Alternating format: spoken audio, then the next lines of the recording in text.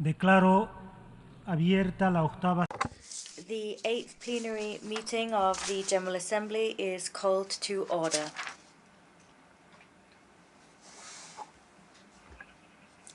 I ask delegations to please take their seats.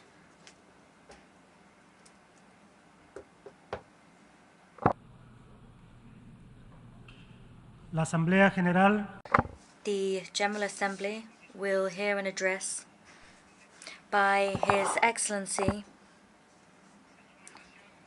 Rashad Mohammed Al-Alimi, President of the Presidential Leadership Council of the Republic of Yemen. I request protocol to escort His Excellency.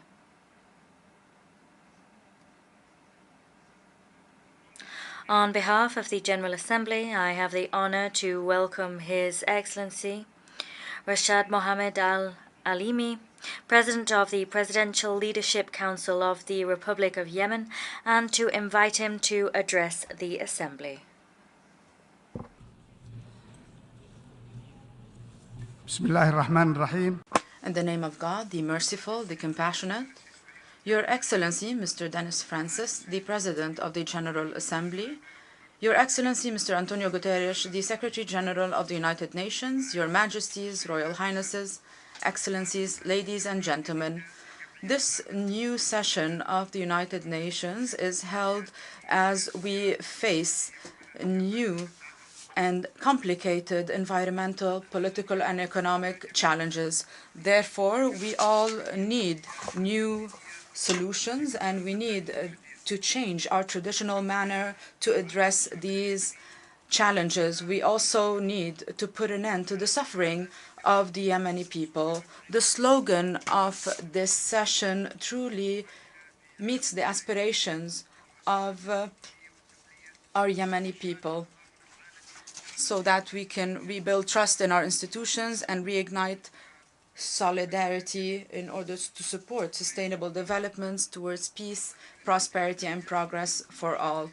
The members of the Presidential Leadership Council would like to commend the unified position of the international community that supports the constitutional legitimacy, the sovereignty, independence, and territorial integrity of Yemen and the non-interference in its international affairs. We also commend this unified political position of the international community towards Yemen.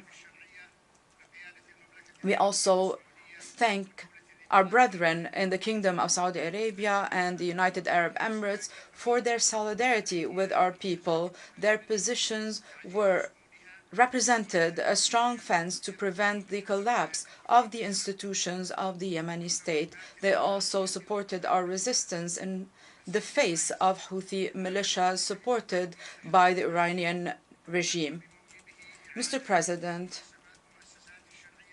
we had to rebuild our institutions. We had to reestablish a presidential leadership council based on partnership, building peace, and ending the war. However, despite this important transformation and despite the regional and international momentum to achieve peace, however, peace remained elusive despite the compromises from the Yemeni government. We thank our brethren in the Kingdom of Saudi Arabia and the Sultanate of Oman for their efforts, and we thank the envoy for their efforts. We do hope that the militias will recognize the truth that only a state that is based on the rule of law and equal citizenship will help us to make sure that our country is stable and safe. These are the demands of the legitimate government. We know that we need partnership in order to build our country, in order to reach a bright future. Today, I don't believe that we have enough time or we have enough compromises to make in order to convince the Houthi militias to change their positions. We can even predict their intentions for decades to come. If we do that, This approach will lead the Yemeni people back to the ages of ignorance and oppression. Our country can even become a hotspot to export terrorism and to launch a regional and international conflict that cannot be contained through diplomatic means. Therefore, any complacency from the international community, or if we deal with the militias as a de facto authority, this means that oppression, the violations of freedoms, this behavior will not be, we will not be able to eradicate this behavior easily. We know that the Houthi militias only use peace agreements as a way in order to delay further and acquire further resources. This is why they shirked previous agreements, the latest of which the Stockholm Agreement. Therefore, we reaffirm the need to have the right guarantees for peace. It should be based on the 3 terms of references that were agreed upon at the national, regional, and international levels. We need to respect international legitimacy pursuant to the Saudi initiative. Furthermore, a sustainable peace should be based on justice, fairness, and addressing pending key national issues. Any peace agreement or any measures to build trust, they should be able to achieve tangible results in order to alleviate the suffering of the Yemeni people, so that we can make sure that those who benefit are the victims of the conflict, notably women and children. Sustaining peace and ending the war, this is the only way to guarantee that the Yemeni people will be able to build their state institutions that guarantee and protect their rights and freedoms and equality among citizens. And also build good neighborly relations with our brethren in the GCC countries. Today, I believe there is a path, a sure path towards peace, by rekindling the trust of the Yemeni people in international legitimacy and in their national government. For that to happen, we need to support the legal government. We need to strengthen the economy so that the government can provide services, so that we can put an end to the militias, so that we can build a brighter future promoted by UN envoys everywhere. I also believe that our international system must protect international peace and stability. It should support the will of the people and their national governments. This could be achieved today easily with the ease of access to information, with determining facts. However, we need to prioritize the will of the people so that we can strengthen their trust in this institution and the international community. We are not trying to shirk our responsibilities or to blame the international community for our failures. No, we need to believe that superpowers should send a strong message to militias, not only in Yemen, but all over the world, that they should not overturn constitutional legitimacies, so that we can end any wishes armed groups could have to establish entities that compete with legitimate governments. Mr. President, Secretary General, ladies and gentlemen, to restore trust and achieve progress in the Yemeni dossier, we must recognize that a track based on international humanitarian intervention should be reconsidered and should be addressed so that it is in line with international law and efforts to combat terrorism, rebellion, and armed groups. We welcome the efforts of the United Nations to move from relief interventions in my country towards sustainable development. This transformation should also include financial pledges through the Yemeni Central Bank, the recognized Yemeni Central Bank, in order to strengthen our national currency and to make sure that these funds do not fall in the hands of armed militias. This track contradicts with the international rhetoric which calls for an improvement in the Yemeni economic indicators at a time when their international operations are going through institutions under the control of Houthi militias. Although Houthi militias continue with their arbitrary measures to violate the independence of the banking sector, the confidentiality of its operations, and to turn this sector into a network for laundering money. Moving forward with this approach means that the institutions of Yemen, this member state in the United Nations, will remain weak, will remain underfunded, and will not have the necessary resources to deal with these cross-border challenges. Furthermore, these policies could further feed the war economy, will allow for the flow of funds through banking channels that are not accountable.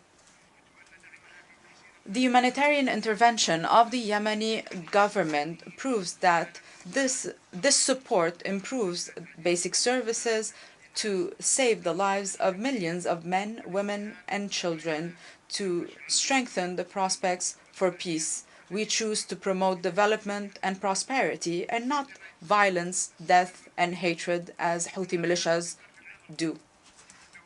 From this very rostrum last year, I have said that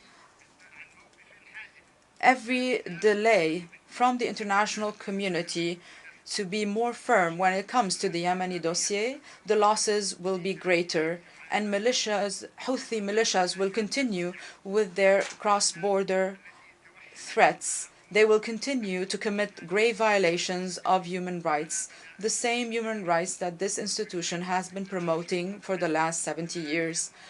This year, we have witnessed an increase in the threats of Al-Qaeda and ISIS, supported by Houthi militias and by the Iranian regime with money, weapons, and intelligence support. They also share the same Takfiri ideology.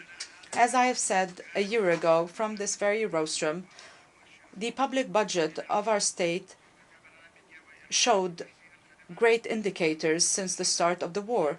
We were able to improve services, create job opportunities. However, this momentum stopped as a result of Houthi terrorist attacks against oil facilities. I take this opportunity to say, were it not for the generous donation from our brethren in the Kingdom of Saudi Arabia, a grant of $1.2 billion to support our public budget, we would have been unable to honor our obligations, including the disbursement of salaries. We also commend in this regard the humanitarian and development pledges from our brethren in the United Arab Emirates, our friends in the United States, the EU, the UK, and other regional and international partners. Despite these humanitarian interventions, allow me to say that Houthi militias escalated recently their threats. They targeted navigation routes in the Red Sea, in the Bab al-Mandab Strait, and the Gulf of Aden. They've used these as military areas. They've tested new weapons. They've targeted commercial ships and tankers. That means that these militias, supported by the Iranian regime, continue to destabilize the region, to undermine efforts in order to renew the truce and resume the political process. And today, they flaunt their military capabilities on the 21st of September, which is the day when they overturned the legitimate government. Today, we reaffirm the need to guarantee the freedom of international navigation to combat extremism, terrorism, piracy, and support measures to prevent the proliferation of nuclear weapons and other weapons of mass destruction, notably the Iranian nuclear weapon, their ballistic missiles, and their role in sabotaging the region. We call on the international community to condemn these blatant Iranian interventions in the affairs of my country and to submit it to sanctions pursuant to resolutions of international legitimacy. In this regard, we call on member states to commit to the arms embargo and to prevent Iran from providing its militias with military capabilities such as ballistic missiles and drones used to launch terrorist attacks against innocent civilians. The Presidential Leadership Council and the government remain committed to all international agreements and conventions, including the protection of children, and to make sure that they do not participate in the armed conflict. We also provide the necessary guarantees for the work of international organizations and make sure to facilitate the delivery of assistance to all those in need. We have also established an independent national committee to investigate allegations of violations of human rights. All agreements signed by the UN with Houthi militias have not been implemented yet. The Houthi militias continues to recruit children and to send them to battlefields in full view of the international community. Houthi militias violate human rights daily. They impose restriction on travel, work, and the education of women. They oppress and kidnap journalists. We would like to reaffirm our firm position regarding the Palestinian issue. We will continue to support the path towards peace, towards a comprehensive and just solution for this Palestinian issue on the basis of resolutions of international legitimacy and the Arab Peace Initiative in a way that would guarantee that the Palestinian people will be able to establish their independent state. We also support peace in the Sudan, and we support the efforts of the Kingdom of Saudi Arabia, Egypt, and the US in this regard so that this country can once again enjoy security and stability. We also express our condolences to Libya and the Kingdom of Morocco for the victims of the tornadoes and earthquakes, and we thank the countries that supported both countries, especially Egypt, as we witness an increase in the risk of climate change. I thank you. May the peace, mercy, and blessings of God be upon you. On behalf of the General Assembly, I wish to thank the President of the Presidential Leadership Council of the Republic of Yemen for the statement just made, and I request protocol to escort His Excellency. The Assembly will now hear an address by His Excellency Faustin Archange Touadéra, Head of State of the Central African Republic. I request protocol to escort His Excellency.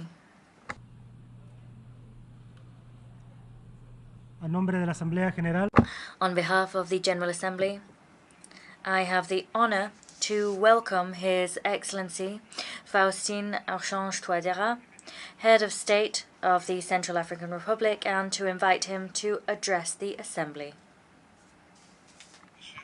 Mr. President of the General Assembly, ladies and gentlemen, the 78th session of the General Assembly of the United Nations Organization is one I am attending on behalf of my country, the Central African Republic.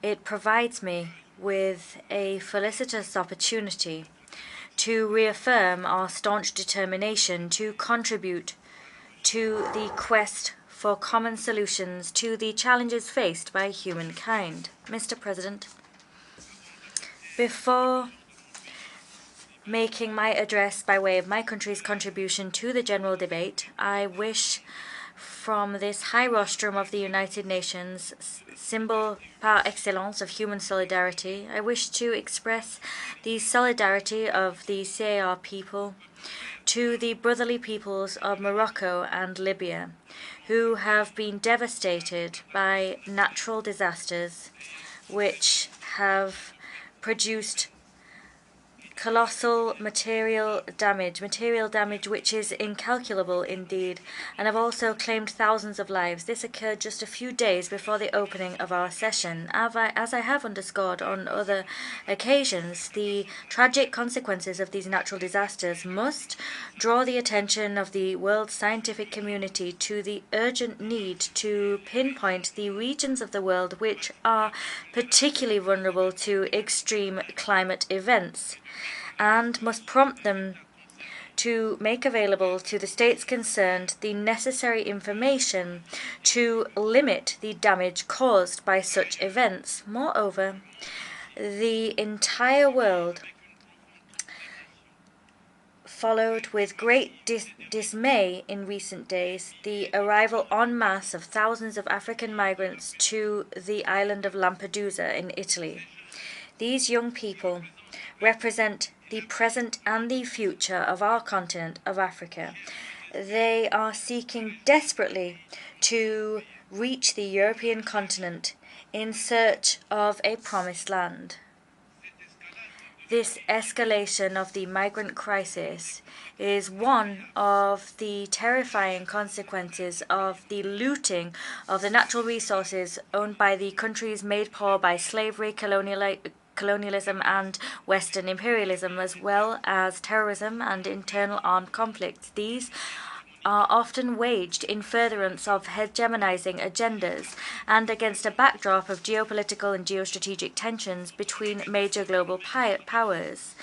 Here I do mourn the existence and decry the existence of this dehumanizing phenomenon. Nevertheless, I hail solidarity and unprecedented efforts deployed by host countries and the IOM to provide assistance to these young people whose very lives are imperiled by smugglers and lawless dream merchants. However, my country believes that the UN must go beyond our common commitment to revitalize global solidarity. It must get African countries on board in the search for global solutions to migratory crises and to the existential challenges which are facing the young people of the African continent. Mr. President, our countries continue to face climate chaos, to weather geopolitical tensions and face financial challenges, as well as unprecedented energy and food crises.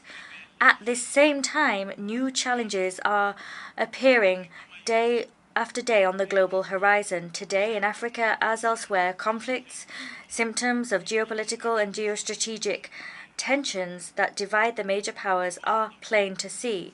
In Sudan, an internal armed conflict rare in its cruelty erupted in April 2023, and that was at a time when the country was well on the way to normalization, with a promising process of dialogue underway, bringing together the nation's key players. The CAR has already hosted 15,000 Chadian and Sudanese refugees in the Vakaga prefecture, and our people are resilient, but hosting those refugees means we are exposing our people to a worsening of the humanitarian situation, and we risk seeing our security situation worsen further still. I call upon you to take account of the impact of this crisis and the effect it's having on regional geopolitics, and please show international solidarity in favor of our refugees. Against the backdrop of this session, the Russian-Ukrainian conflict continues to play out on the ground. There are no prospects for the peaceful settlement of this consequence, and that is in spite of the fact that the consequences of this conflict for the world are painful and deeply unfortunate. Mr. President, the persistence and increase in the number of hotbeds of tension throughout the world raise questions about the effectiveness of certain mechanisms for the prevention and peaceful settlement of disputes that the UN has at its disposal. The UN's primary mission is to guarantee international peace and security. These question marks are why we forcefully reaffirm the Common African Position regarding Security Council reform.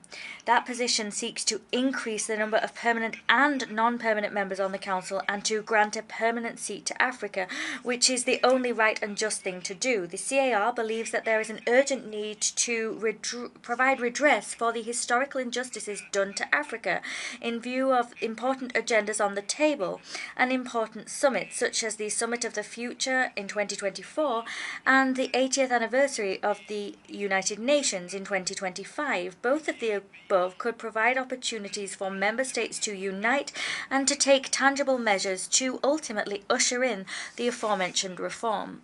Mr. President, the CAR is pondering a question, and that is, how can we expedite the fulfillment of Agenda 2030 to bring about peace, prosperity, progress, and sustainability for all,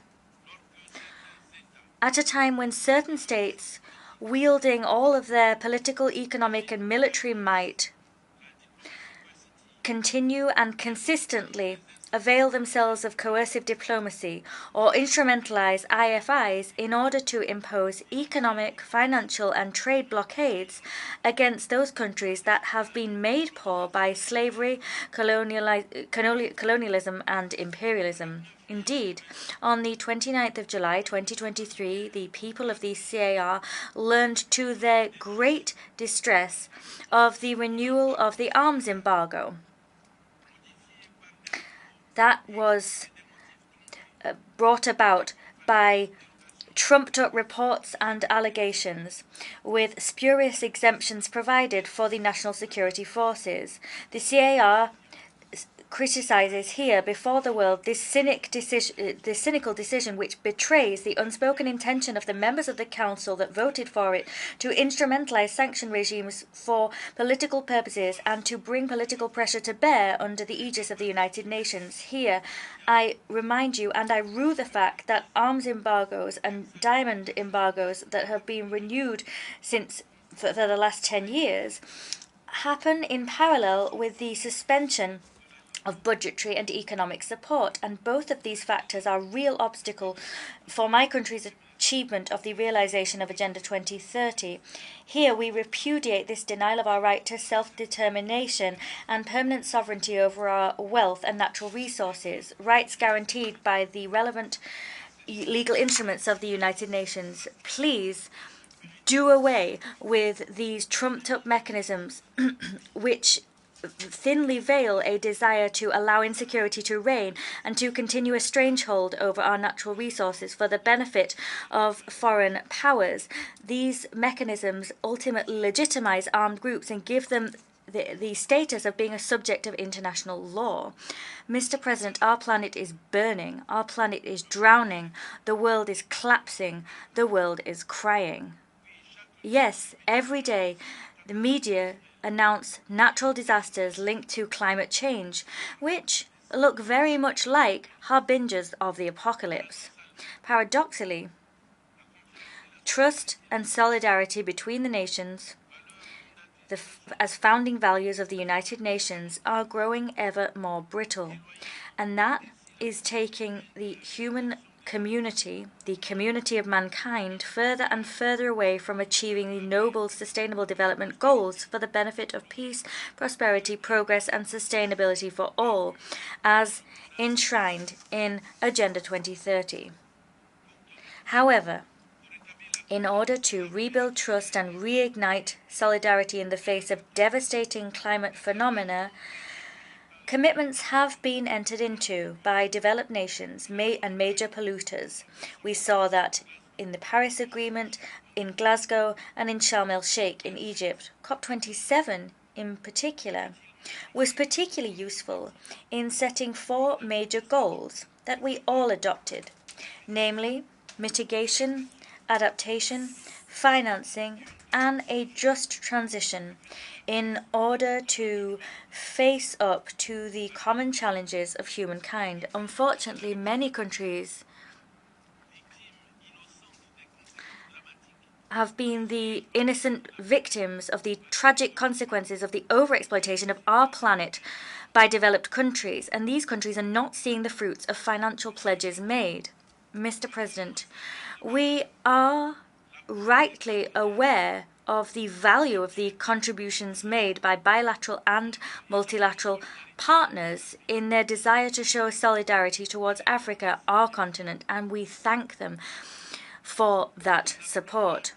However, we call for a more dynamic, diversified, and agile partnership which respects the sovereignty of states and the cultural and moral values of all. It is only in this way that we will be able to reignite the flame of friendship between peoples, to promote peace and security, and to create conditions propitious to equitable and inclusive development. My country continues to advocate for an inclusive multilateralism, for accelerated, expedited growth for all, for a global balanced order, and we call for global disputes to be solved with particular emphasis placed on international peace and security and the respect of the sovereignty of each and every state. I like to avail myself of this opportunity to decry all the disinformation and smear campaigns waged by certain Western media against the CAR. Here, I reaffirm my country's determination to diversify its international cooperation and extend it to all countries who wish to cooperate with us with the only desire of furthering the vital interests of our people and of avoiding competition between global powers. That's the cooperation I call for. Mr. President, on the 30th of July, we adopted the new constitution of the CAR. That was adopted by an overwhelming majority of 95.3% of the population. There was a turnout of over 57%. And with that vote, the people of the CAR reaffirmed its commitment to the purposes and principles set forth in the United Nations Charter. They reaffirmed their inalienable right to the respect of their sovereignty, to self-determination, to the stability of institutions, to peace, to security, to national unity, and to development.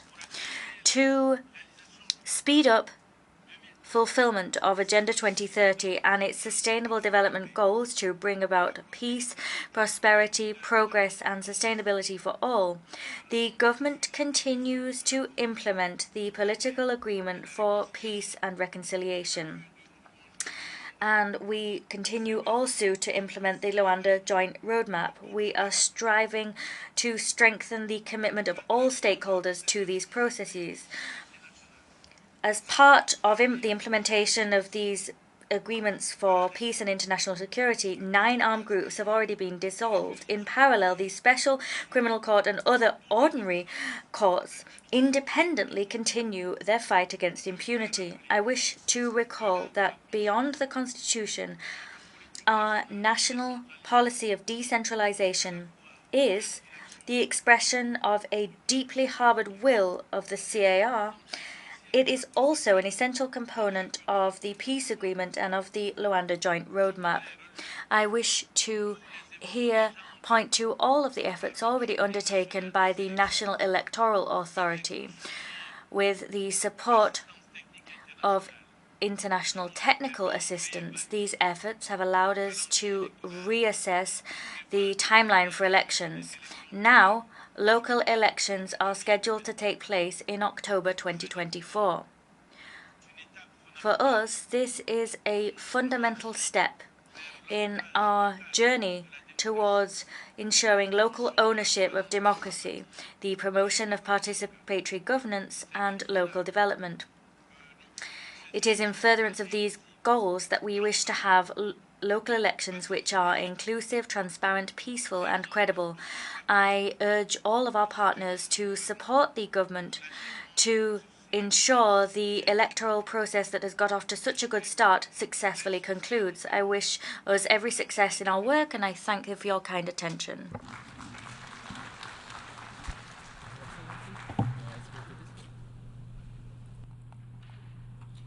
Agradezco. I thank, on behalf of the General Assembly, the Head of State of the Central African Republic for the statement just made, and I request protocol to escort His Excellency. The Assembly will now hear an address by His Excellency Lazarus McCarthy Chakwera, President of the Republic of Malawi and Commander-in-Chief of the Malawi Defense Force. I request protocol to escort His Excellency. On behalf of the General Assembly, I have the honor to welcome His Excellency Lazarus McCarthy Chakwera, President of the Republic of Malawi and Commander-in-Chief of the Malawi Defense Force, and I invite him to address the Assembly. Your Excellency, Mr. Dennis Francis, President of the 8th session of the United Nations General Assembly, Your Excellency, Mr. Antonio Guterres, Secretary General of the United Nations, Your Excellencies, heads of state and government, and leaders of delegations, distinguished delegates, ladies and gentlemen. In less than 30 years, we will come to the halfway point of this century. And in less than 80 years, the 21st century will end. By that time, none of us will be president, and none of us will be alive. So when we stand at this podium and speak of the future, we speak of a future that does not belong to us. We speak of a future with sustainable development. We speak of a better world, not for us, but for our grandchildren and their children. And the decisions we make today, the actions we take each day, are what determine what kind of future we are creating for them. It is therefore not good enough to say that we must build trust in the world when we continue making decisions that undermine trust. It is not good enough to say that we want to reignite global solidarity when we continue to pick and choose whom we show solidarity with. It is not enough to say we want to move towards peace when our actions in other nations promote war and create the conditions for conflict. It is not good enough to say we want prosperity for all when our rules for trade and our financial systems are a recipe for deepening the poverty of other nations. Without changing our decisions, our positions, and our actions, the future we speak of today and the sustainable development we dream of achieving by 2030 will remain a reality on paper. And when it comes to urgent action, we must focus our attention, our energies, and our resources on the areas where we are falling behind. We must prioritize those places in the world that are most at risk of not achieving sustainability in any of the 17 SDGs. In the case of Malawi, the most pressing priorities are plain to see. As a nation, we took the SDGs and aligned our national aspirations to reflect them.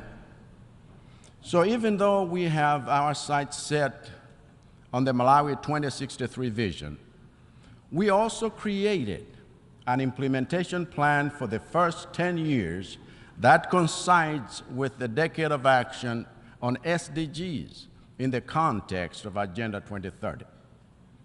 And our focus has already started yielding fruit, because in the past few years we have stayed on track with our quest to end hunger in line with SDG 2, to safeguard the good health and well-being of our citizens in line with SDG 3, to improve quality of education in line with SDG 4, to leverage Malawi's abundant water resources for better sanitation in line with SDG 6, and to promote life below water in line with SDG 14.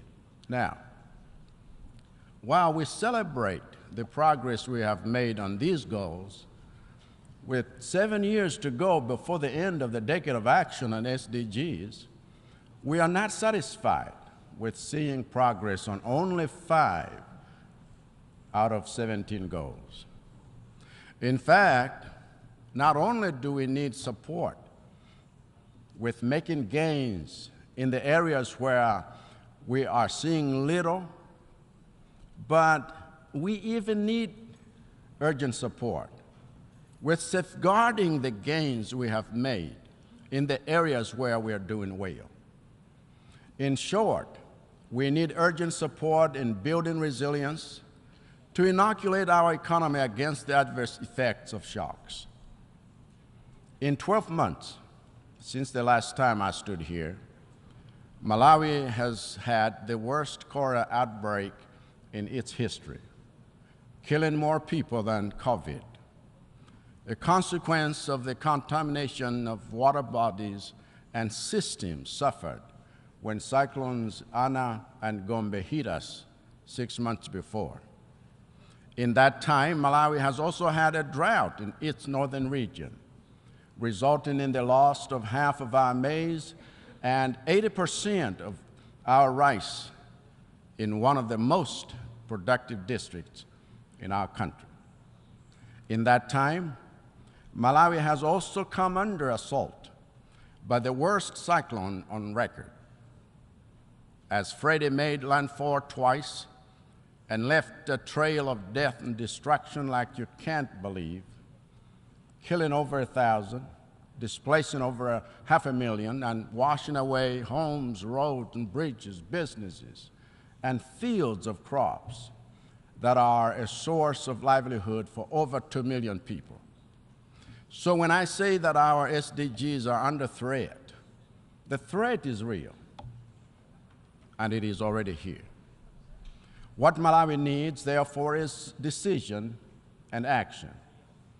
We need decision and action on the climate financing that has thus far been nothing more than a promissory note from the developed countries responsible for sourcing or resourcing our efforts for mitigation, adaptation, and most urgently, loss and damage.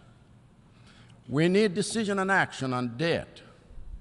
For like most least developed countries, Malawi is in distress because its debt is unsustainable. And so our call to action on behalf of all LDCs on this matter remains the same. Cancel the dates. Cancel the dates. Cancel the dates. As a family of nations, we have already lost 2 years of progress during the decade of action due to economic shutdowns effected to contain COVID-19. And if you want the global economy to regain that lost ground, you must cancel the debts. We have lost another 2 years of progress during this decade of action due to economic disruptions caused by the war in Eastern Europe. And if you want to see LDCs catch up on SDGs, you must cancel the debts. That's a decision you can make today, an action you can take that would breathe oxygen into the suffocating economies of the global South. That's a decision you can make today so that the money being drained by servicing debts can go towards rebuilding roads, schools, hospitals, businesses, and livelihoods. For Malawi's part, we are committed to continue implementing reforms and policies aimed at building economic resilience against shocks. We are committed to continue engaging the United Nations and our development partners, both multilaterally as well as bilaterally, in mobilizing international support that goes beyond disaster management and seeks to build sustainability. We are committed to continue banging on the doors of financial institutions that remain too slow and too unresponsive and too rigid to address the existing financing gaps in the programs we have for achieving SDGs. We are committed to the principle of the UN Charter and to a rules-based international system, so long as we have the power to change the rules that have worked against us and held us back in terms of our development for decades. This is why Malawi strongly advocates for radical reform in the United Nations Security Council itself, whose very structure undermines the values of democracy, inclusivity, accountability, and trust. It is no accident that at this 78th session of the United Nations General Assembly, focused on rebuilding trust and solidarity, only one head of state from the permanent members of the UN Security Council showed up. That is not how you build trust. That is not how you show solidarity. That is not accountability. That is not leadership. As such, I believe President Biden said it so well here. And Malawi joins the United States in insisting that Africa must have a permanent seats on the UN Security Council with veto power, because without that level of inclusivity, rebuilding trust and reigniting global solidarity will be a challenge. One of the reasons we need a reformed United Nations is because we need a new development paradigm going beyond 2030. We need a development paradigm that takes on board the interests of the developing world in the spirit of true partnership. We need a development paradigm that places partnership at the heart of our quest for SDG achievement. We need a development paradigm that promotes competition in matters of human ingenuity, science, technology, and innovation, and not in matters of militarization and economic exploitation, which are just new forms of colonization. We need a new paradigm that celebrates and rewards the developed nations that fulfill their commitment to finance resilience projects in developing countries.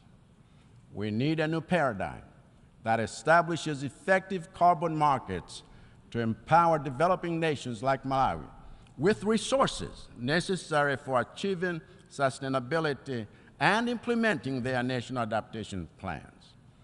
We need a new paradigm that builds each continent's capacity to tackle future pandemics, including vaccine manufacturing capabilities and proactive pandemic preparedness.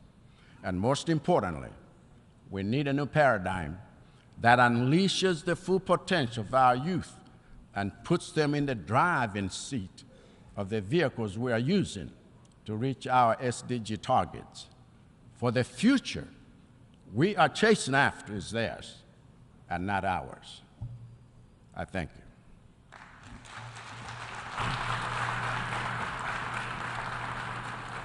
A nombre de la Asamblea. On behalf of the Assembly, I wish to thank the President of the Republic of Malawi and Commander-in-Chief of the Malawi Defense Force for the statement just made. And I request protocol to escort His Excellency. The Assembly will now hear an address by His Excellency Taneti Mau, President, Head of Government and Minister for Foreign Affairs and Immigration of the Republic of Kiribati. I request protocol to escort His Excellency. A nombre de la Asamblea. On behalf of the General Assembly, I have the honor to welcome His Excellency Taneti Mau, President, Head of Government and Minister for Foreign Affairs and Immigration of the Republic of Kiribati, and to invite him to address the Assembly. Mr. President, UN Secretary General, Excellencies, distinguished delegates, ladies and gentlemen, at the outset, allow me to share warm greetings from the government and the people of the Republic of Kiribati. In the name of the Almighty God, whom we place our trust in, and is our anchor of solidarity. Mr. President, I join previous speakers in congratulating you on your election, and I wish you every success as you guide these important deliberations. The theme, rebuilding trust and reigniting global solidarity for accelerating action on the 2030 Agenda and its Sustainable Development Goals toward peace, prosperity, progress, and sustainability for all resonates deeply with the aspirations of our people. In our fast-changing world, predicated by multiple challenges, part of the theme to rebuilding trust and reigniting global solidarity is very timely and crucial. As we all know, trust is the cornerstone of any relationship, that when strained, it creates uncertainties, mistrust, and instability. Geopolitical tensions, economic disparities, and the unforeseen challenges brought about by events like pandemics, climate change crisis, and disasters have tested the resolve of national governments, their peoples, and their partners. The call to rebuild trust, therefore, highlights the need for countries to establish faith in multilateral cooperation and diplomacy. It highlights the importance of transparent communication, mutual understanding, and engaging with each other to afford strategic partnerships for our common goal and development. Our renewed commitments to accountability, good governance, and responsive policies can contribute to a more engaged and empowered global community. At the same time, the call to reignite global solidarity reflects our recognition that our global challenges and opportunities are intertwined. It encourages countries not only to recognize, but also deliver actions to resolve issues such as poverty, inequality, climate change, and healthcare. The idea of global solidarity underscores the principle that no nation can thrive in isolation and recognizes the uniqueness of each country's context and need. The experience from COVID-19 pandemic is an exemplary of the world coming together as one family.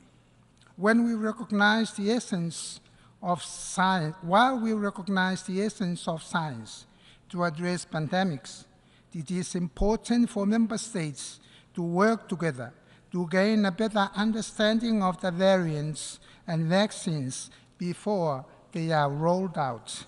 Mr. President, since the launching of the SDGs in 2015, my government launched Kiribati's first ever long development plan, identifying our priorities for development. The Kiribati vision for 20 years is rooted firmly on the needs of all Kiribatis and commits my government to transform Kiribati into a wealthier, healthier, and peaceful nation.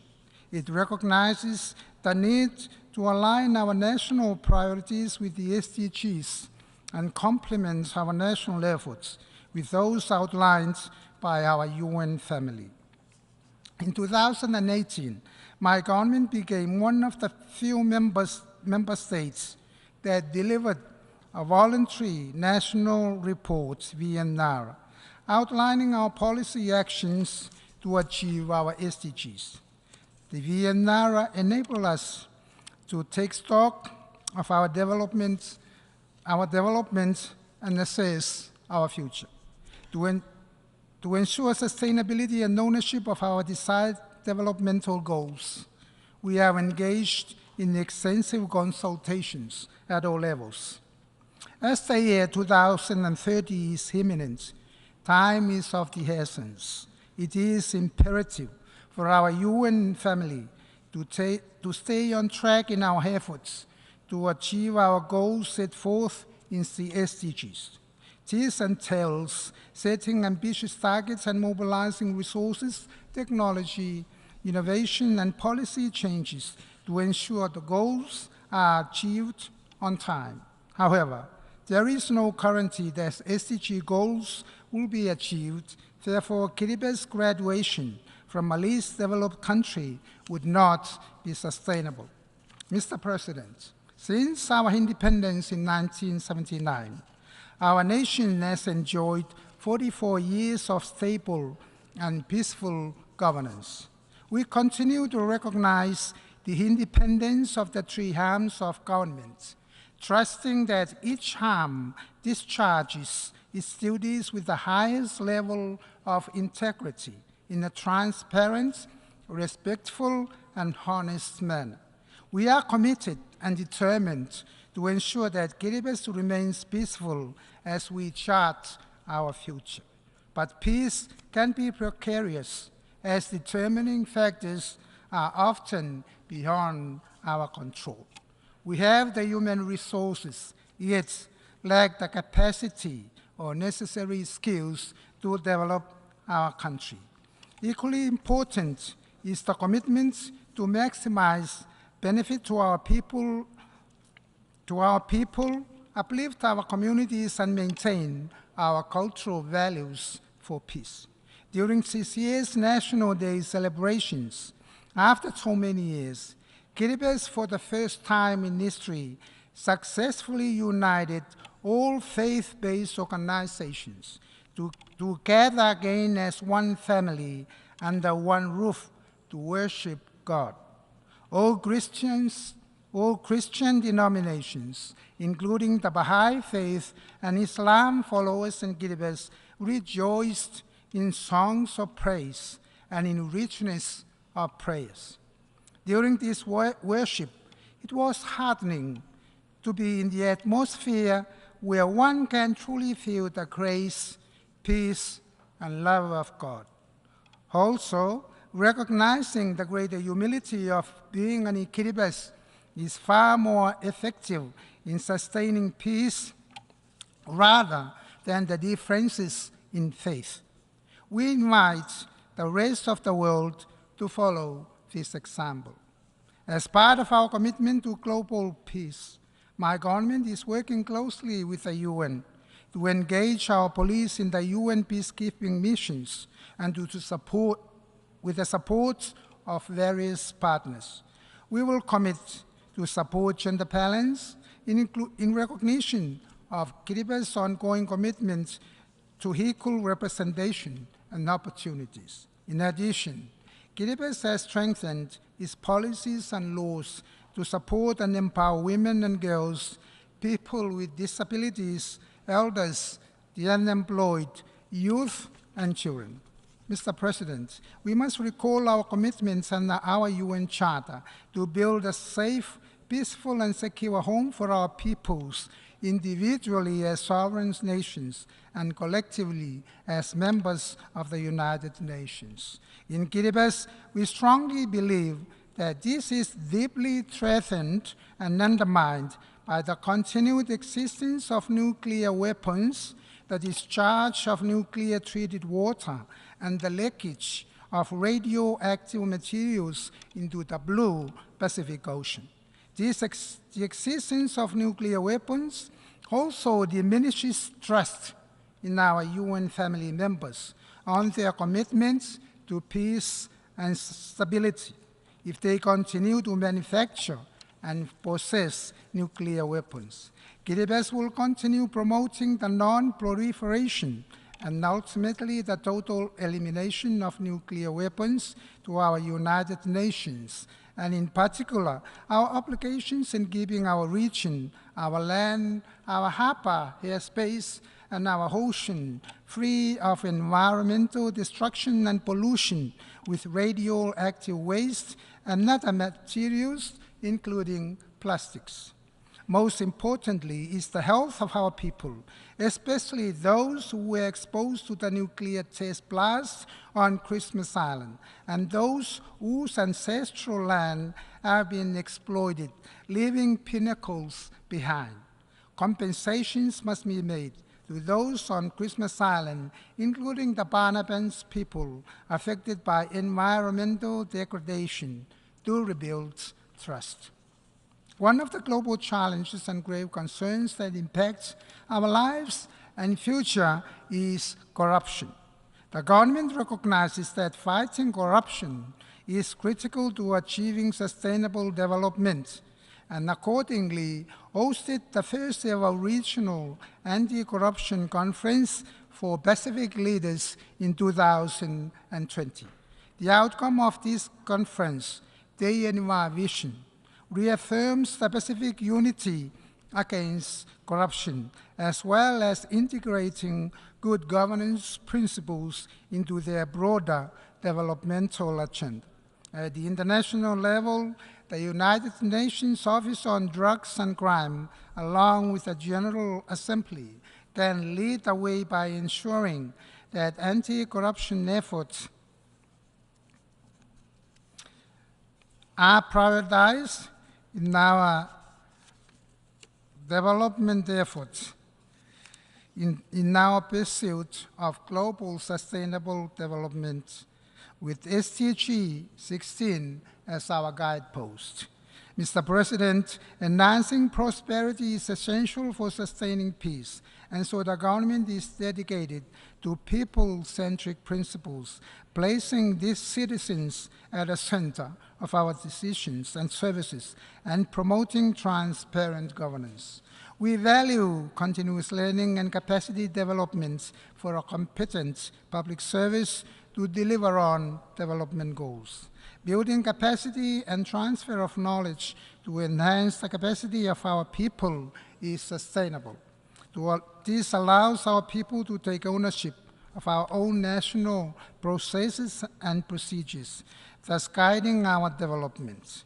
We acknowledge the support of our development partners, which needs to be well coordinated and harmonized to ensure fair and equal distribution and allocation of limited resources amongst competing needs. We are committed to expanding access to overseas labor market, providing decent working conditions and adhering to international labor standards.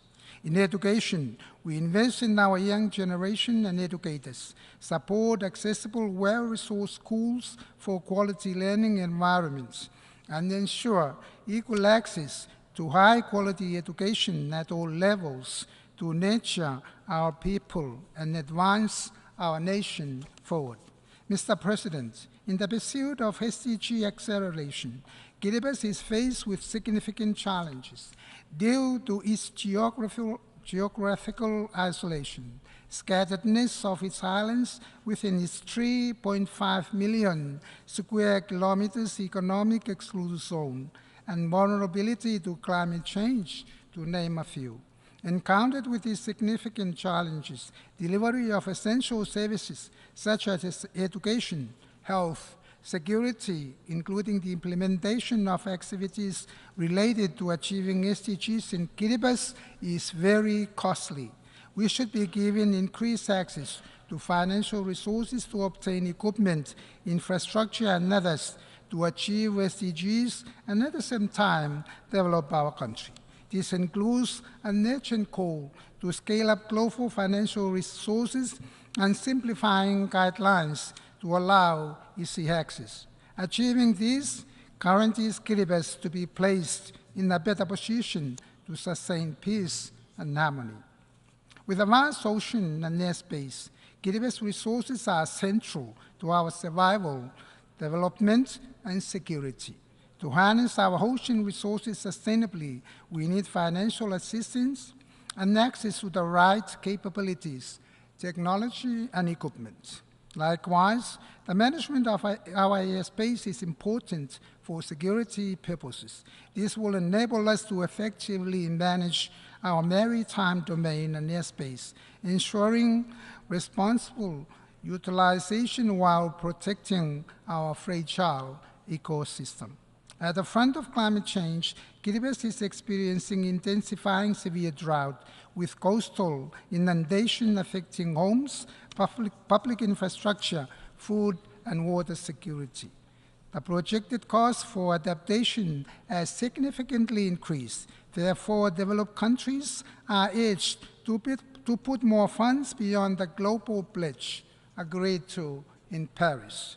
This would also finance the loss and damage and facilitate investment in early warning systems and forecast. With that said, this would help our people adapt to the changing environmental conditions and to build resilience in our communities.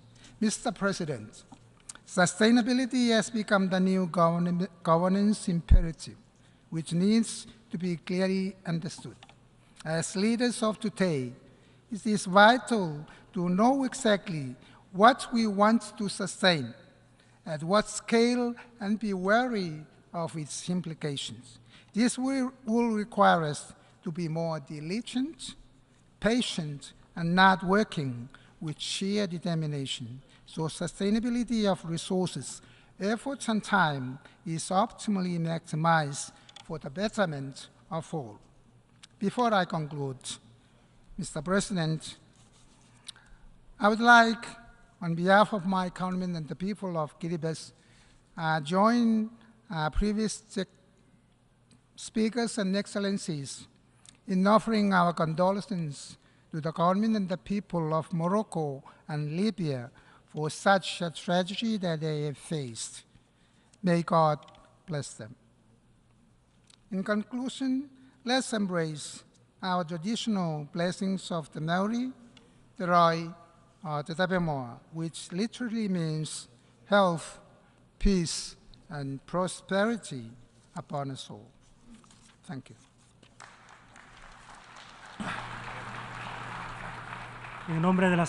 On behalf of the Assembly, I wish to thank the President, Head of Government and Minister for Foreign Affairs and Immigration of the Republic of Kiribati for the statement just made. I request protocol to escort His Excellency.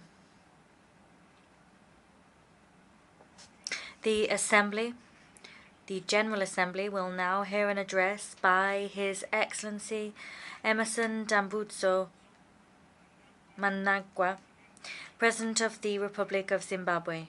I request protocol to escort His Excellency. On behalf of the General Assembly, I have the honor to welcome His Excellency Emmerson Dambudzo Mnangagwa, President of the Republic of Zimbabwe, and to invite him to address the Assembly. Your Excellency, Mr. Dennis Francis, President of the 78th Session of the United Nations General Assembly, Your Excellency, Mr. Antonio Guterres, Secretary General of the United Nations, Your Majesties, Excellencies, Heads of State and Government, distinguished delegates, I wish to congratulate you, Mr. President, on your election as the President of the 78th Session of the United Nations General Assembly. We are confident that under your stewardship, we will make progress on the important global agenda before us. Please be assured of Zimbabwe's support throughout your tenure. I also pay special tribute to your predecessor, Mr. Korosi, for leading the 77th session of the General Assembly. We value the role he played to promote science in our overarching goal to improve the lives and livelihoods of all. Mr. President, it is imperative that we recommit to the Charter of the United Nations multilateralism, solidarity, justice, and the peaceful settlement of disputes for sustainable development and a shared future. This calls on us all to respect the sovereign equality of nations, big or small, poor or rich.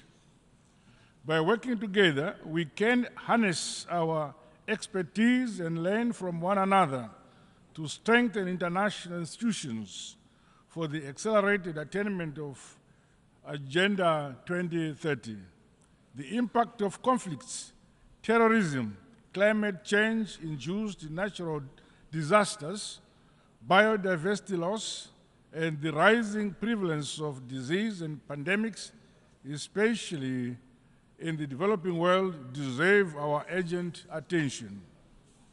Regrettably, progress towards the achievement of the Sustainable Development Goals has been uneven, while global solidarity has been tasted and the self-interest superseding cooperation. We have a duty to reignite our commitment to the principles of the 2030 Agenda and rekindle the spirit of multilateralism.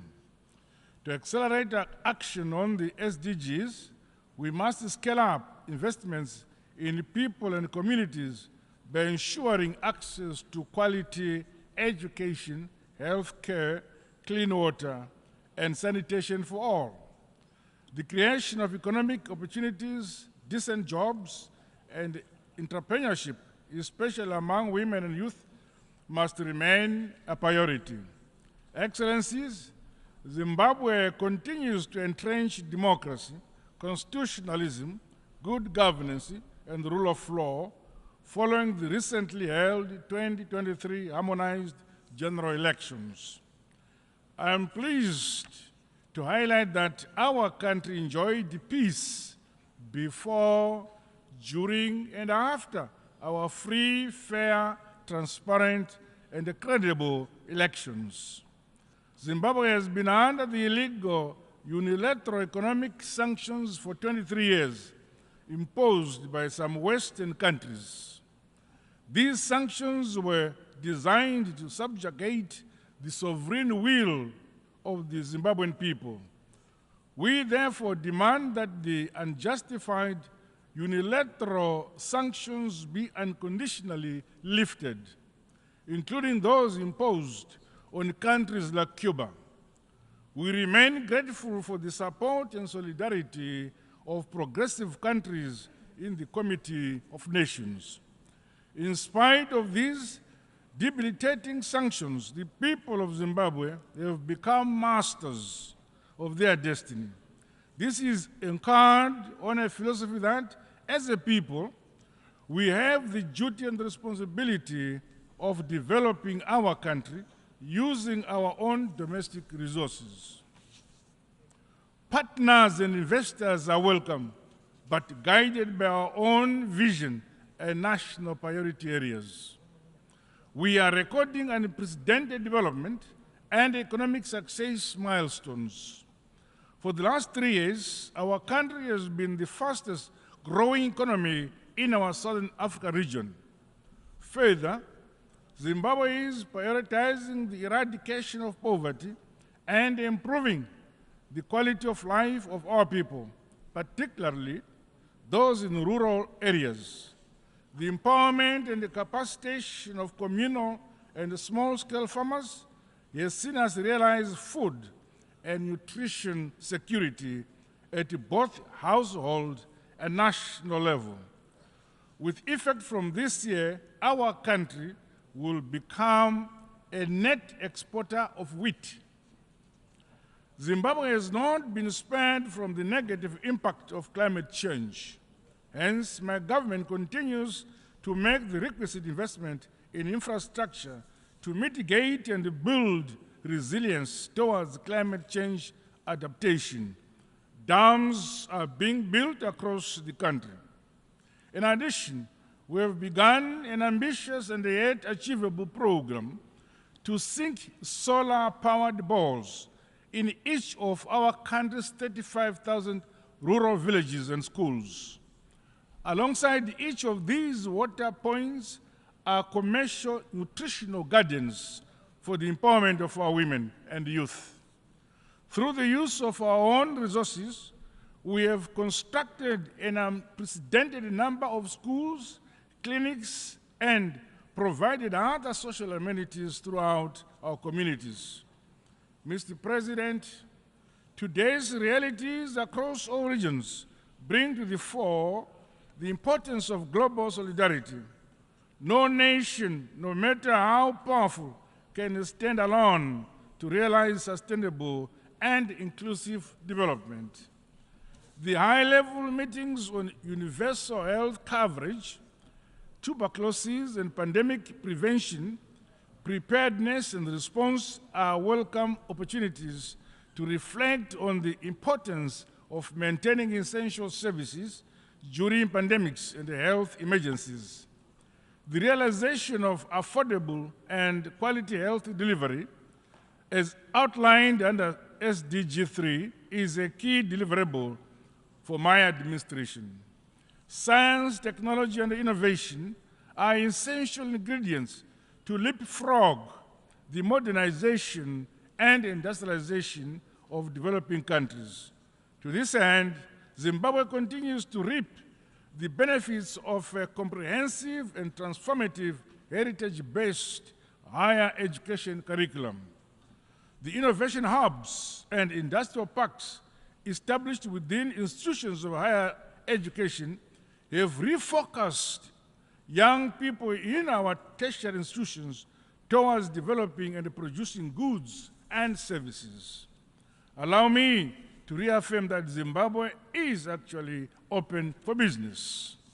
Mr. President, building resilience and tackling the adverse impact of climate change should be an urgent priority for us all. In the case of Zimbabwe and the Southern Africa region, floods and droughts have affected the livelihoods of many while hindering progress on national development. May I express my deepest condolences and sympathies to the government and peoples of the Kingdom of Morocco and the State of Libya on the recent loss of lives as a result of the devastating impact of climate change. There is need for concrete climate action as opposed to mere promises, so that we strengthen our adaptation, resilience, and mitigation mechanisms.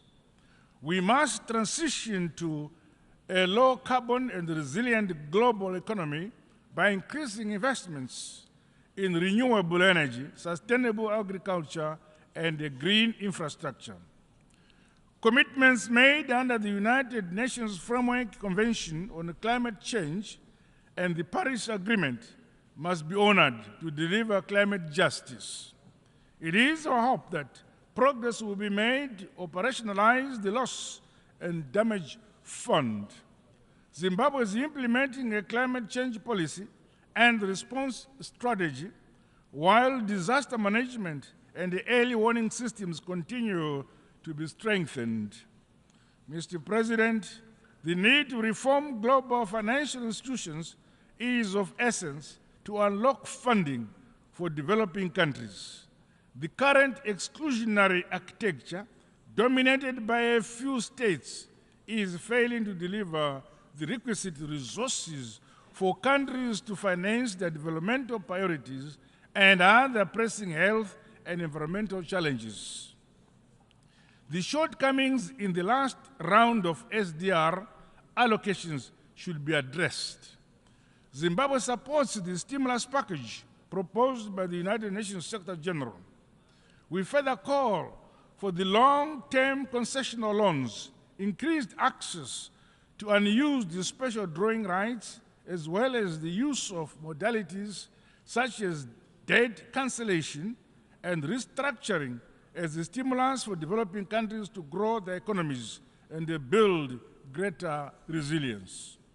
We strongly condemn tendencies by some powerful countries who preach peace, human rights, and democracy, and yet clandestinely fund conflicts and the unconstitutional change of governments for their own narrow interests.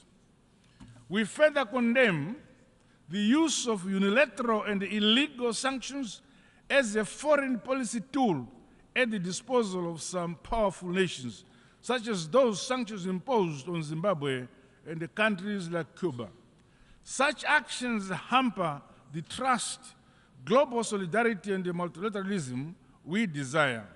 It is important that we channel our collective efforts towards building peace and driving forward our development agenda for shared prosperity. There is much more that unites us than that which divides us. Similarly, the establishment of a fair and inclusive global security architecture has become urgent. The maintenance of peace and security should never be the preserve of a privileged few. Zimbabwe reaffirms calls by Africa for the reform of the United Nations Security Council in line with Ezulwini Consensus and the CITE Declaration. Mr. President, allow me to conclude by reaffirming Zimbabwe's commitment to the purposes and principles of the United Nations Charter as we implement our Global Agenda 2030. Collectively, let us restore human dignity, peace, security, and stability, while safeguarding our planet for the shared prosperity of present and future generations. Together, in unity and harmony, we are stronger. I thank you for listening.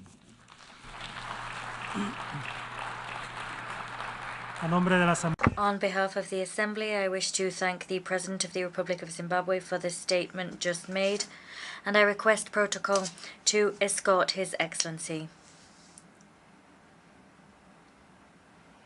The Assembly will now hear an address by His Excellency José Ramos Horta, President of the Democratic Republic of Timor-Leste.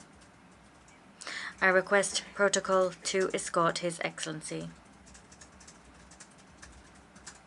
On behalf of the General Assembly, I have the honor to welcome His Excellency José Ramos Horta, President of the Democratic Republic of Timor-Leste, and to invite him to address the Assembly.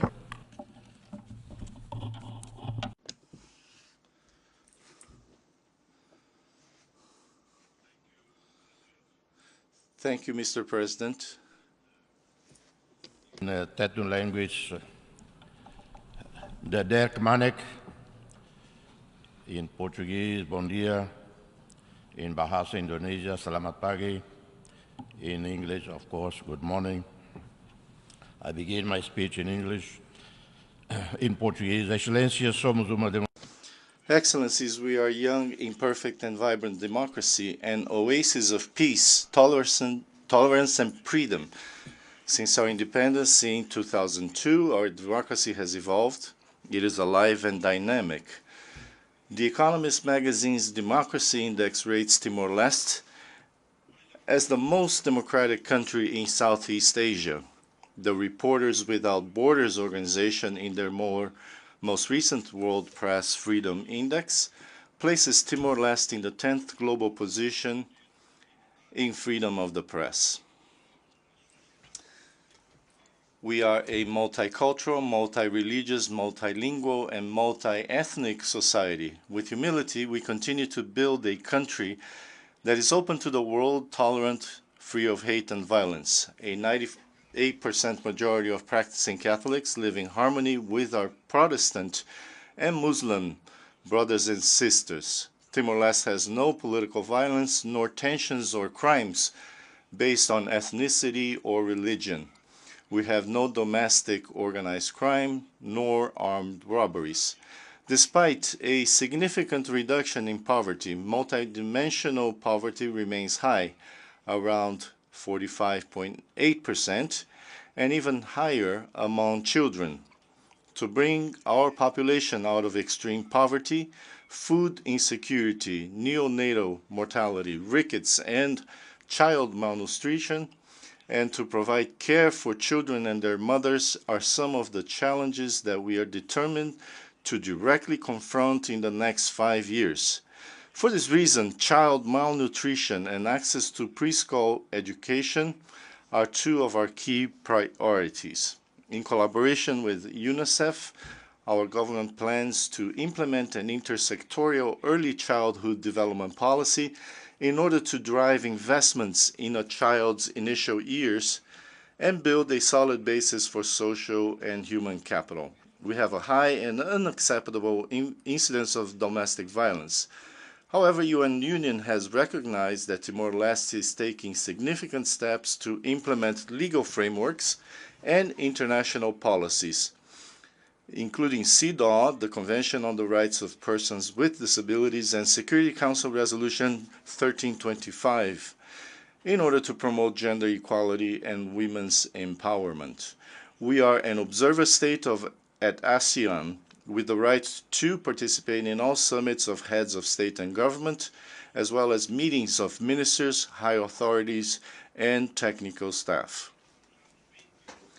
During the last 20 years since our independence, and in the 10 years since we formally applied for ASEAN membership, most economic and social indicators show significant progress, including in life expectancy, which was below 60 years in 2002 and is now risen to 70 years, reduced poverty and child mortality, 21 doctors in 2002, and now more than 1,200.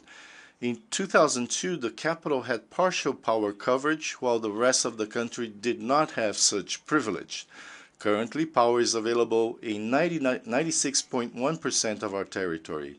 We are very grateful for the Asian leaders' unanimous decision to grant observer status to Timor-Leste, a pathway to membership and a broad support package to continue to build our staff and diplomats' skills. We do not depend on foreign aid, and we are eternally grateful to those who helped us when our needs were greatest. We financed our own national budget with the returns from a sovereign fund invested in U.S. Treasury bonds and in global financial markets, with an annual return in excess of 9%. Timor-Leste is an active member of the community of Portuguese-speaking countries and a co-founder of the international G7 Plus group, which was established in 2010 in Dili and is formed by 20 countries affected by conflicts. Ukraine and the resulting geopolitical fragmentation have disproportionately impacted the already fragile and conflict-affected countries. They have always felt the brunt of every global crisis. On the other hand, these countries are the least responsible for those crises. The incidents of extreme hunger, poverty, and the humanitarian crisis caused by wars, climate change, and geoeconomic fragmentation are increasingly concentrated in fragile and conflict-affected countries. Conflicts proliferate and economic and social conditions are worsening in countries around the world. But we seem to have forgotten the children of the tragedies of Myanmar, Afghanistan, Yemen, Syria, Palestine, the Democratic Republic of the Congo. The growing tensions among regional and global powers are eroding the potential of our collective security institutions at a time when we face existential challenges. We cannot accept the incomprehensible anachronisms such as the embargo imposed on the Cuban people, or the continuing impasse of the Western Sahara conflict, or the blatant disregard of UN resolutions on the two-state solution for Israel and Palestine. On and off, we hear about the need to reform the UN Security Council.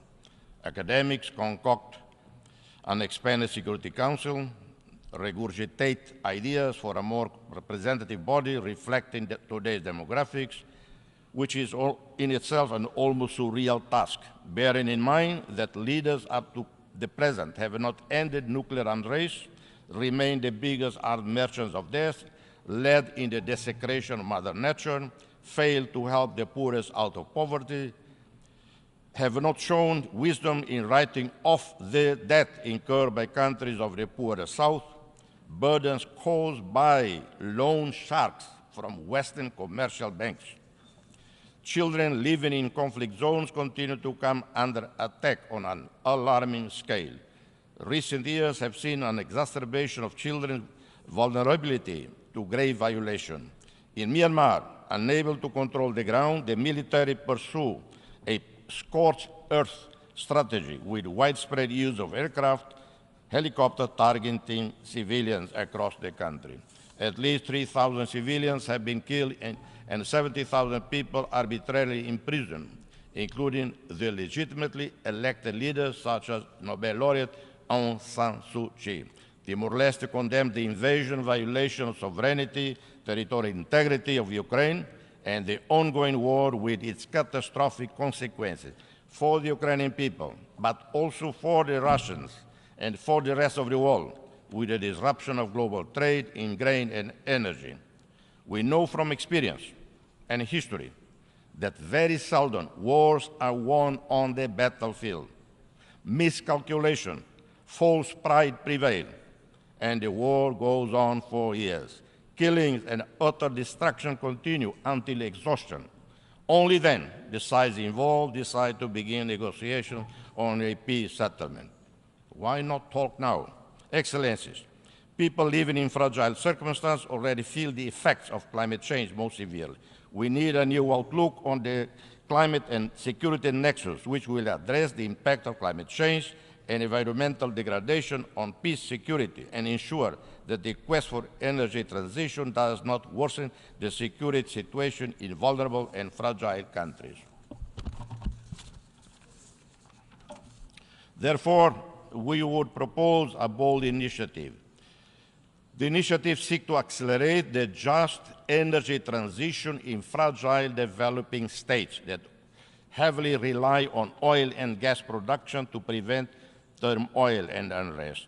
The combined efforts of unlocking finance through debt alleviation, streamlining international finance at lowest interest rates, and significantly increase official development assistance will empower these nations to embark on projects that foster development of clean industries, address the ongoing loss and damage related to climate change, facilitate their efforts in greenhouse mitigation and adaptation to climate change. While initiatives to further the just transition exist, they do not pay enough attention to either fragile or vulnerable states nor to LDCs and SIDS.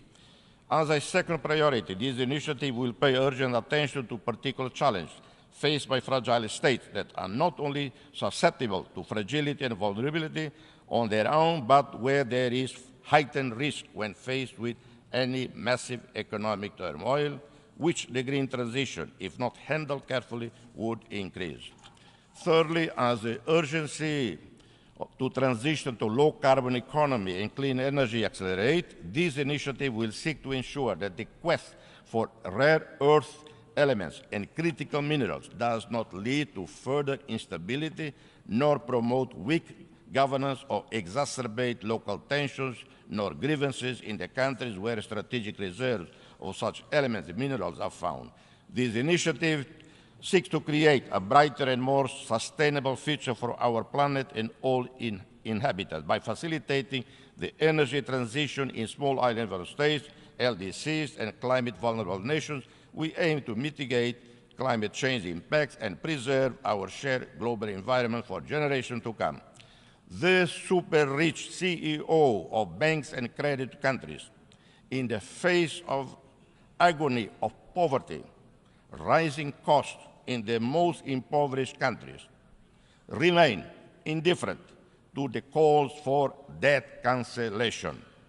I'm stating here to banks and other credit institutions, cancel off this damn debt. It would be a leap forward in international solidarity if all OECD countries were to allocate 1% of their national GDP to ODA. We would see positive effects on poverty rates, food security, access to basic health services, education, electricity, drinking water, sanitation, housing, or social security. with multiplier effects on the diversification of economies, especially in agriculture. We live in a world full of dualities, an increasing prosperous world whose wealth has increased by 30 trillion a year, according to Nobel Prize winner Kailash Satyarthi, but the leaderships of the G7 or G20 fail to reflect this in the fight against hunger, stunting, and other forms of multidimensional poverty. We need to adopt a universal child benefit, a new ODA target for a fair share for children, targeting particularly children in fragile, low-income countries. Excellence, allow me to remind you the story that is no longer part of our daily conversation, the story of the 3-year-old Aylan Kurdi, an innocent Syrian child whose lifeless body was ashore near the Turkish resort town of Bodrum in September 2005. And how many of us pain at the sight of children dying every day of hunger and in the other ongoing wars. In centuries past, the Atlantic Ocean was the graveyard of African slaves, and those who survived the voyage built new countries with their sweat and blood. In this 21st century, the Mediterranean Sea is the new graveyard of thousands of Africans fleeing drought, extreme poverty, and conflicts. Excellencies, no one should fear the Chinese, Indian, European, American superpowers.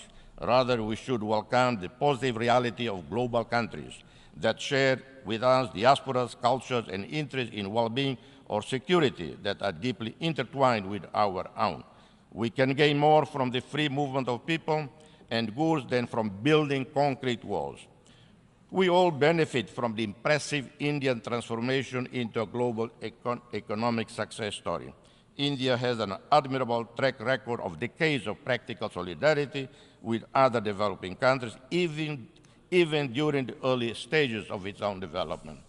Equally, we want to see prosperity in Europe, in Japan, South Korea, Australia. But their continuing prosperity depends on peace and stability in the global South, depends on our markets, workforce, and providers of raw wealth, which they process and re-export. But this unequal relationship has to change, and will change only when we invest more in high-quality education and health for our children and youth, when we invest more in science and technology. We have the chance of the century to build a new partnership of equals between the rich, super rich of the North and us in the periphery, with a renewed spirit of mission around the global causes of nature and human survival. Failing this, we will sing together, rich and poor, the weak and the powerful. May God bless us all. Thank you.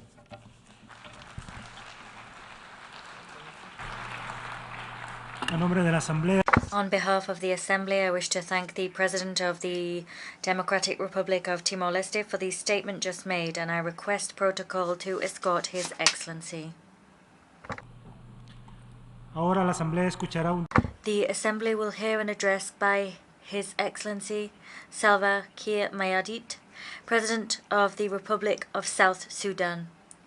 I request protocol to escort His Excellency.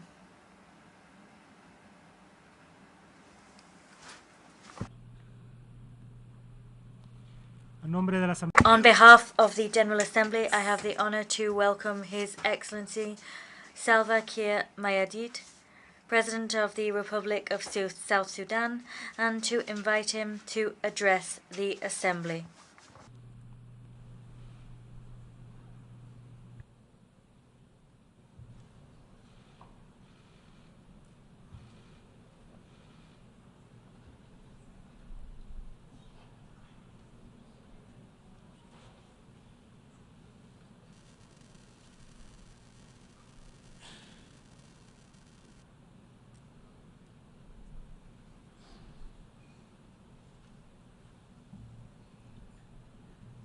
Your Excellency, Denis Francis, President of the 78th session of the UN General Assembly. Your Excellency Antonio Guterres, Secretary General of the United Nations. Your Majesties, Your Excellencies, heads of state and government, distinguished delegates, ladies and gentlemen, before my remarks, I would like to express my heartfelt condolences to the people of the Kingdom of Morocco and the Republic of Libya who have lost their loved ones in the recent natural calamities. South Sudan stands in solidarity with them during this difficult moment in their respective countries. Excellencies, on behalf of the people and government of the Republic of South Sudan, I stand before you today to reaffirm our commitment to world peace and security. We are committed to global efforts aimed at addressing challenges that we face as a human family. We are also committed to multilateralism and international cooperation as the best means of achieving our shared aspirations. Within this context, we are hopeful that together we can rebuild trust among member states and reignite global solidarity on the basis of sovereign equality of all states as enshrined in the founding charter of this esteemed organization.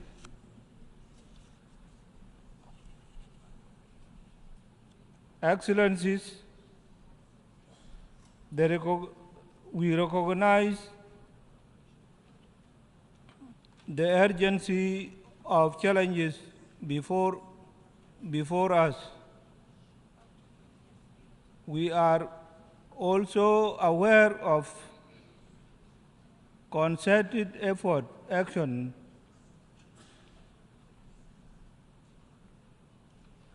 required to address these challenges in order to ensure a better future for the coming generations. To this effect, South Sudan has developed sustainable development goals, rescue plan with the focus on 7 SDG targets. This plan provides a roadmap of a better future for our people. And given that education is the key that will allow us to achieve our SDGs rapidly, I am pleased to report that South Sudan has made some progress in its education sector. Since our independence in 2011, our constitution, for example,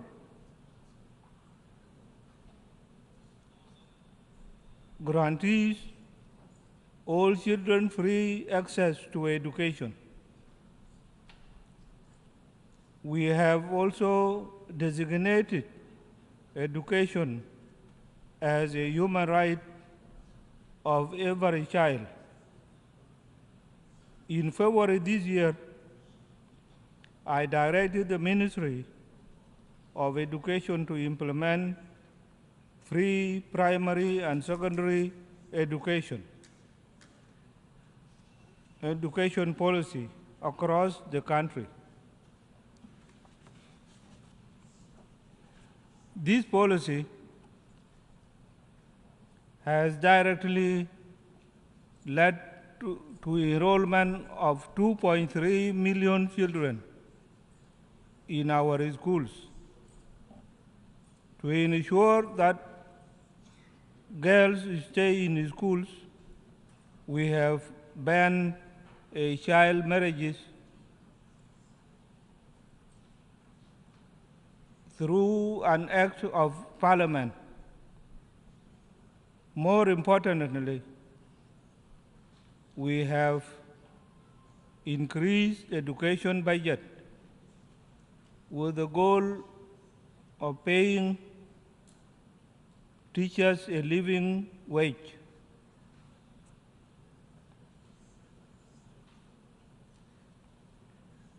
In the health sector,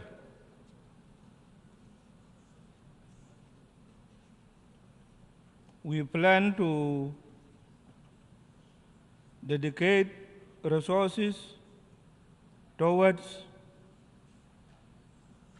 providing affordable and standard health care. And this will be done through primary health care approach that is inclusive and cost-effective. Excellencies, on climate change, South Sudan is dedicated to addressing its adverse impact. We plan to prioritize sustainable sustainable land use, promote renewable energy, and collaborate with international partners to reduce carbon emissions and protect our environment for generations to come. While working on this, it is only fair for us to call upon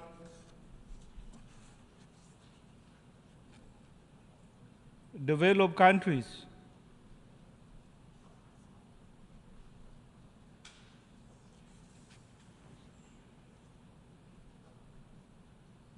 to cut their emission by 45% and honor their pledges of availing funds for mitigation, adaptation, and loss and damage to the developing countries.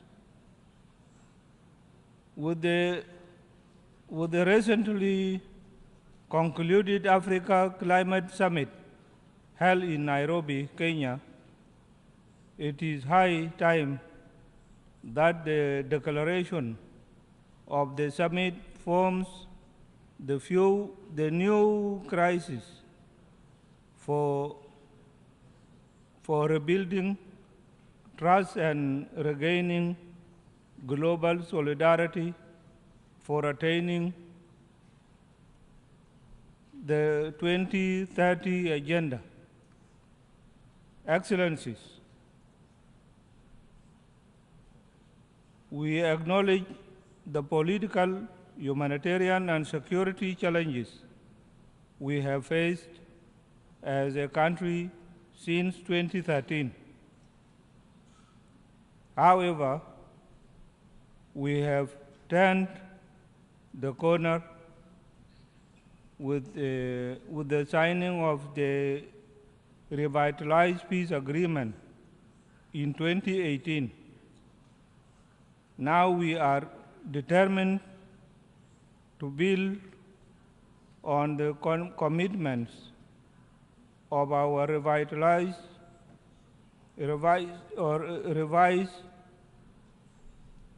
national development strategy 2021 to 2024 to consolidate peace and stabilize the economy.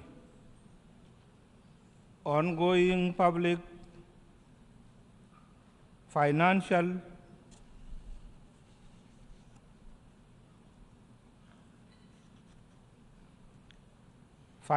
management reforms and recently concluded National Economic Conference from solid basis for sound management of public resources for the benefit of our citizens. What remains now is to fast-track the implementation of the remaining provisions in the agreement in order to conclude the transitional period peacefully through fair, transparent, and credible elections in 2024. We have also managed to engage in dialogue and consultation with the various stakeholders, including civil society, women, youth, traditional leaders, and opposition groups to ensure that our peace process is owned and driven by our own people. As we move in this direction, we call upon the United Nations to lift the arms embargo imposed on us to aid peace implementation and to secure the elections. The arms embargo has impeded the implementation of security arrangements because effective deployment of the unified forces which we have graduated cannot happen without arms. Excellencies,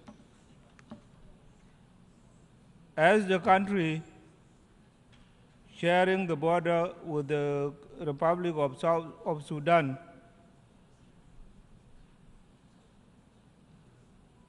South Sudan has received thousands of Sudanese refugees and our returnees since the conflict broke out in the Sudan in April 2023. This influx has overwhelmed our border communities and created a humanitarian crisis. I'm appealing to the international community to avail resources to help refugees and displaced persons who crossed into South Sudan. While the world is dealing with multiple crises, we call for a provision of sustained support to to these displaced persons as we work on how to restore peace and stability in Sudan. In closing, South Sudan stands before this esteemed assembly as a resolute partner in the collective pursuits of a better future for all. I extend our hand of friendship to fellow member states, international organizations, and civil society. Thank you very much and for your kind attention to these remarks. Thank you.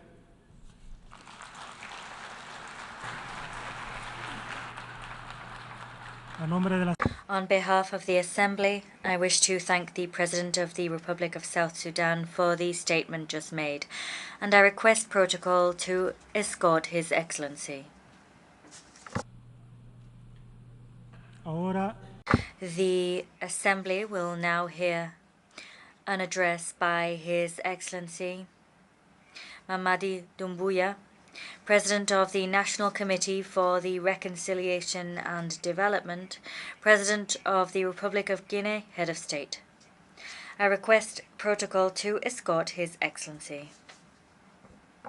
en nombre de la Asamblea General, On behalf of the General Assembly, I have the honor to welcome His Excellency Mamadi Doumbouya, President of the National Committee for Reconciliation and Development, President of the Republic of Guinea, Head of State, and I invite him to address the Assembly.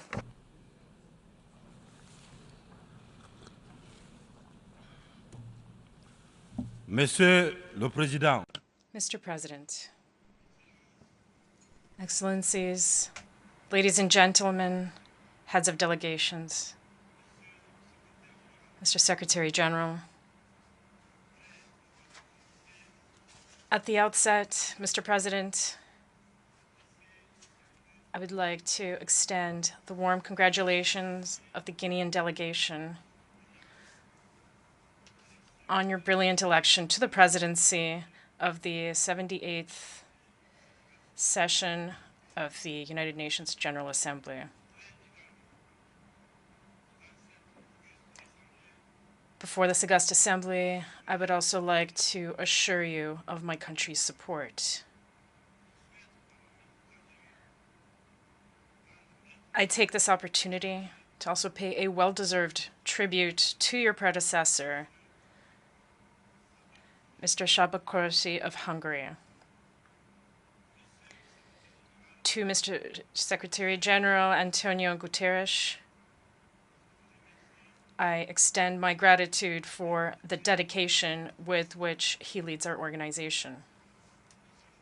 Mr. President, ladies and gentlemen, in coming to take part in the work of the 78th regular session of the General Assembly, I am fulfilling a duty, that of conveying the warm greetings of the sovereign people of Guinea.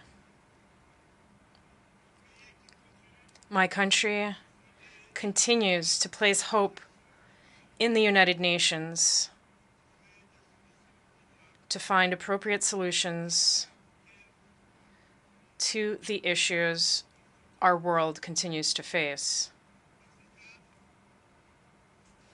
In this context, Mr. President, we believe that the fundamentals which underpinned the creation of our organization must adapt to the profound changes in our society. The theme of this session, peace, prosperity, progress, and sustainability, is topical evocative, and deserves particular attention on our part.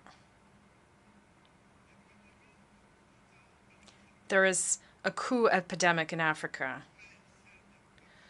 Following the COVID-19 pandemic, the continent has been hit by an epidemic of military putsches, particularly in the French-speaking countries south of the Sahara. Everyone condemns them, sanctions them, is disturbed by the sudden resurgence of this phenomenon that we had thought was a thing of the past, and rightly so. But what I wish to say is that the international community must have the honesty and the rectitude to not content itself simply with denouncing the consequences. Rather, it must look to and address the causes. Coups d'etat have multiplied in Africa in recent years because there are deep-rooted reasons for this. And to remedy the problem, ladies and gentlemen, we must look at these root causes. The putschist is not only the person who takes up arms to overthrow a regime. I want us all to be well aware of the fact that the real putschists, the most numerous, and those who avoid any condemnation, are also those who plot and scheme, who use trickery, who cheat to manipulate the text of the Constitution in order to stay in power eternally.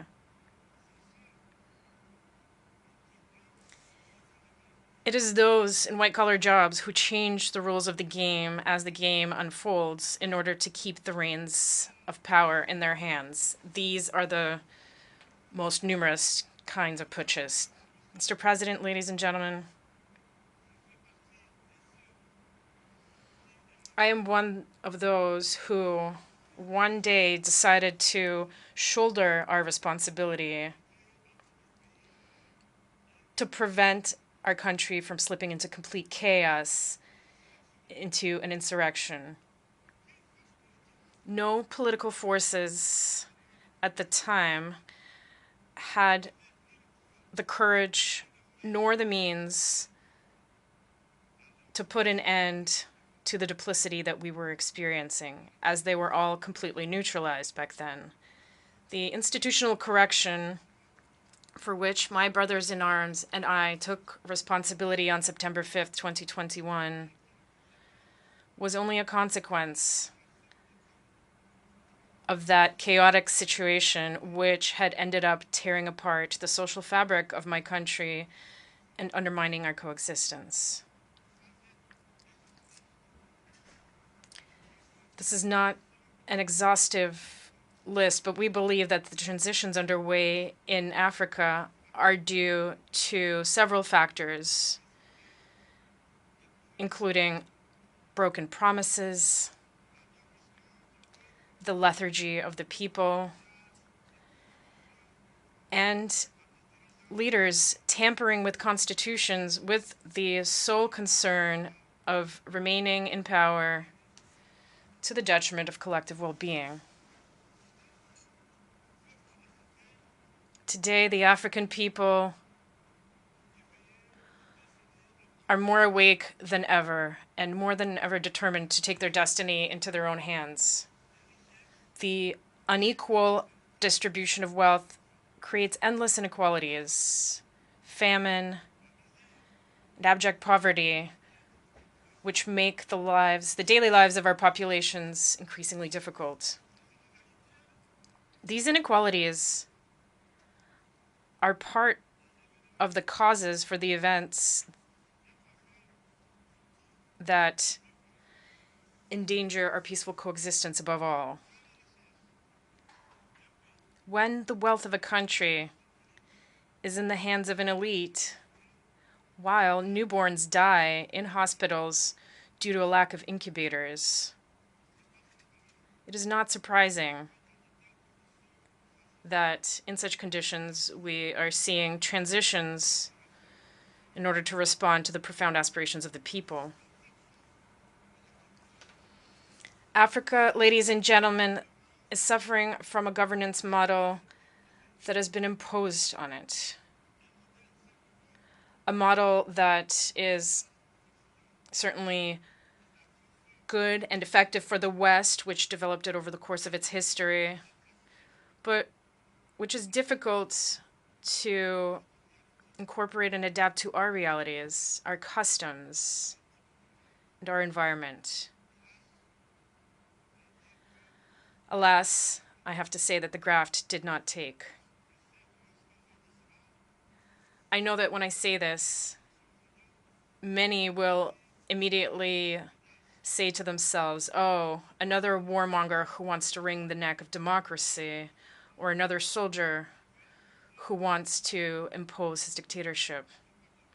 However, I want to say very clearly, without hypocrisy, without pretense, eye to eye, we're all aware that this democratic model that you have so insidiously, skillfully imposed on us after the La Baule summit in France, something you've been imposing almost religiously. This model does not work. Various economic and social indices demonstrate this plain and clear. This is not a value judgment on democracy itself. Believe me, this is just taking stock of the situation. It's a balance sheet. Over several decades of chaotic experimentation with this model in our environment, we can make this observation. This was a period full of nothing but political games. And this, of course, has been to the detriment of what is essential, namely the economy and the local processing of our natural resources. Allow me to take this truth exercise a little further. Through my short but very intense experience of managing a state, Guinea, I have come to better understand the extent to which this model has, above all, contributed to maintaining a system of exploitation and plunder of our resources by others, and a rampant corruption of our elites. National leaders who have often been granted democratic labels based on their acquiescence or their capacity for selling off the resources and the property of their people, or perhaps their ease in giving in to the pseudo recommendations and injunctions of the great powers.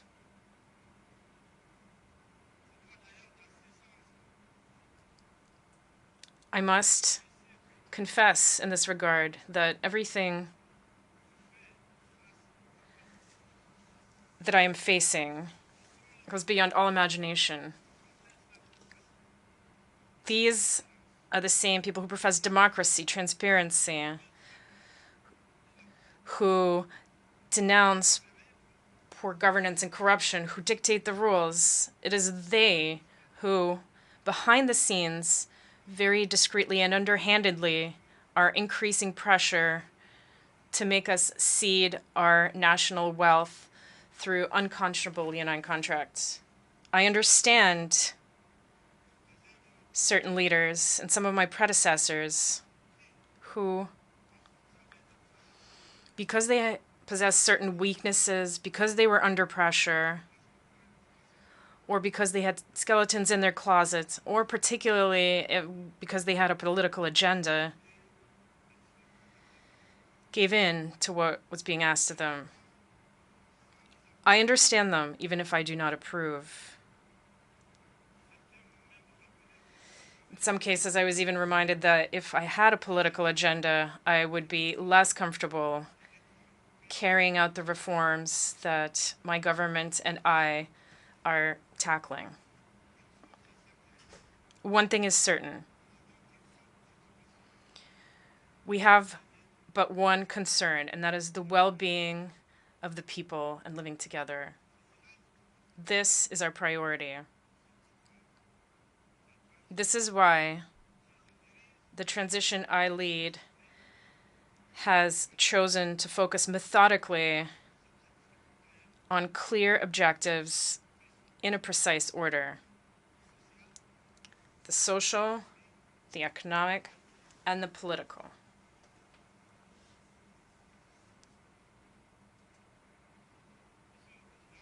Mr. President, ladies and gentlemen, I wear my uniform in service to my people, and I would be grateful if you would respect that oath. An oath to keep ourselves a respectable distance from divisions of all kinds that many attempt to fuel in our countries. The Sahel is undergoing one of the most serious crises in its very long history. But it has the resources that are required to face it. Its legendary sense of diplomacy must be unleashed so that we can speak to each other without interference. It is for this reason that ECOWAS, whose vocation was economic, let's stop getting involved in politics and favor dialogue. The African people are tired, exhausted by the categorizations with which everyone wants to box us in.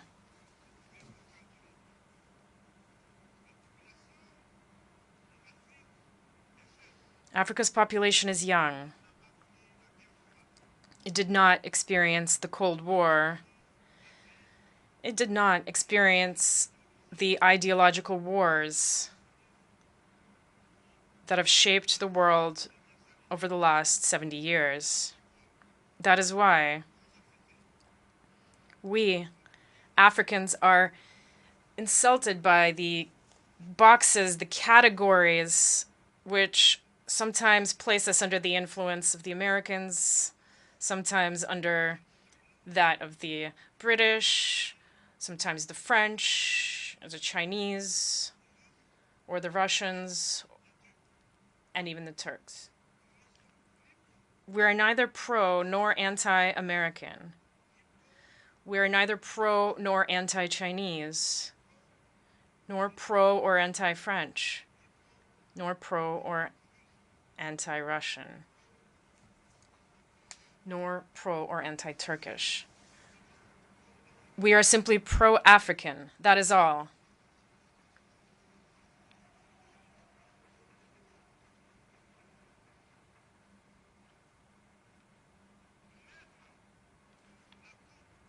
Placing us under the influence of this or that power is an insult. It is contempt and racism towards a continent of more than 1,300,000,000 people. It is important that in this prestigious and influential assembly, we understand clearly and definitively that the era of the old Africa is over.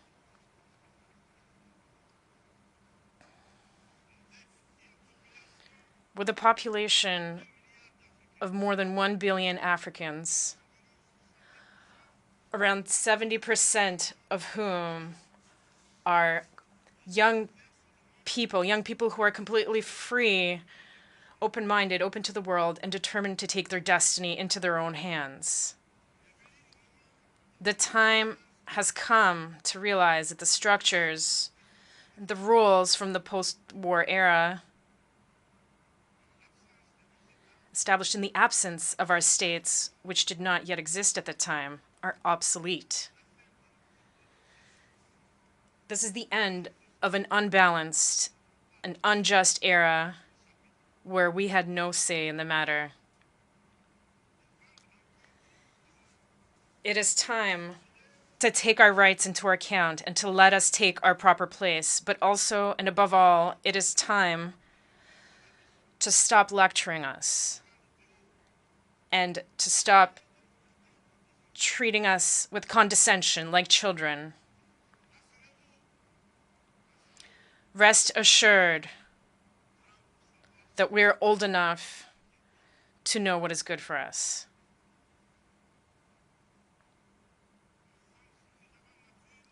We are mature enough to define our priorities,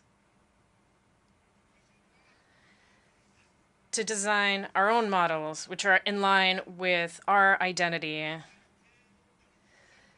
the daily reality of our countries and our populations, in line with what we are, quite simply. We would be very grateful to you if you trust us and let us run our business as you have allowed in certain regions of the world, as you have allowed in Asia, in the Near and the Middle East, to cite only a few.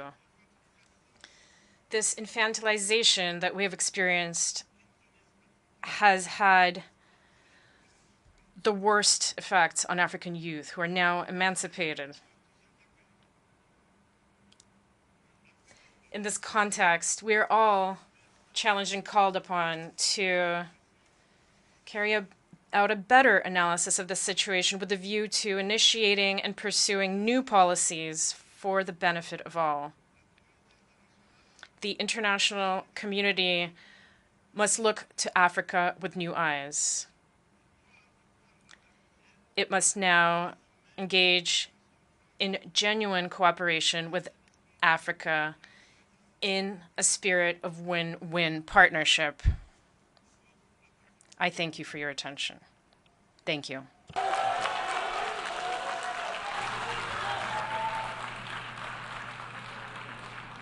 On behalf of the Assembly, I wish to thank the President of the National Committee for Reconciliation and Development, President of the Republic of Guinea, and Head of State for the statement just made.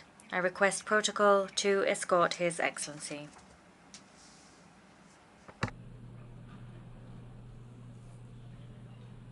The Assembly will now hear an address by His Excellency Evariste Ndayishimiye, President of the Republic of Burundi. I request protocol to escort His Excellency. On behalf of the General Assembly, I have the honor to welcome His Excellency Evariste Ndayishimiye, President of the Republic of Burundi, and I invite him to address the Assembly.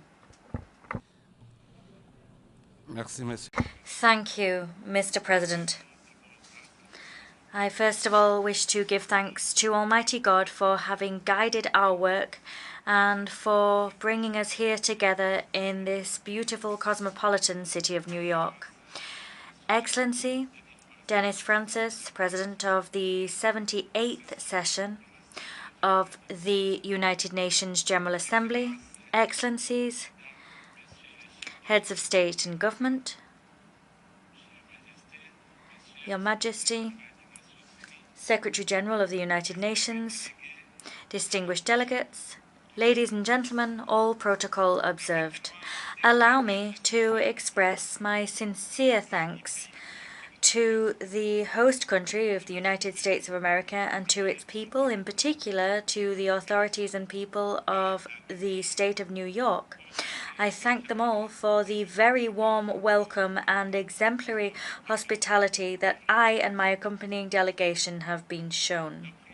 At the outset, I wish to reiterate my most heartfelt condolences to the people of Morocco and Libya. Today, they are in mourning following natural disasters the human and material damage of which is incalculable.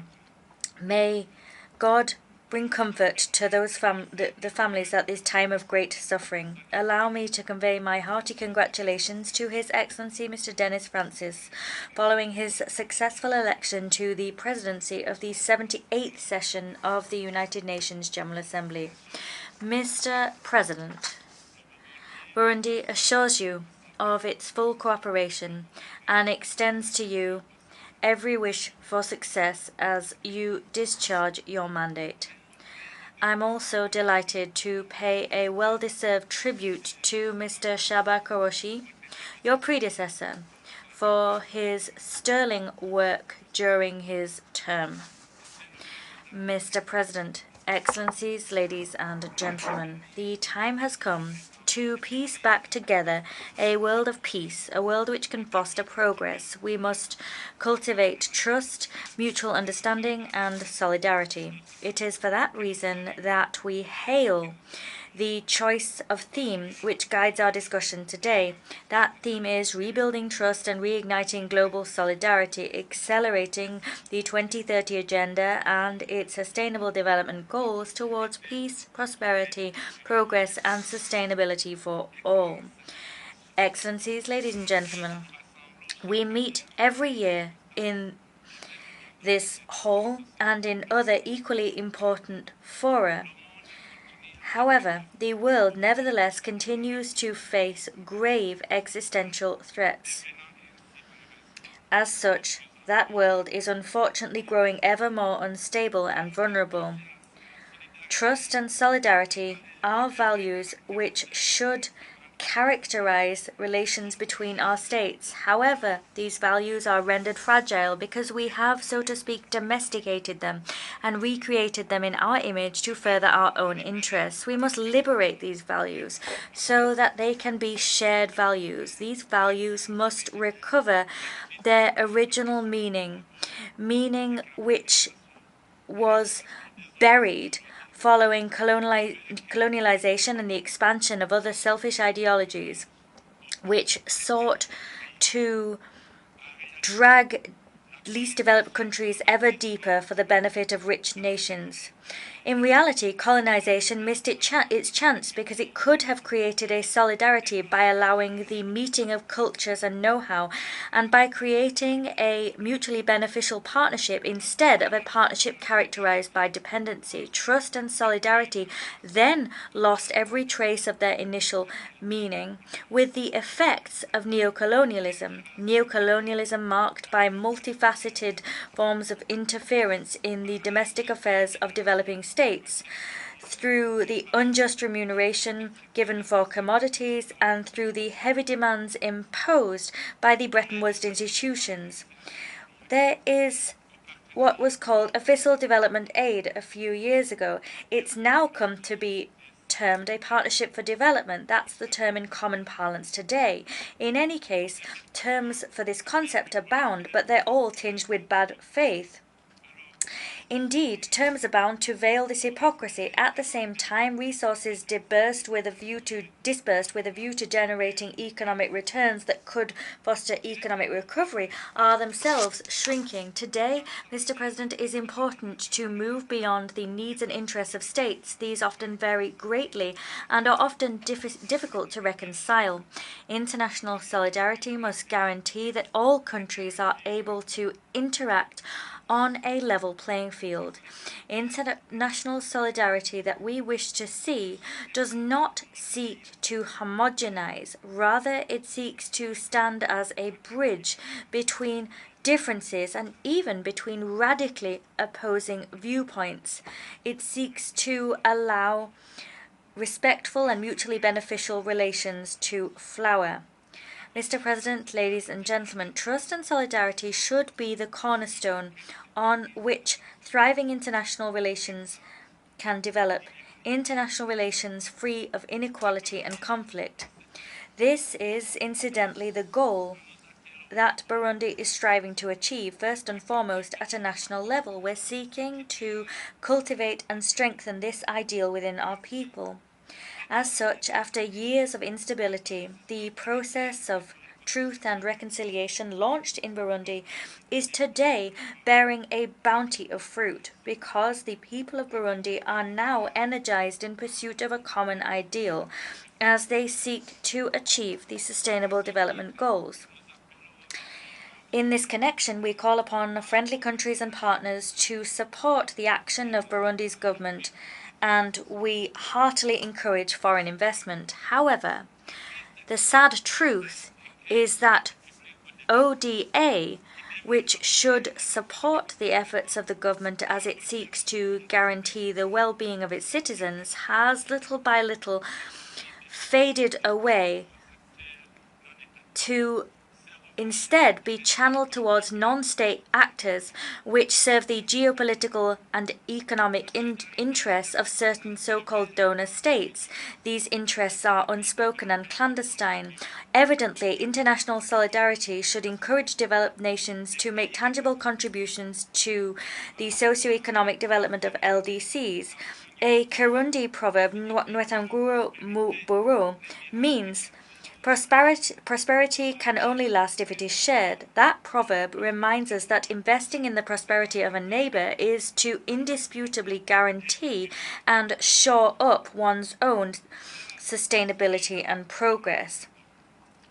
This, Mr. President, reminds us of the urgent need to rethink and strengthen our global partnership. That, in our view, involves ensuring debt relief, a substantial increase in resources devoted to the fight against poverty. It involves strengthening South-South cooperation, the sharing of technologies and innovation, and it involves broadening commercial agreements.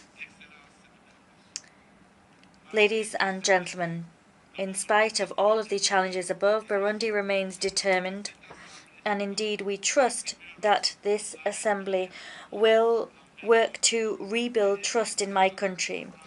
We believe that it will champion a process by which international solidarity is revived. The government and people of Burundi have a genuine and staunch determination to maximize the dividends of peace and to protect our hard-won reconciliation. In view of that goal, our warhorse is the promotion of good governance and the fight against all forms of injustice. Indeed, we are engaged in a tireless struggle to ensure the proper management of public affairs, and thanks to this determined struggle, Burundi has made significant progress in terms of democracy, good governance, and improving its business climate. Consequently, we have become a safe place for investment and a range of economic activities. Moreover, significant efforts are being made in productive sectors which create mass employment and which drive growth. Against this backdrop, my government is striving to particularly stimulate the agricultural sector. That sector employs vast swathes of Burundi's population. Consequently, in light of that goal, we have taken the decision to finance our agricultural sector through our national program of agricultural subsidies. That program subsidizes fertilizers, selected seed species, and plant health products. We're also focusing on development of research in the agricultural sector, as well as the mechanization of it and the use of advanced technologies to ensure agro-food processing and to shore up rural infrastructure. To do all of the above, a national pact for agriculture has been established, and it has put in place 2 agricultural hubs built around 4 lucrative subsectors. That was done very quickly, and we now also have a special agricultural industrial zone. In all of the above endeavors, we wish to involve Burundian economic operators and foreign investors. To implement this plan, we have a new investment code and have made regulatory adjustments which make our environment a very attractive one. Given the fact that we have a climate which favours year-round agriculture, given the fact that we have a wealth of labour available, and given the exceptional fertility of our soil, Burundi is the best possible destination for anyone wishing to invest in the agricultural sector. Excellencies, ladies and gentlemen, in other sectors, elsewhere, my government has just updated its mining code to create an investment-friendly environment within this sector. The abundant mineral wealth of our country remains underexploited. My government's goal is to bring about economic recovery by exploiting our natural resources. The goal is to make Burundi an emerging country by 2040 and a developed country in 2060. To succeed in this endeavour, we are giving pride of place to young people and women. They are the real drivers of socio-economic development because of the way they promote entrepreneurship, innovation, and because of their spirit of creativity. Indeed, we are particularly backing young people because there is no weapon more effective than young people in the fight against poverty and in conflict prevention. As an African Union champion for the Youth, Peace and Security agenda, I wish to take this opportunity to call for a better inclusion of and the more effective participation of young people in the development agendas of our respective states. In this regard, I welcome the General Assembly's decision to create a United Nations Youth Office. I congratulate the Secretary General, Antonio Guterres, who proposed this flagship initiative in his report, Our Common Agenda. This is exactly how intergenerational trust and solidarity will serve as genuine sources of peace and security for sustainable development. As a staunch advocate of non-discrimination where women and young people are concerned, the government of my country has chosen to use the bounty of talent and knowledge to promote their economic empowerment. In order to expedite the implementation of Agenda 2030, education has been free in Burundi since 2005, and that has allowed Burundian girls to access quality education and, as such, to prepare for an active participation in national life. For 2 decades now, Burundi has improved the ratio of men to women in the political sphere. We have set a quota of 30% for women in the National Assembly and the Senate. Today, women hold approximately 50% of seats in the parliament, in the government, and in the most senior positions. In order to leave no one behind, as it ushers in socio-economic development, the government of Burundi is sparing no effort to promote the empowerment and emancipation of all sectors of its population. With this in mind, the Batwa community, who has long time fallen foul of discrimination, today benefits from an affirmative action policy, which is implemented in education, healthcare, and housing systems. There is free healthcare for children and pregnant women, and that has contributed to improving the living conditions of women in general and of Batwa families in particular. Mr. President, Excellencies, ladies and gentlemen, I have taken my time to describe to you the situation of my country, to show to you that Burundi is well and truly back on track, and that means we have our rightful place within the concert of nations. We've earned it. Mine is a country that has overcome difficult situations in its history, but we have all the assets we need to go very far indeed in terms of development. Today, Burundi is something of a burden for development partners, but tomorrow the situation could change if we were to obtain sizable seed capital to once and for all leave the LDC category. Mr. President, Excellencies, ladies and gentlemen, we want to see a better world, but that project is being hampered by a multitude of conflicts that we need to address in a united fashion and in a spirit of brotherhood. Countries in difficulty need us all.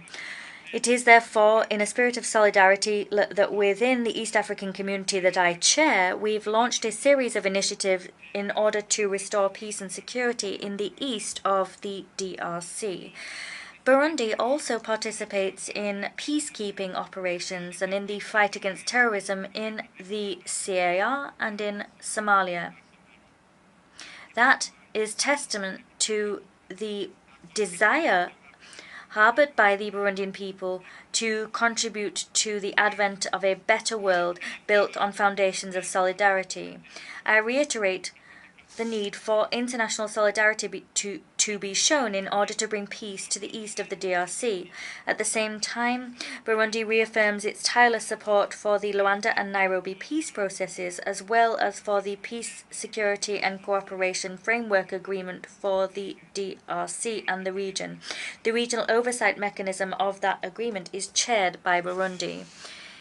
In this connection, I'd like to say the following. Whilst we do insist on the need to rebuild trust between states, we must together condemn certain spoilers who fan the flames of conflicts and devote themselves to sowing destabilization in other states. Let us call a spade a spade.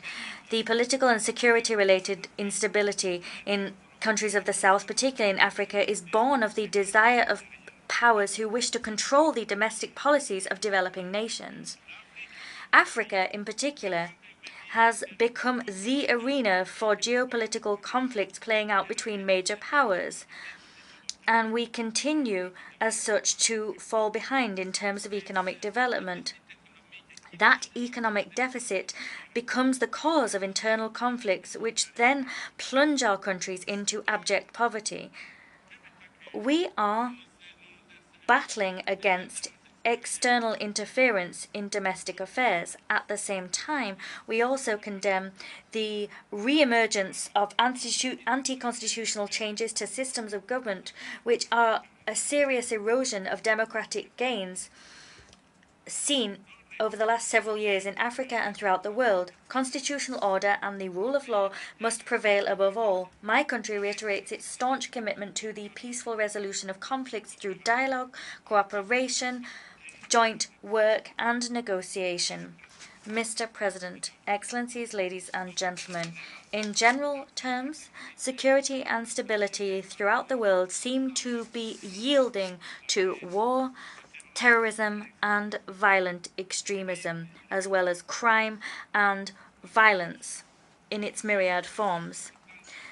In this regard, at a time when the African Transition Mission in Somalia, ATMIS, is preparing to withdraw in the coming months, once it has completed its successful mandate, I wish to here pay tribute to the professionalism and self-sacrifice of troops working for peace in Somalia, including the Burundian troops. I'd like to also take this opportunity to draw the international community's attention to the consequences of the hasty closure of this mission.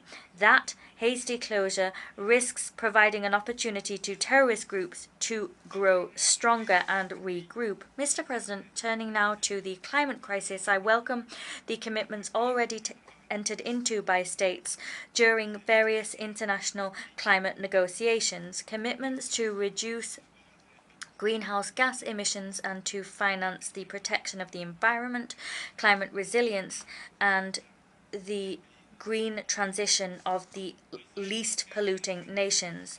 We want to see these commitments followed up by tangible action, because the failure to mobilize $100 billion annually since 2020, a commitment made in the Paris Agreement, and that was a commitment that was to continue annually until 2025, but the failure of that to materialize imperils the very existence of future generations.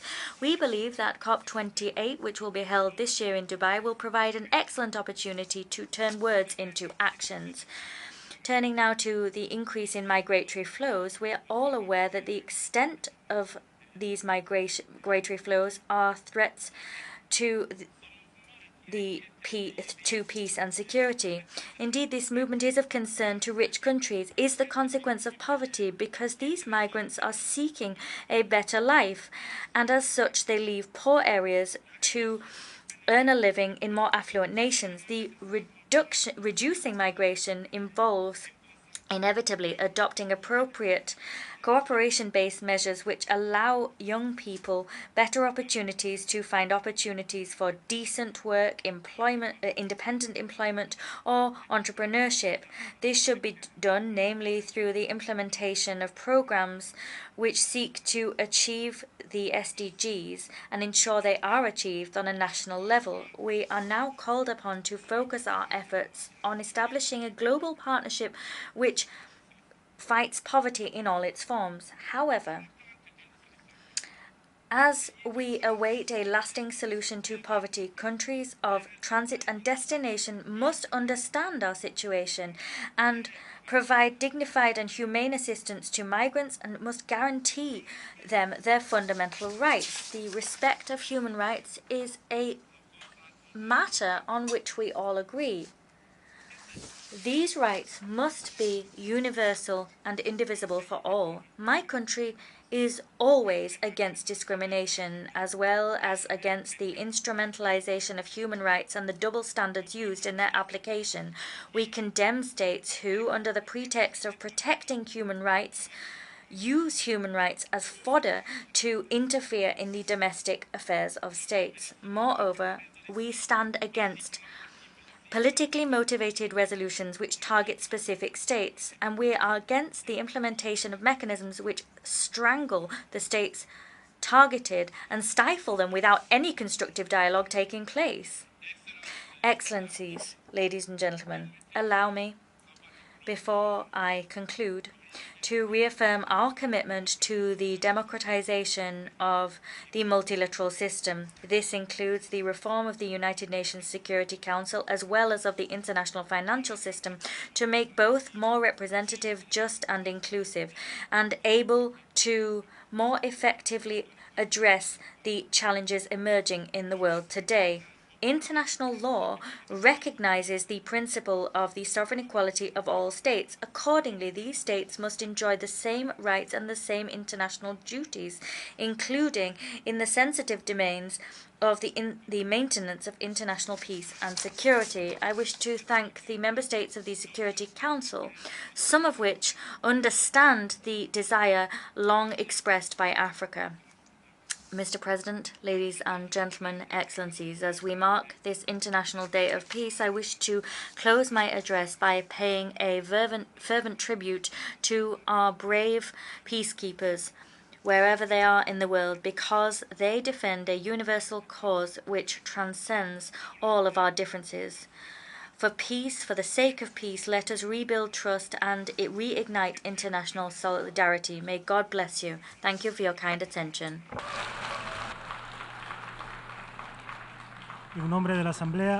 On behalf of the Assembly, I thank the President of the Republic of Burundi for the statement just made, and I request protocol to escort His Excellency. The Assembly will now hear an address by His Excellency Alexander Vučić, President of the Republic of Serbia. I request protocol to escort His Excellency.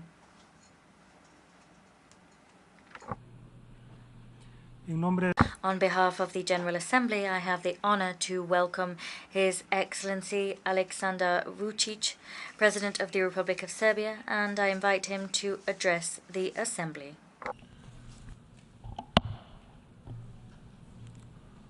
Mr. President of the General Assembly, Excellencies, ladies and gentlemen, I stand before you as the representative of a free and independent country, the Republic of Serbia, which is on its EU accession path, but which at the same time is not ready to turn its back on traditional friendships it had been building for centuries.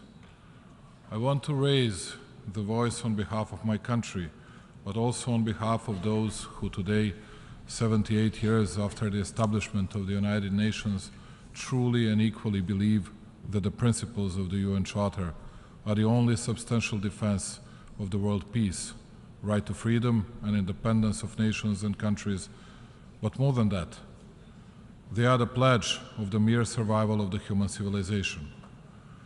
New global wave of wars and violence that are impacting the foundations of the international security is a painful consequence whose cause lies in abandoning the principles envisaged in the UN Charter.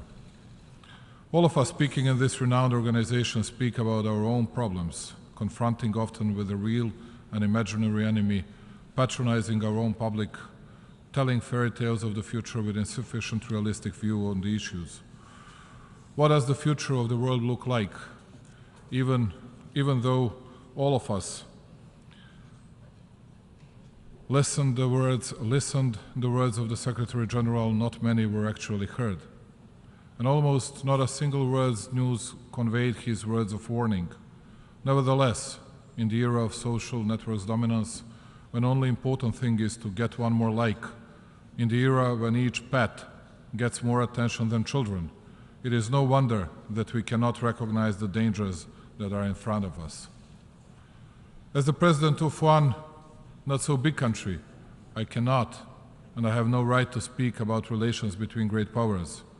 It is neither my job nor I could do that. But I can and I will speak about how inobservance of the international public law can bring horrible consequences. The attempt of cutting my country into pieces that had formally started in 2008 by the unilateral declaration of independence of so-called Kosovo has not ended yet. Precisely the violation of the UN Charter in case of Serbia was one of the visible precursors of numerous problems we are all facing today, and that go far beyond the borders of my country and scopes of the region I come from. Broadly observed, since we last met in this hall, the world is neither a better nor a safer place. Quite the opposite. Global peace and stability remain under acute threat. We continue to face problems related to energy security, financial instability, as well as security and disruptions in food and medication supply chains. Not only have we not found solutions to many problems, but they have become more numerous, and some of them have even grown more complex. I also spoke about how nobody here listens to anyone and does not strive for real agreements, and in the meantime we started to talk even less and less. It is as if virtually all, guided solely by their own interests, entrenched in their positions, have given up on seeking compromise solutions. Ladies and gentlemen, while for 3 days in a row we pledge from this place to respect of principles and rules of the UN Charter, precisely violation of the respective is rooted in most of the problems. In international relations and implementation of dual standards is an open invitation for all those who strive to achieve their interests through war and violence by violating norms of international law, but also basic human moralities. All the speakers so far, and I believe all who will speak after me, spoke about the necessity of changes in the world, underlying their country as the example of morality and commitment to the law and world justice. Today, I will not speak a lot in superlative about my country, about the growth of salaries and pensions, hundreds of kilometers of constructed highways and railroads, newly built hospitals and schools, science technology parks, the Artificial Intelligence Institute, because it is a natural thing that I protect its interests and that I love it more than anything in the world. But I will speak about principles which had been violated and which brought us to the situation in which we are today, and not by the small ones who are often the target of the attack, but by the most powerful countries in the world, especially those who gave themselves the right to lecture, each from its own angle on politics and moral to the whole world. Here, in this hall, only 2 days ago we could hear from the President of the United States the most important principle in relation between the countries, the respect for their territorial integrity and sovereignty. And only as the third most important factor he mentioned human rights. And it seemed to me that everybody in this hall could support it. I, as the President of Serbia, supported that with unhidden jubilance.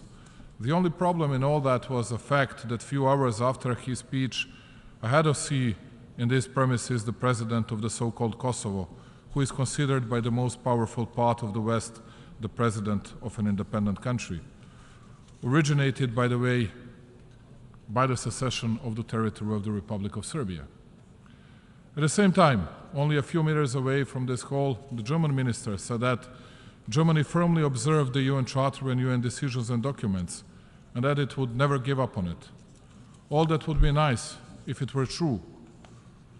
Namely, almost all Western powers brutally violated both the UN Charter and the UN Resolution 1244, which had been passed in this renowned organization, as they denied and violated precisely those principles they are defending today. And it happened 24 and exactly 15 years ago. For the first time, unprecedented in the world history, the most powerful 19 countries made a decision without involvement of the UN Security Council. I repeat, without any decision by the UN Security Council, to brutally attack and punish a sovereign country on the European soil, as they had said, to prevent the humanitarian disaster. They didn't laugh out loud when Russian president used the very same words justifying his attack against Ukraine. They forgot that they themselves had used the same narrative, the same words, and the same explanations. Whereby, I would like to inform you that Serbia had not stepped its foot in the territory of some other country, nor jeopardized its existence. But 24 years ago, the most powerful and the strongest 19 had no mercy with small Serbia. Even when they had finished this job.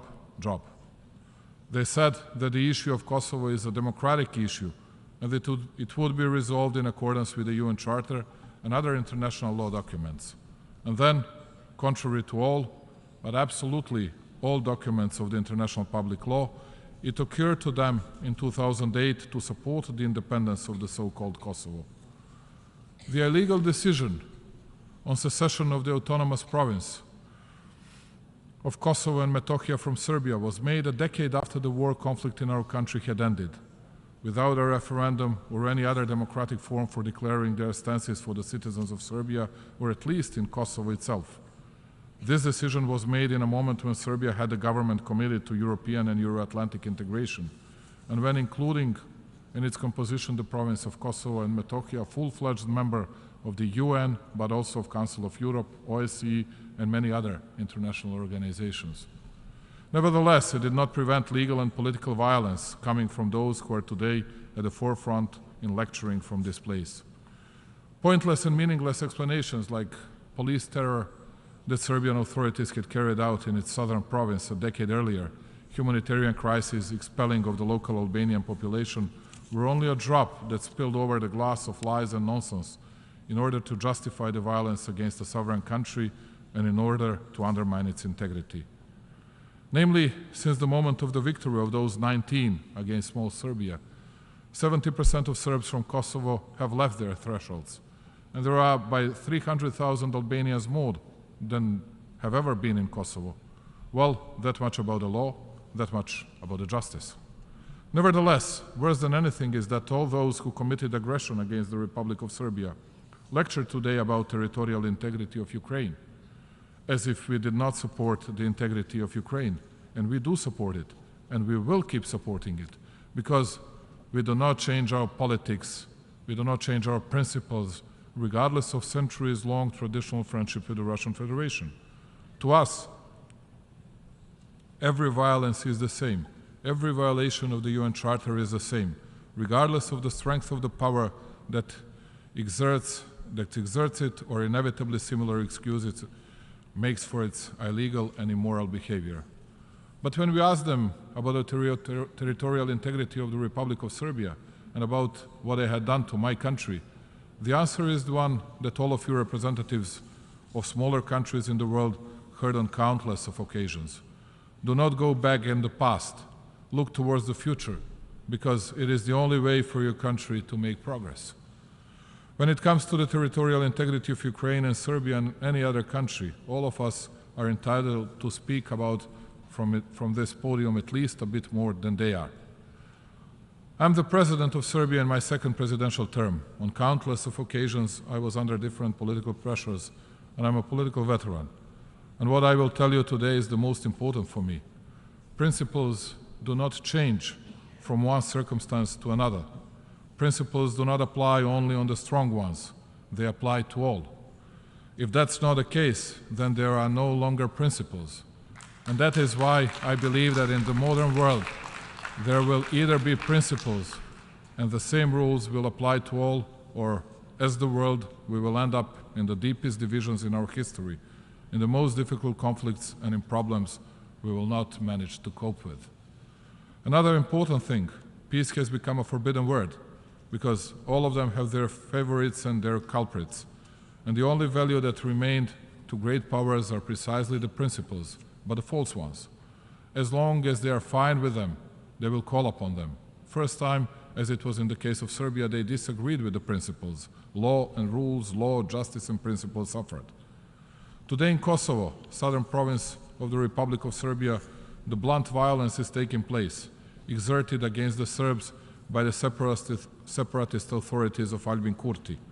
Only last week, after who knows which failed round of the dialogue in Brussels, Pristina Prime Minister Albin Kurti, after rejecting the European proposal for de-escalation, addressed the public in front of one of the main buildings of the European Union and in front of the millions of viewers of the media that were present, conveyed to not so many reaming Serbs in Kosovo that Serbs will, I quote, suffer and pay for the mistake they made.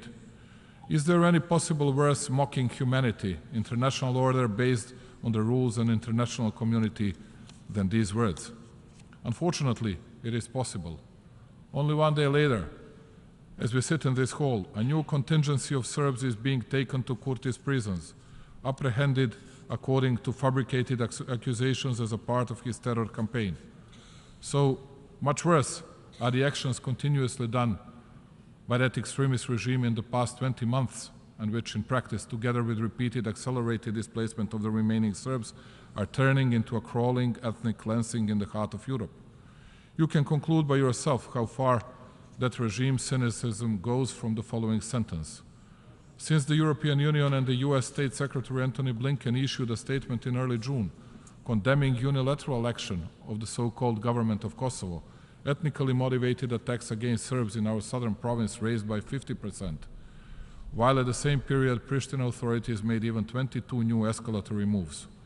Serbian boys Stefan Stojanovic and Miloš Stojanovic, who are 11 and 21 years old, were wounded on the Christmas Eve by the members of the so-called Kosovo security forces, in whose equipping take part some of the attendees in this hall, knowing quite well that it is deeply illegal and that the mere existence of the KSF is contrary to the UN Security Council Resolution 1244.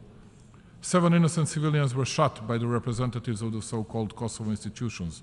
Disruption of supplying of hospitals, election voting bans only for Serbs, entire economic blockade for Serbian goods, attacks against churches, graveyards, schools are a part of the sad daily life of my people in this part of our territory, parted by the violent secession contrary to the UN Charter. And you wouldn't believe it, even though there is not a single wounded Albanian, not a single apprehended or injured Albanian, guess what? It is the fault, always, of both sides. Unlike 1999, when Belgrade and other cities in my country were bombed, leaving the bloody track from several thousand dead civilians and soldiers, in scenes that pretty much resemble those that we unfortunately see today in different parts of the world, when an obvious terror, which they themselves say reminds of what happened to Albanians, happens against Serbs, there is no humanitarian disaster, there is no call for action, there is nothing. They are only words, they are only worried now, shrugging their shoulders, but if they have to make any decisions, it will always be, as they put, at the fault of both sides. And in such a world, I believe that one small Serbia, by raising its voice and fighting for universal values of principles and inviolability of internationally recognized borders, territorial integrity, sovereignty, and political independence, gives the example of the fight for the right, the one that was abolished here, even in this building, and protects the principles the world should be made of, with its not such a big strength, but with its paramount decisiveness and courage. We did not change the principles for the purpose of daily politics and our own needs. And just like we preserve the integrity of Serbia, we defend the integrity of each UN member state. It is only a bit sad that all the big ones who are not interested in the law and justice, call upon different principles in different circumstances, the principles they find the most suitable at that particular moment.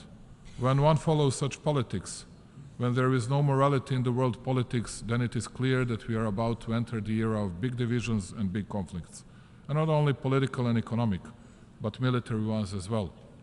And precisely in this difficult situation, the UN is the last substantial platform that brings us all together, regardless of all our differences and divisions. I believe that the commitment to peace and development, the desire to resolve disputes through dialogue, to find common ways to end human suffering and to ensure a more prosperous and stable future are precisely what unites us. That is why we extend full support to all important reform processes of the UN organization itself, including the initiatives of the UN Secretary General.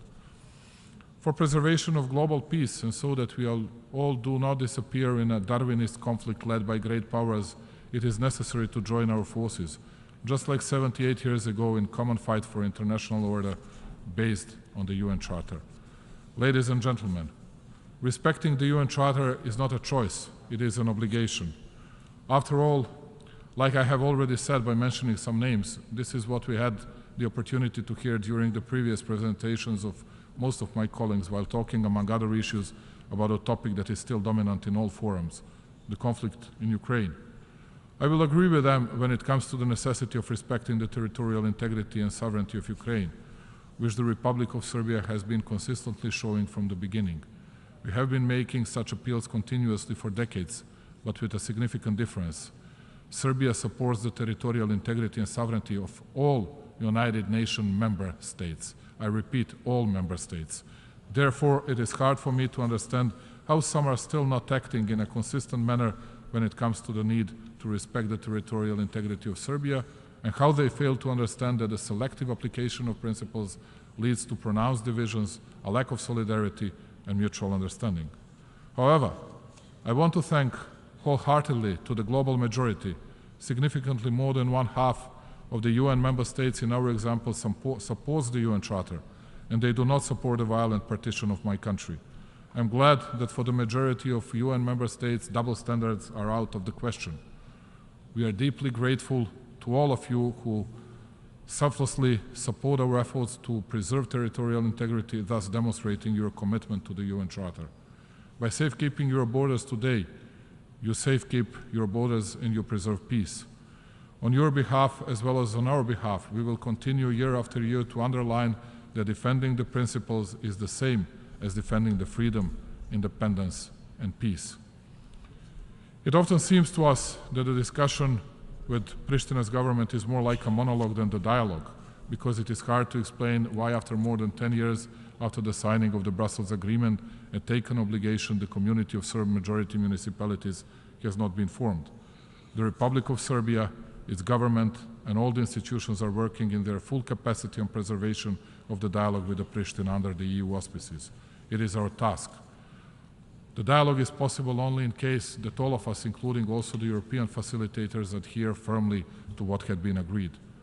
Misbalance by which Serbia has to make concessions all the time is not leading towards the solution, quite the contrary. It often seems to us that the discussion with Prishtina's government is more like a monologue than the dialogue, because it is hard to explain why, after 10 years, after the signing of the Brussels Agreement and taken obligations, that community of Serb majority municipalities has not been formed. Like I have already said at the beginning of my speech, Serbia is on its European path, ready to change, reform itself, and to make progress. Today, Serbia has very good cooperation with the United States of America in almost all areas, and we believe that our relations will only be better in the future. At the same time, Serbia will cherish its big and traditional friendships in all continents, while being proud of its good relations with all the nations and countries in Africa, Asia, and Latin America. We do not divide people by the color of their skin or their religious affiliation. That is why our relations with the People's Republic of China, Republic of Korea, Japan, many Arab and other Muslim countries are at the highest historical level. We don't cut our important and historical ties with Russian Federation as well.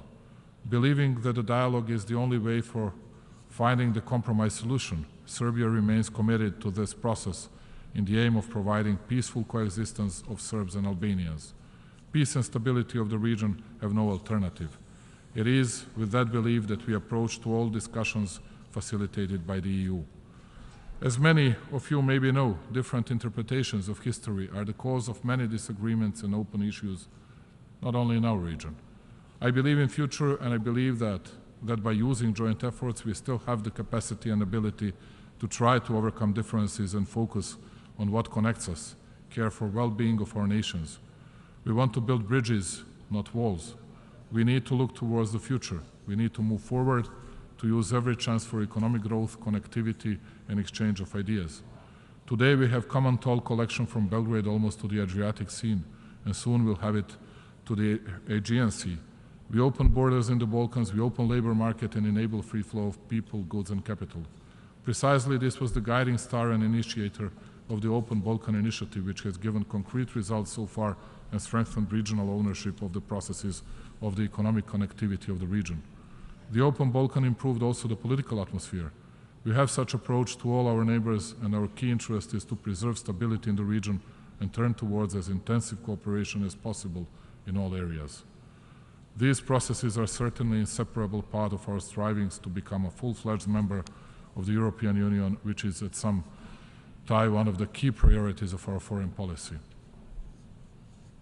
Precisely this was the guiding star and initiative of the Open Balkan Initiative, and it gave us concrete results. And we have such approach because priority certainly does not exclude our commitment for cooperation, development, and deepening of relations with traditional friends from all parts of the world, from the region in particular, where we remain reliable and responsible partner. We will strive to strengthen existing and build new friendships, both bilaterally and through participation in initiatives and fora of different regions all over the world. The latest confirmation that the geographic distance should not be a barrier for cooperation is recent accession of the Republic of Serbia to the Treaty of Amity and Cooperation in Southeast Asia TAC. Additionally, we are proud for being given a unique opportunity that the spirit of friendship I speak about is to be felt in Belgrade, which will host the specialized exhibition Expo 2027. We are grateful to all those who supported us and had faith in us. Thank you, dear friends. Ladies and gentlemen, after long negotiations with a lot of optimism, the 2030 Agenda Plan of Action for People, Planet and Prosperity was adopted in this room, by which we pledged that no one will be left behind. Halfway to the set deadline for meeting the goals of the agenda, there is still a glimpse of hope that we will be able to fulfill given promise. Although there are many reasons for concern, even beside the progress that was made in certain areas, unfortunately we are still facing the basic existential problems like poverty, hunger, and inequality. Serbia puts maximum efforts in order to secure a stable and safe future, initiating at the same time policies based on sustainable development goals. Among some of the results so far are the following: developing instruments for involving principles that no one is left behind into our legislative and strategic documents, as well as participation in global initiatives and their implementation at national levels in areas of sustainable food systems, transformation of education systems, and urban development. We have lived to see the fourth industrial revolution and new technologies as a development opportunity that we must not miss, and that is why we continue with investment into infrastructure, economic reforms, and creation of better business environment. Digitalization and education are among our key priorities. The necessity of finding new sources of growth has also been recognized. That is why our future activities are focused on innovation, research and development, and creative industry. Serbia is the first country in the Southeast Europe region that joined the Global Partnership on Artificial Intelligence and adopted development strategy in this area back in 2019. Bio4 campus is being built. It is a unique multidisciplinary complex for research and development in natural science, which should become one of the key bioeconomic hubs in Europe. We firmly believe that knowledge and science play one of the key roles in accelerating activities towards implementation of the 2030 Agenda. Therefore, I am proud that at the proposal of the Republic of Serbia and like-minded countries, the ANGA adopted a resolution declaring the period from 2024 to 2033, the International Decade of Science for Sustainable Development. We do all this for future generations. I believe that involvement of the young ones into the implementation of the 2030 Agenda is an important prerequisite for its success, because beyond any doubt, the young ones are the most important development engine of every society. Excellencies, I believe that we are all aware that there is no development without peace. Just like Nelson Mandela said, peace is the greatest weapon for development that any person can have. We must believe in that and work together on it. Conditio sine qua non is first and foremost conversation, to listen and to try to hear and understand each other. There is no alternative to peace. Finally, I want to take this opportunity to invite the representatives of all UN member states to take part in World Exhibition Expo 2027 in Belgrade, Serbia's capital, a cosmopolitan metropolis with 2 million inhabitants, is your home, and we extend the welcoming hand for participation in the freest and most diverse international exhibition so far. Come to Belgrade to celebrate the humanity together. Now I know that I spoke much longer than I was asked to do, but have to say that I gave the same right to me as those big powers gave it to themselves. Thank you very much for listening to me.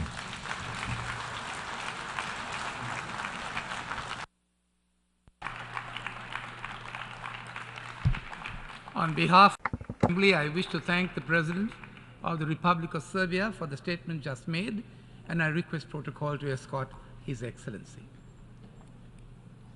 The Assembly will hear an address by His Excellency Charles Angelo Saverin, the President of the Commonwealth of Dominica. I request protocol to escort His Excellency.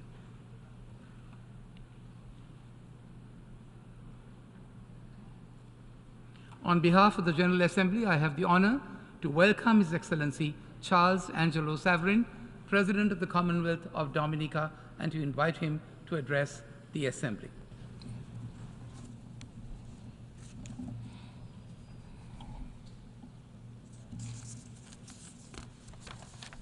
Mr. President, Your Excellencies, heads of state and heads of government, distinguished delegates, ladies and gentlemen, I bring you warm greetings from the citizens of the Commonwealth of Dominica.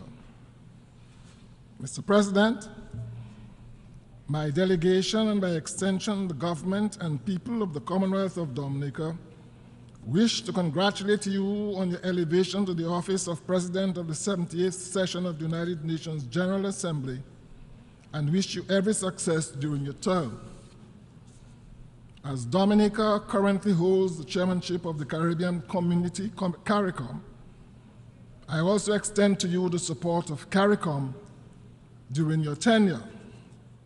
Your appointment is testament to the fact that small island developing states' contribution to the multilateral system is of crucial importance, particularly with the innumerable challenges confronting such states globally. Having served as ambassador of the Republic of Trinidad and Tobago for several years, your experience and knowledge on many of the current issues impacting member states should serve you well in leading the Assembly over the next year. Mr. President, it is quite evident that the challenges being faced globally can be daunting. The climate crisis similarly will not go away, as evidenced, for example, by recent wildfires in Hawaii and Canada, thereby illuminating the discussion on the need to give even more urgent attention to mitigation and climate financing. Global inflation has impacted significantly on the livelihood of the most vulnerable, while there is justification for increasing concern over chronic, non-communicable diseases adversely impacting the health and wellness of our people. Mr. President, the conflict in Ukraine continues unabated amidst the global call for an end to this terrible war. Such a situation would normally be unthinkable in this 21st century. As the conflict escalates, the World Bank's most recent estimate for the reconstruction and recovery of Ukraine is placed at US $411 billion. This figure is expected to increase the longer the conflict persists. All conflicts, Mr. President, must eventually end at the negotiating table.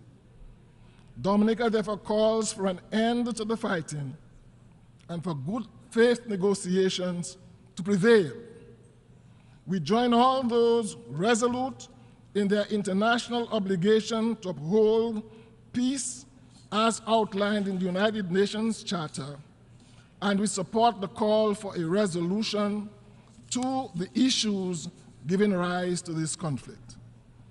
To this end, Mr. President, Dominica endorses the joint declaration by the G20 on the Russia-Ukraine conflict and other global issues at the end of the 18th G20 summit held recently in New Delhi, India.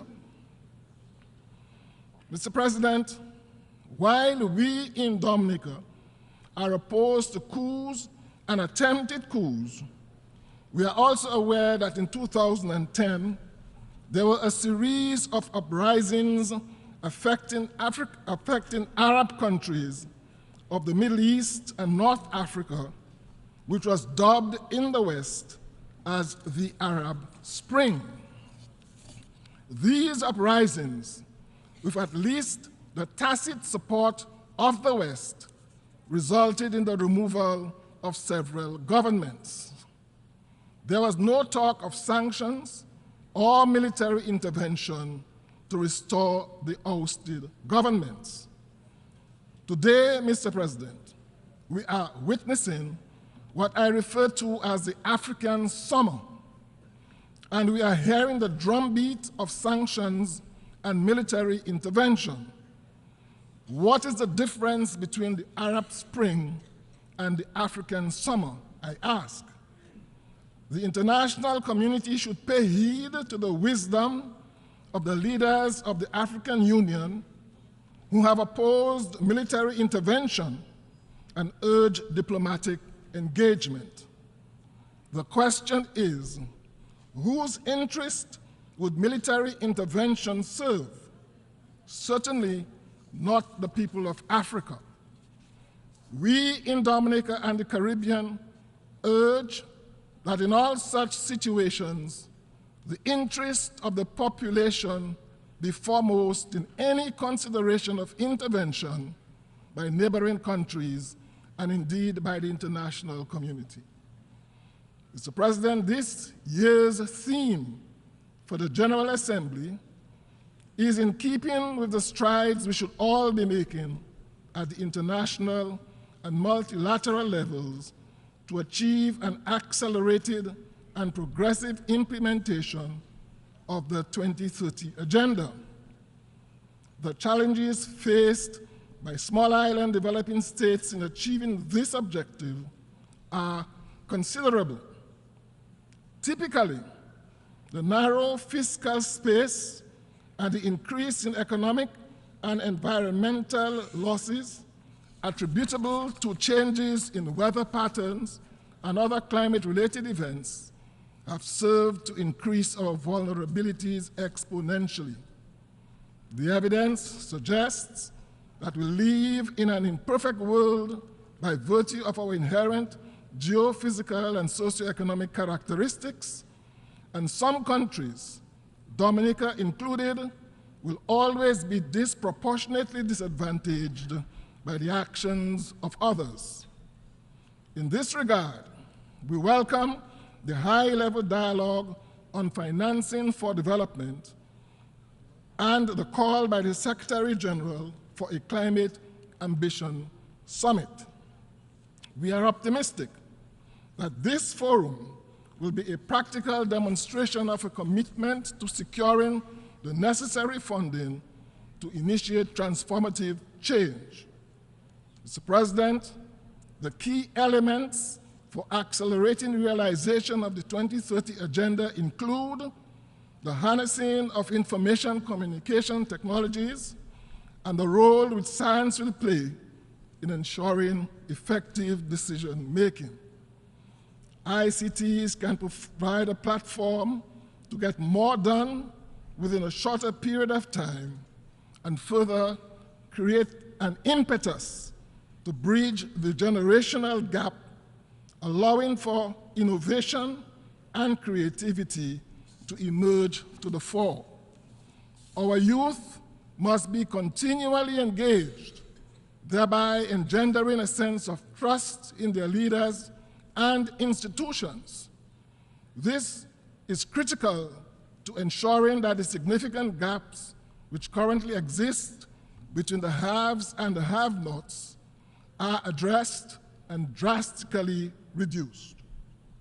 Access to quality education, clean water, food security, proper health care, decent work, proper housing, and economic growth taken together must be the foundation upon which we continue to ensure that no one is left behind. The immiserating of our more vulnerable societies by unfair trade practices must be replaced by trade practices which reasonably benefit primary producers and support and/or encourage downstream processing and manufacturing, while international resources must be targeted at the most vulnerable and indigent among us. Only then can we be assured of achieving a society of prosperity, progress, and sustainability for all. Mr. President, advancement towards the Sustainable Development Goals must be people-centered, complemented by policies which allow for security and peace. The government of Dominica recognizes the central role of its citizens in the decision-making process on major national issues, and to this end, government has engaged the expertise of the international community in reviewing its electoral system and has embarked on a wide cross-sectoral consultation to hear varying views from every segment of the society on recommendations for electoral reform in the country. It is therefore anticipated that when the final measures are brought before Parliament, they will be in keeping with best practices and the views of the majority. The Commonwealth of Dominica will continue to identify with and champion the agenda of small island developing states on the international level. Accordingly, we wish to emphasize the need for the implementation of the Loss and Damage Fund agreed upon at COP27. Implementation of this fund will allow SEEDs to access the required resources earmarked for the recovery of our vulnerable economies, post-disasters, and further facilitate the creation of a vital safety net for our people. Over the last 30 years, SEEDs have been advocated for resilience-building measures based on our inherent vulnerabilities and the frequency and magnitude of increase in global shocks. The lack of adequate assistance from developmental partners and international financial institutions has forced governments to borrow at unfavorable terms, resulting in high repayment costs and unsustainable debt levels for our fragile economies. To this end, Mr. President, Dominica fully supports the work on the Multidimensional Vulnerability Index, which can contribute to unlocking the type of financing which is so urgently required. Additionally, Dominica pledges its full support and participation in the upcoming SEEDS conference to be held in Antigua and Barbuda in 2024. This conference should serve as a watershed moment for all SEEDS, such that action-oriented outcomes can be derived. Moreover, mindful of the confluence of challenges confronting SEEDS today, there should be no further delay in the much-needed reform of international financial institutions to address the contemporary realities of debt distress and debt solvency. Dominica therefore joins fellow member states of CARICOM in support of the Bridgetown Initiative as a core blueprint for restructuring the architecture of sovereign debt. Mr. President, my delegation unreservedly welcomes the adoption of the BBNJ agreement, building on the legacy of the United Nations Conference of the Law of the Sea.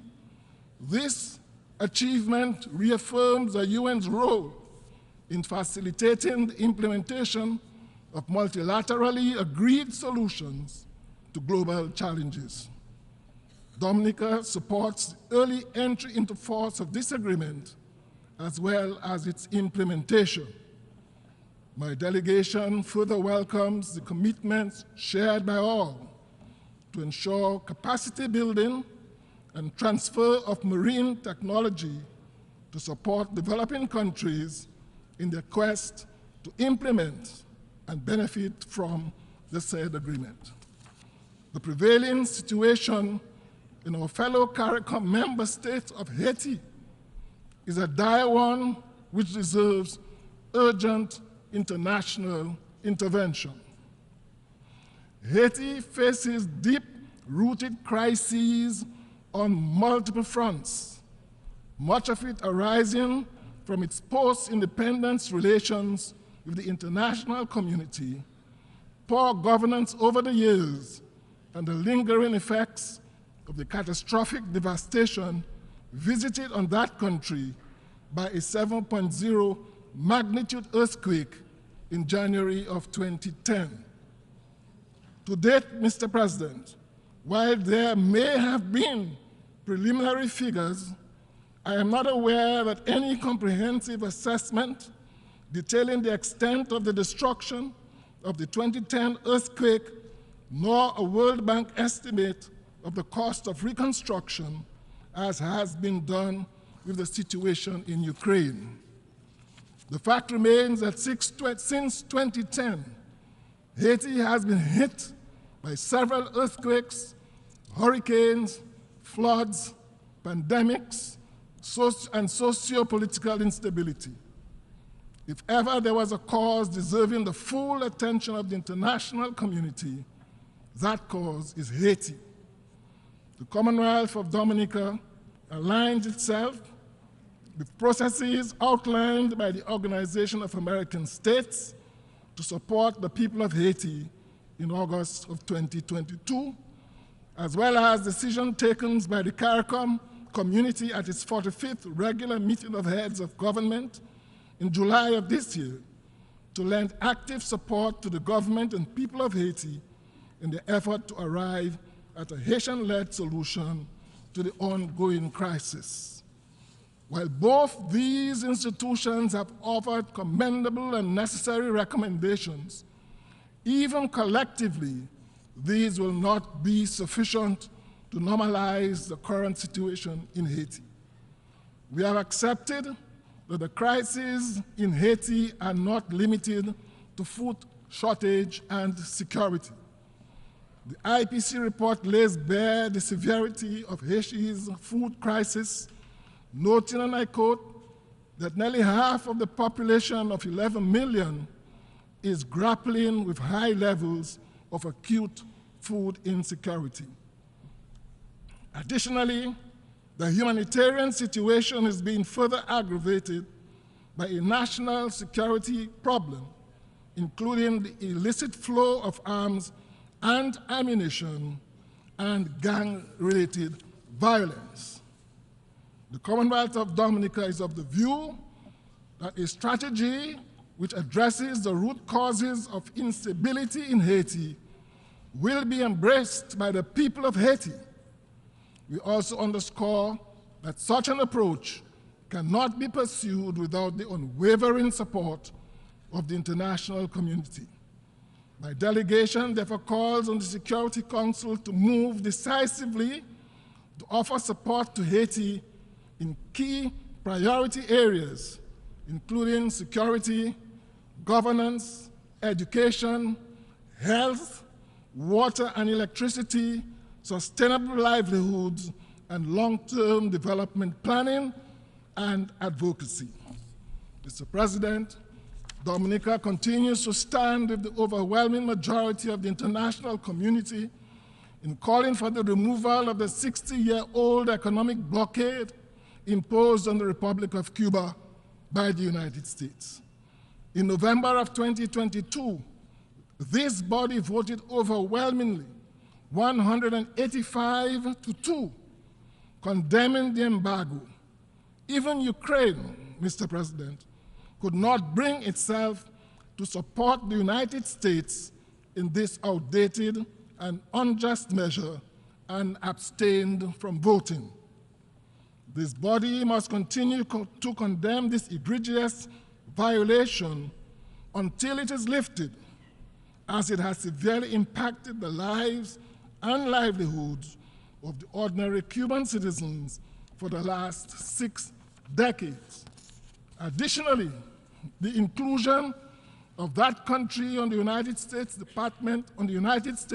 State Department unilateral list of state sponsors of terrorism are all unjustified measures. Further, Mr. President, my delegation supports the lifting of sanctions on the people of the Bolivarian Republic of Venezuela. This hegemonic situation constitutes a violation of the human rights of the Venezuelan people. We therefore stand in solidarity with the government and people of the Bolivarian Republic of Venezuela and look forward to a complete lifting of all such sanctions, thus allowing the realization of the great potential for the rapid socioeconomic development of this great nation. Finally, Mr. President, as one of the more vulnerable small island states, which was devastated in 2015 by Tropical Storm Erika, resulting in significant loss of life and loss of over 90% of our GDP, and being again struck by Hurricane Maria in 2017, resulting in the loss of 226% of our GDP, we empathize with the government and people of the Kingdom of Morocco, who was struck by a 6.8 magnitude earthquake on September the 8th, resulting in over 3,000 deaths and twice as many injuries and the complete devastation of several communities. Similarly, Mr. President, Dominica empathizes with the government and people of Libya, who experienced flooding of biblical proportions, resulting in the loss of more than 20,000 lives, with thousands of citizens still unaccounted for, according to UN reports, and incalculable devastation in terms of infrastructure and built heritage. We welcome the responses of neighboring countries and the international community to these catastrophes in both of these North African countries, and urge even greater response in line with the magnitude of these natural disasters. Mr. President, I end by calling all member states of this United Nations to recommit ourselves to this organization as an instrument of our joint obligation to the global community. And I wish you, Mr. President, and all delegates to this 78th session every success during these deliberations. I thank you. On behalf of the Assembly, I wish to thank the President of the Commonwealth of Dominica for the statement just made, and I request protocol to escort His Excellency. Distinguished delegates and excellencies, may I have the singular honor of presenting to you my President. The Assembly will hear an address by His Excellency Ranil Wickremesinghe, President of the Democratic Socialist Republic of Sri Lanka, as Head of State. I request protocol to escort His Excellency.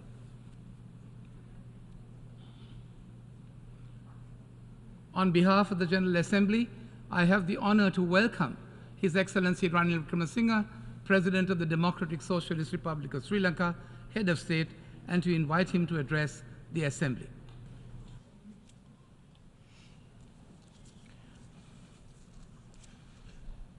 The Chairman of the General Assembly, His Excellency Denis Francis, President of the General Assembly, Excellencies, ladies and gentlemen. I congratulate His Excellency Denis Francis of Trinidad and Tobago on his election as the President of the 78th session of the United Nations General Assembly. I extend my sincere condolences to the victims and families of the natural disasters that hit Morocco and Libya in recent days. We stand in solidarity with our Moroccan and Libyan friends during this difficult time. Mr. President, rebuilding trust and reigniting solidarity is an appropriate point of departure not only for reflecting on the challenges before the multilaterals today, but also for reviewing developments in my own country, Sri Lanka, over the past year.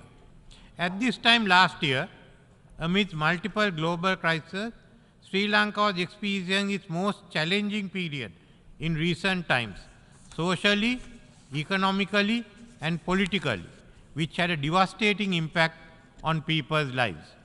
Even our democratic traditions were threatened by attempts to occupy our parliament and bring it to a halt. Nevertheless, we succeeded in bringing about a democratic political transition due to our deeply entrenched and resilient democratic traditions. Restoring to the regraduation of Sri Lanka's economy, coupled with the gift of fertilizer from the United States government, which led to a bumper harvest, has assisted us in ensuring stability during that period. The reforms I have since initiated in the economic, financial, institutional, and reconciliation fronts have been directed on the one hand towards rebuilding trust and confidence between the people and the government, and on the other towards laying the foundation for economic stabilization and recovery. Sri Lankans are already witnessing the positive outcomes of these measures in their daily lives and the revival of confidence internally and externally in the progress of the country. It is my intention to lead the country towards sustainable and stable recovery and growth, which will benefit all segments of Sri Lankan society in all parts of the country, ensuring a future of peace, prosperity, and reconciliation for the present and future generations of women and men. In reaching this goal, we will be accompanied by the support, trust, and solidarity of our own people and of the international community. Mr. President, as we turn the corner towards the 80th anniversary of the UN and prepare for the Summit of the Future in 2024, we see the fragmented geopolitical landscape of a multipolar world where new centers of global power have emerged. Accompanying this systemic change are on one hand great expectations of development and human progress, with millions of people rising out of poverty to prosperity. On the other hand, we see a world where former big power rivalries and geopolitical tensions have reignited in open war, overlapping with new theaters of conflict and tension on land and in the oceans. Security alliances have expanded, and recent arrangements have been formed to deal with strategic threats perceptions in old and new theaters of conflict. North-South divisions are widening with the digital divide, the financial and debt crisis, and the energy transition. Contrary to the promise of 2030, Today we are seeing levels of poverty and hunger not witnessed in decades. Neutral, non-aligned countries of the global south, such as Sri Lanka, are once again constrained in between new global power configurations, facing those who do not respect the sovereignty of our nations. In numerous recent declarations in the UN and beyond, including at the G20 in Delhi, the BRICS in Pretoria, and G7 in Hiroshima, we have agreed that our challenges are interconnected across borders and all other divides. We must grasp the opportunity to unite in order to build an inclusive future. It is an appropriate reflection of this current global predicament that the theme for this year's general debate is rebuilding trust and reuniting global solidarity. Mr. President, this year, in parallel with the UNGA, we have participated in 3 interrelated summits dealing with the accelerating the SDGs, financing for development, and climate ambition, where we agreed that international solidarity and collective action is needed to address these simultaneously. Cross-border financial impact of the crisis, such as climate change and the pandemic, are impeding the ability of smaller, indebted countries such as mine to make progress on the SDGs and climate adaptation and mitigation. Conflicts and tensions among big powers are complicating the policy environment for the rest by adding uncertainty to economic and macro financial stability, disrupting supply chains, causing inflation, as well as food and energy security. Long before the SDGs, Sri Lanka has achieved high human and social development indicators, which ranked us in a category well above the other middle-income countries. Neither has Sri Lanka shirked its responsibility to the planet. Last year at COP27, we outlined our climate ambition plan. We said that by 2030, we will have 70% renewable energy in electricity generation, increase forest cover by 32%, and reduce greenhouse emissions by 14.5%. We will phase out coal by 2040 and reach net zero by 2050. Our low carbon development trajectory gave us one of the lowest per capita carbon emission rates for a lower MIC country. This year, as a result of exogenous shocks and debt, the incremental progress we were proud to have reached have been reversed. Food inflation putting significant pressure on food security amongst vulnerable communities. At the same time, children's education and nutrition have suffered due to the pandemic and economic crisis. In parallel, last month, Sri Lanka, we were grappling with the driest weather spell seen in recent years, followed by torrential rainfalls. Adverse climatic outcome in a spilling over onto our tight fiscal space just as we begin to stabilize from last year's economic crisis. As a climate vulnerable developing country in debt crisis, the urgency to mobilize climate finance is greater today than it was ever before. However, despite promises made to which we were all witnesses, the rich countries are not delivering to expectation. Developed countries must do their part and fulfill what they agreed, assume their share of the common but differentiated responsibility, provide assistance for mitigation and adaptation, and compensation for loss and damage. Mr. President, national efforts alone will not suffice to ensure the success of the SDGs and reverse climate change. The need for global solidarity to restructure international financial architecture is paramount.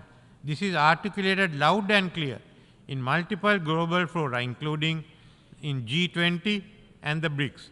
The Secretary General's SDG stimulus highlights the interconnections between the achievements of the SDGs, combating climate change, and the concrete interventions required by creditors, sovereign and private, as well as by IFS, including to mitigate the debt crisis. It is estimated that the 2008 financial crisis cost the US economy $4 trillion. Recent studies in US have stated that the impact of the pandemic on the US economy from 2020 to 2023 would reach $14 trillion. These numbers would more than double if the rest of the global economy is added. We have not faced an economic crisis of this magnitude any time before in our modern history. The cost of World War II in today's US dollars would amount only to $4 trillion, and the Marshall Plan would be $150 billion. This is the magnitude of the challenge before us. Therefore, if we are unable to restructure the global fiscal order, then certainly we will fail in the struggle to reverse climate change and achieve the SDG goals. There is still time for course correction as the crisis has not reached its peak. At the same time, Paris Summit for a new global financing pact will come up with the funding requirements. Therefore, the Summit for the Future should not be crafting new programs, but restructuring the present financial architecture to suit the needs of climate change and sustainable development. Mr. President, this must be the priority of the General Assembly. We cannot afford to allow divisions to drive focus away from this crisis. While key issues such as the Bridgetown Initiative and the necessity to address the debt of low-income countries are being discussed in this Assembly, it's not commanding the attention it deserves. Unfortunately, the Security Council has failed to give priority to these connected issues of climate change, debt relief, and sustainable development. This impacts the future of the mankind.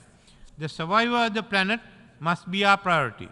We cannot afford to go into this war with a divided high command. The future of all species on the globe is dependent on our ability to put aside our rivalries until this crisis is solved. Multilateral machinery, which reflects the world of the past century, needs to be reformed to meet the challenges of the present and the future. A machinery which has failed to find a solution to the long-standing Palestine question. The composition of the Security Council must be expanded to be representative of current global diversity and decision-making.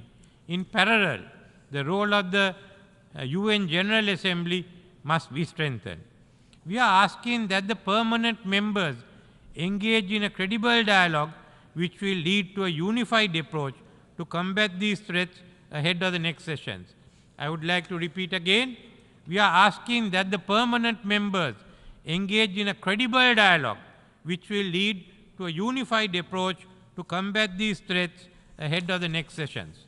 Mr. President, while we seek solidarity and financing to alleviate poverty and climate challenges, global military expenditure has risen today to a record level, reaching $2.24 trillion.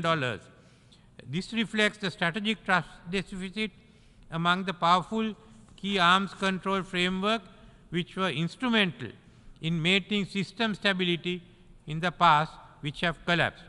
And nuclear conflict is once again under open discussion, potentially and apocalyptically triggered by autonomous controls.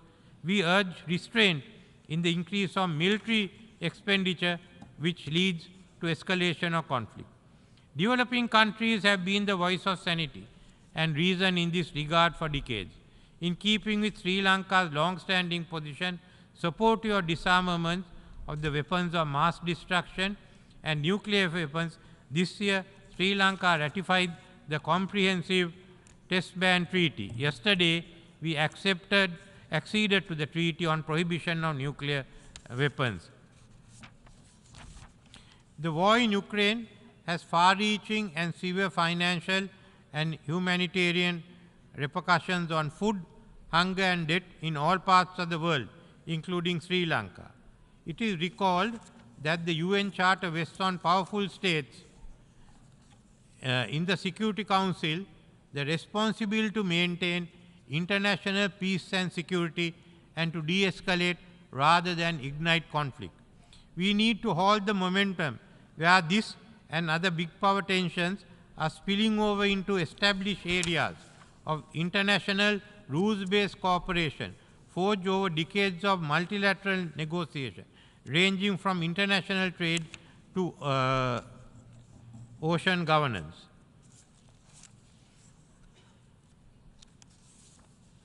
Mr. President, this international system is today undergoing vast changes. At the same time, it's been confronted with unprecedented challenges. We come to the United Nations to demonstrate solidarity in arriving at common solutions. What is at stake is not the future of the United Nations, but our planet as a whole. Member states will need to find new ways of working together despite increasing mistrust that has permeated international relations. We who have not been able to find a solution to the Palestinian question must now be able at least to find a solution to the questions which threaten the existence of the present global community. And this can be achieved through the willingness of the permanent members to work together in solidarity with the developing world. They must show the way. Thank you.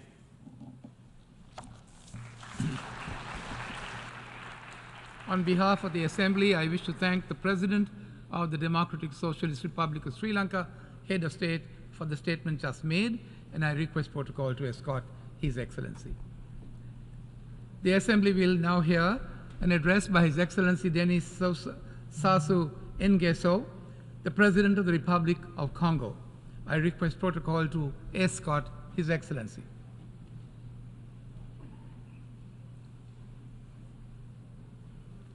On behalf of the General Assembly, I have the honor to welcome His Excellency Denis Sassou Nguesso, President of the Republic of Congo, and to invite him to address the Assembly.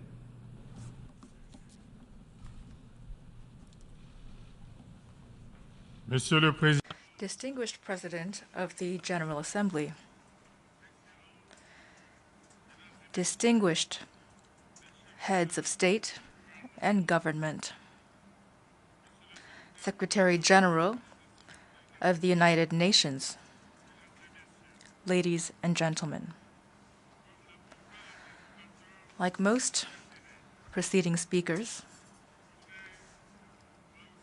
I would also like to express my fraternal compassion and solidarity with the peoples of Morocco and Libya, who have been so hard hit recently by natural disasters with unthinkable consequences.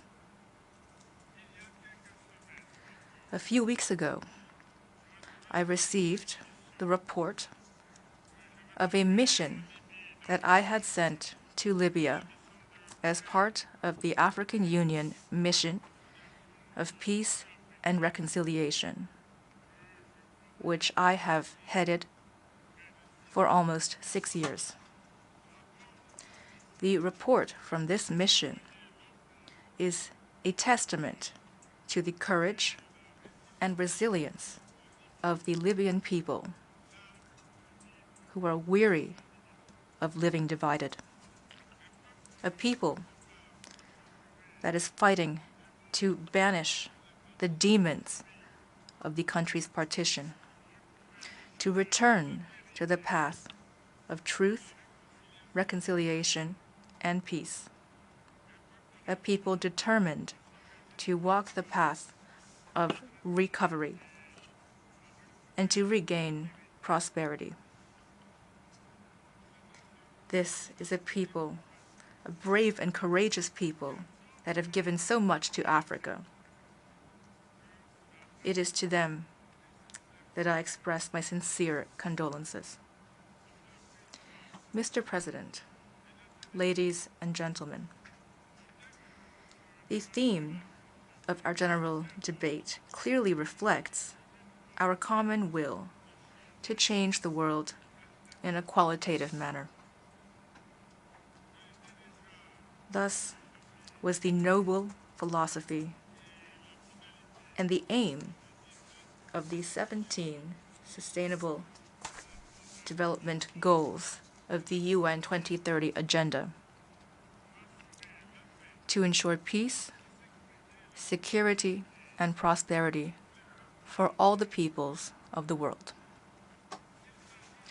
Whether we're striving to eliminate poverty and hunger in the world, thanks to a more just and equitable global economy, and thanks to a more efficient and sustainable agriculture, or whether we're working to guarantee health for as many as possible and quality education for the most underprivileged. These are all absolute priorities, as are, inter alia, providing water and electricity to as many people as possible, building road, rail, port, airport, and energy infrastructure to link territories, countries, regions, and subregions. The conservation of biodiverse ecosystems, especially through responsible management of these tropical forests that are some of the most precious gifts that Providence has bestowed upon us.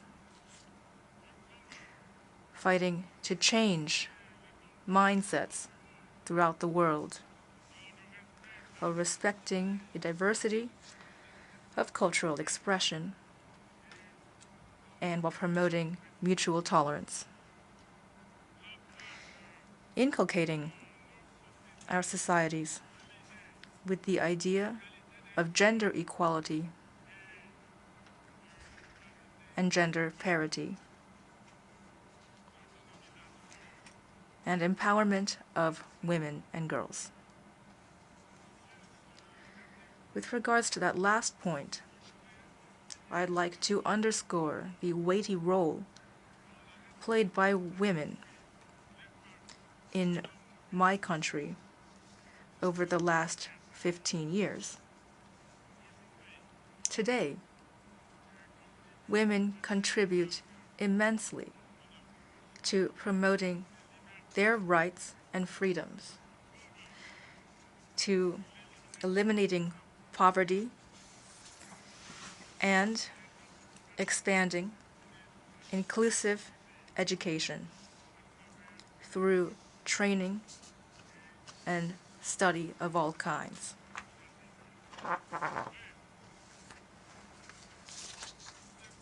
To sum up, all of these priorities that I have just listed call upon all of us to have a heightened sense of duty and responsibility, as well as openness toward the virtues of dialogue, a strong spirit of solidarity, patience, and resilience. The well-being of the nations of the world, I believe, hinge largely upon this change and this choice. Mr. President, ladies and gentlemen, today, the climate is the most pressing of all emergencies. This emergency strikes at the heart of life in all of its diversity. It jeopardizes our existence in all of its complexity, the inexorable rise of sea levels that jeopardizes island countries, rampant desertification that nothing seems to be able to stop, suffocating heat waves that take the lives of so many elderly people, frequent flooding, and sudden mudslides that cause the damage that we've seen recently. These are all dangerous and devastating phenomena that have shocked even the skeptics among us. And that is why, shouldering my responsibility as president of the Climate Commission of the Congo Basin, I launched, during the COP27 in Egypt, an initiative called the Global Reforestation Decade for greater biodiversity and for denser vegetation cover for the benefit of humanity. In the same spirit, my country, the Republic of Congo, has committed to hosting in October a summit of 3 basins of biodiversity ecosystems and tropical forests, namely the Congo and the Amazon, Borneo Mekong, as well as Southeast Asia, as a collective and concerted response of these 3 green lungs of our planet to climate insecurity, which threatens all of us. Since time immemorial, as we all know, forests have made life possible for millions and millions of people. With a deforestation rate that is one of the lowest in the world, just 0.06%, my country is fully playing its part in protecting the environment for the survival of humanity. Today, we warmly welcome the inscription of the Odzala Kokua Natural Reserve on the World Heritage List, in the World Heritage List. This took place at the 45th session of the UNESCO World Heritage Committee, which was recently held in Riyadh, Saudi Arabia. This is clearly an act of recognition, an act that justly rewards the efforts of my country to preserve this natural treasure of almost 1.2 million hectares, so rich in animal and plant biodiversity in the heart of the Congo Basin. These sacrifices made by riparian communities who have voluntarily given up certain activities that could harm the environment, and the willingness of states to abandon development projects to protect biodiverse ecosystems.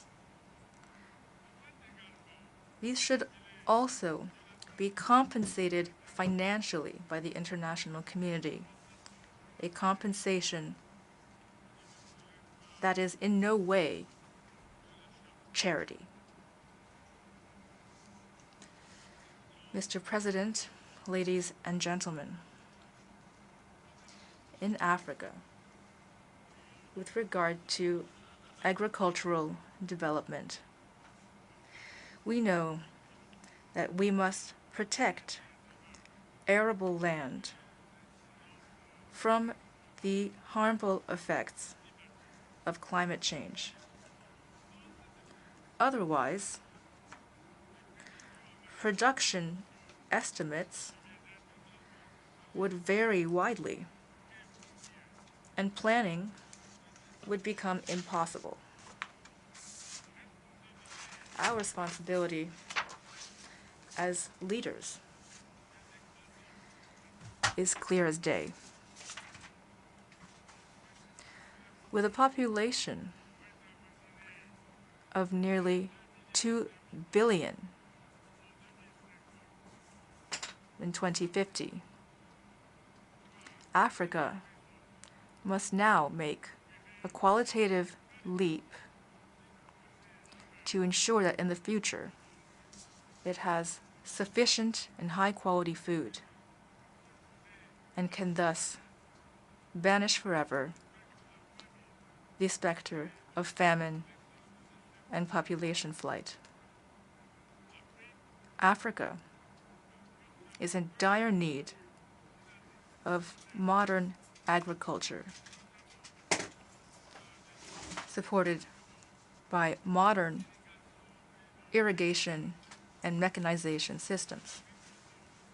Agriculture that would allow it to greatly reduce its food imports, which are still too high. That is why I'm calling for effective technical and financial partnerships to make great strides in this sector. Africa has no need for partnerships based on official development aid that is politically oriented and tantamount to organized charity. Trickle-in subsidies filtered by the selfish interests of donors will certainly not allow for a real and effective rise of our continent. Mr. President, ladies and gentlemen, the current session of the General Assembly is taking place at a time when wars and other armed conflicts are raging throughout the world. Here, I would like to once again underscore that no progress is possible on any continent or any country without peace. The hope of attaining the SDGs laid out by the UN would be merely an illusion if we do not ourselves create the most important of all conditions needed for the realization, that is to say, peace. For its part, and whenever possible, the Republic of Congo has always striven toward the peaceful resolution of conflicts in Africa and throughout the world. That is why my country has decided to take active part in the African Initiative for Peace Mediation between Russia and Ukraine. Due to the risk of generalized war that these events are creating for the world, it is not only the two belligerents in this conflict, but also foreign powers that could nudge the course of events toward peace. All of these actors must temper their emotions, stop fanning the flames, and commit immediately to engaging in peace negotiations that would be just, sincere, and equitable. The world desperately needs these negotiations to prevent the confrontation that's already underway, already so devastating, from further spiraling and pushing humanity into what could be an irreversible cataclysm. That is to say, total war beyond the control of the great powers themselves. I remain convinced that the wise recommendations put forward by Africa to restore peace between Ukraine and Russia will ultimately be heeded. Mr. President, ladies and gentlemen, as President of the High-Level Committee of the African Union on Libya, I would be remiss not to mention before this august assembly the dire situation that this country has been living in since 2011. A situation in which I am fully invested on behalf of the African Union. Efforts toward peace made in this difficult situation continued recently in July of this year as part of the reconciliation meeting that took place in Brazzaville, in my country. This meeting allowed various actors from the entire Libyan political and social spectrum to sit at the same table. We spared no effort to encourage the parties involved to overcome their differences and to reconcile their views of the challenges that a future Libya would face. The Inter-Libyan Reconciliation Conference, which I preside, aims at mediation, but it will not be effective unless it is inclusive, constructive, and consensus-based.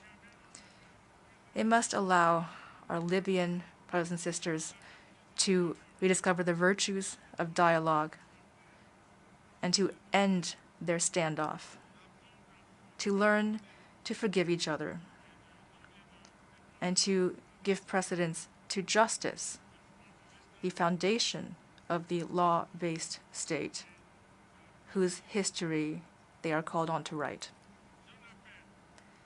Once again, I call for the support of the international community, beginning with the countries of the sub-region and the organizations that they belong to, as well as, of course, the countries of the Quartet, to provide tangible support for our efforts to create a strong and credible prospect of resolving once and for all this crisis, which has gone on far too long. Mr. President, ladies and gentlemen, in light of the unilateralism that is dangerously eroding the foundations of the great edifice that so many generations have helped to build since 1945, the Republic of Congo through myself, reaffirms its commitment to multilateralism, the key to justice in international relations, and the key to balance, equity, peace, and cooperation for shared development. Multilateralism, as we all know, can only flourish in a just and equitable global system, a system that reflects not the phantoms of the past, but the changing reality of our time. Whence the urgent need to reform its flagship instrument, that is, the Security Council of the UN, in order to guarantee fairer representation of all continents and all peoples of the world. Here, Africa has a common position, a compromise and consensus-based position signed in Eswatini, which my country has staunchly defended for more than a decade. Here and now, I reiterate the African demand, legitimate in every way, to see 2 of its states accorded permanent membership of the Security Council of the UN with veto rights.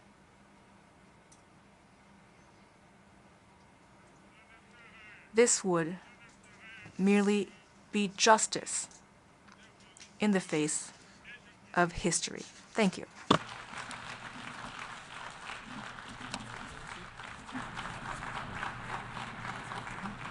On behalf of the Assembly, I wish to thank the President of the Republic of Congo for the statement just made, and I request protocol to escort His Excellency. The Assembly will hear an address by His Excellency William Samoei Ruto, President of the Republic of Kenya and Commander-in-Chief of the Defense Forces. I request protocol to escort His Excellency. On behalf of the General Assembly, I have the honor to welcome His Excellency William Samoei Ruto, President of the Republic of Kenya and Commander-in-Chief of the Defense Forces, and to invite him to address the Assembly. Thank you very much. The world over today, hundreds of millions of people are besieged by anxiety about their present and future security, dignity, and prospects of well-being. Many are victims and witnesses of present assaults of many, and many more are afraid of future violations of their most fundamental expectations. In his opening address, our Secretary General provided a graphic snapshot of the condition of the world and humanity, a situation that calls into question the state of multilateralism in terms of its founding aspirations as well as its present agenda. The poverty, fear, suffering, and humanitarian distress haunting the victims of conflict, drought, famine, flooding, wildfires, cyclones, deadly disease outbreaks, and other disasters are the outcomes of sustained violation of the most essential principles and the systemic neglect of humanity's dearest values, which lie at the very foundation of the UN Charter.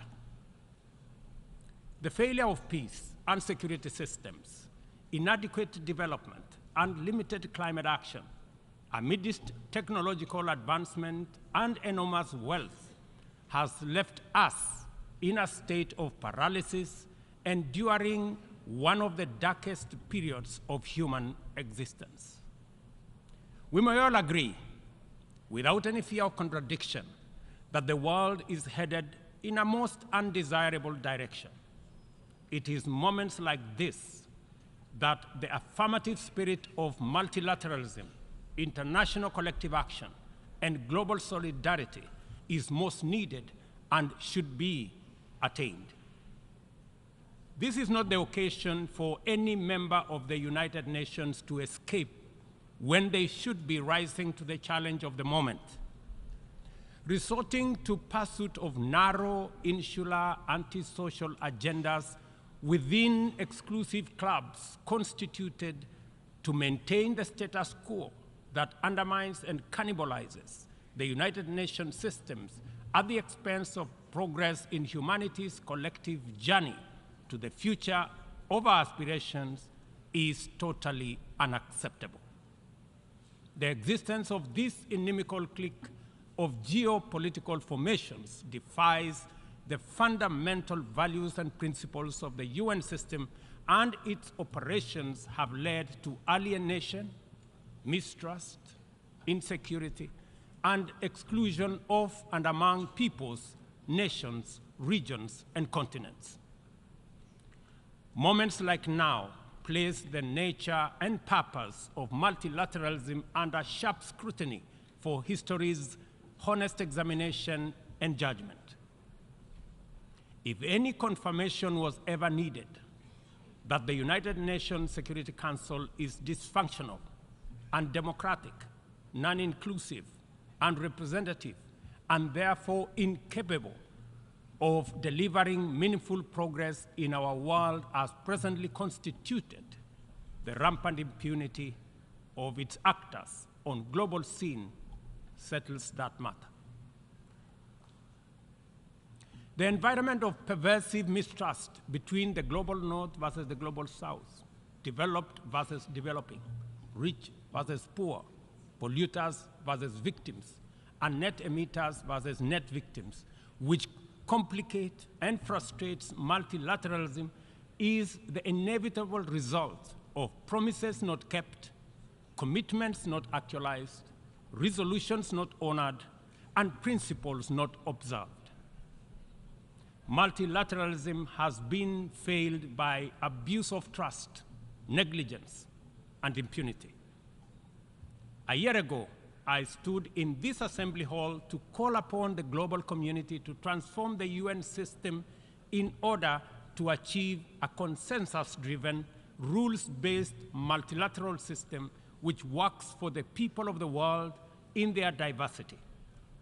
It is time for multilateralism to reflect the voice of the farmers, represent the hopes of villagers, champion the aspirations of pastoralists, defend the rights of fisherfolk, express the dreams of traders, respect the wishes of workers, and indeed protect the welfare of all peoples of the world. In the face of the most urgent crisis of our time, it is now clear that the international community has fallen seriously behind in meeting its targets in both climate action and the implementation of the Sustainable Development Goals, as well as their underlying enabler, peace and security. We as Africa have come to the world not to ask for arms, charity, or handouts, but to work with the rest of the global community to give every human being in this world a decent chance of security and prosperity by taking necessary actions, mobilizing adequate resources for investment, confronting security challenges, and resolving conflict as we all make our contribution to global prosperity. Kenya is proud of the contribution it continues to make in its tireless endeavor to support peacemaking, conflict prevention, peacekeeping, peace building, and other interventions undertaken across different regions. All across Africa, there is progress in efforts to resolve conflict and restore peace and stability, while at the same time, we are witnessing setbacks to democratic consolidation in the form of unconstitutional changes to governments. Kenya remains committed, determined, and indefatigable in its contribution to unity, peace, security, stability, and prosperity. Often, we have made encouraging progress. For example, on 5th December 2022, the Juba Peace Agreement ushering in a 2-year transition was signed by the parties to the conflict in Sudan. A day after, the Inter-Congolese Dialogue on EAC-led process and concluded its 3rd session in Nairobi. The following day, the government of Somalia and Somaliland agreed to resume reconciliation. We are also proud of the progress made in stabilizing Eastern DRC as a result of the EAC regional force, setting the DRC on the path to sustainable peace and stability. In Ethiopia, the guns have gone silent following the Pretoria and Nairobi agreements, while in South Sudan, the parties have committed to explore ways to resume and conclude the stalled peace process and to hold elections. Our proactive commitment to peace, which is not limited to our continent, inspired us to dispatch the African Peace Delegation consisting of 6 African heads of state to Moscow and Kiev with a 10-point peace plan, beginning with efforts to initiate a mediation process to resolve the conflict between Russia and Ukraine. Although the delegation encountered significant challenges in their mission, we remain very proud that they showed up. The hunger for peace and security in Africa is evident, and this bodes well for the prospects of attaining the Africa Union's Agenda 2063 and global peace. Kenya stands in solidarity with all humanity without regard to region, border, or hemisphere. This is why and how we see the people of the Republic of Haiti, who are suffering immensely from the bitter legacy of slavery, colonialism, sabotage, and neglect. As a nation which was forced to wage a painful struggle for our own independence and sovereignty, Kenya empathizes very deeply with the humiliation of a proud people in Haiti and the price they have had to pay for their hunger for liberty and the sorrow they have endured for their thirst for freedom. Haiti is the ultimate test of international solidarity and collective action. The international community has failed this test so far and thus let down a people very, very badly. Haiti deserves better from the world. The cry of our brothers and sisters who were the first people to win their struggle for freedom from colonial tyranny has reached our ears and touched our hearts. Doing nothing in the face of the historic isolation, neglect, and betrayal of the people of Haiti is out of question. Inaction is no longer an option. As we mobilize to show up for Ukraine and countries that have experienced the devastating impact of climate shocks, including Libya, Morocco, and Hawaii, we must not leave Haiti behind. We must commit to show up in the spirit of solidarity to support a people regain their political and socio-economic footing by reinforcing the underlying enabler that is security. Kenya is ready to play its part in full and join with a coalition of other nations of goodwill, and there are many, as a great friend and true sibling of Haiti. We urge the United Nations to urgently deliver an appropriate framework to facilitate the deployment of multinational security support as part of a holistic response to Haiti's challenges. We call on the Security Council to contribute positively, by approving a resolution under Chapter 7 that tailors the security support mission to the specific needs of Haiti and its people. This should be part of a comprehensive strategy that includes delivering humanitarian aid, supporting livelihoods, instituting reforms, and fostering a political process guided and owned by Haitians, all in the aim of enabling free and fair elections within a reasonable time frame. We are encouraged by many countries which have already stepped forward to take part in this solidarity. We must recognize that stability, peace, and security form the foundation on which the pursuit and realization of sustainable development and climate action stands. This realization must enable us formulate strategies which treat these initiatives as interconnected, mutually reinforcing, and complementary dimensions of a single agenda. The tragic spectacle of young people from Africa boarding rickety contraptions to gamble their lives away on dangerous voyages in pursuit of opportunities abroad, either as conflict, climate, or economic refugees, is a statement of the failure of the global economic system.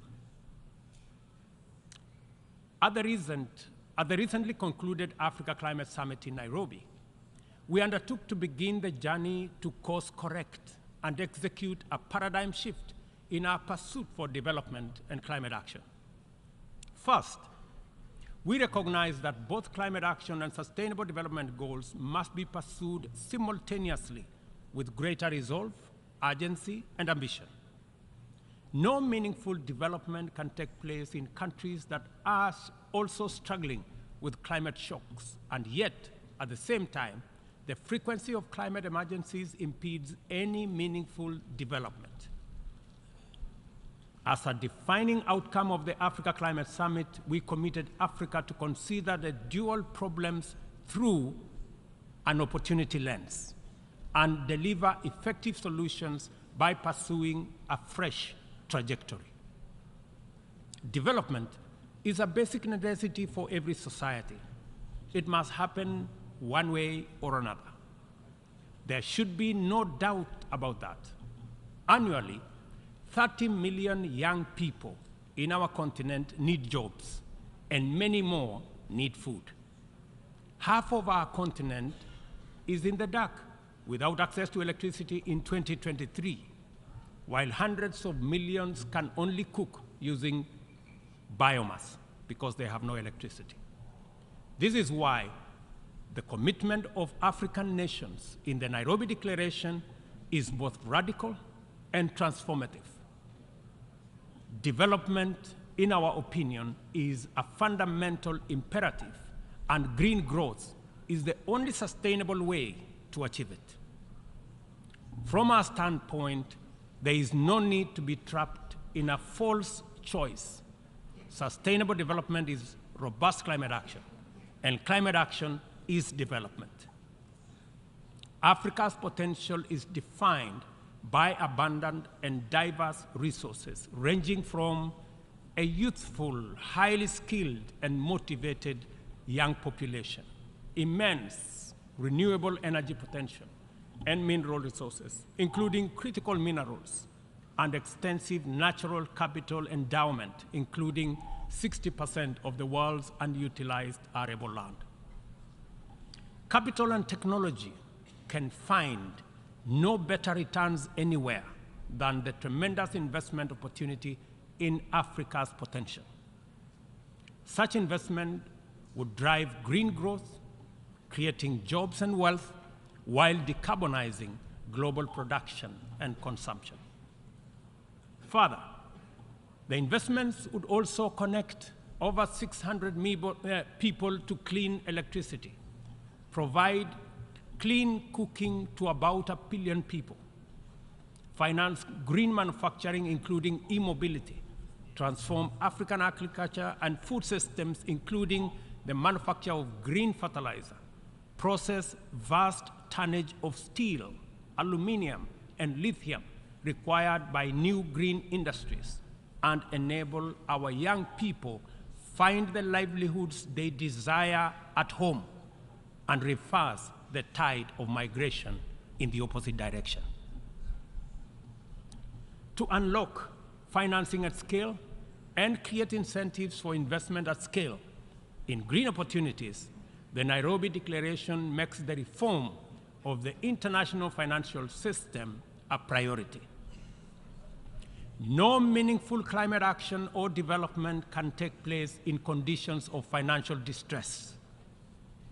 According to IMF data, as of last month, 10 low-income countries were already in debt distress, and 52 are at high or moderate risk of falling into debt distress.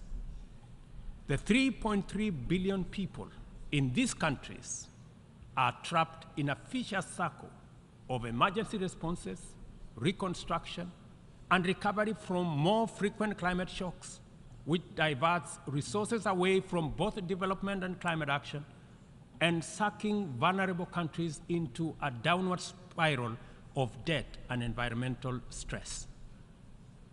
The global community must therefore develop a debt restructuring initiative that does not wait for nations to plunge over the cliff into debt distress before providing relief. Rather, the new sovereign debt architecture should extend the tenure of sovereign debt and provide a 10-year grace period for countries that are in debt distress. The second financing intervention relates to concessional financing. It is time to work with the international financial institutions to provide more concessional loans, approximately to the tune, in our estimation, of about $500 billion, and to provide increased liquidity support through special drawing rights with a minimum target of what was obtained during the COVID pandemic of $650 billion. Access should be based on specific needs, not entitlement, and this necessitates changes to the allocation mechanism different from what we saw during SDRs for COVID. The third critical reform is that of the financial market reorganization. The entire system of risk assessment and the opaque methodologies employed by credit rating agencies and risk analysis needs to be overhauled at the minimum. We must all recall the miscalculation of subprime mortgage risks by these agencies 2 decades ago, which precipitated a financial crisis whose effects reverberate to date, and ask the following question: on what basis should we believe that their methodologies are better at assessing risk in faraway frontier markets like ours that are far much more complicated to measure objectively than in assessing the value of financial assets in the markets where they actually operate, and which they got so disastrously wrong? If they got it wrong then, I bet you they have it wrong now. In any case, any objective rating must also take into account principles of responsible sovereign lending and accounting, specifically emphasizing the need for international accounting systems that supports the proper valuation of mineral wealth, natural capital, and ecosystem services in the computation of national GDPs. Until that is done, very wealthy countries will be categorized as poor. The fourth limb of the interventions arising out of the Nairobi Declaration is the establishment of a global public climate financing mechanism funded through a global carbon tax on trade in fossil fuels, as well as an emissions levy on aviation and maritime transport, including the option of a global financial transactions tax in order to make available dedicated, affordable, and accessible capital for green investments at scale.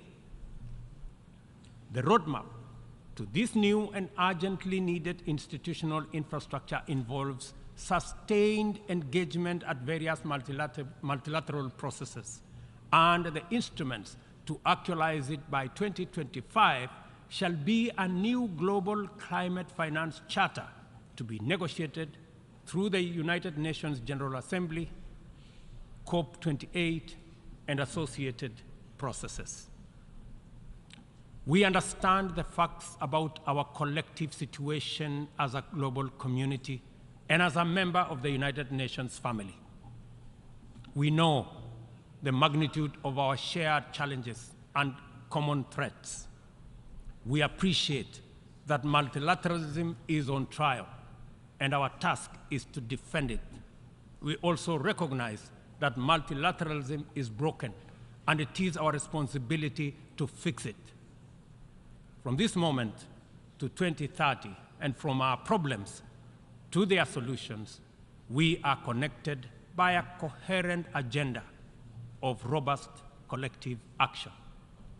We must therefore muster the courage and will to stand together in solidarity and act, to right past wrongs, solve present problems, and secure our collective future, to protect and empower all people and support our friends in need, to restore broken trust, raise hopes high, and keep faith strong, and finally, to pursue, achieve, and sustain positive change in order to make billions of cherished dreams come true. We must start right away, for we have no time to lose. And I thank you. On behalf of the Assembly, I wish to thank the President of the Republic of Kenya and Commander-in-Chief of the Defense Forces for the statement just made, and I request protocol to escort His Excellency. The Assembly will hear an address by His Excellency Wesley Semino, President and Head of Government of the Federated States of Micronesia. I request protocol to escort His Excellency. On behalf of the General Assembly, I have the honor to welcome His Excellency Wesley Semino, President and Head of Government of the Federated States of Micronesia, and to invite him to address the Assembly.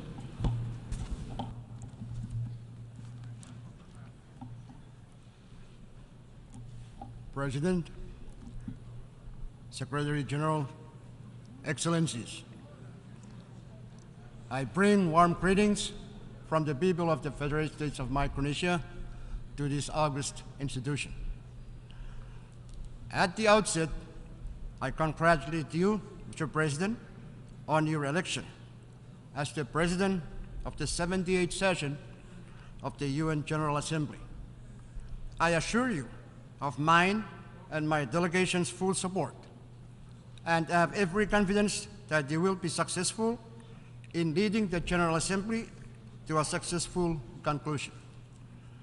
I would also like to express our appreciation to your distinguished predecessor for his service to the General Assembly, and to the UN Secretary General for his bold and visionary leadership in steering the United Nations during these challenging times.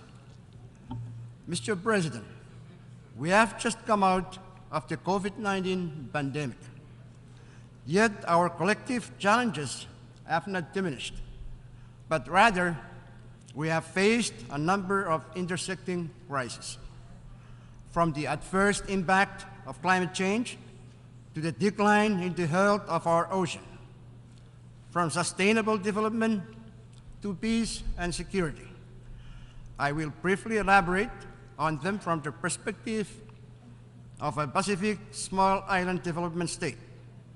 But I also want to highlight our opportunities. Mr. President, in 2015, the same year in which this body adopted the 2030 Agenda for Sustainable Development, the international community also adopted the landmark Paris Agreement on climate change. Though far from perfect, the Paris Agreement represents a key tool to combat the climate crisis. The adoption of the Paris Agreement marked a high point of multilateralism, similar to this body's adoption of the 2030 Agenda.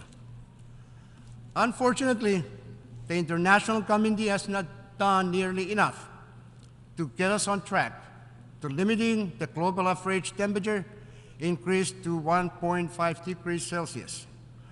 One need only scan the news on any random day to see the evidence of the climate crisis in devastating effects around the world today. Loss and damage caused by the climate crisis is accumulating every day in Micronesia, and it will continue to worsen at a faster pace as tipping points are reached. As the Secretary General recently stated, we are now in an era of global boiling. We need a fast-acting mandatory approach, which should be modeled on the Montreal Protocol on Substance and deplete the ozone layer, the best environmental agreement ratified by every UN member state.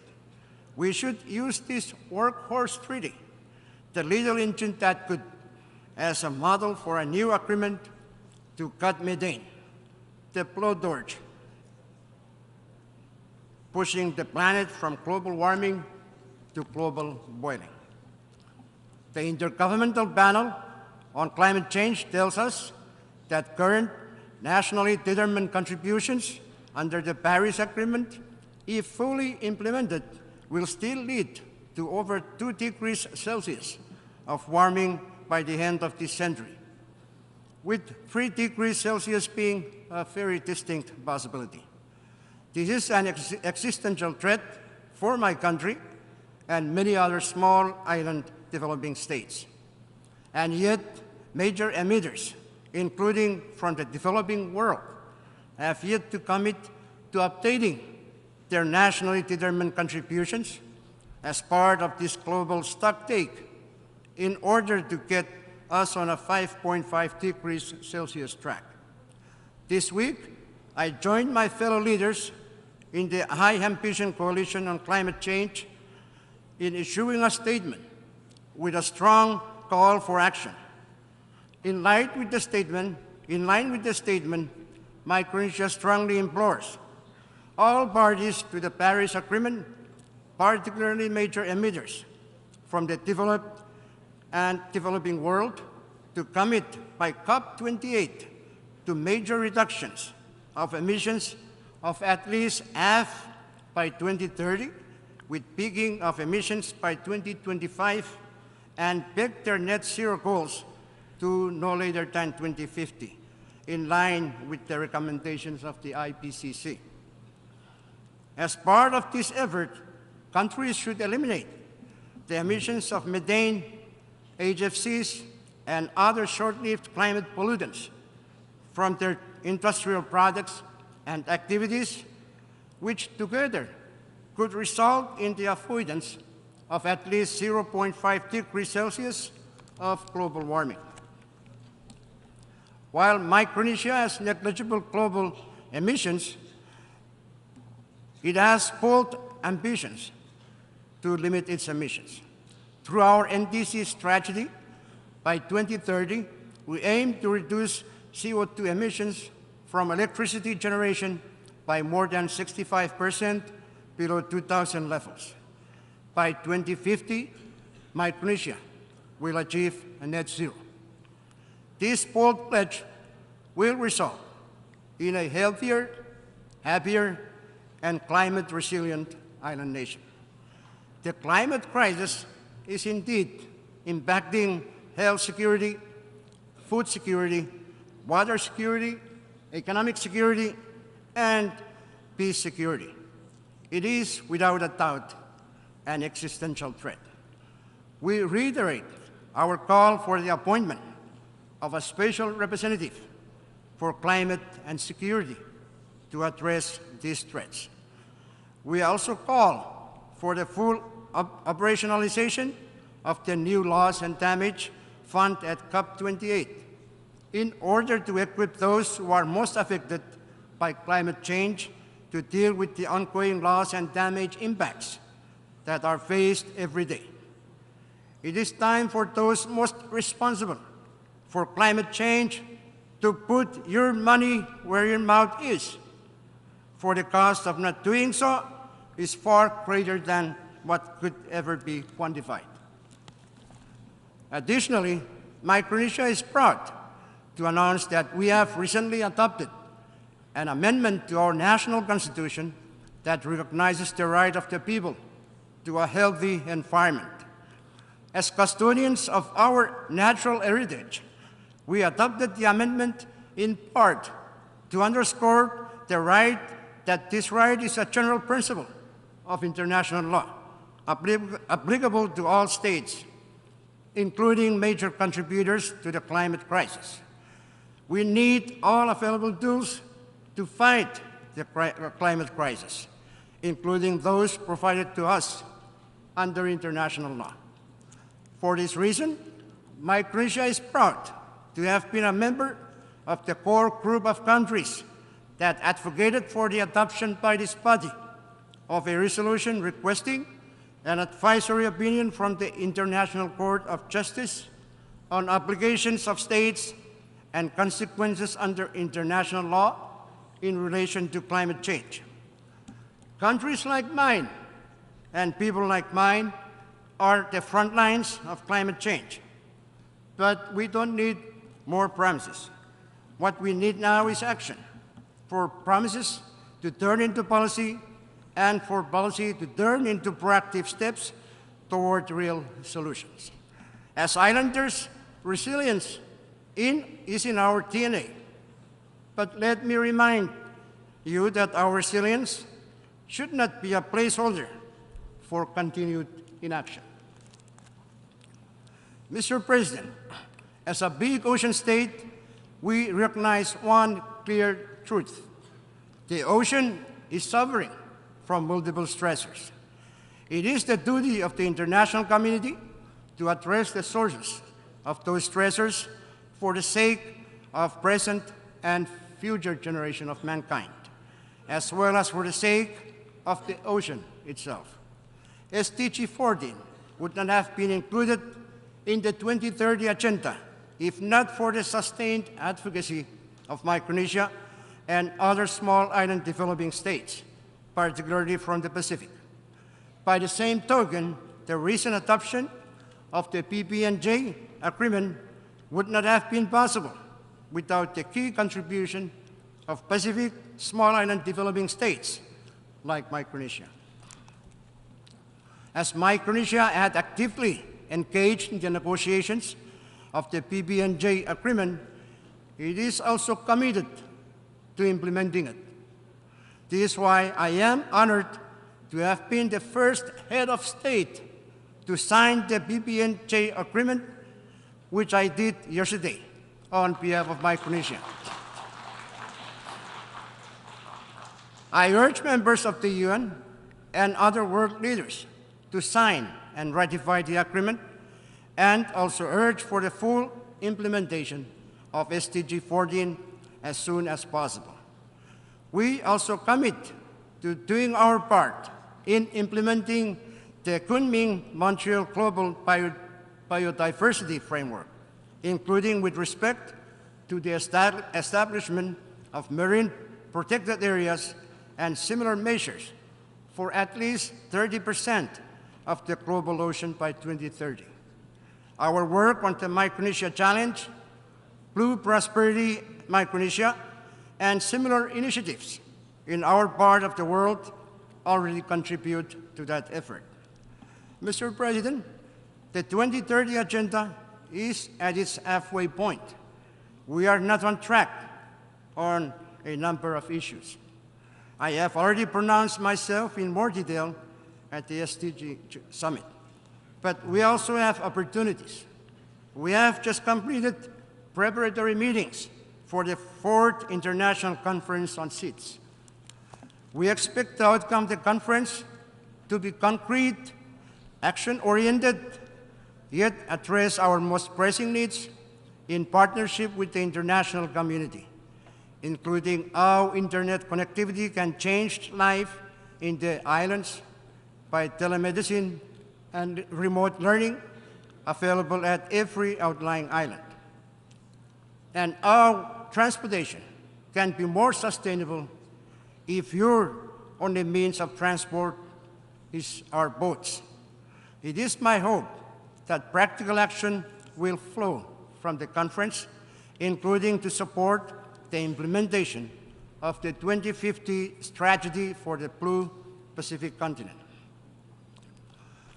Mr. President, Micronesia is a proud matrilineal society where our clans, lineage, and land control are mainly passed down from generation to generation through women. This symbolizes the powerful role of women in our culture and society. Yet we recognize that historically, women have had difficulty in attaining roles in leadership and decision-making in government. So, Mr. President and Mr. Secretary General, I am pleased to report that finally, there are women members currently serving in our National Congress now. And in my own administration, I have committed to putting more women into leadership and decision-making positions while continuing to meaningfully consult and engage women on matters of national importance in order to strive for a more inclusive and equal Micronesia. Mr. President, traditional threats to peace and security persist, making the principles of the UN all the more valuable to uphold. This is why Micronesia stands in solidarity with Ukraine and supports its independence within its internationally recognized borders. We also urge all member states to cooperate to urgently address the adverse impact of the war in Ukraine on food security, energy, and finance, including in small island developing states like my own that are vulnerable to such impacts. We must find ways to put an end to this illegal war, which continues to erode the credibility and integrity of this premier international body and the principles enshrined in its charter that we all agree to support. This brings me to a related and most crucial point, the reform of the UN Security Council, which was put in place almost 80 years ago.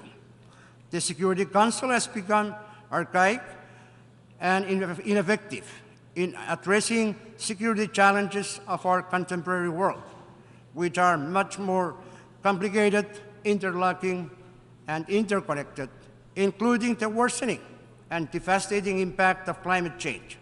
As the Secretary General mentioned in his opening statement, the world has changed, but our institutions have not. Fellow leaders, the time for that change is now. The geopolitical dynamics that we face demand that we embrace change and adapt to the realities and dynamics of the 21st century. Permanent membership of the Security Council must be expanded to include Japan, India, Germany, and others. And non-permanent membership should be expanded as well, including a standalone seat for small island developing states. These changes are needed in order to enhance the legitimacy, credibility, and effectiveness of the Council. The time for Security Council is now. Mr. President, in closing, more than ever in the history of the United Nations, we urgently need to live up to our name and fortify unity among nations. For the challenges of our time demands it of us. Our global community is interconnected, and interdependence among nations is reality. And so no challenge can be solved by any one country or community alone. We must admit we all need each other.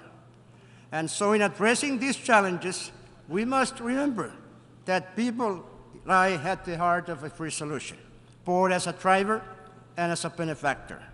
As a global community, we all gather here within these walls because despite it all, we still believe that we can do better. We still have the audacity to reimagine a more just and prosperous world that is worthy of the next generation. I thank you for listening. On behalf of the Assembly, I wish to thank the President and Head of Government of the Federated States of Micronesia for the statement just made, and I request protocol to escort His Excellency. The Assembly will hear an address by His Excellency Jakov Milatovic, President of Montenegro. I request protocol to escort His Excellency.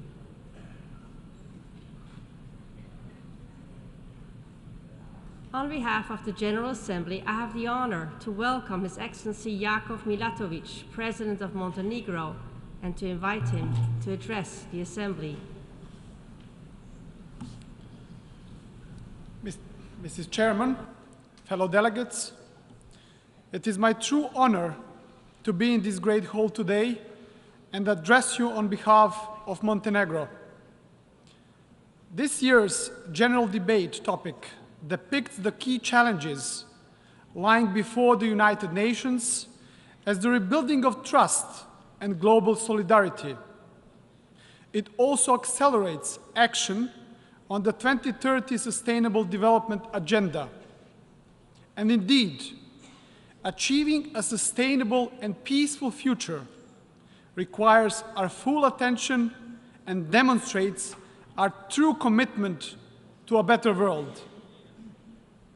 I reaffirm and reiterate Montenegro's strong support and commitment to the goals and principles of the United Nations, particularly in times like these, when global unity and solidarity are greatly needed.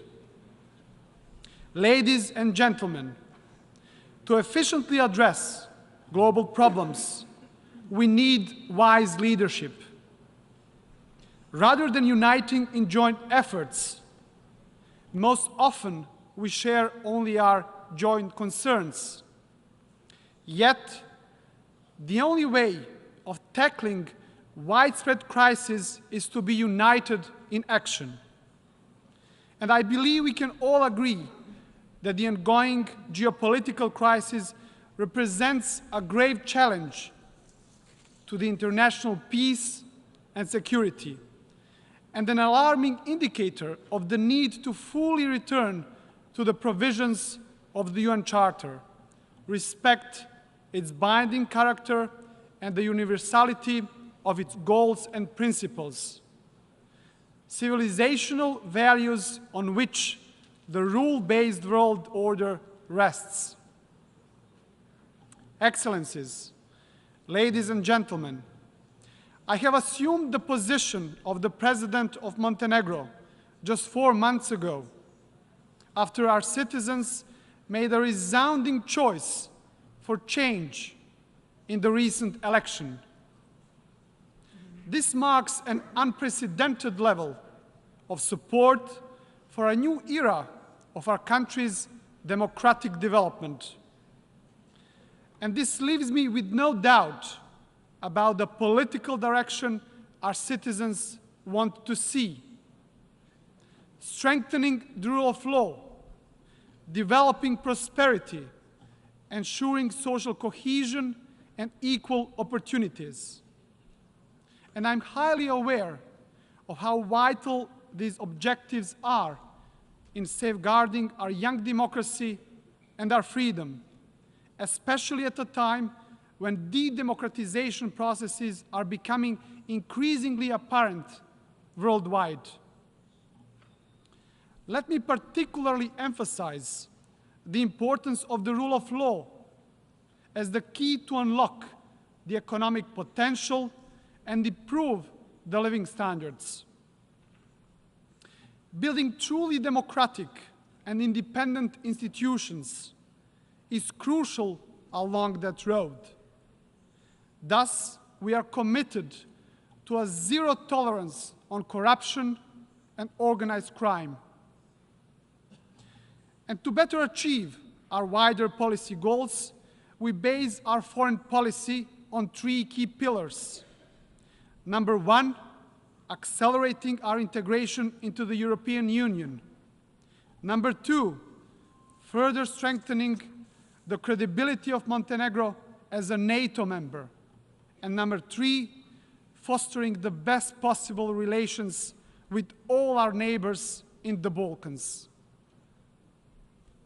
Montenegro is devoted to safeguarding lasting peace in the Balkans.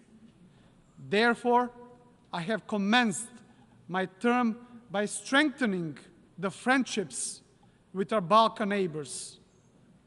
And we have also intensified the discussion with the European Union, thus extensively elaborating on the need of Montenegro's speedy accession into the EU as the best possible signal for all other aspiring states that the EU perspective is still alive. Following these principles, in the 4 months period of my mandate, we opened a meaningful dialogue with the civil society and vulnerable communities, with the aim of pursuing and ultimately achieving a truly inclusive society where nobody is left behind. Creating an environment of equal opportunities where life success is primarily determined by education and hard work is my goal. This is my story, which I believe can become and should become the story of Montenegro and the story of all of us. I belong to a generation that was too young to witness the suffering caused by the wars following the dissolution of Yugoslavia. Yet, I think that I bear no less obligation to work on diminishing the still present consequences and thus preventing such tragic events from occurring again. To this end, Montenegro's strong commitment is to address the past without any bias, by calling things as they are, as the victims of those tragic events expect them to be called.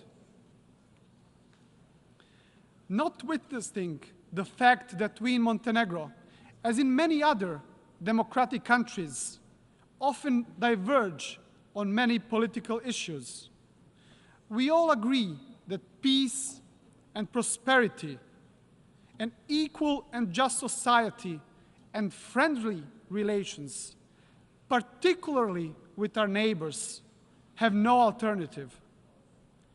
We are proud of our democracy, but also grateful to our ancestors for having a state to protect and promote our interests abroad. We truly cherish freedom, and we stay united in this. And the same is what we hope from the world, to ought to be united as ever before in defending democracy, human rights, freedom of choice, the rule of law, and ensuring peace and prosperity, but above all, preserving human lives. In this context, I would like to reaffirm once again Montenegro's clear-cut position in condemning unprovoked and unjustified Russia's aggression and our firm support to Ukraine. Besides devastating Ukraine, this war caused an energy, food, and financial crisis, that especially harmed the least developed in the world. To that extent, and in accordance with the UN Charter and the adopted General Assembly resolutions, we share the desire for comprehensive, just, and lasting peace in Ukraine. Dear colleagues, there are still far too many places in our world where peace, stability, human rights, and even basic necessities are not granted. And we cannot be proud of this. The international community often emphasizes reactionary humanitarian responses rather than the preventive ones. Think just of the heartbreaking migratory crisis in the Mediterranean region. The confluence of challenges we all face today serves as a formidable obstacle to the realization of the Sustainable Development Goals. Despite these obstacles, there are constructive ways to move forward. To speed up progress towards achieving the SDGs, it is necessary to mobilize strong political commitment, improve financial resources, and achieve closer cooperation. I believe we should be honest and admit that the Sustainable Development Goals have proven to be a greater challenge than initially expected, requesting from all our countries additional and greater engagement and commitment. And the international community must increase its efforts to combat climate change with concrete actions. This includes full implementation of the Paris Agreement and addressing the interconnected crisis of climate change, biodiversity loss, and pollution. Dear delegates, by adopting the declaration in 1991, Montenegro became the world's first ecological state. The declaration defined Montenegrin strategic commitment to adopting and implementing the highest standards and norms in the field of environment protection, nature conservation, and sustainable development.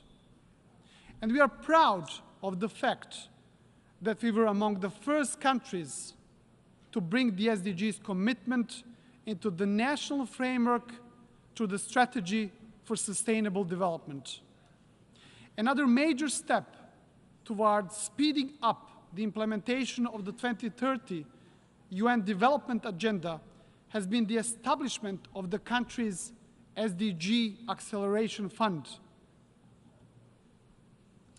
One particularly important fiscal and labor market reform resulted in the rise of the minimum wage and minimum pensions, and this was followed by other social security reforms, including the provision of the free books to primary school students, as well as child allowance to all under 18.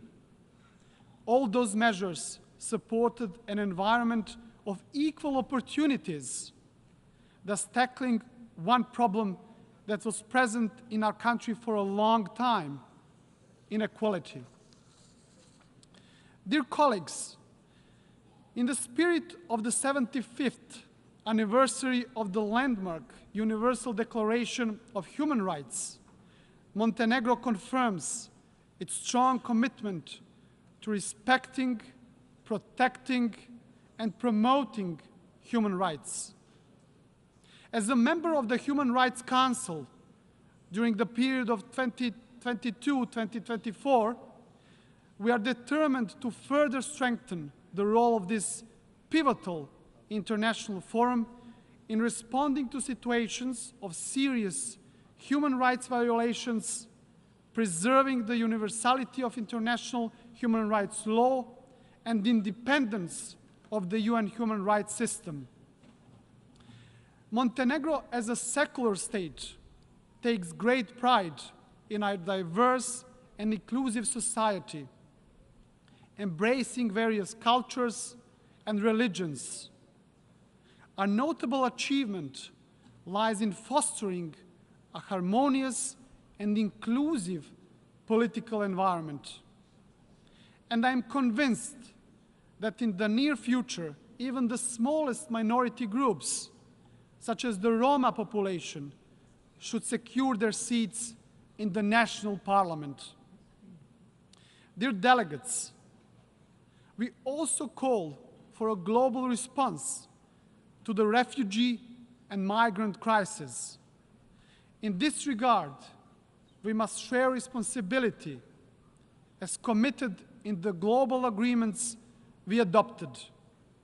We must cooperate in finding solutions and helping countries of destination as well as those countries of origin. Allow me to remind you that Montenegro gave shelter to over 100,000 refugees and displaced people during the wars of former Yugoslavia. More than 20% of our entire population. Also today, we have opened our doors for the biggest number of Ukrainian refugees per capita in Europe. And let me emphasize that the protection of refugees, including their legal status and our decision to provide them with shelter as they flee from devastating conflicts, has received unanimous support from all the political spectrum. Moreover, Montenegrin society stands united in its commitment to uphold international law in this regard, even in the face of significant social pressure on our healthcare system and education infrastructure. Ladies and gentlemen, Montenegro is firmly committed and determined to actively and constructively contribute and support collective efforts to preserve world peace and security. We strongly advocate for the role and work of the UN peacekeeping missions. To this end, we will continue to strongly support a higher presence of Montenegrin military forces in peace missions under the auspices of the United Nations. We very much welcome the new agenda for peace, where the Secretary General outlined the very founding stones on which we should rebuild the new international system based on trust and solidarity. Montenegro remains determined on the course of a Euro-Atlantic future, good neighborly relations, and multilateralism. And having this in mind, we have launched our candidacy for the non-permanent seat of the United Nations Security Council for the period 2026-2027, and we do ask for your support. To conclude, dear friends, as a European country, not only geographically, but more importantly, in terms of values and principles, we are convinced that the EU accession of Montenegro, as well as the entire Western Balkan region, will further strengthen our international position and ensure the lasting peace and prosperity. Hence, the accession of Montenegro in the European Union is a story significant not only for Montenegro itself, but it would provide a positive example to all aspiring countries, all the way from the Balkans to the east of Europe, that the EU enlargement is alive and still possible. I very much thank you for your attention.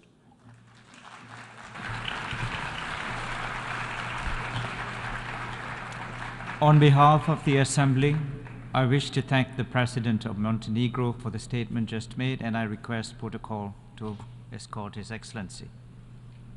The Assembly will hear an address by His Excellency Mahmoud Abbas, President of the State of Palestine.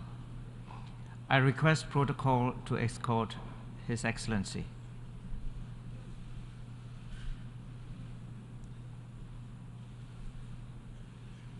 On behalf of the General Assembly, I have the honor to welcome His Excellency Mahmoud Abbas, President of the State of Palestine, and to invite him to address the Assembly.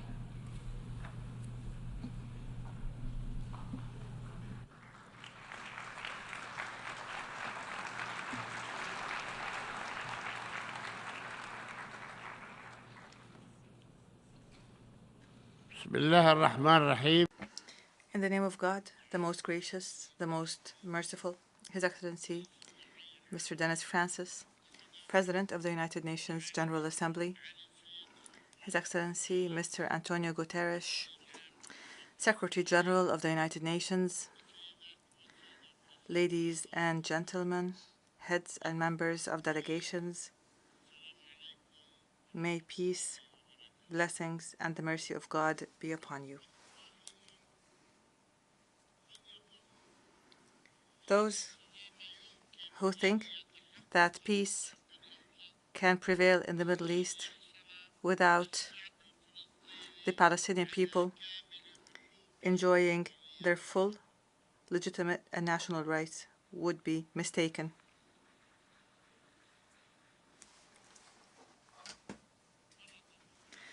Once again, I come to you carrying the cause of my people who are struggling for freedom and independence, to remind you of the tragedy caused by the Nakba 75 years ago. The effects of this Nakba continue and are exacerbated by the Israeli occupation of our land. This occupation challenges your resolutions. Over 1,000 resolutions, in fact. This occupation violates the principles of international law and international legitimacy, while it races against time to change the historical, geographical, and demographic reality on the ground, aimed at perpetuating the occupation and entrenching apartheid. Despite this painful reality, and 30 years after the Oslo Accords, which Israel has totally discarded, we still maintain hope that your esteemed organization will be able to implement its resolutions demanding an end to the Israeli occupation of our territory and realizing the independence of the fully sovereign state of Palestine with East Jerusalem as its capital on the borders of the 4 June 1967, as well as resolving the issue of Palestinian refugees in accordance with the resolutions of international legitimacy, especially General Assembly Resolution number 194 and the relevant General Assembly and Security Council resolutions, all of which affirm the illegality of the Israeli occupation and its settlements, in particular Resolution 2334 and the Arab Peace Initiative. Ladies and gentlemen, as I stand before you here, the Israeli racist right-wing government continues its attacks on our people, and through its army and its racist terrorist settlers continues to intimidate and kill our people, to destroy homes and property, to steal our money and resources, and continue to refuse to release the bodies of the martyrs. 600 bodies are being held. For what reason, I do not know. And this is done before the very eyes of the world and with complete impunity Rather, the leaders and the ministers of this government have even been bragging about their apartheid policies that they are practicing against our people who are under occupation. The Israeli occupation government also persists in its violations of the city of Jerusalem and its people. It continues to assault our Islamic and Christian sacred sites. It violates the historical and legal status of the holy sites, especially the Blessed Al-Aqsa Mosque, which international legitimacy has recognized as an exclusive place of worship for Muslims alone, including the Bab al-Rahma prayer hall and the Al-Buraq wall, according to a resolution by the League of Nations in 1930. The occupying power is also feverishly digging tunnels under and around Al-Aqsa Mosque, threatening its collapse, or the collapse of parts of it, which would lead to an explosion with untold consequences. We have repeatedly warned against transforming the political conflict into a religious conflict, for which Israel will bear full responsibility. I hereby call on the international community to assume its responsibilities in preserving the historic and legal status of Jerusalem and its holy sites, specifically the Al-Aqsa Mosque and the Church of the Holy Sepulchre and the Ibrahimi Mosque in Al-Khalil, Hebron. Here I wonder, why remain silent about all the flagrant violations of international law that are being committed by Israel, the occupying power? Why isn't Israel being subjected to serious accountability? Why are sanctions not imposed on it for ignoring and violating international resolutions, as is the case with other countries in the world? Why practice double standards when it comes to Israel? Why accept that Israel is a state above the law? Is it not time to answer these questions? Is it not time?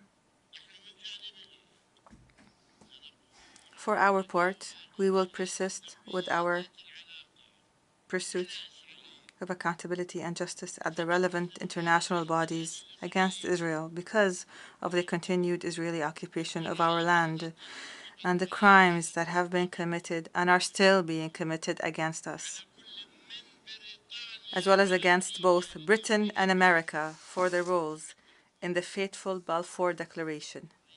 Yes, America and Britain, and against everyone who had a role in the catastrophe and tragedy of our people. We will not forget history. We will not forget pain. We call for acknowledgement. We call for apology. Acknowledgement and apology. We call for reparations.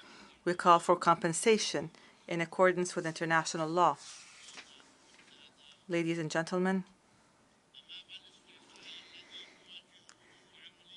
in light of the deadlock in the peace process, due to Israel's policies, we come before you to again appeal for the holding of an international peace conference. Is this too much to ask? Hold an international peace conference in which all countries concerned with achieving peace in the Middle East will participate. Therefore, I ask your esteemed organization and the Secretary General, Mr. Antonio Guterres, to call for and undertake the necessary arrangements to convene this peace conference, which may be the last opportunity to salvage the two-state solution and to prevent the situation from deteriorating more seriously and threatening the security and stability of our region and the entire world. I also call on your organization and the Secretary General to act to implement the resolutions to provide protection for the Palestinian people. We demand protection. We want to be protected from occupation, from the constant aggressions of the occupation army and the terrorist Israeli settlers.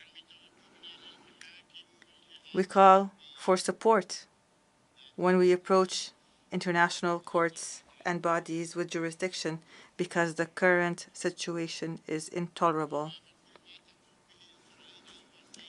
Ladies and gentlemen, in the face of all that Israel is doing, systematically destroying the two-state solution, it's become necessary, and in order to save the solution, to call on member states of your esteemed organization, each state in its national capacity, to take practical steps on the basis of the relevant resolutions of international legitimacy and international law. I also call on the states that have not yet recognized the state of Palestine to declare their recognition. I call for the state of Palestine to be admitted to full membership in the United Nations. There are two states that the entire world are talking about, Israel and Palestine, but only Israel is recognized. Why not Palestine? I can neither understand nor accept that some states, including America and European states, are reluctant to recognize the state of Palestine, which the United Nations has accepted as an observer state. These same states confirm every day that they support the two-state solution, but they recognize only one of these states, namely Israel. Why? What is the danger posed by the state of Palestine obtaining full membership in the United Nations? What is the danger? Israel enjoys this international recognition, though it has not adhered to the conditions for its accession to the United Nations. It did not adhere. These conditions, namely, are the implementation of Resolutions 181 and 194. We therefore call on your esteemed organization to take deterrent measures against Israel until it fulfills its obligations, at least, that were presented in a written declaration by its Minister of Foreign Affairs at the time, Moshe Sharett. He sent a written commitment to implement these resolutions in 1949, but nothing has happened since. This request of ours is for the sake of peace and justice, and out of respect for international law, international legitimacy, and this esteemed organization. Ladies and gentlemen, our people are defending their homeland and their legitimate rights through peaceful popular resistance. This is our policy. It is a strategic option for self-defense and to liberate the land from a colonial occupation that does not believe in peace and has no regard for the principles of truth, justice, and human values. We will continue our resistance, our peaceful, popular resistance of this brutal occupation until it is defeated from our land. We are managing our affairs under extremely difficult and complex circumstances as a result of the restrictions imposed on us by the occupying power. These restrictions prevent us from accessing our natural resources. The occupying power unlawfully withholds our money with no just cause. It continues to besiege our people in the Gaza Strip, only deepening the suffering of our people. Moreover, Israel bears full responsibility through its control over all crossing points and dividing lines between the occupied West Bank and its surroundings. It is fully responsible for these points and lines and for the deliberate spread of weapons, drugs, and criminal killings taking place in the Arab cities inside Israel these days. Every day there is a case of murder that Israel is responsible for, part of which is spilling over into our areas, thus creating a great threat to the social security of Palestinians everywhere in our territory. Allow me here to tell you that as long as we continue to suffer under the abhorrent Israeli occupation, we will continue to need financial assistance from the international community. When the occupation ends, we will thank you for your help. In addition to the crucial provision of financial support to the United Nations Relief and Works Agency for Palestine Refugees, UNRWA, it is in dire need so that it could support the refugees. We are thankful to the international community for the support it has given us to build our state and our economy, and we look forward to the continuation of this support until the occupation ends. Help us get rid of the occupation, and we would be able to rely on ourselves. Ladies and gentlemen,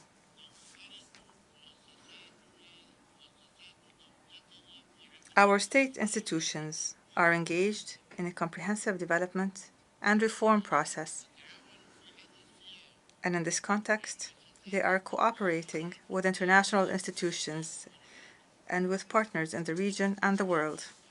Recently, we held local elections and elections for institutions, federations, unions, and others. There's a specialized committee to develop the justice sector in Palestine. Civil society is also playing its role in adding vitality to our political system. All that remains is for us to hold democratic general elections, as conducted in 1996, 2005, and 2006. We held elections, but since then we have been unable to hold these elections. Why? Because the Israeli government is obstructing this by its decision to prevent elections from being held in East Jerusalem. In the first 3 rounds of elections were allowed in East Jerusalem. They were not stopped, despite the significant interventions by many countries and regional and international organizations, which we appreciate, to enable our Palestinian people in Jerusalem to vote and run as candidates in these elections. Today, we renew our rejection of any position holding us responsible for not convening these elections, which are a Palestinian necessity that we want today before tomorrow. We want elections, but we want them to be held in East Jerusalem. Why is Israel stopping us from doing so? Please ask it. In the face of this intransigent position of the Israeli government, we will continue to approach the relevant international bodies to hold the Israeli government accountable and force it to allow us to hold these elections that are long overdue.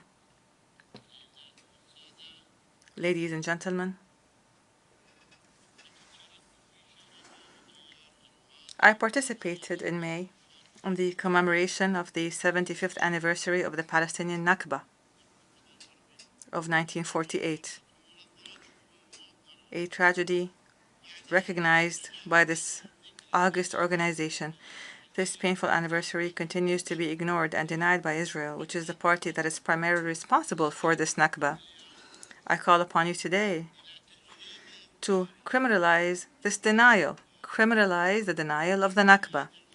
and designate the 15th of May of each year an international day to commemorate the anniversary of the Nakba, to commemorate the lives of the hundreds of thousands of Palestinians who were killed in massacres committed by Zionist gangs. Palestinians whose villages were demolished and who were forcibly displaced from their homes. The number of these refugees reached 950,000 people, 950,000 people in 1948, constituting more than half of the Palestinian population at the time. This is the least that the United Nations should do to honor these victims and to condemn this human tragedy, to commemorate the anniversary of the Nakba in 1948. Ladies and gentlemen, for several years now, we have presented our Palestinian narrative, the story of our people, that has been deliberately distorted by the Zionist and Israeli propaganda. We are relieved that the peoples of the world and many countries in the world have started to believe our narrative and sympathize with it after having been misled for decades. We also thank all those who contributed to sharing this narrative and supporting it and sympathizing it. We thank people of conscience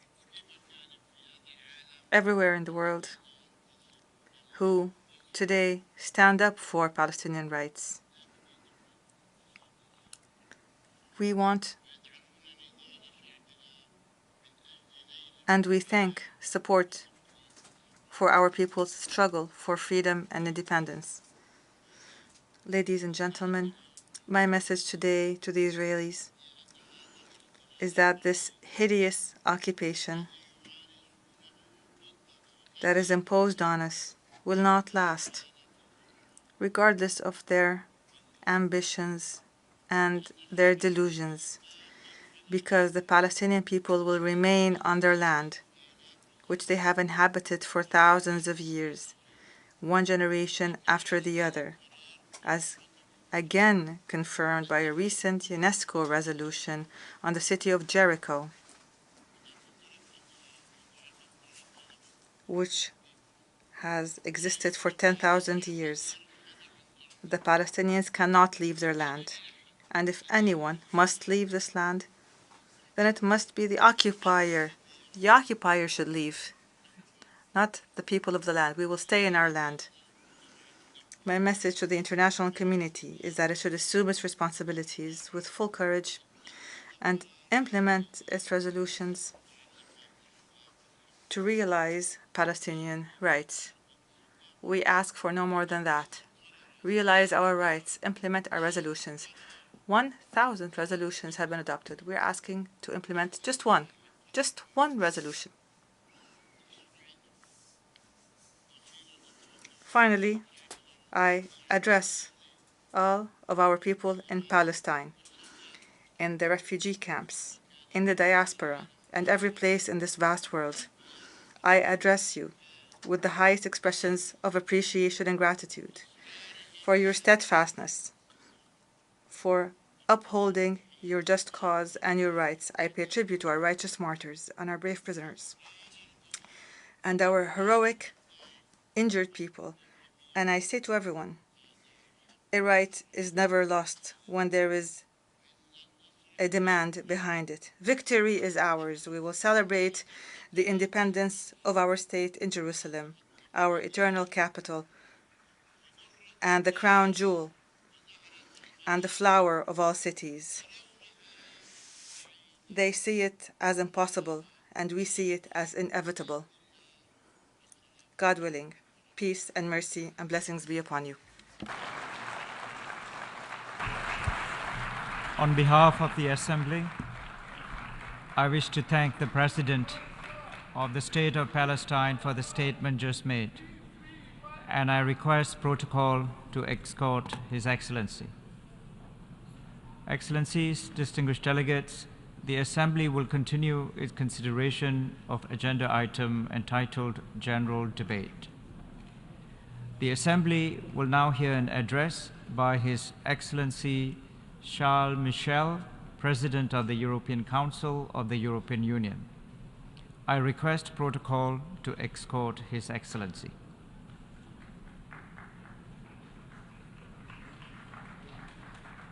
I have great pleasure in welcoming His Excellency Charles Michel, President of the European Council of the European Union, and I invite him to address the Assembly. Monsieur le Président, Mr. President, Excellencies, ladies and gentlemen, a mural adorns the wall of the Security Council chamber. The Norwegian painter Per Trog painted a phoenix there. It's a phoenix that emerges from a world covered with ash that is being rebuilt after the war. The lower part of the mural is dark. It features a dragon. It features soldiers and war machines. The United Nations were founded to protect us from our demons. It was founded to elevate the world community towards peace, cooperation, and solidarity. And yet the climate crisis is wreaking havoc. The global effort to combat poverty is weakening, and this war of Russia against Ukraine is exacerbating food insecurity and creating an energy crisis. And finally, we are losing our sense of urgency that the pandemic had taught us.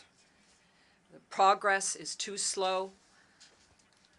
We are losing ground in many places. Ladies and gentlemen, the mantra of the Indian presidency of the G20 was one earth, one family, one future. And indeed, we are a universal family, and the United Nations should be the backbone. And as Secretary General said, this family is, however, dysfunctional. The European Union wants a world that is multipolar, that is cooperating and progressing towards more democracy, towards more respect of human rights. And yet, confidence is eroding, tension is increasing, and a dangerous bipolar confrontation is threatening us. It's as if we had to choose one side against the other. It's a little bit like the frenetic race to arm ourselves with nuclear weapons in the last century. Artificial intelligence now, especially in the military arena, has become that of geopolitical competition. And yet, it was said by our very much missed Secretary General Dag Hammarskjöld, wisely put it, the United Nations were not created in order to bring us to paradise, but rather to save us from hell. Ladies and gentlemen, lucidity imposes this. The United Nations system is today sclerotic and hobbled by hostile forces. We must assume our responsibility, and that means being engaged in order to put multilateral cooperation back on solid ground. And to that end, what we need is to first restore trust, solve the most urgent problems, and repair the United Nations system. First, restoring confidence. Trust and confidence, as we know, are based on respecting the sacred principles etched in the United Nations Charter, respecting sovereignty, territorial integrity, and human rights. And yet, for the last 19 months, a permanent member of the Security Council, Russia, without any shame, has been undertaking a war to conquer its neighboring country, which never threatened it in the past, and is therefore sweeping away without shame the fundamental principle. And this brings with it its share of horror and disdain for human life. The General Assembly has on a number of occasions condemned the resumption of the war of Russia against Ukraine, which is, of course, a violation of territorial integrity and sovereignty to which we are so attached. And this means we need to stop the Kremlin in its deadly adventure. But it has not been even slowed in its feeling of impunity. Impunity, as we know, cannot be eternal, and the time for justice will come. The European Union will unwaveringly support Ukraine in its right to legitimate defense. Ladies and gentlemen, colleagues, we know so well that the European Union also knows that this war against Ukraine will not make the other many and major challenges that the world must confront, will not make them disappear. The planet is boiling. The world is torn asunder by poverty and injustice. And we know there will be no miracle if we do not decide to mobilize the massive financing that's necessary now. For example, we have undertaken a collective commitment to limit heating of the planet to 1.5 degrees. And yet we know that we are far from reaching that goal, and heating of our planet will achieve 2.5 degrees between now and the end of the century. We must get back on track. The European Union has raised its goals for energy usage, which is renewable, and energy effectiveness. We have seen this with the G20, and we hope that more members of the international community will commit to this end. It is also in the interest of all countries to build the capacity of developing nations to be able to commit towards carbon neutrality between now and 2050. We see that only a fourth of world private investment is taking place in developing countries, and yet it is the G20 countries that are responsible for 80% of global emissions. And it's only this year only, that the international community will be reaching that promise of some years ago, the bar of $100 billion to finance action for climate. The European Union has been a driving force behind this, with $26 billion in 21 already invested, which is more than our share. We must do more. The International Energy Agency believes that world investments for energy transitions need to reach $5 trillion by 2030. That's 4% of GDP worldwide. And it needs to be maintained at that level to achieve zero carbon for 2050. And that's why in Dubai, we must put in place the financing for funds for loss and damage decided last year in Shanghai, Czech. We must do so at COP28. And finally, the natural disasters are coming one after another at a heady speed. It's all continents and all of our countries, and we saw this most recently in Libya. And that's why putting in place an international disaster fund is more necessary than ever in order to ensure swift and equitable response and to build our collective resilience. Prevention is also key.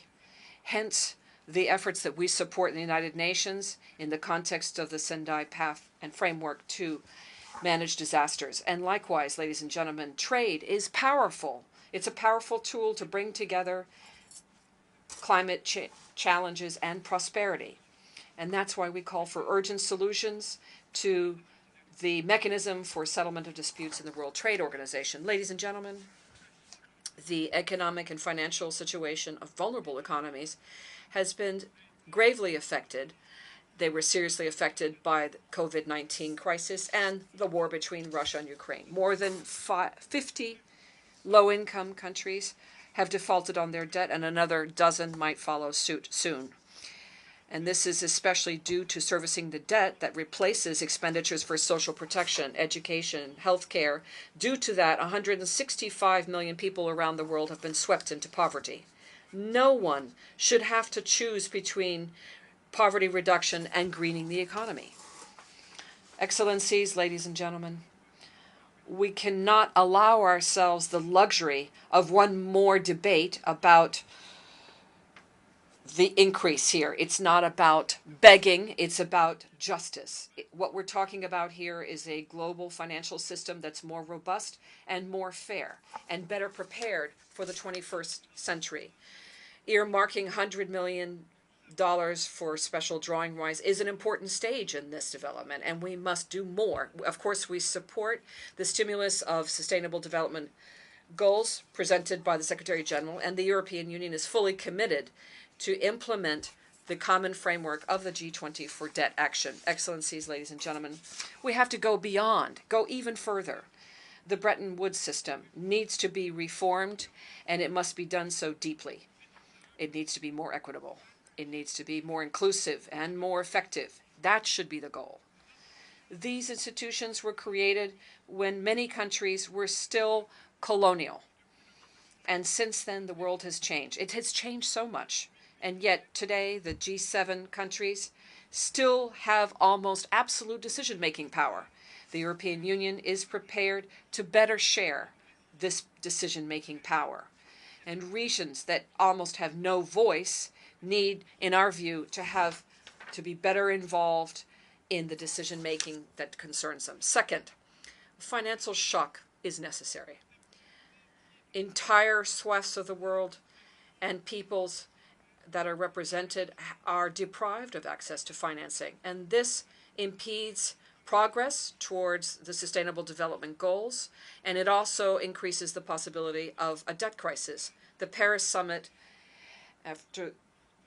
led the debate to discuss a new worldwide financial compact convened by the French president, along with Barbados, and the Prime Minister of Barbados. We've set the path, and as Mia Mottley said, it is now a question of speed and scope and breadth. We must do what's necessary, and we need to do it in time and for the right reasons.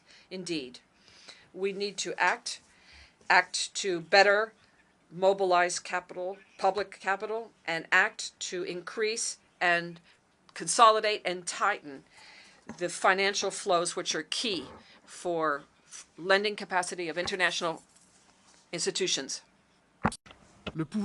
For example, in 60 years, the financing power of the World Bank as a proportion of global production fell 7-fold.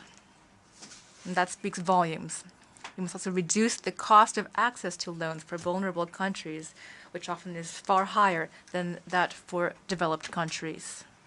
Lastly, we must adapt the rules of multilateral development banks when it comes to capital requirements that will allow for a flexible use of their balance sheets without jeopardizing their soundness.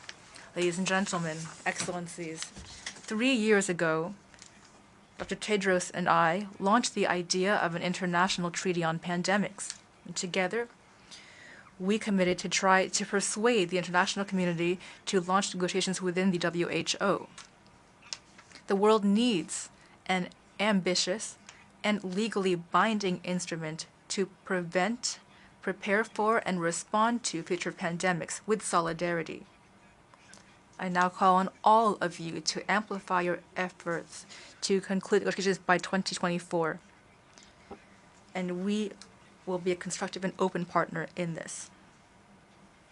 Ladies and gentlemen, distinguished colleagues, the Secretary General and all of the UN teams are the linchpin of strong action for humanity and the values of the UN Charter.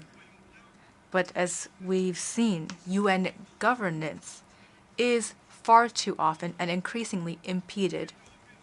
The EU, of course, supports the reform proposals presented by Secretary General in our common agenda. We also commend the progress made in terms of working methods.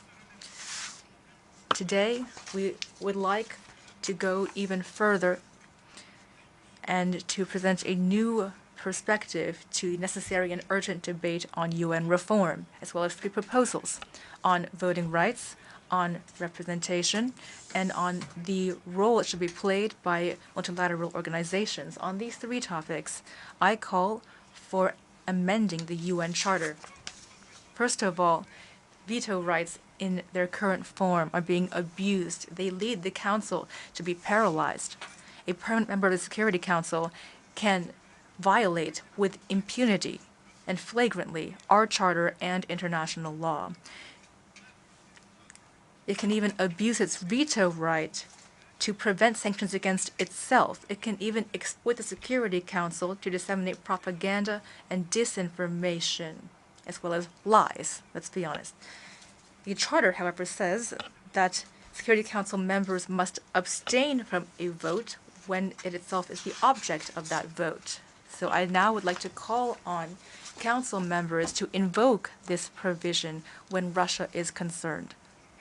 Lastly, in the same vein, the EU supports the French-Mexican initiative to limit veto rights in the case of mass atrocities. We also support the Code of Conduct for the Council's action against genocides, crimes against humanity, and war crimes. And lastly, we support all efforts to bolster transparency and accountability within the Security Council.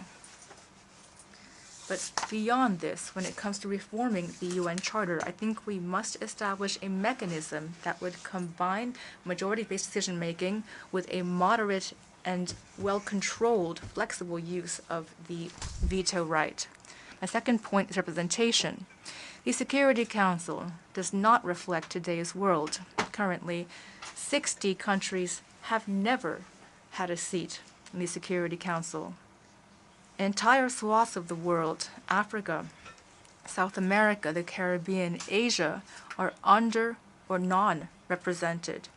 We support a comprehensive reform of the Security Council to amplify the voice of these regions and countries. Power and legitimacy go hand in hand. And due to its lack of representativeness, the Security Council is inexorably damaging its own legitimacy. Legitimacy is crucial and must be strengthened on two fronts.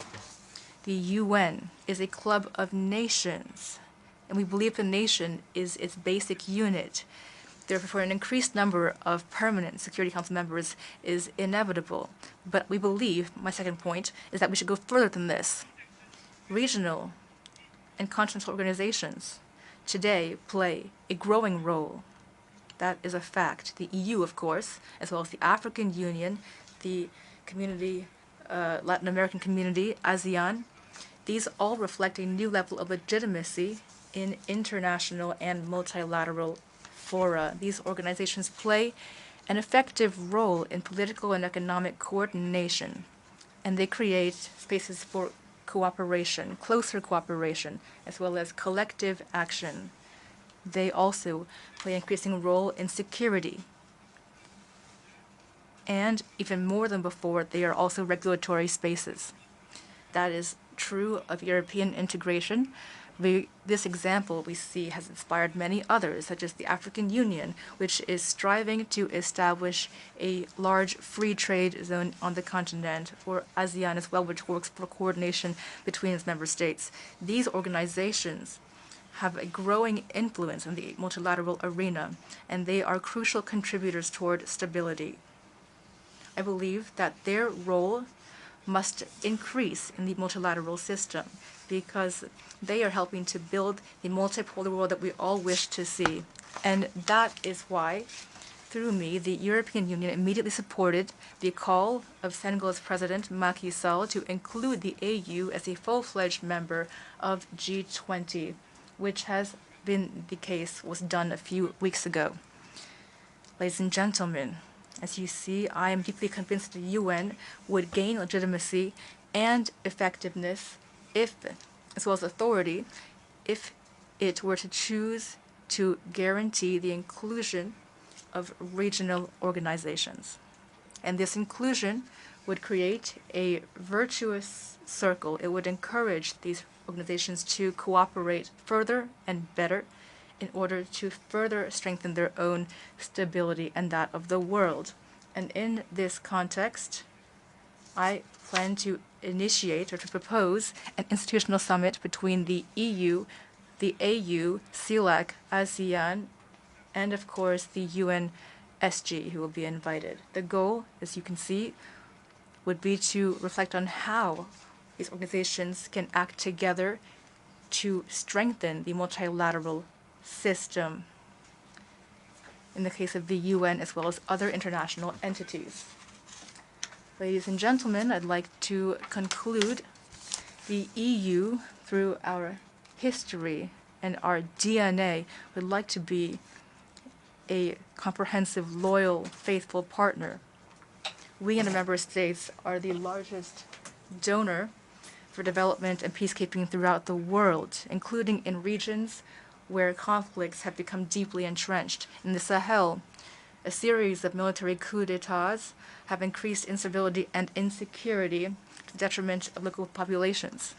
And here I would like to send a message of personal friendship and tireless support to the President of Niger, Mohamed Bazoum, who's been imprisoned 56 days in his own home by a military junta in the Middle East. We believe that lasting peace is only possible if Palestinians and Israelis can live together in security through a two-state solution. And in the South Caucasus, the latest devastating developments have shocked us. Military force is never a long-term solution if we want to win over hearts and minds. And throughout the world, the EU continues to shoulder its responsibility together with all those who work toward the common good for peace and prosperity. But we will never be intimidated by violence or threats. Distinguished colleagues, Per Krog's mural is an act of imagination. It also is a reminder for our consciences. A crucial reminder today, because today more than ever, we are in a world confronted by many dangers. Philosopher Friedrich Hölderlin said, and rightly so, where there is danger, there also is the power to save. In the face of these dangers, we have a vision of a better world, a brighter world. And we have powerful tools. I believe deeply in the power of collective intelligence. It's our turn to act now. We must act now for a more just, free, and prosperous world. Thank you.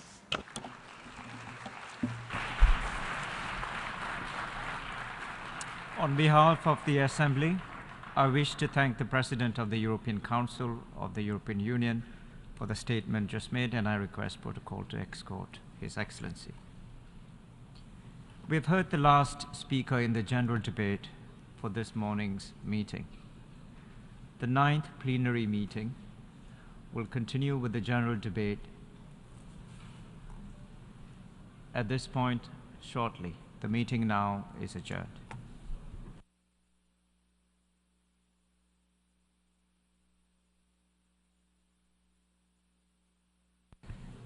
The 9th plenary meeting of the General Assembly is now called to order. The Assembly will hear an address by His Excellency Ras Khan, President and Head of State of the Republic of Nauru. I request protocol to escort His Excellency.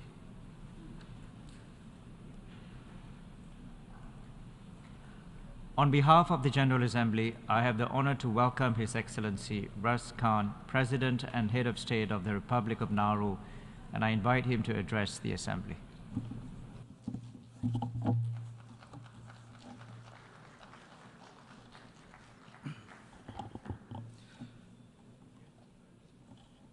Mr. President, on behalf of the government and the people of the Republic of Nauru, allow me to congratulate Your Excellency, Mr. Denis Francis, on your assumption of the presidency of the General Assembly for the 78th session. It is always a pleasure to see another small island developing state taking up the leadership mantle. Please let me assure you of my delegation's full cooperation and support as you lead this august body in rebuilding trust and reigniting global solidarity. Allow me to also thank His Excellency, Mr. Shaba Korosi, for his exceptional stewardship during the 77th session, and note the many successful initiatives undertaken during his tenure, including continuing the PGA's fellowship program promoting and supporting youth engagement for the next generation of diplomats. Allow me also to extend my sincere condolences to the governments and people of Morocco and Libya for the recent devastating earthquakes and floods as you seek relief and recovery during this time. Mr. President, as the new President of Nauru, it is an honor to speak here at an institution built on the ideals of peace, justice, respect, human rights, tolerance, and solidarity, and an institution where all countries are deemed equal. As the smallest member state of this august body, these ideals have important resonance. We are all part of an interconnected system which is increasingly growing smaller, and our dependence on each other to weather global challenges increases every day. Will only the strong survive, or will we work to ensure that no one is left behind? Will we reform and progress this institution to reflect the realities of today, or continue in the same dated fashion, a fashion which does not reflect our current lived realities? If we are to lift ourselves and future generations up and ensure that we are on our path to peace, prosperity, progress, and sustainability for all, we all need to be dedicated to finding a way forward that reflects the world as it now stands. And that is a world currently riddled with inequity. Mr. President, a critical step in the way forward must be achievement of the Sustainable Development Goals. While the United Nations community was able to come together to adopt the 2030 Development Agenda in 2015 and celebrated this achievement of multilateralism at the time, we must admit that we are far from on track to achieve them, and by extension to achieve sustainable development for people and planet. Given the resources which have been allocated at the regional and international level to achieve the SDGs, this is deeply concerning. In our view, such failure to substantially move the needle in light of the resources provided is an indication that funding is not being properly allocated or used. In our region, there are too many workshops, too many studies upon studies, too many discussions without enough support for critical on-the-ground projects. It's a small island, for goodness sakes, Mr. President. It's like we're trying to launch a rocket to the sun. Moreover, the realities of what is needed for implementation on the ground in a Pacific small island is rarely properly accounted for, with limited capacity and issues around small things which larger economies can discount. For example, access to basic materials can become insurmountable when a country is trying to build a school or repairing a road. If we are serious about meeting the SDGs, we must ensure that needed resources make it to the right places. Places like Nauru, where in the face of multiple global crises piled on top of national challenges, our ability to progress has been less than desirable. In order to shift Nauru and others back on track to achieve the 2030 agenda, we need to take bold steps and create and build partnerships which are built on mutual respect among equals. To build such sustainable partnerships, we will need a more accurate and nuanced system of categorization of vulnerabilities based on existing measurements of ODA, GNI, and GDP. Nauru is eligible for neither grants nor loans. However, GNI and GDP alone did not sufficiently capture Nauru's vulnerabilities, and so we are unable to access much needed financing to enable the implementation of national development strategies and activities. The Multidimensional Vulnerability Index provides a practical solution to this issue and will ensure that Nauru is measured as it truly is, a struggling small island developing state in great need of significant financial aid.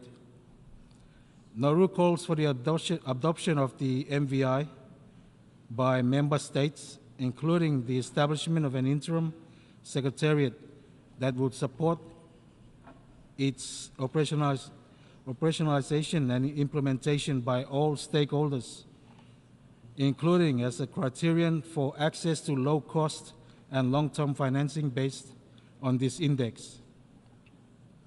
Creating this more accurate picture of our national circumstances will be an important foundation upon which real and durable partnerships can be built. And it goes without saying that any categorization for access to aid should be applied in an even-handed and non-politicized way. We have been deeply disappointed to hear that in some instances, the OECD Development Assistance Committee, DAC, categorized as being manipulated around purely political interests. This cannot be allowed to happen, as it undermines the integrity of the entire system and is nothing shy of blatantly manipulation. Mr. President, another pathway to accelerating action on the 2030 agenda will be recognition and incorporation of the special circumstances of small island states into our work at every level. Such an opportunity will represent itself when we meet for the SEEDS conference in May of next year in Antigua and Barbuda.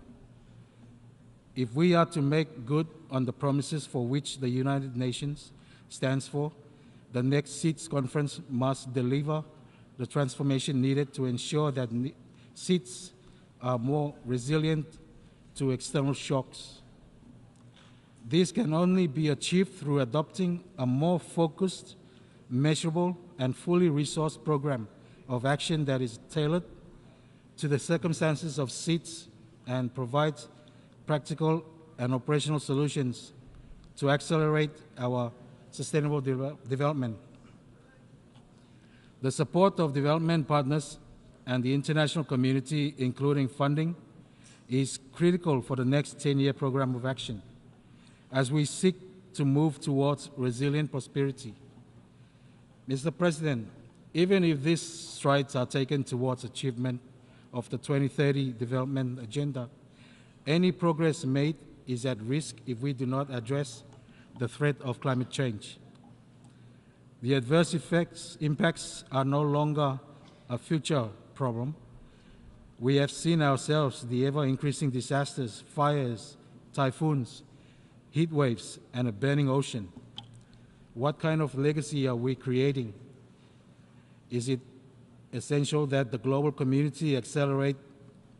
It is essential that the global community accelerate its efforts to adapt and mitigate climate change and keep a 1.5 Celsius limit to temperature rise within reach. This cannot be said enough, so I will say it again. It is essential that the global community accelerates its efforts to adapt and mitigate climate change and keep a 1.5 Celsius limit to temperature rise within reach. We call on all states to take ambitious action in their implementation of the Paris Agreement and decisions under the Paris Agreement, including the Glasgow Climate Pact and the Sharm el-Sheikh Implementation Plan. And we note our disappointment that the goal of 100 billion a year has not been reached and that the distribution of funds allocated has not been equitable. And so we join the call to reform the international financial system, to make and development finance more affordable and adequate and positioned to combat the scale of climate crisis. Nauru looks forward to a meaningful COP28 in the UAE, one that achieves the shared ambition and commitment to deliver progress and keep 1.5 degrees within reach. We also continue to call on the UNSG to appoint a special representative on climate and security. This could improve the United Nations' ability to address climate-related security risk including through regular reporting on the security implications of climate change. Similarly, we see the need to seek additional paths to climate action and hope that the advisory opinions to come from ITLOS and ICJ will jumpstart more ambitious climate action. Finally, on this point, Nauru would emphasize that we cannot expect the trajectory of global emissions to slow down and reduce if viable energy alternatives are not provided. Deep seabed minerals hold the answer, with polymetallic nodules providing the alternative for big emitters to make a just energy transition away from fossil fuels and towards much cleaner and renewable energy technologies. In this regard, Nauru calls on the members of the International Seabed Authorities to fulfill its obligation and finalize the exploitation regulations that ensures collection of seafloor minerals are conducted with utmost responsibility and respect to our marine ecosystem while providing benefits for all humankind. Mr. President, as a big ocean state, a healthy, productive, and resilient ocean is a pillar upon which our future rests.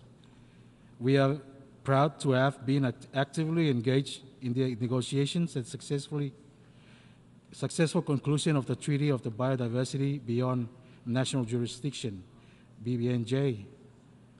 Nauru welcomes the adoption of the agreement earlier this year and calls for international support to build our capacity to ratify and implement the provisions of the BBNJ agreement, including the conservation of biological diversity,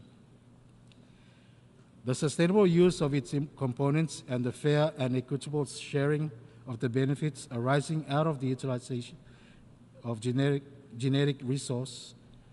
Finally, we raise, as we have before, the critical importance of ensuring sustainable fisheries.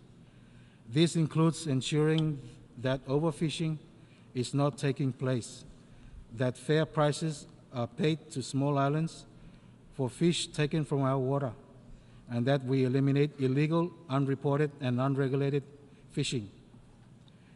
Mr. President, Nauru's long-term national vision, as articulated in its National Sustainable Development Strategy, outlines a future in which individual, community, business, and government partnerships contribute to a sustainable quality of life for all Nauruans. The central message of this strategy is partnership for quality of life. A key pillar will be ensuring the health of our people. To achieve this, Nauru remains committed to a health strategy centered on prevention. During COVID-19, Nauru followed a stringent capture and contain strategy which saw all visitors to Nauru required to undergo testing and quarantine at the border. This strategy protected Nauru during most of the pandemic, giving the health system valuable time to establish an acute care ward to treat and isolate potential COVID-19 patients, streamline testing regimes and treatment protocols, and vaccinate vulnerable members of the community. The systems that were developed for COVID-19 are now available for future pandemic responses, should they be required. We acknowledge and thank our partners for their support in this regard. However, Nauru remains vulnerable to communicable disease outbreaks. The pandemic proved the urgent need for extensive investment towards strengthening the institutional and infrastructural needs of our Nauru's fragile health system.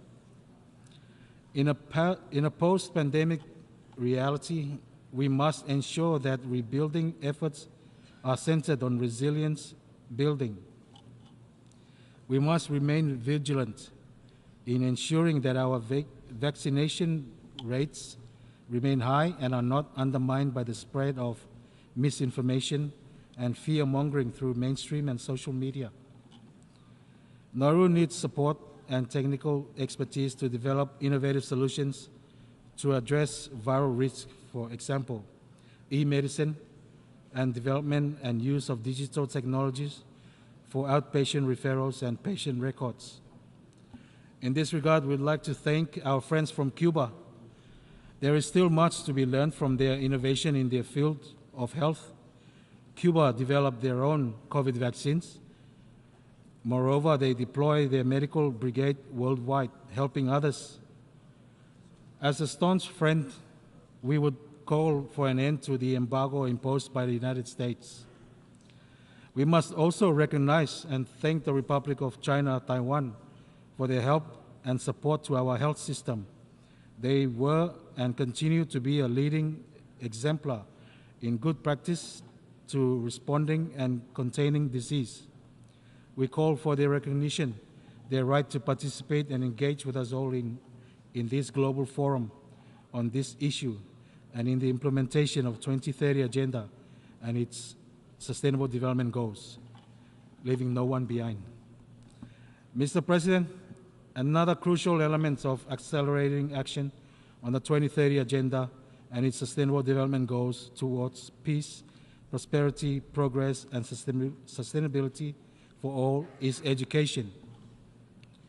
Nauru continues to place great emphasis and investment in the strengthening and development of its education sector, given its pivotal role as a key driver of sustainable development. On a national scale, Nauru aims to improve the quality and broaden the scope and reach of education. In a post-pandemic reality, the immediate concern globally and domestically is to address the education gap. Innovation and increased and improved investments are needed urgently to improve access to an quality of education. We also are prioritizing quality infrastructure tailored to the unique needs of Nauru. This will need to be matched with relevant curricula and effective monitoring and evaluation frameworks, such as benchmarking. That said, none of this can happen without our teachers. Teacher attraction and retention continue to be an issue not just in Nauru but worldwide. The demands and lack of support towards the teaching profession is manifesting in a lack of qualified teachers on our island. We need to do more and better on this front. This could include reviewing education delivery models, including increased involvement of homes and development of inexpensive alternative models of delivery through the communication technologies and improved ICT infrastructure in schools to better aid program delivery. Mr. President, we must uphold the purposes and principles of the UN Charter, and we must work together to uphold the rules based on multilateral system to secure international peace, security, and prosperity for a safe and just world for all, leaving no country behind. For that to happen, the United Nations must be fit for purpose, nimble on the ground, and meet the global challenges we face today. I would like to share what time has taught me. Our community, Nauru, the Pacific, the small islands, the international community is more robust when we united. This becomes even more imperative for matters of common interest that have the perspective to profit our peoples in future generations. But we must stand united for the right things, the important things, and the hard things. Mr. President, in a nutshell, I echo the Secretary General Guterres' opening remarks. We need to renew the UN multilateral system, reform the Security Council, and redesign the international financial architecture because it is just not working anymore. And it is an outdated system that has been in place for too long. In Nauru's case, like other small island developing states, we become victims within the global architecture and compromise our freedom and voice as a sovereign state. May God bless the Republic of Nauru, and may God bless the United Nations. Thank you.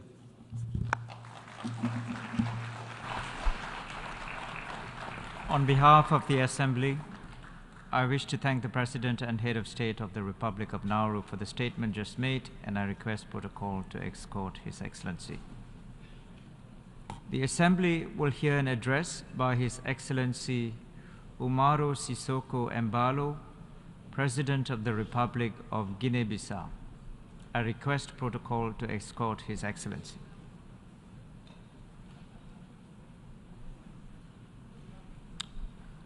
On behalf of the General Assembly, I have the honor to welcome His Excellency Umaro Sissoco Embalo, President of the Republic of Guinea-Bissau, and to invite him to address the Assembly.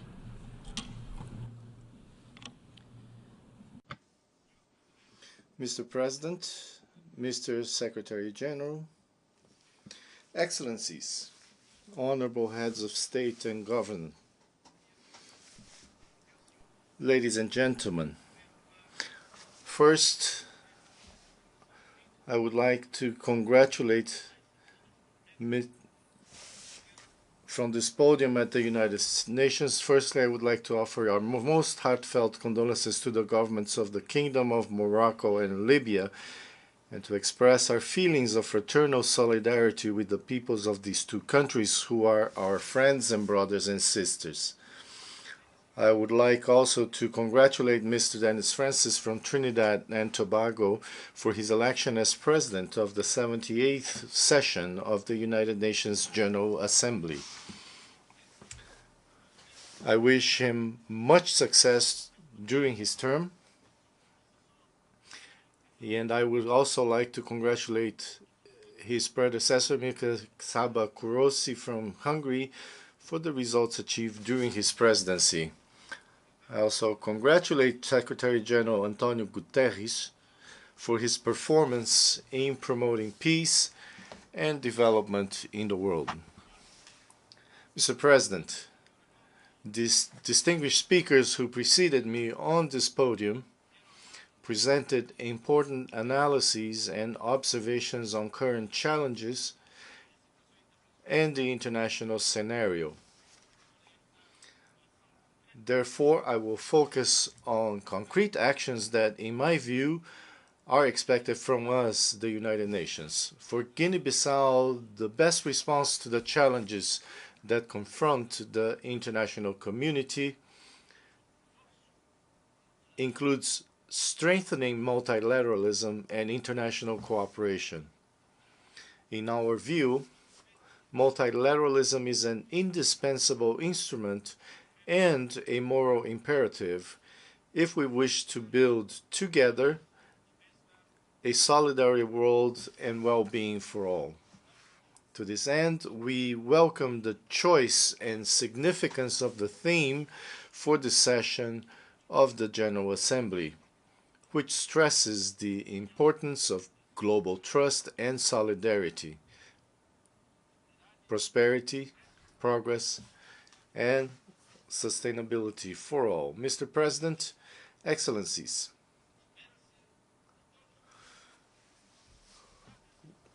we are expected to take coordinated actions to implement our decisions, such as the achievement of the Sustainable Development Goals, SDGs, and the African Union's Agenda 2063, the Africa we want, to ensure development financing and to collectively protect and improve our planet. To this end, we must comply with the Paris and COP27 agreements, including the Loss and Damage Fund for vulnerable countries, particularly island nations such as my country, Guinea-Bissau. Mr. President, we must introduce the changes required in the international peace and security architecture and in the world financial system to enable them to respond to the current international scenario.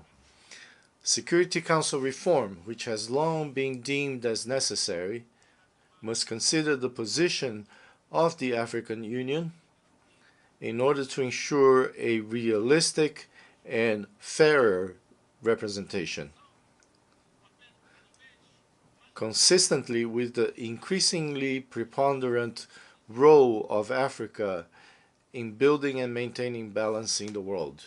Mr. President, ladies and gentlemen, since I became President of the Republic of Guinea-Bissau in 2020, we have focused on dialogue, peace building, political stability, as well as social and economic development in our country, as well as in the West Africa sub-region and beyond.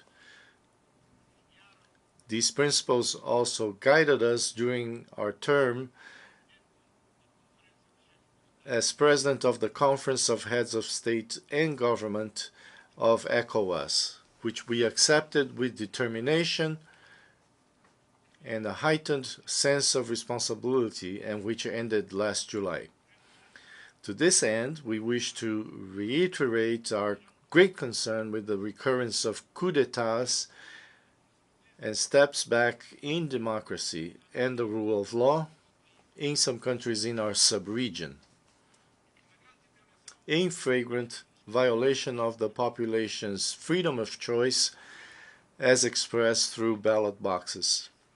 Mr. President, ladies and gentlemen, despite the harmful effects of the prolonged embargo imposed on the people of Cuba, our sister nation has always supported and continues to support the countries of Africa. We reiterate our appeal for an end to this unjust and irrational embargo, which is an obstacle to the fulfillment of the legitimate aspirations of the Cuban people. The same is true for our brothers and sisters in Venezuela, whom we must also not forget and to whom we must show our solidarity. Mr. President, as you know, it has been a year since I took the office of President of the African Leaders Malaria Alliance. As heads of state and government, we continue in Africa to give priority to the struggle against malaria. As a result of this effort, more than 1.5 billion cases of malaria were avoided and 10.5 million lives were saved in Africa since 2000. I call on Africa and the international community to take action. If we wish to achieve our global goals for 2030 of ending malaria epidemics and achieving universal health conference, we must act now. Mr. President, Excellencies, this year the people of the Republic of Guinea-Bissau celebrates 50 years of existence as an independent and sovereign state.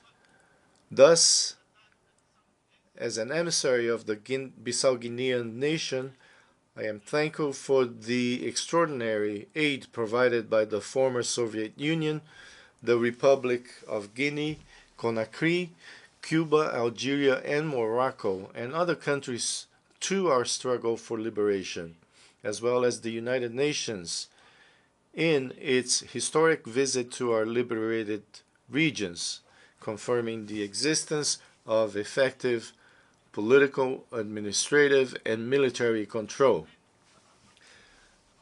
On this solemn occasion of 50 years of independence, the people of the Republic of Guinea-Bissau will strengthen our determination and energy to consolidate national unity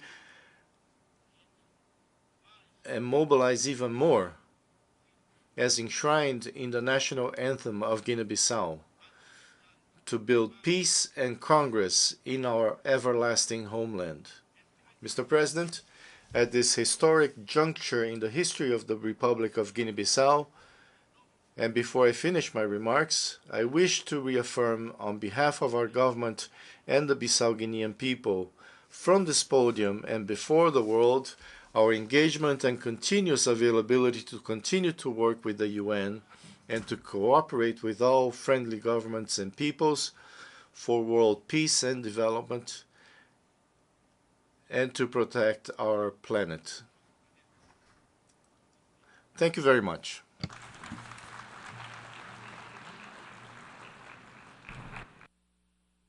Of the Assembly, I wish to thank the President of the Republic of Guinea-Bissau for the statement just made, and I request protocol to escort His Excellency. The Assembly will hear an address by His Excellency Bayram Begay, President of the Republic of Albania. I request protocol to escort His Excellency. On behalf of the General Assembly, I have the honor to welcome His Excellency Bayram Begay, President of the Republic of Albania, and to invite him to address the Assembly. Dear Mr. President, Your Excellencies, I'm honored to speak in front of you today and express my deep appreciation for the United Nations General Assembly. This assembly serves as a unique platform for global cooperation and offers hope for a better world. I want to express my sincere gratitude to President Francis for his election and convey my best wishes for his continued success in leading this assembly. I would also like to extend my warmest regard to Secretary General Guterres for his continuous efforts for peace in the world and for his standing firm in defense of the UN Charter, international law, and human rights in face of so much adversity of our times. His leadership fosters trust in the United Nations. Rebuilding trust and reigniting global solidarity is more than ever a necessity for reconciliation, good understanding, and more cooperation. It is the only way we can face today's common and global challenges that are not just affecting the present, but also risking the future of the next generations. And it all should be done by assessing regions and countries based on their contribution rather than their failures. Ladies and gentlemen, since 1955, when Albania became a member state of the United Nations, a lot has changed. From a self-isolated country, Albania now proudly stands as a NATO member and has initiated accession negotiations with the European Union.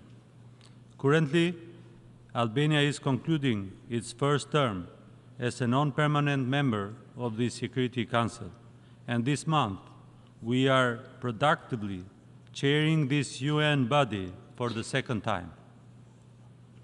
As part of the Western Balkans, Albania continues to make unwavering contribution to peace and stability in this region. Albanians play a crucial role in Southern Eastern Europe. We constitute the large majority in two independent republics, Albania and Kosovo. We form a constitutive minority in North Macedonia and Montenegro, and significant minority in southern part of Serbia. Throughout our history, Albania has adhered to a policy of friendship and good neighborly relations. We remain deeply concerned by the recurring crises that reoccur from time to time regarding the relation among its neighbors. Both Albania and Kosovo have consistently championed peace over tension and conflicts, and we remain committed to this path. We hope to be organized for our contribution and not let our endeavors be overshadowed by opposing narratives. In this context, Albania supports the difficult yet not ongoing dialogue between Kosovo and Serbia, facilitated through a careful mediation by the European Union and strongly supported by the United States. At the same time, Albania remains sensitive to Kosovo integrity, and prosperity. Kosovo has managed to heal many deep wounds from the tragic past. The rise of the Serbs in Kosovo reflect the European norms and values, and the same should be applied for the Albanian minority in the Preševa Valley in southern Serbia. Unfortunately, we still remain concerned about the passivation of their residential addresses and the absence of substantial investments and economic incentives in that region. Kosovo has demonstrated that pain need not breed hostility. It can translate into understanding and support. Yet, Kosovo still waits recognition of its independence by many countries. I hope that these countries will soon acknowledge Kosovo's contribution to a fairer and more peaceful global community and grant Kosovo the recognition it deserves. Recognize Kosovo's independence. Excellencies, Albania, despite being a small nation with a young democracy, has history marked by wars it did not choose and domination it did not seek nor accept. While these are painful memories, they have also imparted invaluable lessons. It's precisely because of its history that Albania places great importance on international law as its foremost defense. We firmly embrace the principles of the rules-based international order, where relations among nations are founded on respect rather than sheer power. This commitment is why we have consistently and unequivocally condemned the military aggression against Ukraine, and we will continue to do so. Despite our size, Albania has been actively engaged on the international stage, both regionally and globally, in the pursuit of peace and security. However, we recognize that sustainable development is an integral component of achieving international peace and security. On the other hand, meaningful sustainable development is unattainable without a foundation of genuine peace and security. The unprovoked and unjustified Russian act of aggression against its neighbor sadly speaks louder than our words. This absurd and malicious war has directly and indirectly affected various dimensions of sustainable development, not only for Ukraine and the region, but also for the entire globe. This senseless war has disrupted trade, caused economical instability, destroyed infrastructure, including transport network and industrial facilities, and divert attention and resources away from addressing shared challenges, development, and implementing the 2030 agenda. The war in Ukraine has strained regional stability and affected cooperation among countries.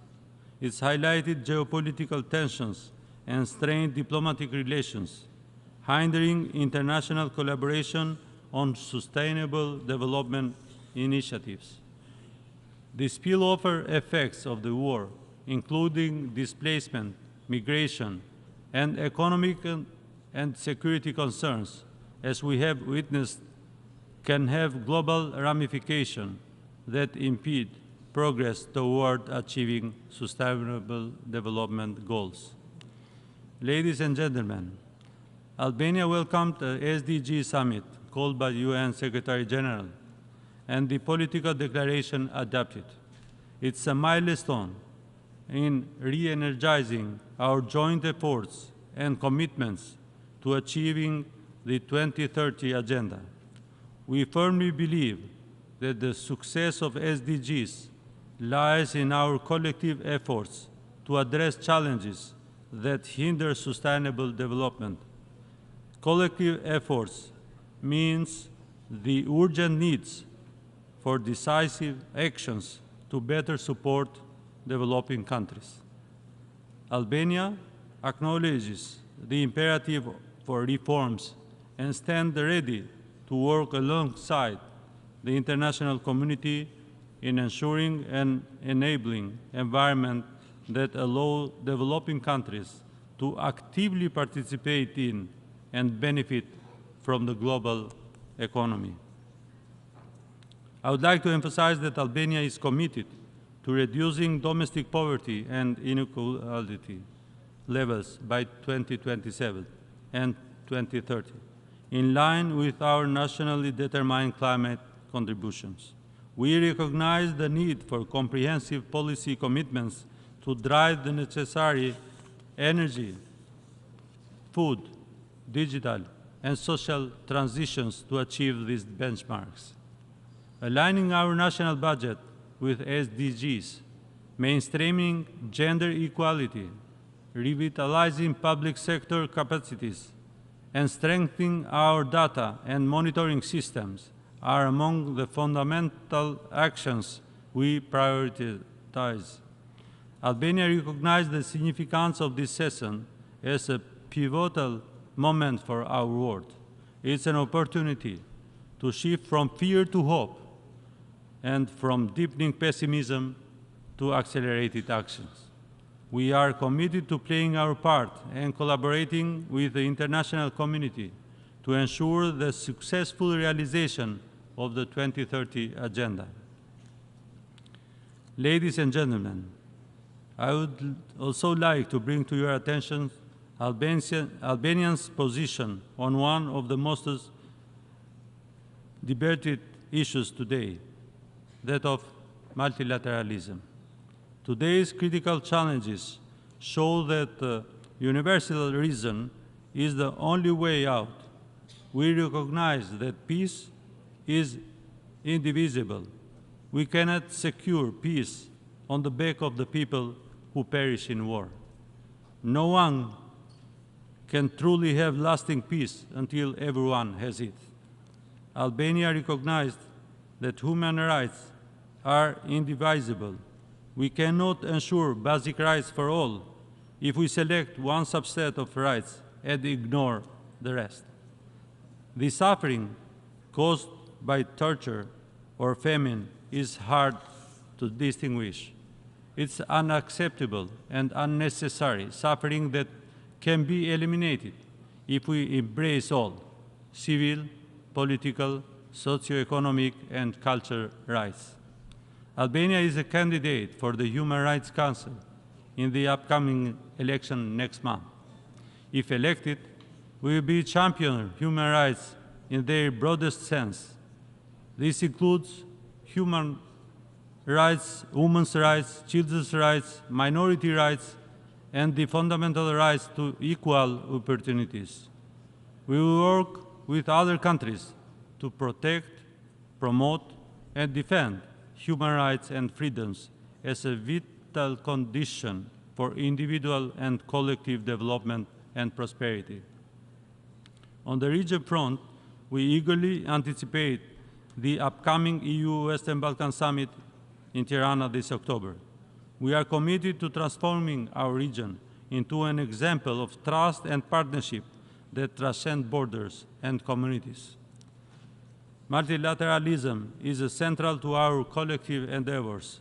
It is, above all, a vision of how states should cooperate to achieve better results for everyone. Fundamentally, it is about expectation of acceptable behavior in the future. Multilateralism is a normative key, requires us to consider not only whether existing arrangements are effective or efficient, but also whether existing multilateral practices and processes are fair and just. It's high time that we engage unconditionally, fully, and in good faith to achieve meaningful reforms of this House, with the Security Council at its core. No state, government, or individual can be above the law. Albania supports the reform of the United Nations and its main bodies, with the aim of strengthening the organization's ability to address the current emerging challenges and threats to international peace, security, and development. The power of the Security Council rests on its capacity to intervene decisively in the service of the peace and security. The question nowadays should no longer be whether the Council can interfere in the domestic realms of states or not. Rather, the question should be how the Council can intervene in an intelligent, reflective, and timely manner in the service of the values and mandate for which it was created. Dear Excellencies, since gaining independence in 1912, my country has undergone significant territorial transformation. Presently, Albania boasts captivating urban and rural landscapes that I wholeheartedly encourage you to explore. I mention this not merely to extend an invitation to Albania, but also to underscore the importance of territorial transformation that lies before us. In the face of climate change, this challenge runs as a red thread through the 17 Sustainable Development Goals. I hope that my country and our nations can effectively address this challenge by safeguarding our natural resources and cultural heritage. Our approach should involve respecting the diversity of these resources and collaborating with communities engaged in both environmental causes and culture preservation efforts. I firmly believe that this approach reinforces democracy, a political system uniquely capable of ensuring sustainable and fair development. It's in such a world that our younger generation can find joy and prosperity. Our collective efforts can pave the way for them to tell the story of successful collaboration, one that centers around us and this esteemed organization. Thank you so much for your attention.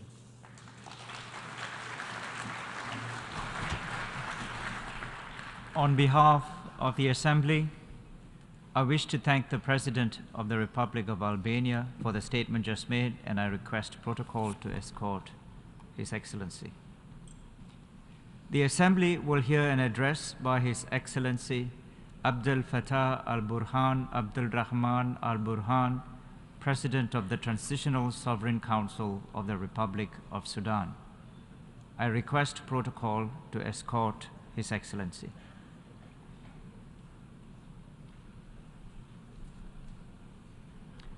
On behalf of the General Assembly, I have the honor to welcome His Excellency Abdel Fattah al-Burhan Abdul Rahman al-Burhan, President of the Transitional Sovereign Council of the Republic of the Sudan, and to invite him to address the Assembly.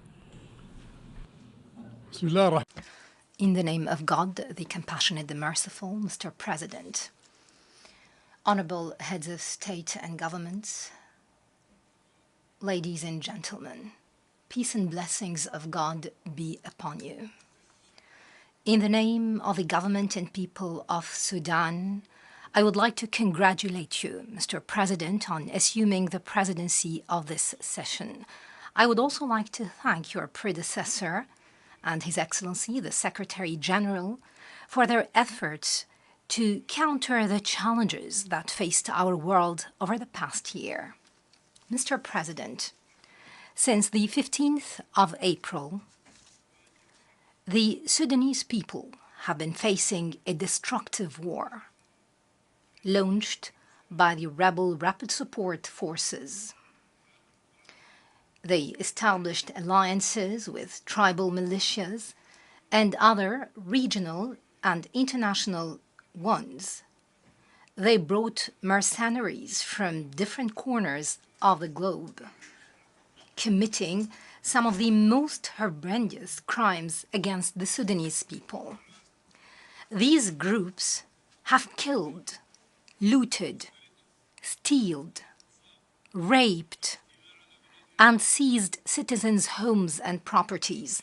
They have destroyed civil objects, be it public facilities, hospitals, state buildings, or government buildings.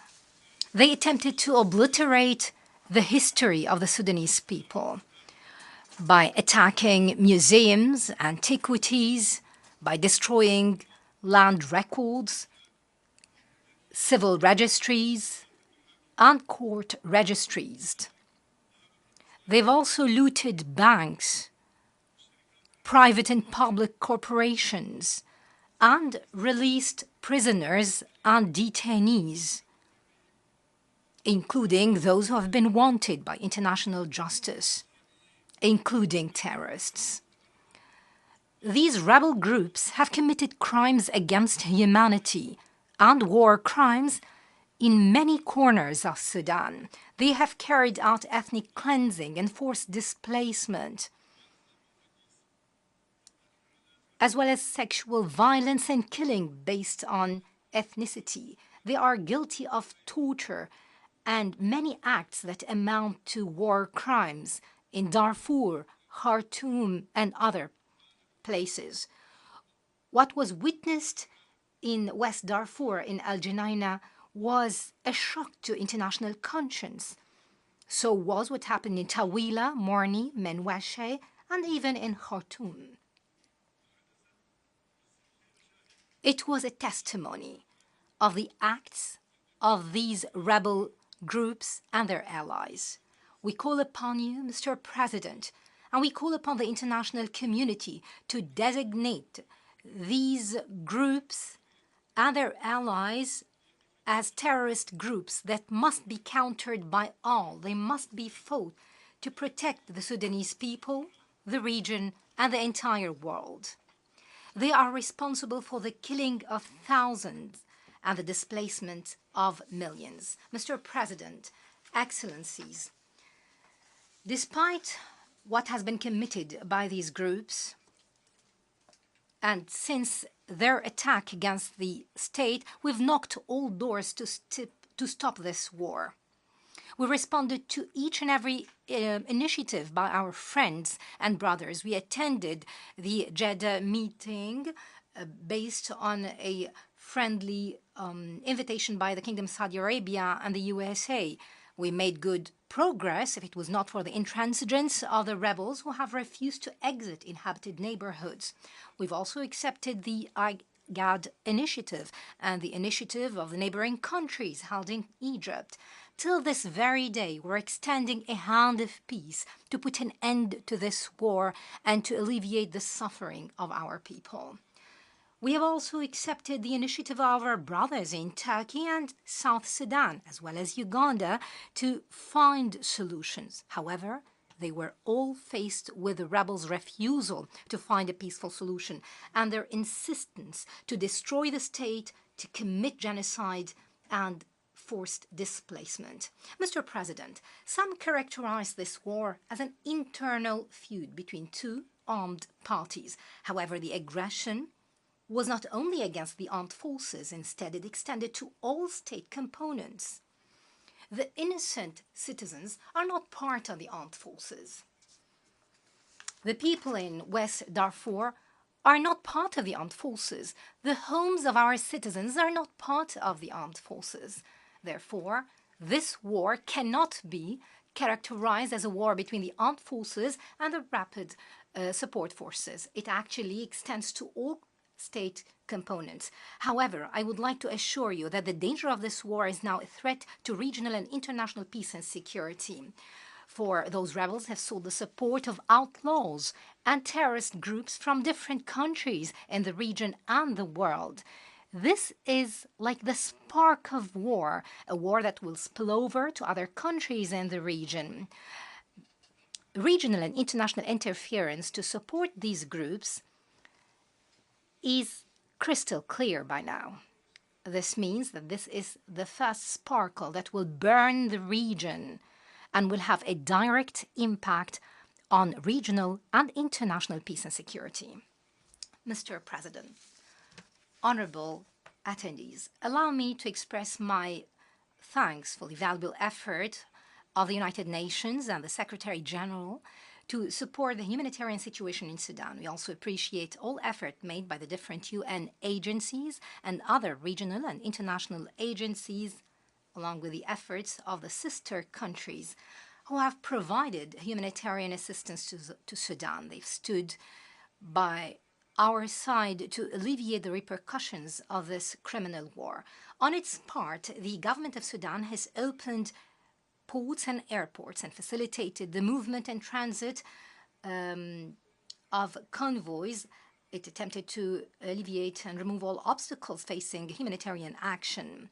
We have coordinated all efforts so that assistance can reach all those in need and all those affected. In this vein, we call upon all agencies and countries to meet their pledges to fill this huge gap in food, medicine, and shelter that has affected huge segments of our people, those who have been affected by this war launched by the rebels of the RSF under the command of Dagalo. Mr. President, Excellencies, we are still committed to our previous pledges to transfer power to the people of Sudan with great national consensus and consent. Thus, the armed forces would leave politics for once and for all. Transfer of power would then be the result of a peaceful and legitimate process of elections. We perceive a short transitional period when the country would be governed by a civil government consisting of independents. During this period, they can address security, humanitarian, and economic matters and reconstruction. Then general elections would be held so that the Sudanese people can choose their leaders. We stress that the state is committed to continue dialogue with all those who have abstained, our brothers Abdelaziz El-Helou and Abdelaziz Mohamed Noor, so that they can join the march towards national statehood. We are fully committed to the peace agreement signed in Juba back in 2020. We have made great strides to bring about peace and address so many obstacles facing Sudanese statehood. Excellencies, I would like to reiterate Sudan's commitment to support women and children and the vulnerable segments of our society so that they can enjoy all their rights and protect them in light of the ongoing disputes. We renew our commitment to achieve the SDGs. In this vein, halting or freezing international assistance and humanitarian assistance over the past period had its repercussions on implementing such goals. It had its direct impact on expanding the gap in social protection and countering climate change, as well as the food crisis. It has exacerbated the situation of the refugees and displaced. Thus, we appeal to the donors and relief agencies to continue supporting and addressing humanitarian situation in Sudan by providing assistance to those in need, especially the refugees and the displaced. Before concluding, I would like to reiterate our demand to designate the Rapid Support Forces and their allied militias as terrorist groups, for they have committed all sorts of crimes that give grounds for such designation. There is a need to firmly address their sponsors, those who have supported the killing, burning, raping, the forced displacement, the looting, stealing, torture, transfer of arms and drugs, bringing mercenaries or recruiting children, all such crimes that necessitate accountability and punishment. I would also like to reiterate that the legitimate state institutions, be it government or armed forces and other bodies, will never allow any violation of our state sovereignty or humiliating our people at any cost. It would be a remiss not to recall and address our regional organizations of the need to free themselves from guardianship and seek the interests of the African people so that they can regain the trust of the Africans. We will not allow some to find solutions to our problems according to their own interests. To conclude, Mr. President, I would like to thank you once again and thank His Excellency, the Secretary General, for understanding our internal and domestic issues and for standing by the people of Sudan. I would also like to thank our neighbors and our brothers and sisters and friends who have stood beside us. We'd also like to thank the regional organizations. We thank you all for your support to surmount this crisis and this barbaric attack launched by the criminals of the RSF. I would like to seize this opportunity to express our solidarity with our brothers in Morocco and Libya following the disasters they have been facing. I would also like to thank all the people of Sudan who have stood by us, supported us, and bore with us over the past few months, all these sufferings to get rid of these rebel terrorist groups. Thank you for your attention, and peace and blessings of God be upon you.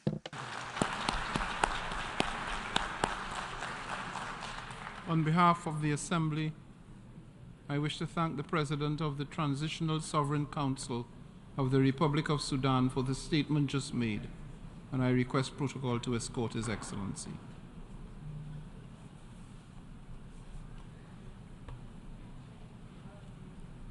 The Assembly will continue with its consideration of Agenda Item 8 entitled General Debate. The Assembly will hear an address from His Excellency Han Zheng, Vice President of the People's Republic of China. I request protocol to escort His Excellency.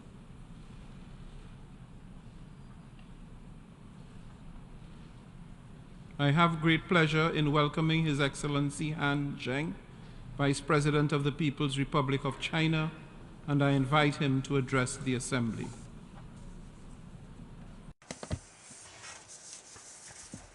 Mr. President, colleagues, at present, the international security situation is grim. Economic recovery lacks momentum, and the gap in development is widening. Natural disasters and extreme weather patterns are increasing. The global order faces multiple challenges. Facing profound changes in the world, in our times, and in history, Chinese President Xi Jinping made a major call of building a community with a shared future for mankind, and he called on the international community to jointly build a world with lasting peace, universal security, and common prosperity, a world that is open, inclusive, clean, and beautiful. Since then, President Xi Jinping has proposed the Global Development Initiative, the Global Security Initiative, and the Global Civilization Initiative. These initiatives have enriched the vision of building a community with a shared future for mankind and set out a pathway toward realizing this goal. More and more countries have realized that they all share a huge stake of common survival and that unity and cooperation is the right way to take. Mr. President, colleagues, the historical trend of peace, development, and win-win cooperation is unstoppable. With this in mind, I call for taking steps in the following 4 areas. First, we should uphold equity and justice and safeguard peace and security. The security of all countries is interconnected. Indeed, the security of one country has an impact on that of other countries. It is important to follow the vision of common, comprehensive, cooperative, and sustainable security, and embark on a path to security featuring dialogue over confrontation, partnership over alliance, and win-win outcomes over a zero-sum game. We should address the legitimate security concerns of all countries and resolve differences and disputes in a peaceful way through dialogue and consultation. Communication and dialogue is an important way to achieve international security cooperation, and parties to a conflict or confrontation should never forget this. Cessation of hostilities and resumption of peace talk is the only way to settle the Ukraine crisis. China supports all efforts that are conducive to the peaceful resolution of the Ukraine crisis and stands ready to continue playing a constructive role for the early attainment of peace. The Palestinian issue is at the core of the Middle East issue. The fundamental way out lies in the two-state solution. China will continue to support the Palestinian people in pursuing the just cause of restoring their lawful national rights. We should respect the sovereignty and territorial integrity of all countries and observe the purposes and principles of the UN Charter. China opposes hegemonism, power politics, unilateralism, and Cold War mentality. A small number of countries have arbitrarily imposed illegal and unilateral sanctions, severely undermining the harmony and stability of international relations. The international community should jointly resist such acts.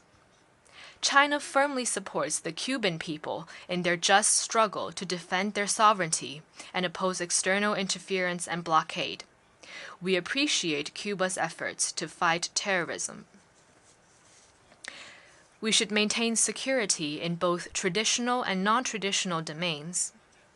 Nuclear war must not be fought, and nuclear weapons must not be used. China is the only country among the 5 permanent members of the Security Council that has pledged no first use of nuclear weapons. China attaches great importance to conventional arms control and will soon complete its ratification of the UN Firearms Protocol. China will carry out demining cooperation in ASEAN countries in the next 3 years to help them eliminate this hazard at an early date. China supports the UN with full respect for the governance principles and practices of all countries. In serving as the main channel in creating a widely accepted AI governance framework, standards, and norms.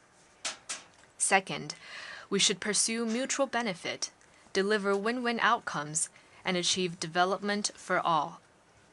Development should be placed at the center of the international agenda, and development benefit should reach every country and individual in a fairer way. China will continue to contribute to building a global community of development. This year marks the 10th anniversary of the Belt and Road Initiative put forward by China. More than 3,000 cooperation projects have been launched under the framework of this initiative.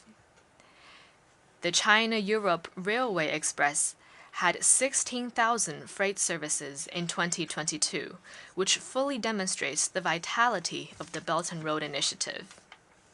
Next month, China will host the 3rd Belt and Road Forum for International Cooperation. We will further advance both Belt and Road cooperation and the 2030 Agenda for Sustainable Development. We should fully and effectively implement the Paris Agreement. Developed countries should do more to reduce emissions and provide developing countries with financing, technology, and capacity building support. China will continue to pursue ecological conservation on a priority basis, advance green and low-carbon development, stop building any new coal-fired power projects abroad, vigorously support other developing countries in developing green and low-carbon energy and help them build more green energy projects. China will continue to actively respond to climate change. Third, we should stay open and inclusive and advance human civilization. Diversity of civilizations is an invaluable asset for human development. Indeed, diversity is a defining feature of human civilization. Different countries and civilizations should prosper together by respecting each other advance together by drawing on each other's strength, and seek win-win outcomes by pursuing common ground while setting aside differences. Promoting and protecting human rights is a cause pursued by all countries, and ensuring a good life for people is the biggest human right.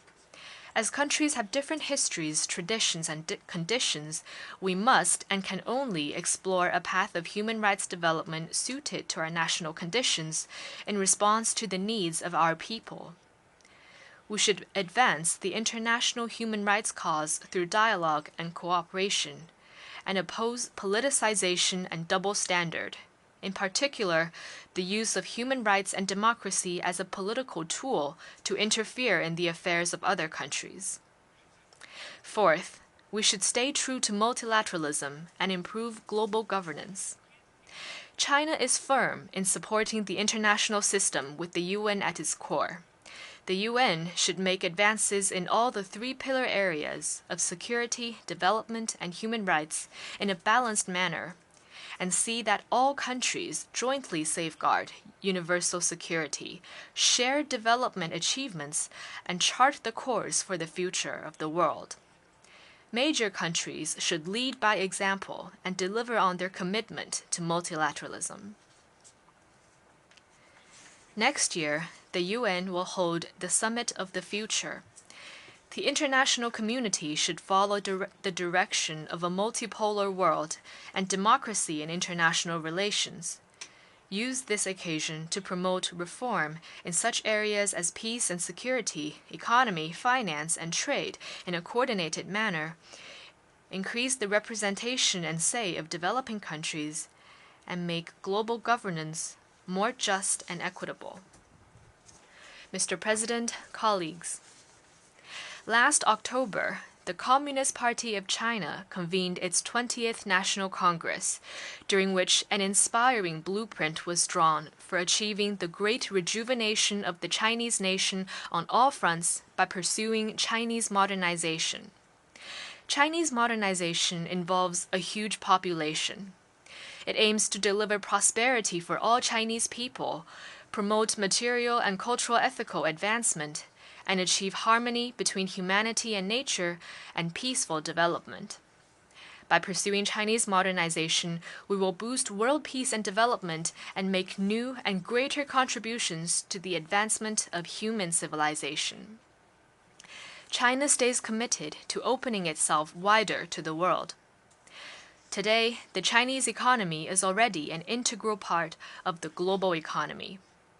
We will continue to expand opening up in a systemic way, promote trade and investment liberalization and facilitation, open the market further to foreign investment, and protect the lawful rights and interests of foreign investors.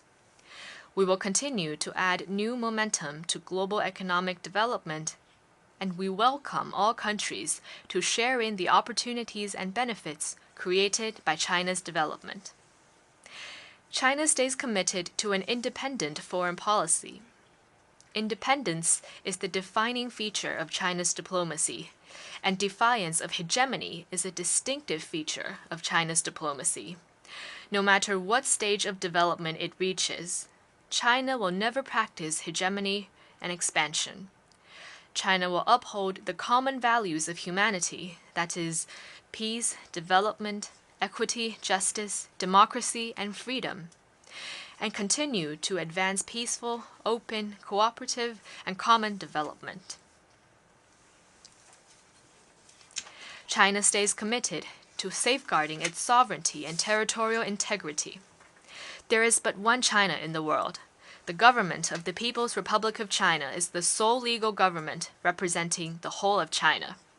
And Taiwan has been an inalienable part of China's territory since ancient times.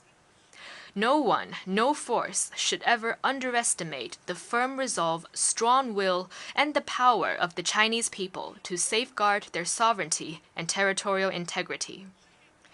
Realizing China's complete reunification is a shared aspiration of all the sons and daughters of the Chinese nation. We will continue to strive for peaceful reunification with the greatest sincerity and the utmost effort. China will remain a member of the big family of developing countries. As the largest developing country, China is a natural member of the Global South. It breathes the same breath with other developing countries and shares the same future with them. China is firm in upholding the legitimate rights and interests of developing countries. It supports and respects their efforts to independently decide on their development paths in keeping with their national conditions. Mr. President, colleagues, China will work unremittingly to promote the building of a community with a shared future for mankind, to fulfill the mission of a major country and responsibility for the future of humanity. China will work with all other peace-loving countries committed to development to deliver a brighter future for the world. Thank you.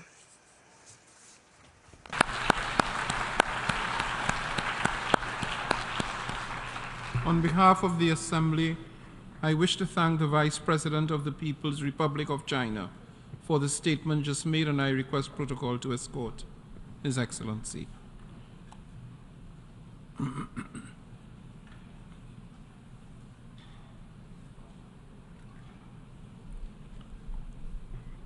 The Assembly will hear an address by His Excellency Tiamoko Meliat Kon, Vice President of the Republic of Côte d'Ivoire. I request protocol to escort His Excellency.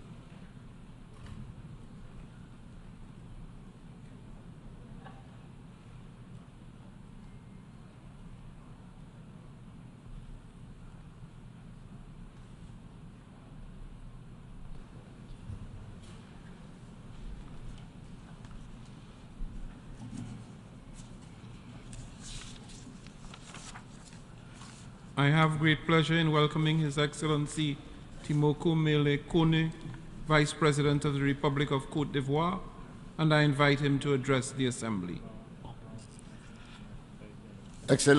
Excellency, Mr. President of the 78th session of the United Nations General Assembly, Excellencies, ladies and gentlemen, heads of state and government, Excellency, Mr. Antonio Guterres, Secretary General of the United Nations, Excellencies, ladies and gentlemen, honorable delegates. Mr. President, it is an honor to represent at this tribune the President of the Republic of Côte d'Ivoire, His Excellency Alassane Ouattara. I wish to convey to you President Ouattara's warm congratulations and words of welcome which I associate myself with. I wish also on behalf of the President, Mr. Ouattara, to convey our warm congratulations to you, Mr. President of the 78th session of the General Assembly of the United Nations. Congratulations not just on your election, but also I wish to commend you for the effective stewardship of our work. I wish to thank the Secretary General once again and wish to assure him of our full support for his various initiatives which are geared towards making the United Nations more than ever before a center for the harmonization of the efforts of nations. Mr. President, Excellencies, ladies and gentlemen, this session is being held in a context of tremendous uncertainty for our planet and for our states, which have been encountering large-scale crises. This situation has been significantly impeding the implementation of Agenda 2030 for sustainable development and has also constrained our ability to collectively surmount these challenges. As we take stock of the situation, it is our duty to be clear-eyed, to recognize the fact that the anticipated resources for the financing of this important agenda are lacking. They are lacking specifically for developing countries. Given this observation, there's a need for us to move quickly, to stand in solidarity. We must ensure that the financing for the Sustainable Development Goals is both lasting and predictable. The noble ambition of Agenda 2030 cannot continue to hinge on security expenditures, which continue to increase with each passing year throughout the world. For this reason, my delegation applauds the very relevant theme of this 78th session, a theme which invites us to engage further, to step up our efforts to achieve the SDGs. To that end, we must promptly reduce the cost of conflicts which thwart our country's development. To do so, we must embrace conflict prevention and peaceful resolution mechanisms. At the same time, our governments must step up and enhance the resilience of our economies to ensure that the economies can contribute to the financing of the SDGs. To that end, Côte d'Ivoire welcomes with particular interest the Secretary General's proposal of a new agenda for peace, the purpose of which is to rethink our priorities for the preservation and enhancement of our collective security. Mr. President, Excellencies, ladies and gentlemen, it is time for the international community to mobilize, to act, so that the parties to the conflict in Ukraine and all of their external partners engage on the path to a peaceful resolution to this war. Beyond the risk of escalating violence and human rights violations, this conflict fuels global inflation. This conflict has resulted in shortages in essential food products and has threatened to plunge millions of people into hunger. Given its scope and its consequences, the financial flows that this war has mobilized, in light of all of this, the war in Ukraine has certainly undermined the financing of Agenda 2030. My country also calls upon the international community to engage alongside Africa as we fight armed terrorist groups which destabilize entire sectors of the continent, from the Sahel to the Horn of Africa. The fight against terrorism is costly for African countries, particularly for Côte d'Ivoire. Côte d'Ivoire has been hosting thousands of refugees from neighboring crisis-ridden countries. There are significant financial resources that are needed but lacking to finance the priorities, expenditures, as well as the SDGs. Everywhere they have entrenched themselves, armed terrorist groups have been annihilating decades of progress. Progress in key sectors such as education, healthcare, culture, and employment has been reversed. They have denied women and minorities their basic rights. They reject the very idea of freedom and democracy. That having been said, and in view of this, my country invites the United Nations and ECOWAS, the Economic Community of West African States, to consider financing modalities for the counterterrorism priority actions. These were adopted by ECOWAS in 2019, and the implementation of this has been delayed. Côte d'Ivoire has been seeing to the effective operations of the Jacquesville International Academy for Counterterrorism. This academy was established with the support of both bilateral and multilateral partners, and the academy also currently enjoys a stellar reputation. Mr. President, Excellencies, ladies and gentlemen, climate change persists as a challenge and has significantly impacted economies and our ability to tackle the challenge of development financing. Developing countries such as Côte d'Ivoire have contributed marginally to climate change, and yet we are disproportionately affected, and we pay the highest price. We are an agricultural country, and my country has an ambition to step up the fight against the consequences of climate change in order to boost the resilience of our population.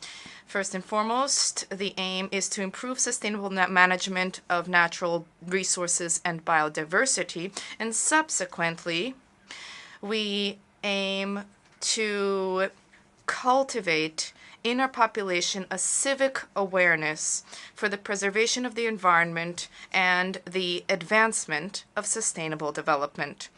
To that end, we urge partners who have adopted a commitment alongside us during COP15, organized in Abidjan in May 2023, to pursue their support for the implementation of the Abidjan Initiative, which is also called the Abidjan Legacy Program.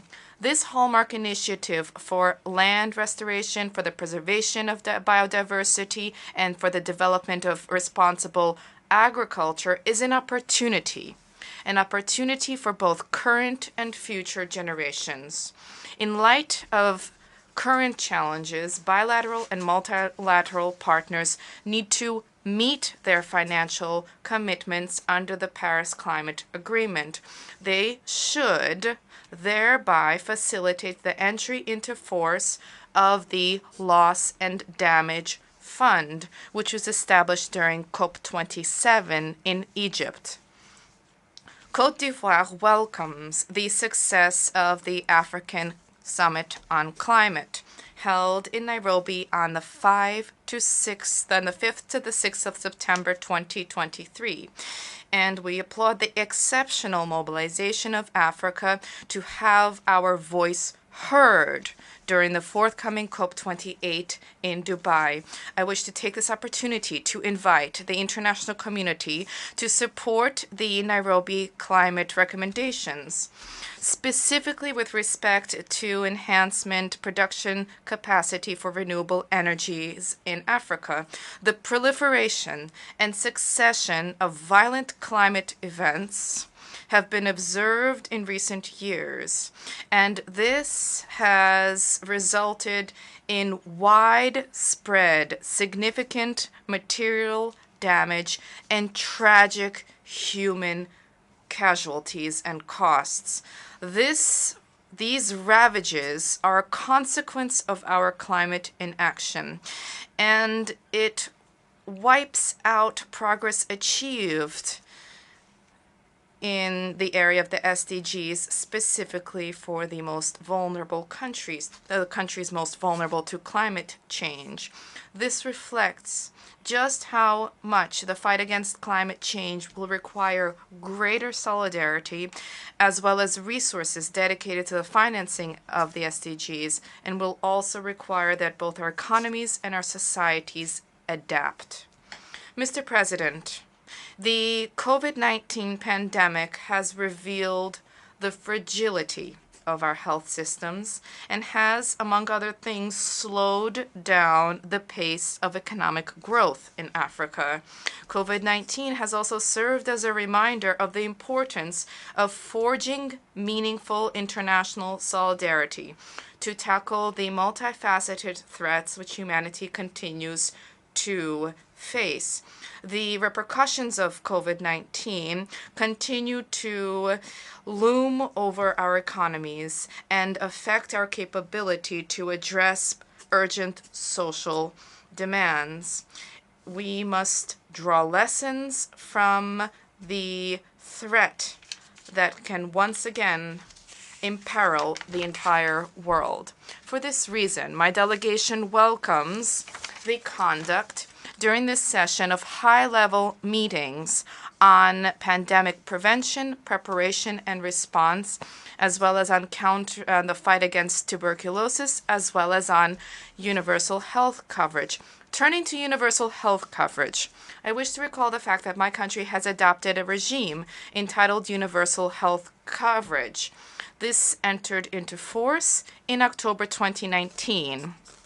I hope that the sharing of experience during this session will offer an opportunity for our health coverage systems to be enhanced.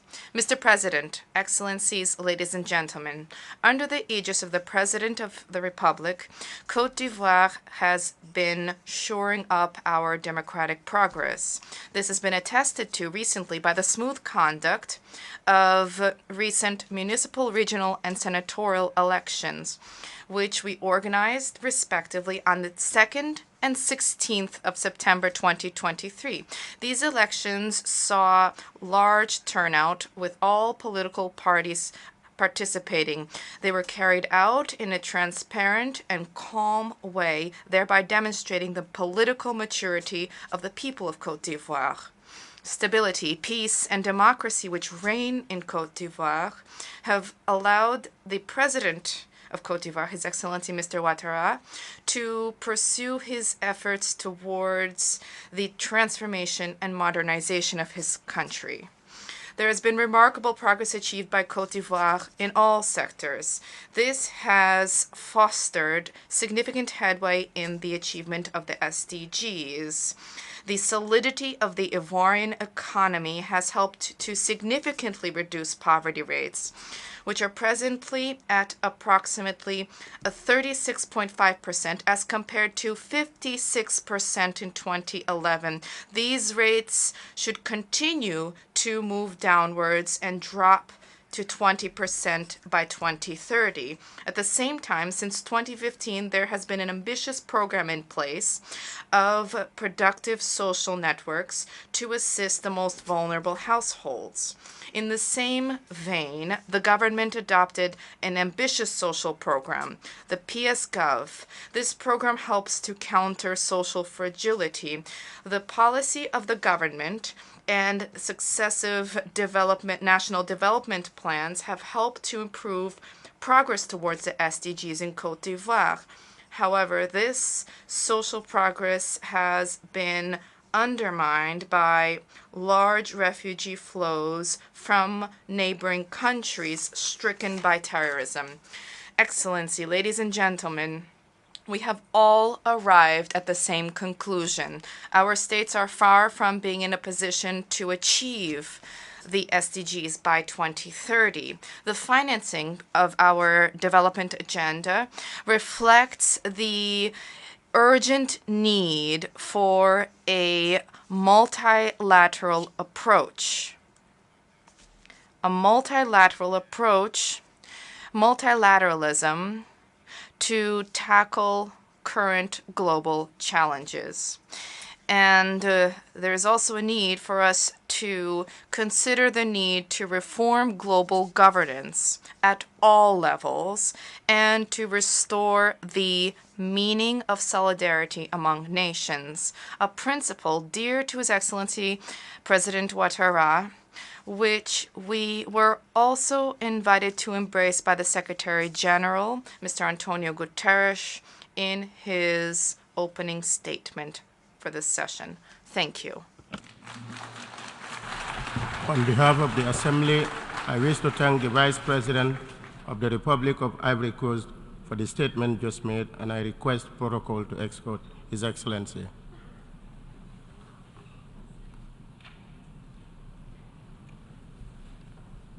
The Assembly will hear an address by Her Excellency Jessica Alupo, Vice President of the Republic of Uganda, and I request protocol to escort Her Excellency.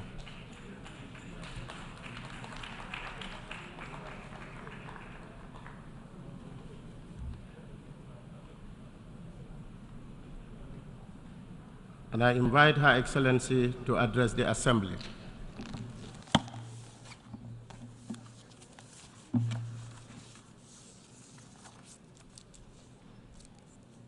Your Excellency, the President of the UN General Assembly, Excellencies, Heads of State and Government, Secretary General of the United Nations, distinguished delegates, ladies and gentlemen. Mr. President, I congratulate you on your election as President of the 78th session of the UN General Assembly and assure you of Uganda's full support.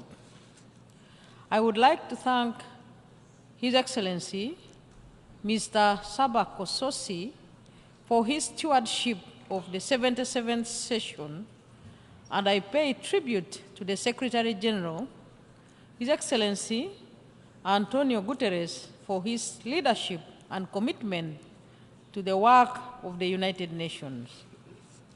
Mr. President, as we mark 78 years of existence of the United Nations, we yearn for a revitalized organization capable of addressing current emerging global challenges. We believe that multilateralism remains a fundamental and crucial mechanism for addressing our common challenges together as nations in solidarity. We pledge to work together with the entire membership of the United Nations towards making our organization fit for purpose and relevant for our times. In this regard, Uganda remains committed to the reform of the United Nations Security Council to make it more representative and to address the historical injustices committed against the people of Africa as spelled out by the Common African Position and enshrined in the Eswatini Consensus and the Sate Declaration. Mr. President, Uganda acknowledges that timely and full implementation of the SDG 2030 Agenda for Sustainable Development is crucial for the achievement of the 17 Sustainable Development Goals. In this regard, the government has continued to take bold actions to accelerate the implementation of the 2030 Agenda nationally. Notable actions include the operationalization of voluntary local reviews and institution of the National Sustainable Development Goals Conference held annually with the participation of all stakeholders to discuss the process so far achieved and agree on the actions to ensure full compliance. Nationally, we continue to register steady progress in the implementation of the 2030 Agenda, whose progress shall be contained in the third Voluntary National Review Report to be presented during the High-Level Political Forum under the auspices of the UN Economic and Social Council in July 2024. Mr. President, peace and security is fundamental and crucial in achieving sustainable development. Therefore, we need to reflect on the original purposes of the United Nations and the work to resolve man-made conflicts and global insecurity through cooperation, diplomacy, and peaceful means. In this regard, Uganda has continued to work with partners to support and advance peace, stability, and security initiatives in the region and beyond, so as to eliminate terrorism, mistrust, and other conditions that undermine development. We remain actively involved in the regional initiatives, particularly those under the African Union, the Intergovernmental Authority on Development, the East African Community, and the International Conference on the Great Lakes region. Our involvement is based on the fundamental values of multilateralism. As the international community, we must be steadfast in our resolve to support dialogue and the peaceful resolution of conflicts whenever they occur around us, and anywhere else in the world. Mr. President, Uganda has been at the forefront of receiving large numbers of refugees from within the region and ranks as one of the top refugee hosting countries. Uganda extends her gratitude to the UN member states and other development partners for the support and assistance rendered to the country and refugees respectively. We are working closely with the UN and partners to address the root cause of displacement. Uganda remains committed to shoulder its responsibilities and obligations in addressing the plight of refugees as a pioneer of the progressive refugee policy outlined in the Comprehensive Refugee Response Framework. As one of the co-conveners of the Global Refugee Forum, we commend all the states and other actors for their sustained commitment over the last 3 years, and we call upon member states and stakeholders to continue their commitment to pledge towards initiatives that advance the principle of burden and responsibility sharing, central to the compact during the forthcoming Global Refugee Forum. Mr. President, the Constitution of Uganda provides for the protection of the rights and freedoms of all Ugandans, as well as for the promotion of culture. Uganda has institutional safeguards which address grievances of human rights abuses. Objective 24 of the Constitution states that cultural and customary values are consistent with the fundamental human rights and freedoms, human dignity, and democracy. Our approach to human rights is to respect other people's values, and as we expect others to respect our values, which are deep-rooted in our culture. We therefore call for mutual respect of sovereignty. We believe that human rights considerations, especially in the face of varying cultural values, should not become the moderating factor in our long-term relationship with our development partners, with whom we will continue to engage in a proactive manner. Mr. President, regarding the culture equality, over 34.9% of the parliamentary and executive seats in Uganda are composed of women. On economic empowerment, Uganda has embarked on poverty alleviation programs which target women and youth participation in the economy. We are currently promoting value addition, value chain, and public procurement from the various Uganda Women Entrepreneurship programs. With the creation of the Africa Continental Free Trade Area, women will participate in cross-border trade within the Africa Continental Free Trade Area. However, work still needs to be done in Uganda to achieve full gender equality. Mr. President, climate change continues to undermine the ability of all nations to achieve the Sustainable Development Goals. Globally, we continue to witness climate and weather extremes causing considerable loss of lives and property.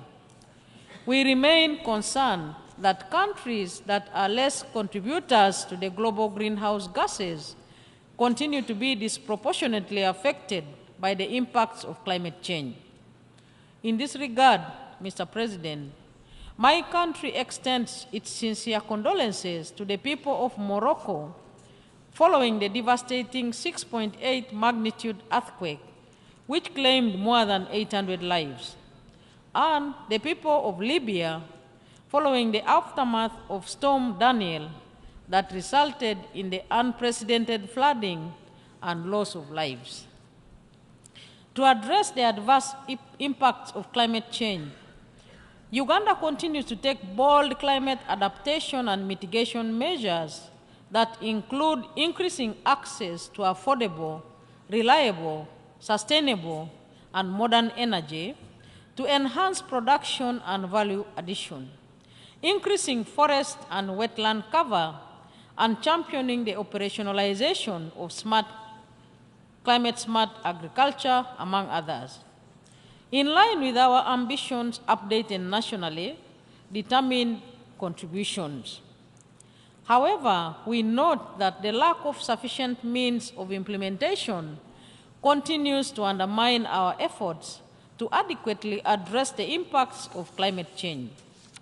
We thus reiterate our call to the developed country parties in line with the Paris Agreement to fulfill their commitment of providing the US $100 billion annually to developing countries parties through 2025 to assist with respect to both mitigation and adaptation.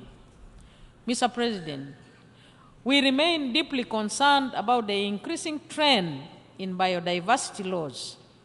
We believe that the full and timely implementation of the decisions adopted at the 15th meeting of the Conference of Parties to the Convention on Biological Diversity are fundamental to effectively address biodiversity loss. In this context, Government of Uganda has continued to take bold actions to address biodiversity loss. These actions include, among others, complete restoration of all degraded wetlands, reforestation, as well as prosecution of all those involved in illegal activities that undermine the preservation of flora and fauna. Our view, Mr. President, is that conservation and sustainable use of biodiversity remains a commitment for all nations and humankind. We therefore urge the international community to provide developing countries with sufficient means of implementation in terms of financing, capacity building, and technological transfer to support their efforts to address the challenges of biodiversity loss. Mr. President, developing countries continue to face unprecedented financing challenges which undermine their ability to achieve sustainable development. We believe that urgent need to reform the international financing architecture is fundamental and crucial in addressing these challenges. These reforms must be substantial to ensure that developing countries are well represented to effectively and efficiently participate in the decision-making of these international financial institutions. Our view is that these international financial institutions should support developing countries in their development efforts in accordance with their national policies and legal frameworks. Mr. President, the COVID-19 pandemic presented a multitude of challenges to global health systems and essential health services. This crisis not only reversed hard-fought health gains, but has also inflicted severe economic hardships, especially in developing countries like Uganda. We have witnessed widespread job losses, disruptions in supply chains, decreased foreign investments, and increased poverty rates. These economic setbacks further exacerbate the already existing challenges towards meeting the 2030 agenda. In Uganda, for instance, despite earlier progress, access to universal health care today stands at 65%, which is well short of the SDG target of 100%. The crisis, while daunting, also presents opportunities for us to rethink and reinforce our commitment to health care and the Sustainable Development Goals. Despite the challenges, I am happy to report that Uganda has registered positive achievements in some effective disease control measures, as demonstrated by its swift and successful response to the Ebola outbreak. Through diligent efforts and the collaboration of healthcare professionals and the government, Uganda declared the end of the Ebola outbreak caused by Sudan Ebola virus on 11th January 2023, just 4 months after the first case was confirmed in September 2022. This accomplishment underscores the importance of surveillance, contact tracing, and infection prevention and control in swiftly mitigating public health crises. By working together and capitalizing on expertise and infrastructure development in these areas, we can collectively contribute to a healthier, more resilient world. Mr. President, the non-aligned movement remains a key player in handling current and emerging global challenges within the United Nations. The movement remains relevant in serving the interests of its member states in line with its founding principles and purposes. In this regard, Uganda, as the incoming chair of NAM, will closely work with other NAM countries to further strengthen the tenets and values of the organization and the important role that the movement plays within the United Nations and other international fora. As host of the 19th NAM Summit, we look forward to welcoming the NAM heads of state and government to Kampala, Uganda, from 19th to 20th January 2024. Finally, Mr. President, the South-South cooperation remains a strong element of international cooperation within the countries of the Global South, which must be enhanced. We continue to witness the solidarity exhibited by countries in the Global South to extend support to their global counterparts to address the multiple challenges. We therefore commend these countries for the solidarity. Uganda will continue to support the strengthening of the South-South cooperation and triangular cooperation, as well as North-South cooperation with the United Nations. As the third South Summit host, we look forward to welcoming the leaders of G77 plus China to Kampala, Uganda, from 21st to 23rd January 2024. I thank you for your kind attention. On behalf of the Assembly, I wish to thank the Vice President of the Republic of Uganda for the statement just made, and I request the protocol to escort Her Excellency. The Assembly will hear an address by His Excellency Mohamed Jallow, Vice President of the Republic of the Gambia. I request the protocol to escort His Excellency.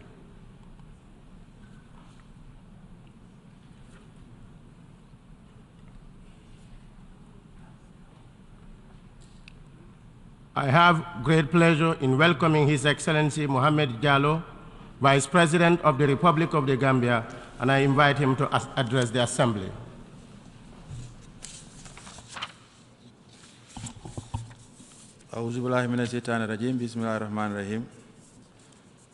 Mr. President, Ambassador Denis Francis, the Secretary General, Mr. Antonio Guterres, Your Majesties, Excellencies, Heads of State and Government, Heads of Delegation, ladies and gentlemen, I bring you warm greetings and goodwill message of peace, progress, and stability from His Excellency President Adama Barrow and the government and people of the Gambia, Africa's smiling coast.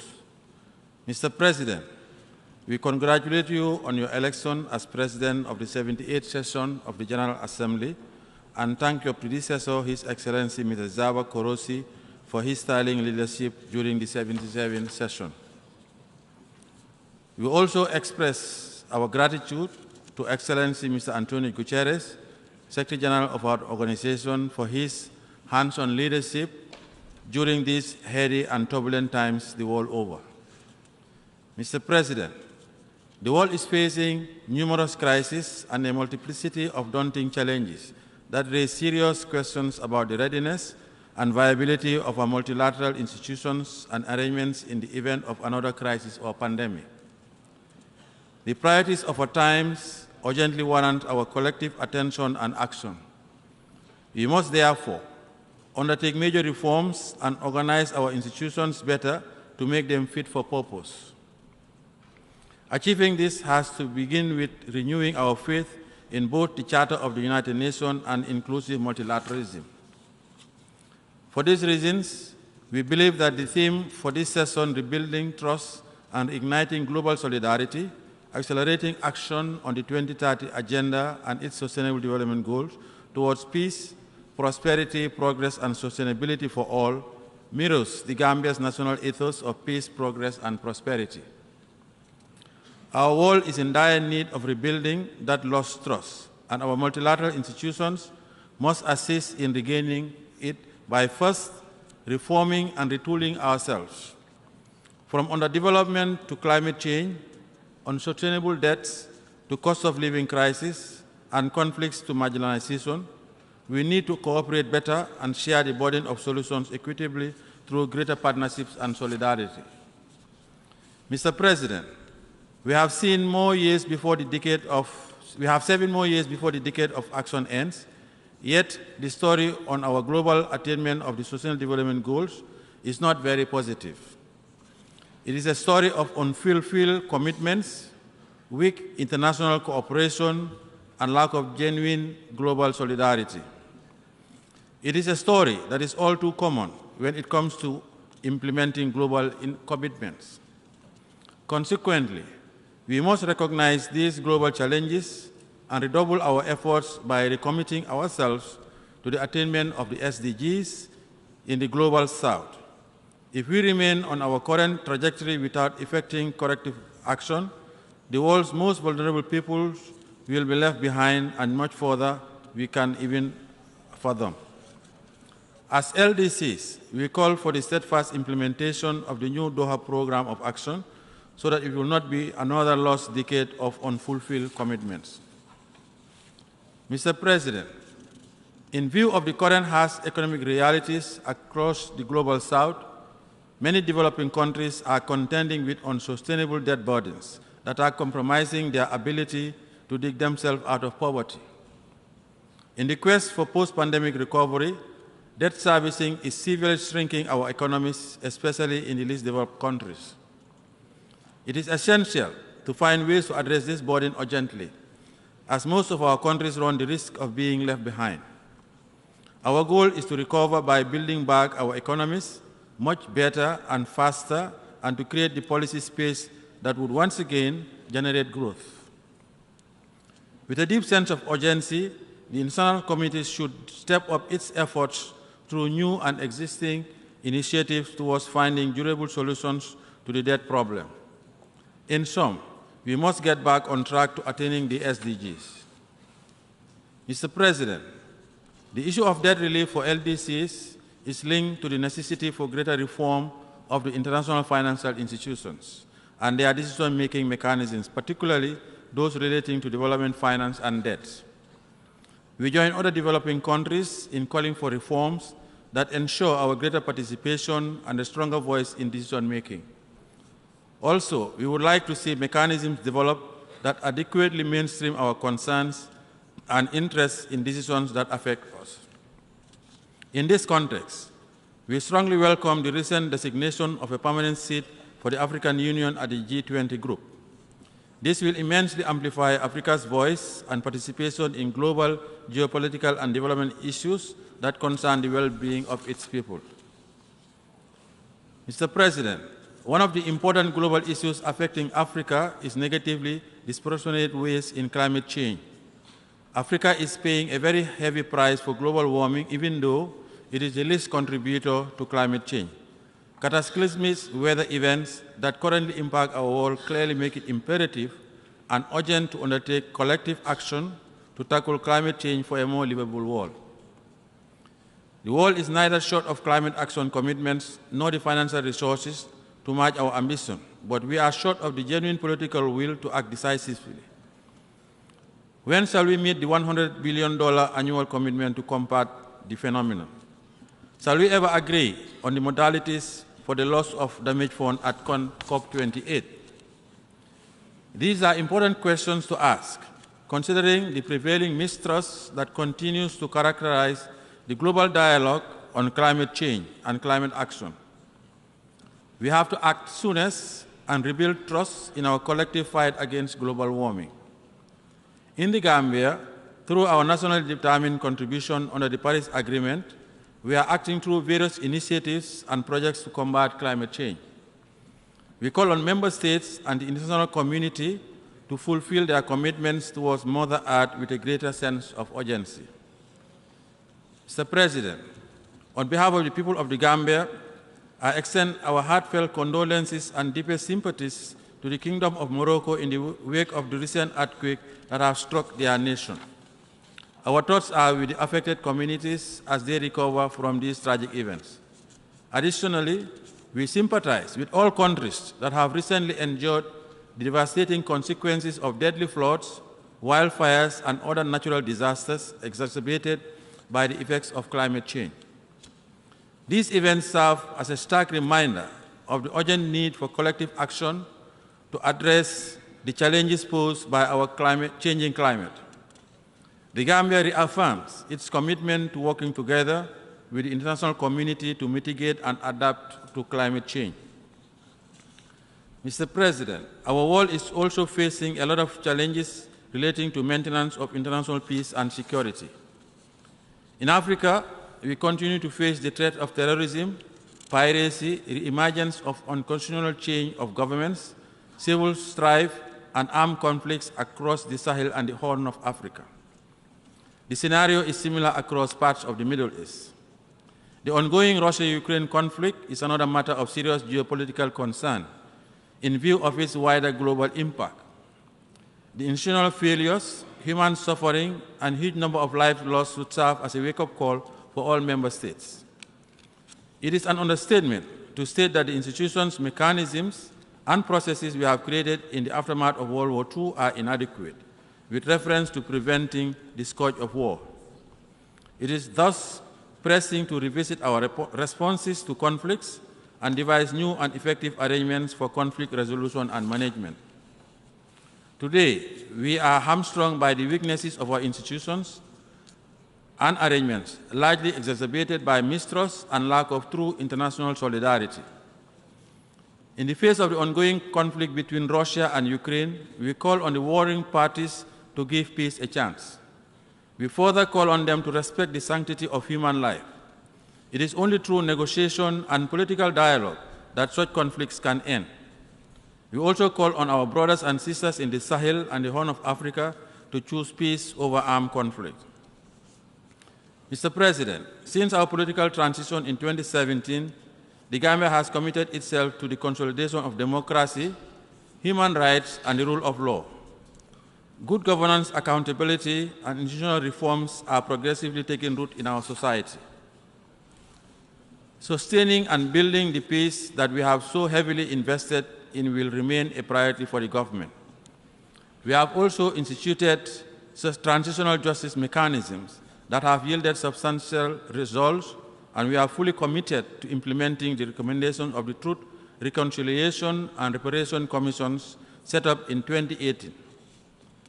Mr. President, West Africa is facing serious challenges in connection with development, democratic governance, the rule of law, peace, and security. As we grapple with these regional challenges, let me assure you that in the Gambia, we are truly committed to nurturing our young democracy, institutional building, protecting and promoting fundamental rights and freedoms, as well as women and youth empowerment. We are now enjoying the dividends of democracy, and we believe it is the best form of governance for our people. Furthermore, in our quest to inclusively deliver the dividends of democracy and build a more secure and prosperous Gambia, the government recently developed a new Green Focus Recovery National Development Plan 2023-2027 as successor to the 2018-2021 National Development Plan. While appreciating the support and partnership received during implementation of the NDP, the Gambia solicits the continued support and partnership of all her friends, partners, and the international community to successfully implement its new development master plan. Mr. President, the pursuit of peace around the world is one of the central pillars of the United Nations work. Adaptability of the organization to resolve ongoing, new or emerging peace and security challenges is worthy of sober reflection. Peacekeeping missions in situations where terrorism, violent extremism, or gang violence is endemic demand serious dialogue within the organization. No society should be held hostage because our institutional arrangements are ineffectively suited for action in such situations. Traditional peacekeeping has worked in a lot of situations, but it has come under enormous pressure in recent times. Such difficult experiences, as exemplified in some peacekeeping missions in Africa, flag the wisdom for reform. As a demonstration of our commitment to peacekeeping undertakings, in support of the Secretary General's action for peacekeeping, we have agreed with Bangladesh, through the support of the Secretariat, to jointly deploy a battalion in a suitable peacekeeping mission. This is an innovative arrangement where our two countries will collaborate to advance peace. Mr. President, allow me to share some thoughts on topical international political developments and situations that require our attention. The maltreatment of migrants around the world is a matter of serious concern to my delegation. Migrants are human beings with human rights, and they deserve to be treated humanly. We are appalled by the cruel and degrading treatment meted out to migrants at certain borders in Africa and beyond. We call on the United Nations to investigate these incidents and crimes committed against migrants with a view to protecting them and their families. Criminalizing migration or treating migrants as criminals is unacceptable. Let us open legal pathways for migration and the regularization of the status of migrants in line with our international commitments, including those under the Global Compact on Safe, Orderly, and Regular Migration. Mr. President, the Israeli-Palestinian conflict has been going on for too long. The conflict requires a lasting solution. Settlement activities need to stop. We express serious concern over the ongoing loss of life and injuries suffered by Palestinians in the region. Mr. President, allow me to commend the Kingdom of Morocco once again for the efforts they continue to undertake towards the resolution of the dispute in the Moroccan Sahara. The Gambia reaffirms its strong support for the Moroccan autonomy initiative, which we believe serves as a serious, credible, realistic compromise solution that could resolve the dispute as affirmed in relevant UN resolutions. Mr. President, our bilateral relationship with the People's Republic of China is founded on the principle of peaceful coexistence, mutual respect, and a commitment to mutually beneficial development. We therefore strongly endorse the One China policy. Mr. President, allow me to highlight that reform of the United Nations, especially that of the Security Council, is long overdue.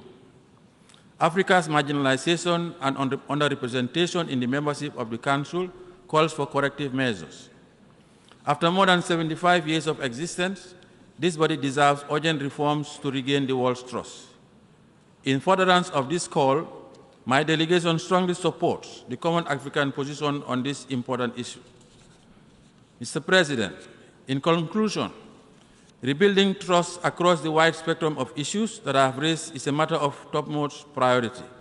The urgency of rebuilding trust in our multilateral institutions across the globe is glaringly evident. To avoid exclusion of the most vulnerable members in this decade of action, the Gambia calls for greater international cooperation and renewed solidarity. We call on all to make huge difference if we commit to rekindle global solidarity through these critical times. Concerted global action, sustained international solidarity, and increased partnerships are the antidote for our current global challenges. I thank you for your attention. Assembly, I wish to thank the Vice President of the Republic of the Gambia for the statement just made, and I request protocol to escort His Excellency. The Assembly will hear an address by His Excellency Theodore Ngema Obiang Mage, the Vice President in charge of National Defense and Security of the Republic of Equatorial Guinea. I request protocol to escort His Excellency.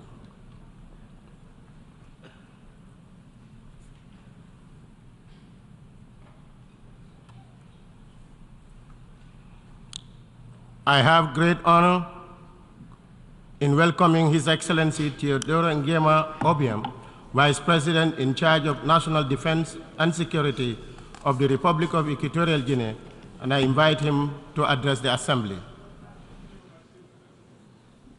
Excellency.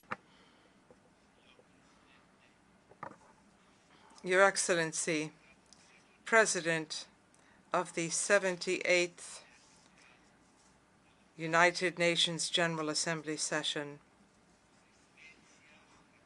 Excellencies, heads of state and government and heads of delegations, Your Excellency, distinguished Secretary General, distinguished delegates, ladies and gentlemen.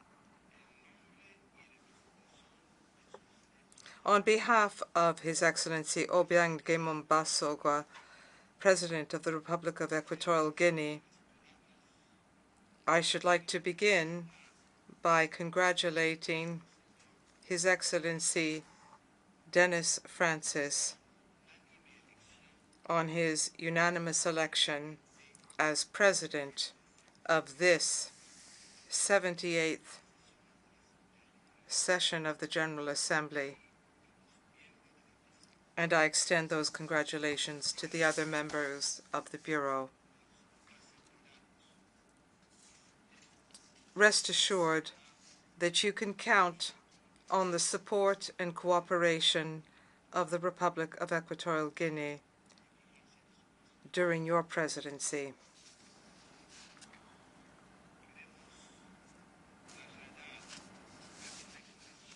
We wish to extend our heartfelt solidarity to the Kingdom of Morocco and to the State of Libya following the tragedies which these two sister countries have recently experienced.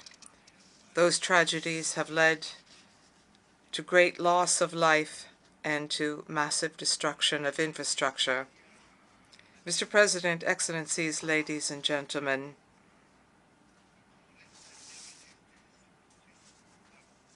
the theme of this 78th session of the General Assembly is quite rightly rebuilding trust and reigniting global solidarity, accelerating action on the 2030 Agenda and its sustainable development goals towards peace, prosperity, progress, and sustainability for all.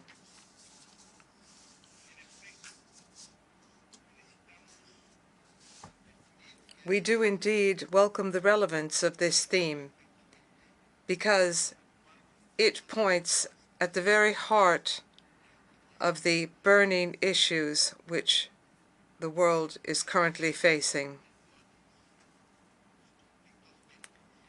It focuses inter alia on conflicts, on the increase in the number of armed groups, on the real threat of terrorism and mercenarism, on climate change, on the prospect of new health crises, and on the economic and financial crisis, as well as on the food crisis, which may well lead to famine in a number of countries.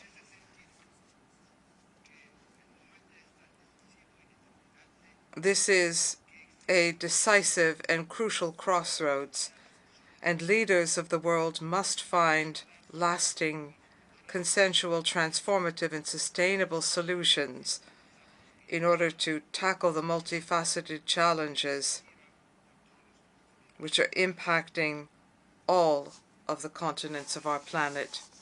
Mr. President, once again,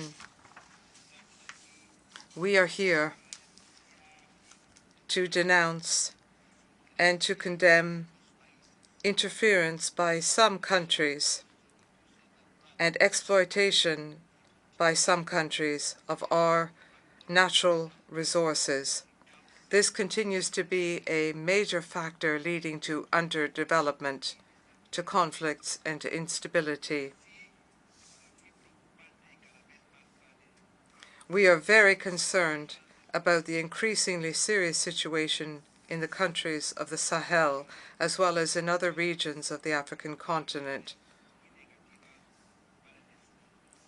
which has a very negative impact on the development of those countries. Africa should receive priority attention in support initiatives and in financing for development. Financing for development commitments must be implemented so that we can reach the goals of Agenda 2030, so that we leave no one behind, and so that we can overcome all of the phenomena which hamper development in Africa.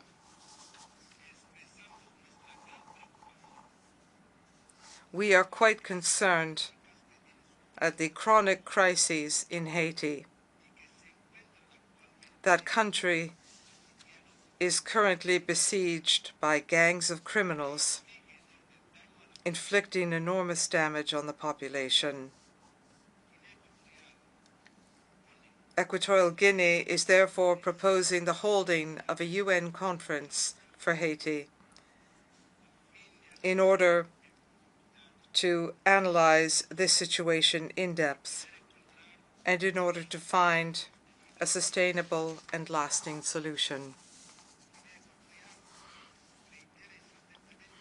Equatorial Guinea will insist on the need to reform the UN system, including the Security Council, which today is involved in one of the greatest injustices,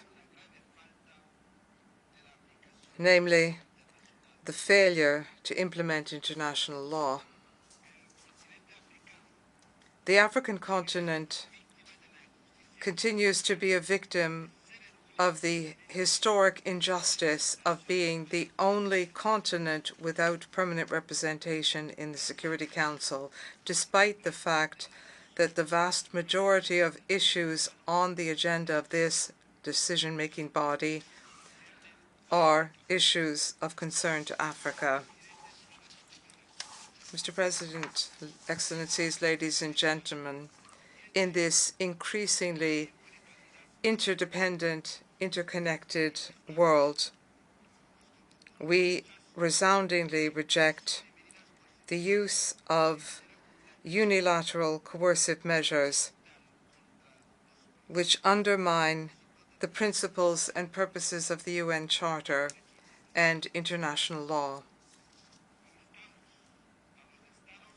We urge states to abstain from promoting these measures because they represent a serious obstacle to the development of states, particularly countries in development,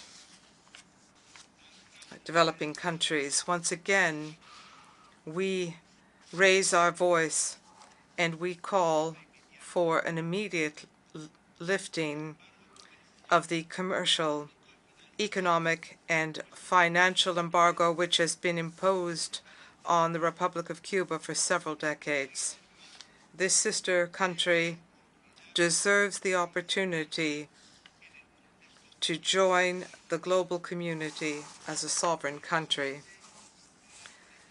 Mr. President, ladies and gentlemen, before concluding,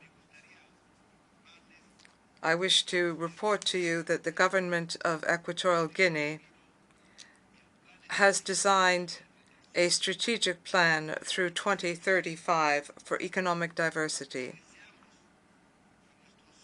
We would like our partners to join us in implementing this plan. We therefore extend an invitation to the business community of all friendly and sister countries to come and to invest in our attractive national market. We are living in a globalized world, and therefore I hope that we will forge alliances of cooperation and solidarity through frank and inclusive dialogue so that we can resolve peacefully the current conflicts and inequalities, as well as our differences. We appeal for the need to give more importance to international cooperation and multilateralism. They are very needed so that we can address the challenges facing all of humanity. Our determination to tackle pressing issues from climate change to peace, to security and development is unwavering. I have no doubt that with a genuine spirit of solidarity, there is no difficulty we cannot overcome to ensure the well-being of our planet and of its peoples. Thank you. On behalf of the Assembly, I wish to thank the Vice President in charge of National Defense and Security of the Republic of Equatorial Guinea for the statement just made, and I request the protocol to escort His Excellency. The Assembly will hear an address by His Excellency Philip Theodore Mbango, Vice President of the United Republic of Tanzania. I request protocol to escort His Excellency.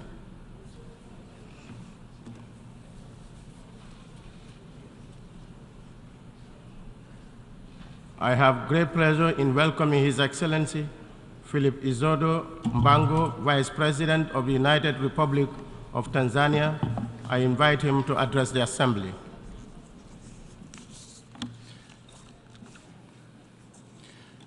His Excellency Dennis Francis, President of the 78th session of the UN General Assembly, His Excellency Antonio Guterres, Secretary General of the United Nations, Excellencies, Heads of State and Government, ladies and gentlemen, Mr. President, please allow me to start by conveying to this august Assembly fraternal greetings from Her Excellency Dr. Samia Suluhu Hassan, President of the United Republic of Tanzania, who could not attend this important session due to pressing national commitments. It is a great honor and privilege to address the Assembly on her behalf and for the people of my country. I also wish to join those who have spoken before me in congratulating you, Mr. President, on your election to preside over the 78th session of the UN General Assembly. I pledge Tanzania's full support to your presidency. Similarly, I wish to pay tribute to your predecessor, His Excellency Kaba Korosis, who successfully steered the 77th session of the United Nations General Assembly. In the same way, I commend the Secretary General and the UN Secretariat for dedicated service to humanity in the face of many daunting global challenges. Mr. President, this year, the Assembly is meeting specifically in search of rebuilding trust and reigniting global solidarity. However, for decades now, the persistent voice of the Global South calling in the wilderness make straight the way toward peace, prosperity, progress, and sustainability for all has fallen on deaf ears. The hitherto strong historical solidarity, fraternity, and commitment to the principles of non-interference, equality between nations, and mutual benefit bequeathed to us by the UN founding fathers is withering away. As a result of this paralysis in multilateralism, we have now begun to witness shifting geopolitical tectonic plates and creation of new blocs, seeking to replace the now obviously dysfunctional world order. Trust among states has worn away, and there is erosion of the rule of law and a revert back to unilateralism. The effectiveness of the UN system and multilateral financial institutions is now being questioned more than ever before, calling for their immediate reform. All this is happening at a time when the world is reeling from the aftershocks of the COVID-19 pandemic, relentless wrath of climate change, horrendous armed conflicts, global food insecurity, looming energy and debt crisis, as well as stubborn poverty and growing inequality. Furthermore, implementation of the SDGs 2030 has been disappointing, mainly as a result of unfulfilled promises of finance and technology by the global north and limited fiscal space in most African countries. In order to rebuild trust, it is imperative that the global north walks the talk on its promises and listens to the voices of the global south. Analogously, the global south must re-engineer its domestic revenue mobilization effort, including putting an end to hemorrhage of its natural resource wealth and illicit capital outflows. Mr. President, peace is undeniably a prerequisite for achieving the 2030 Agenda for Sustainable Development. Ironically, even in this 21st century, some nations are still firing guns and missiles at each other. However, the fact is that massive production of weapons and skyrocketing military spending on armed conflicts is compromising the promises we all made to the most vulnerable among us, that is, children, youth, women, and the poor, to build a better, prosperous world and create opportunities for all, leaving no one behind. In this regard, Tanzania highly commends the United Nations for its tireless efforts in maintaining international peace and security. We applaud the Secretary General's new Agenda for Peace, unveiled on 20th July 2023, which provides a greater vision for multilateral efforts towards peace and security on the basis of international law. I therefore implore each one of us in this assembly to give due consideration to the priorities stipulated therein, for they resonate very well with the spirit and essence of the theme of this assembly. Mr. President, Tanzania remains fully committed and ready to work with the UN family in maintaining global peace and security to make the world a safer place to live in, not only for us, but more importantly, to the generations to come. Tanzania firmly believes that the world needs to invest more in dialogue and diplomacy to prevent and resolve armed conflicts. Wars and confrontations must be avoided at all costs, because in war everyone loses, including the non-warring parties. In this regard, Tanzania has and will continue to contribute to peacemaking and peacekeeping efforts in Africa and elsewhere in the world. As of March 2023, Tanzania stood as the 12th largest contributor among 125 countries in UN peacekeeping missions.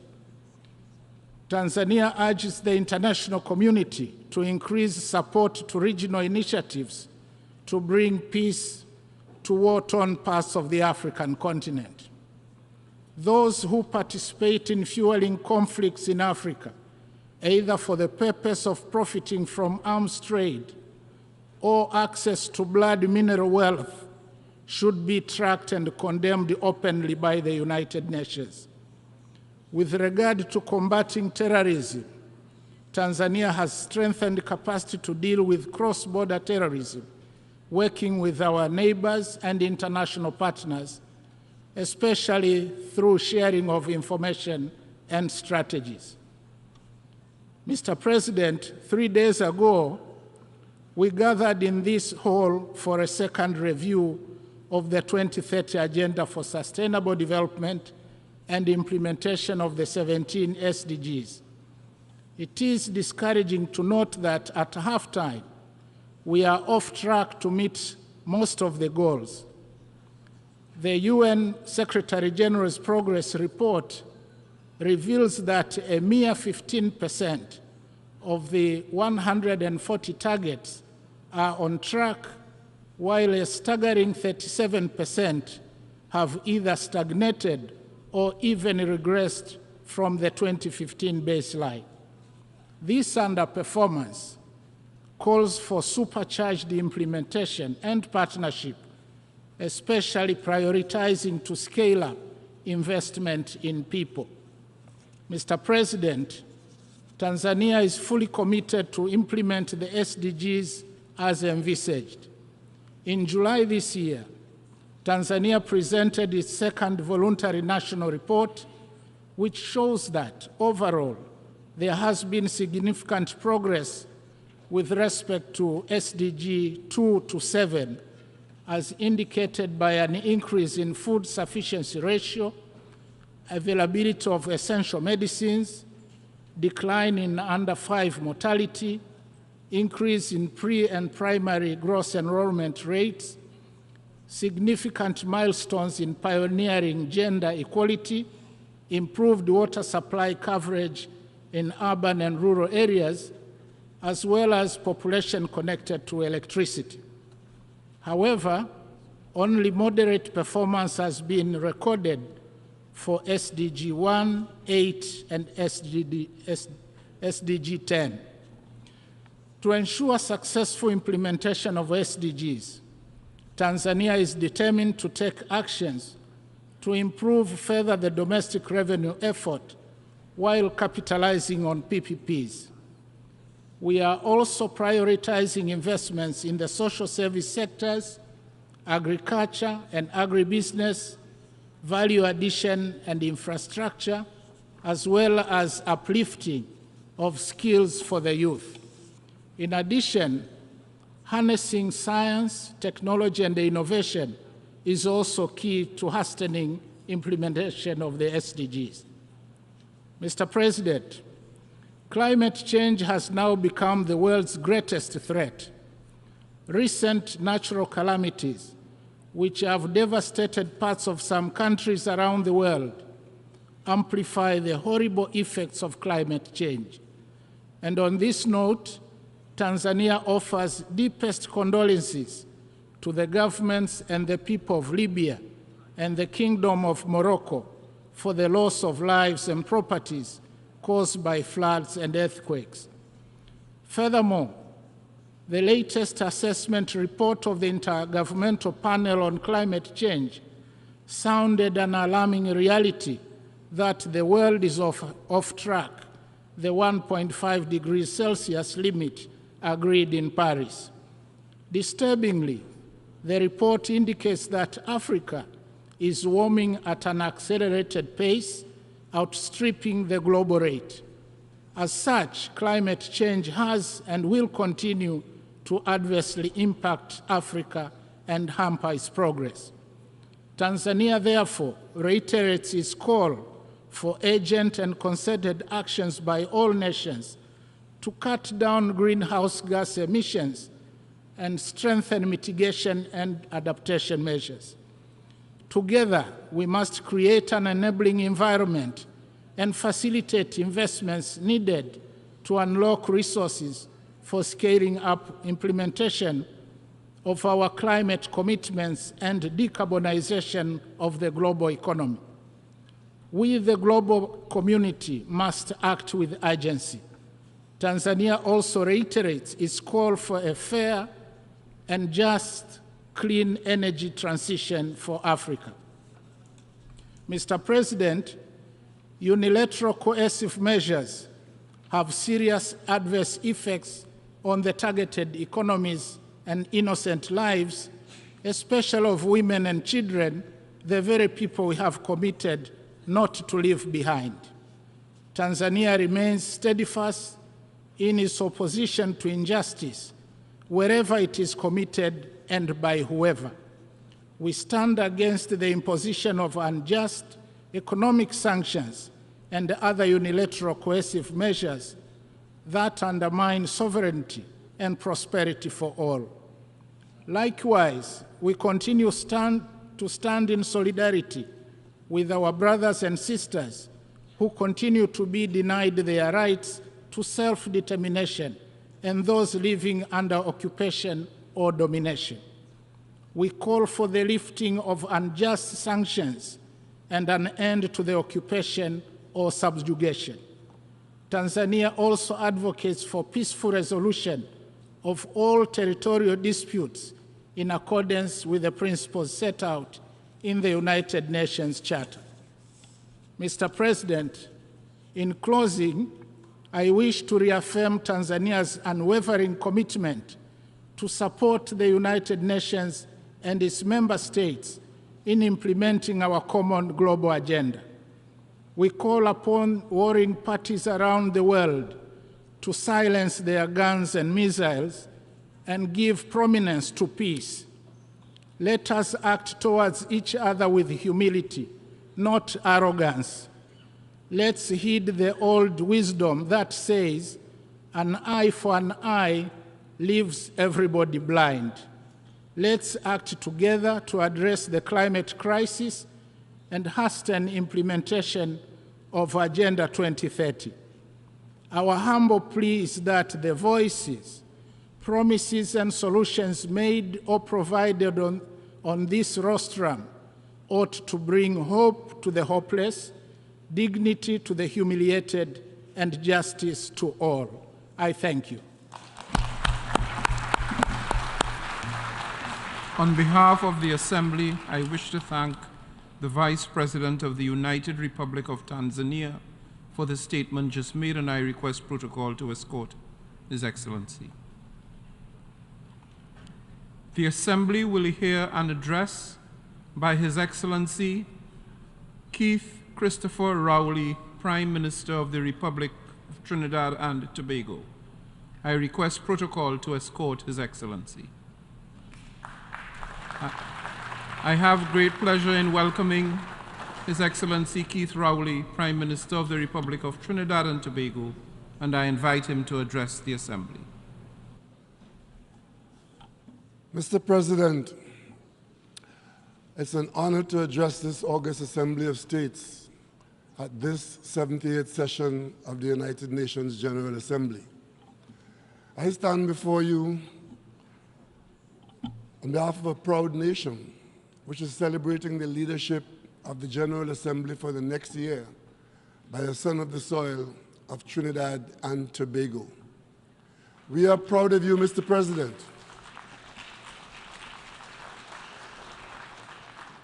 I again extend warmest congratulations to you on behalf of the government and people of the Republic of Trinidad and Tobago, and you are assured of our full support. I also wish to express our deepest gratitude to your predecessor, His Excellency Saba Kurusi, for ably guiding our work during the 77th session. Permit me, Mr. President, to express our deepest condolences to and solidarity with the government and people of Morocco, as well as the government and people of Libya, on the recent tragedies which have resulted in the significant loss of lives, livelihoods, and destruction of property. Mr. President, at the midpoint of the journey for the implementation of the Sustainable Development Goals and the 2030 Agenda, a sober reflection would leave many observers with a pessimistic feeling that the world is in peril and that we are at risk of significantly falling short of ensuring that no one is left behind. We have seen an array of cascading crises in many parts of the world. Recently, the Secretary General sounded the alarm that the period of global warming had ended and that the era of global boiling has arrived. Investments in instruments of war have far surpassed investments in instruments of peace and peace building. Some protracted conflicts are continuing with little signs of ceasefire, and others continue to erupt and escalate with disturbing consequences. All of these contribute to the waning spirit of multilateralism in our United Nations, the very purpose for which this organization was built. We have seen glimmers of hope extinguished by the darkness of despair, where the most vulnerable of the global population are made to pay the highest price. The cards of the international financial system remain heavily stacked against Global South, thereby inhibiting the prospect of these countries to achieve economic growth and sustainable development. Against this backdrop, Mr. President, I ask, is this the legacy that we would leave for future generations? Mr. President, Trinidad and Tobago, as a responsible member of this organization, is committed to doing its part to achieve sustainable development and international peace and security for all. However, our ability to safely navigate our destiny to the harbor of sustainable development by 2030 is stymied by challenges and threats, some of which are existential. One such threat is the proliferation and use of illegal firearms in our society, which, just like in other jurisdictions, bring untold suffering to many families and communities and the nation as a whole. Only today, Mr. President, we experience the loss of life of 5 members of one family killed by an assailant with an assault weapon. Mr. President, this situation has worsened largely because of the accelerated commercial availability, coupled with illegal trafficking from countries of manufacture into the almost defenseless territories of the Caribbean. In a population of 1.4 million people in Trinidad and Tobago, we experienced over 600 murders last year, 90% of which involved handguns and increasingly assault weapons. Within our best efforts and a huge consumption of our already scarce resources, we have seen over 400 violent firearms-driven killings already this year. Mr. President, this is a crisis shared by almost all the Caribbean territories and is to be added to the challenges that stand in the way of any successful tackling of the development goals already identified. Mr. President, Trinidad and Tobago, both individually and as part of the Caribbean Community CARICOM, has attempted to devise solutions and interventions to address these challenges meaningfully and holistically. For this reason, earlier this year, Trinidad and Tobago hosted the CARICOM Regional Symposium to address crime and violence as a public health issue, as we felt that it was incumbent to promote and encourage dialogue aimed at reducing violence and preventing crime in our society. In this context, we are cognizant of the need for cooperation at all levels. Accordingly, Trinidad and Tobago remains fully committed to the Arms Trade Treaty and its stated objectives. We also look forward to continue to work collaboratively with our regional and international partners, especially the United States, to urgently stem the illicit trade of illegal firearms, most of which are produced by gun manufacturers and promoters based in this country. We acknowledge and appreciate the recent and ongoing support of the United States in linking arms with Trinidad and Tobago and the wider CARICOM in confronting this metastasizing scourge, which not only disturbs our safety, but threatens our sense of security and even the very democratic states themselves.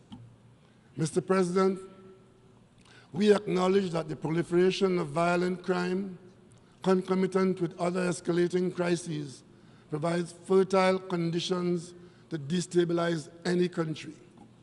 It is in this context that Trinidad and Tobago supports CARICOM's position that all nations respect the Caribbean Sea as a zone of peace.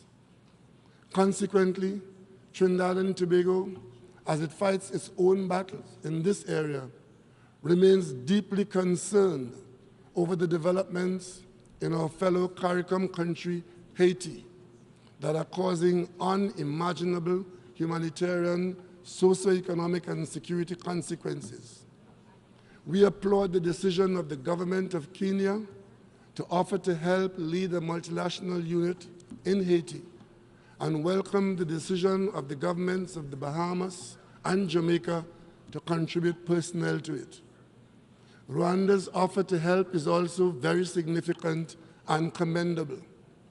We also urge the international community to collaborate with Haiti towards the achievement of a credible solution to its current crisis that would guarantee that the country and its people are not left behind.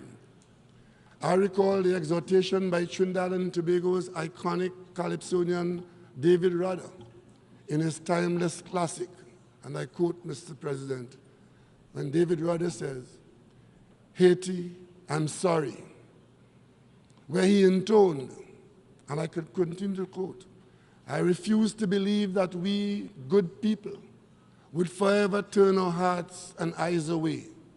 Haiti, I'm sorry. We misunderstood you.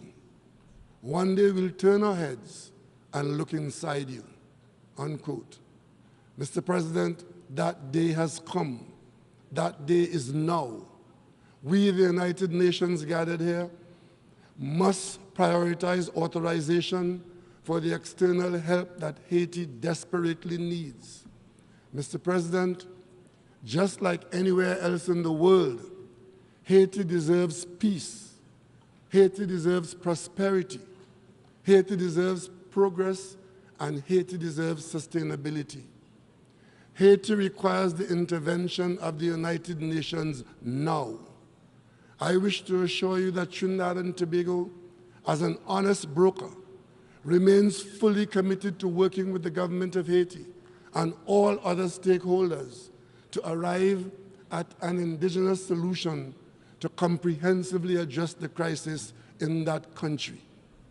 Mr. President, Trinidad and Tobago is of the view that in order to rebuild trust and reignite global solidarity, there must be universal adherence to the Charter of the United Nations and international law.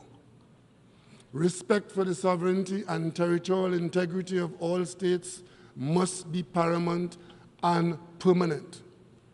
It is in this connection that we continue to register our dismay and disappointment in the ongoing hostilities following the military action against Ukraine.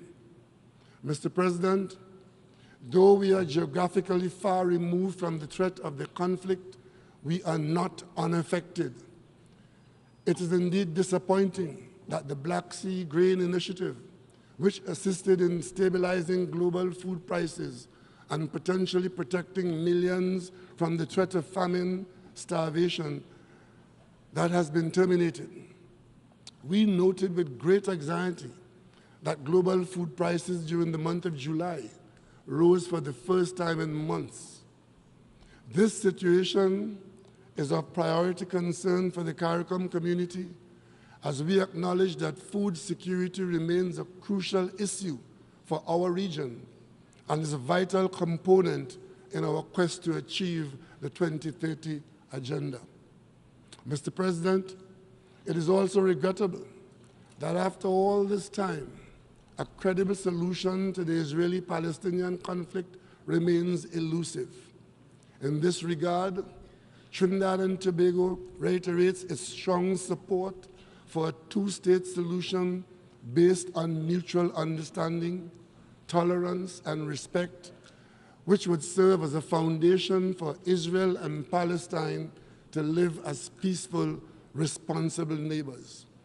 We continue to urge both sides to recommit to a just, lasting, and comprehensive solution that would ensure peace, prosperity, progress, and sustainability for all. Mr. President, 2023 marks two very important milestones for the international community as we commemorate the 75th anniversary of the adoption of the the Universal Declaration of Human Rights, as well as the 25th anniversary of the adoption of the Treaty of Rome. As a country that has been a long-standing advocate of the International Criminal Court, Trinidad and Tobago congratulates the court on this achievement.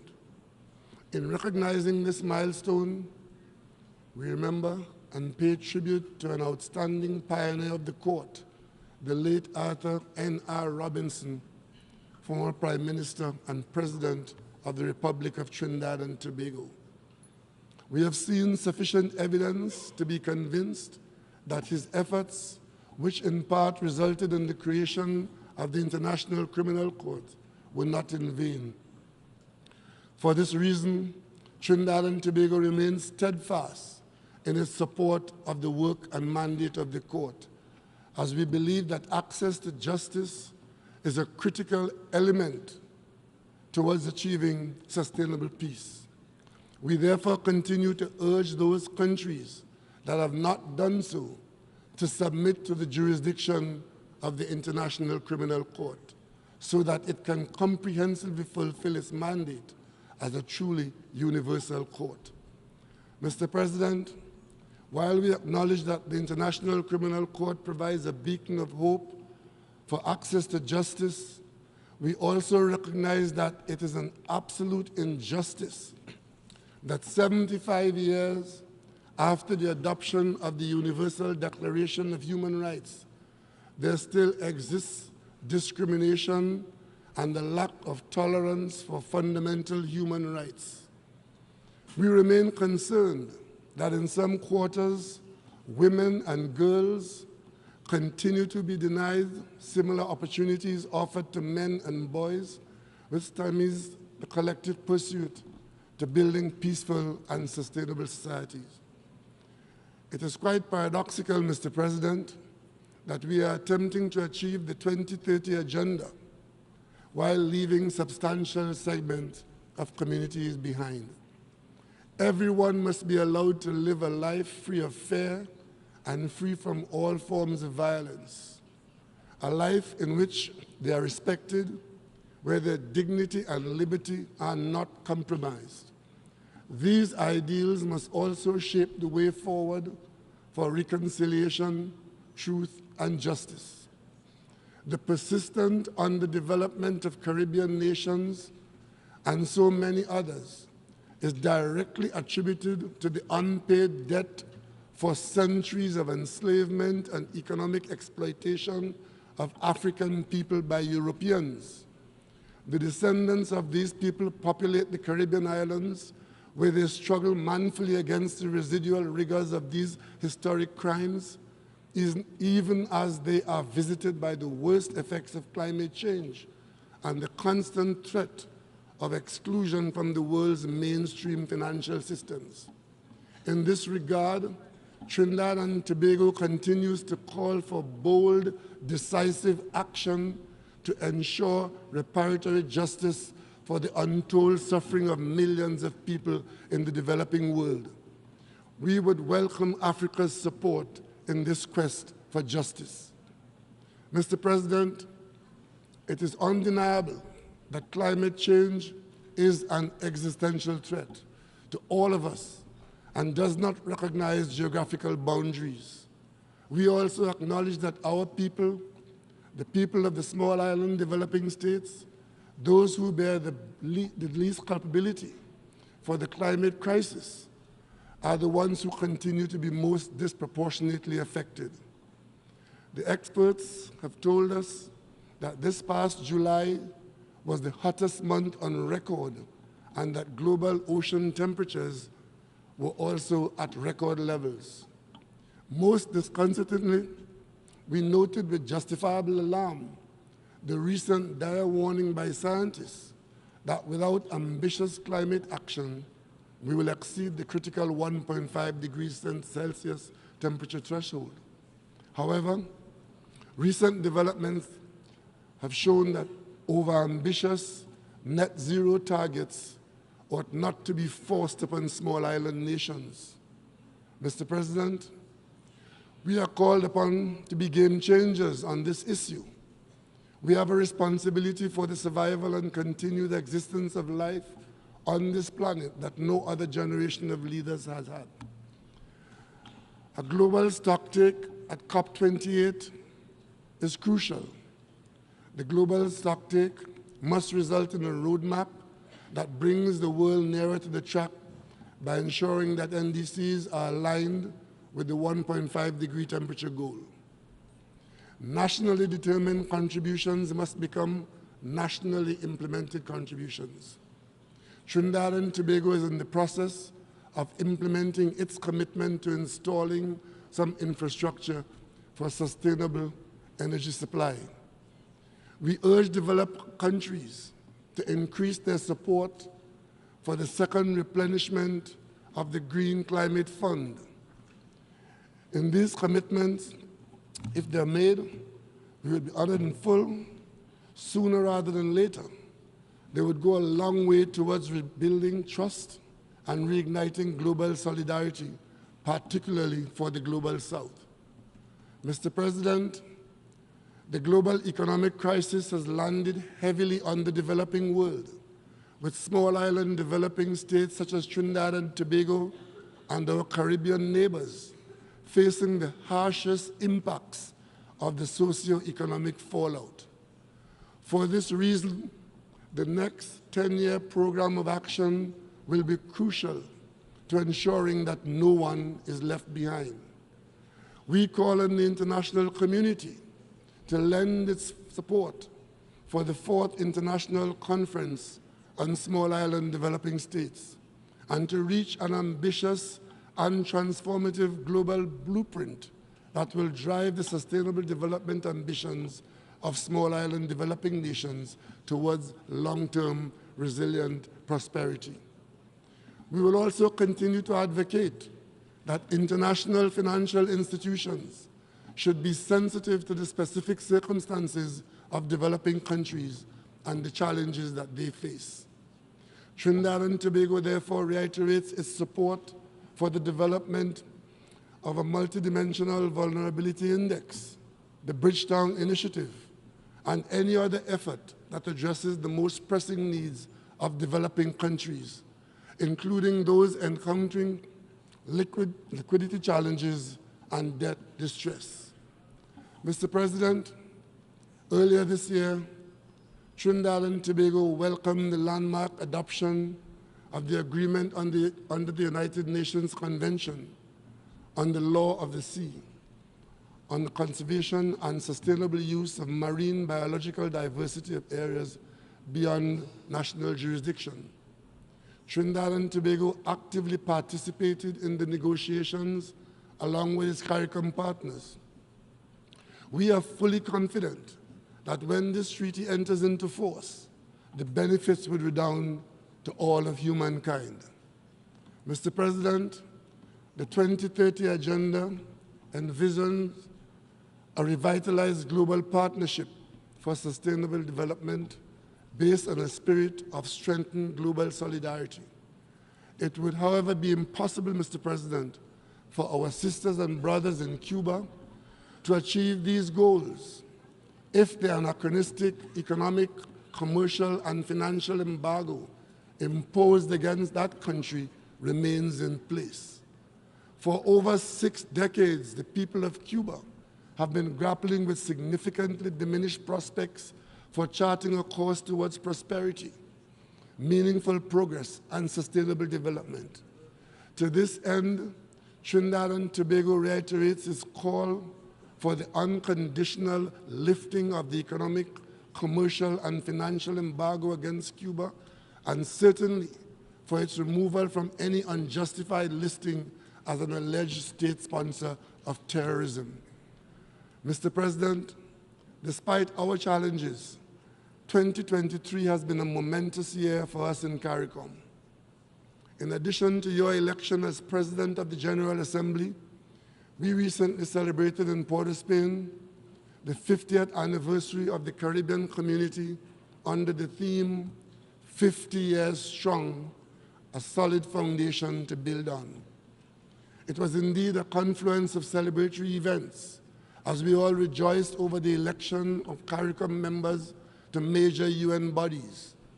In this regard, we congratulate Guyana on its election as a non-permanent member of the United Nations Security Council, as well as Haiti and Suriname on their election to the Economic and Social Council.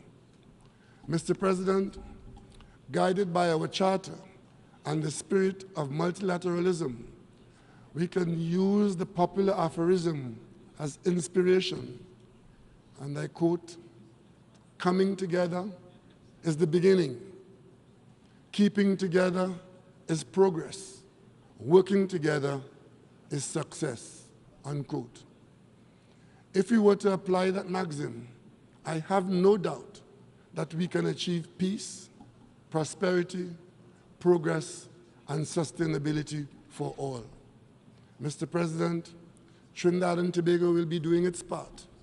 We continue to stand on our principles, to deploy our diplomacy and leadership in the service of the common good, to uphold international law, and to work with member states in our commitment to leave this world safer, healthier, and better. Mr. President, I thank you for your attention, and I thank my colleagues.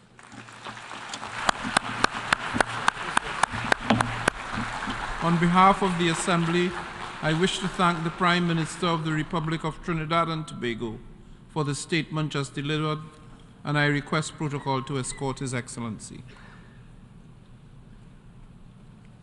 The Assembly will hear an address by His Excellency Kiri Ahos, Prime Minister of the Hellenic Republic. I request protocol to escort His Excellency.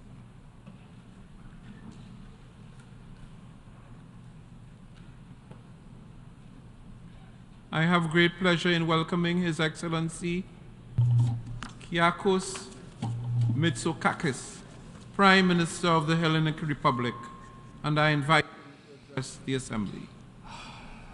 Mr. President, Monsieur le Président, heads of government and state, ladies and gentlemen, the theme of this year's General Assembly asks us to accelerate action towards peace, prosperity, progress, and sustainability for all.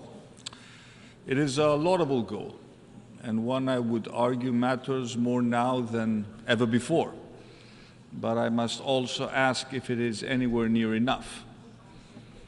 And I pose this question not because I wish to test the patience of this Assembly, but rather because even though collective multilateral solutions can and often do make a difference, it seems to me that still too many solutions fall short of our ambitions.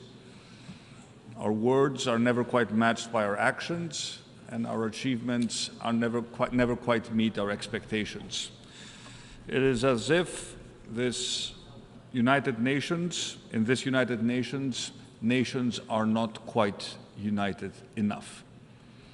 And nowhere is that clearer to me than in two core areas, tackling climate change and managing migration, both of which will be at the heart of Greece's Security Council candidacy for 2025-2026.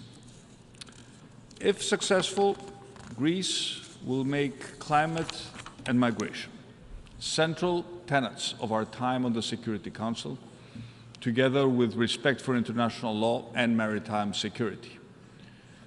We will do this because in part at least, the global community's current collective approach to both issues speaks to a failure to match rhetoric with policy delivery.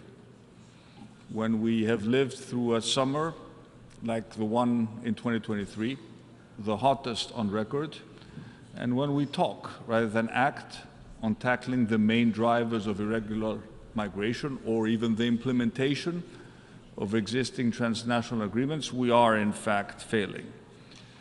And ladies and gentlemen, we must work harder collectively to change that. 12 months ago, at this very podium, I warned how without multilateral cooperation, the devastating effects of climate change would soon be the norm rather than the exception. 12 months later, and that new norm has unfortunately arrived. This summer, floods, fires, heat waves, and landslides have gripped the European South, North Africa, and the Mediterranean, bringing unprecedented destruction to the region from Slovenia to Libya, from Italy to Greece. For Greeks, nowhere was this more apparent than across Evros, in the northeast of my country. Here, the largest blaze ever recorded in the European Union burned continuously for almost 2 weeks.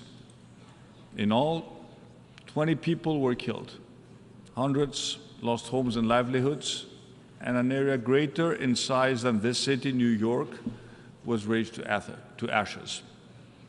700 firefighters from across Europe fought valiantly to contain this devastating megafire, but they couldn't tame it.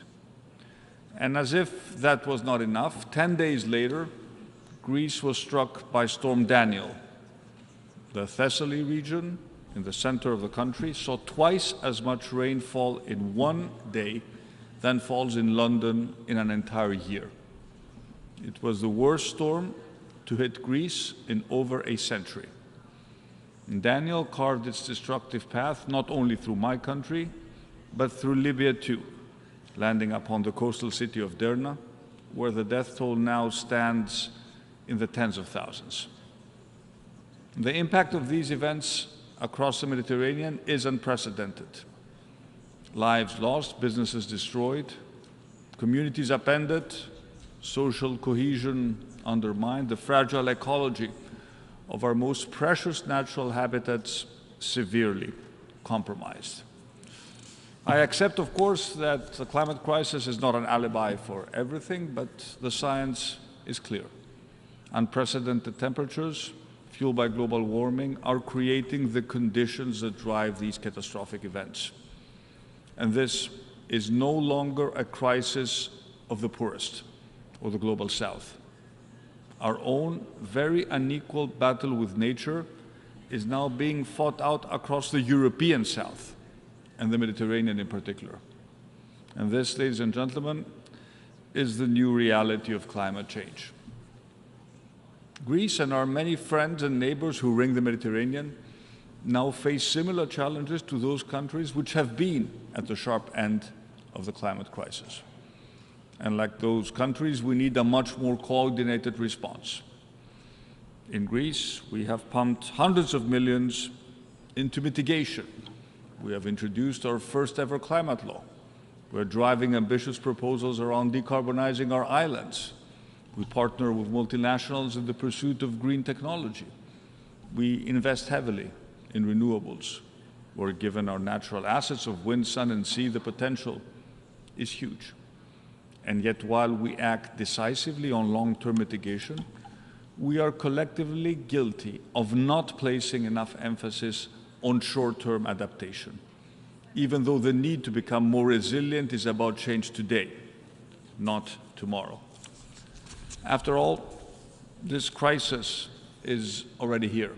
It is affecting our lives today, and it is already having a significant impact on our economies.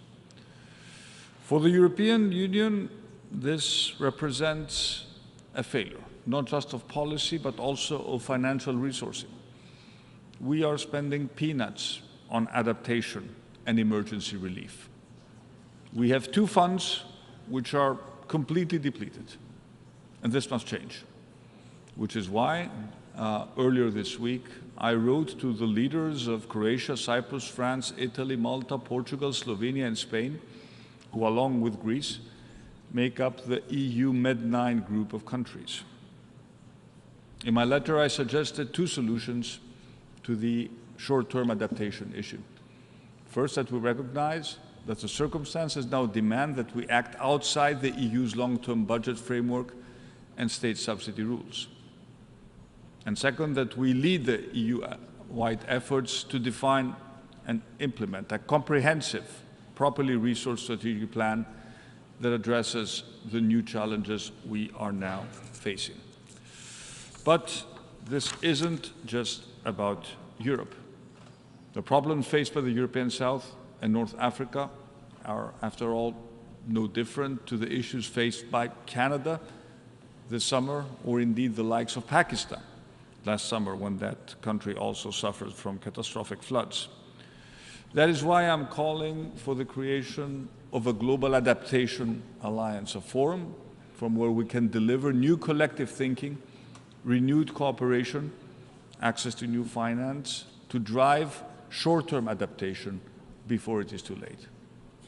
Investing more, for example, in sharing new technology, in advanced forecasting and modeling, so that we can predict with greater clarity, with greater accuracy, how these phenomena are going to behave, where the floods are coming from and where the fires are going.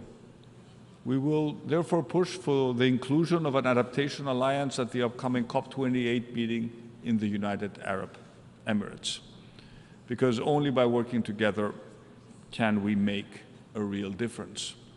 Learning lessons from one another, but sharing best practices and solutions too. Take Greece's early warning emergency number, the 112 number. During devastating wildfires 5 years ago, it didn't exist. A whole seaside town was razed to the ground. More than 100 people perished. We learned from that mistake. We put it right. And this summer, the 112 number played a huge part in minimizing loss of life. What difference, I wonder, would such a number, an emergency number, have made in Maui during the devastating Hawaiian fires, or in Libya, for example? And it is exactly this sort of relatively cost-effective solutions that represent the type of technological adaptation we need globally going forward. A simple yet life-saving idea. And all of this is critical because at the end of the day, our number one obligation is the protection of human life. Monsieur le Président, ladies and gentlemen, let me turn to the second great challenge of our time, migration. My country is at the forefront of the global migration crisis. Greece has over the last decade provided shelter and protection to hundreds of thousands of refugees and asylum seekers. Our Coast Guard has gone above and beyond to save tens of thousands of lives at sea. And let me be clear, Greece will always be an open and welcoming country for those fleeing persecution and violence, as well as those economic migrants who, however, seek a new future by accessing legal pathways. After all, our economy is growing again. We're attracting significant foreign investment, and there are many job opportunities in my country. But we also need to fill these vacancies on our own terms, not those set by the criminal gangs. And that is why it is critical that the international community works together to establish a far more comprehensive and coordinated approach, one that addresses the root causes of migration, one that more effectively counters human trafficking and migrant smuggling, and fosters legal pathways to mobility. Take managing the root causes of migration. We must challenge the negative political, socioeconomic, and climate trends at source in the countries of origin, but also the countries of transit.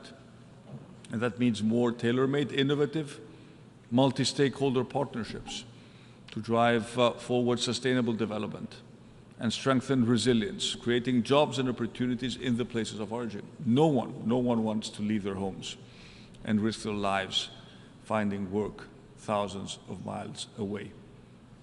In real terms, that's about investing in infrastructure, in education, in healthcare, in the green and digital transition, all of which can reduce poverty, unemployment, and inequality. And it's about creating incentives for private sector development. It's about supporting entrepreneurship and small businesses while always promoting good governance and women's empowerment. Ladies and gentlemen, when it comes to migration, Greece's policy is tough but fair. We are focused on preventing irregular migration and improving the effectiveness of return systems. But we're also focused on facilitating safe, orderly, and legal migration while processing asylum claims expeditiously. This issue is not going to go away. Indeed, in recent weeks, there is evidence across the Mediterranean that the pressure on our borders is unfortunately growing again. That is why preventing departures must be the starting point.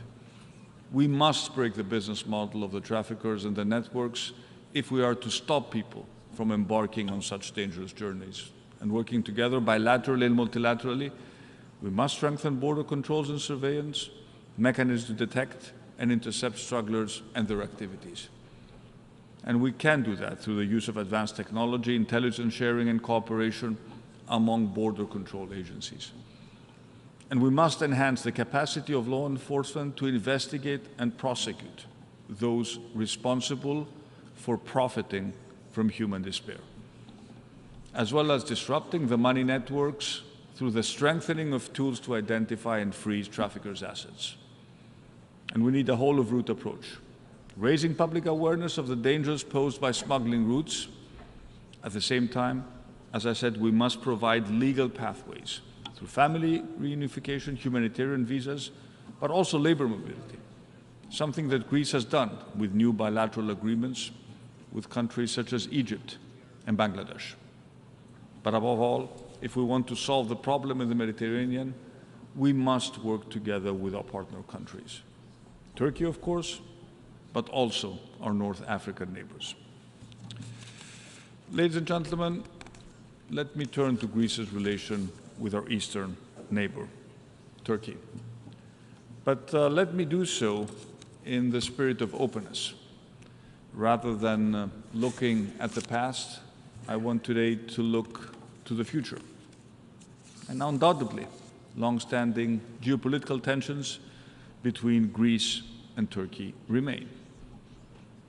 Our two greatest shared challenges, however, climate change and migration, are of the present and of the future.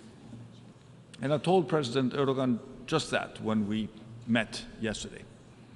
Don't get me wrong, our main difference over the delimitation of our maritime zones in the Aegean and the Eastern Mediterranean is extremely important. It remains, but it can be resolved in accordance with international law and in particular the United Nations Convention on the Law of the Seas and in the spirit of good neighborly relations. We have made good progress over the past months in terms of normalizing our relationships, and it is in our mutual interest to continue down that path. Turning to Cyprus, this remains unfortunately at its core an issue of an illegal invasion and occupation in violation of the fundamental principles of the United Nations Charter. Our commitment to Cyprus's sovereignty, territorial integrity, and a solution of one state based on a bizonal, bicommunal federation is steadfast. It's a matter of credibility and determination to defend the core values and principles upon which the United Nations are based, and finding a fair, viable, and mutually acceptable solution to the Cyprus issue remains a top priority for Greece, and we will continue to fully support the UN-led efforts to facilitate the resumptions of negotiations, always on the basis of the relevant UN security resolutions. Ladies and gentlemen, I have today address two of the three most important concerns we share today as a global community. Let me end by quickly addressing the third. Last year, in this very spot, most of us condemned Russia's illegal invasion of Ukraine, an act of blatant aggression that has shattered the inviolability of a sovereign border and has cost so many innocent lives.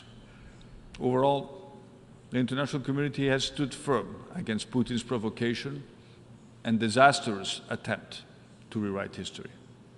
Today, however, the assertion on Russia's part is that NATO, the EU, the other partners that support Ukraine will eventually lose the stomach to continue that fight. Now, let me be clear. This should not happen, and this will not happen. We will never walk away from Ukraine, because to do so would be to abandon the very principles of peace, democracy, and adherence to international law that so many in this room hold dear. This message was sent out loud and clear by the leaders of the whole Balkans region on the 21st of August in Athens, in the regional summit we hosted together with President Zelensky. Dear friends, to conclude, whether the issue is addressing climate change, managing migration, or fighting the threat to our democratic way of life, all the challenges we face are daunting. We've said many times failure is not an option. True leadership will be required by all of us. We cannot just sit idle and hope for a miracle. I have the privilege of leading a mid-sized country that is trying to do its best to address issues of massive complexity. But it is time for the really big players to step up to the plate and deliver. Thank you very much for your attention.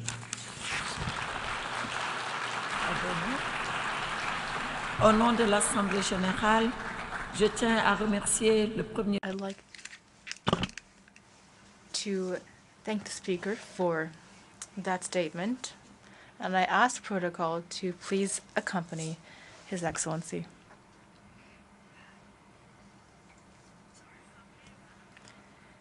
The Assembly will now hear from His Excellency, Mr. Pushpa Kamadaha, Prime Minister of Nepal.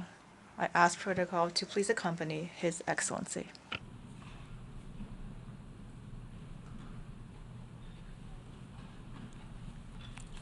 J'ai le plaisir de souhaiter la bienvenue à son Excellence. I have the honor of welcoming His Excellency Mr. Pushpa Kamadaha, the Prime Minister of Nepal, and I ask him to speak before the Assembly.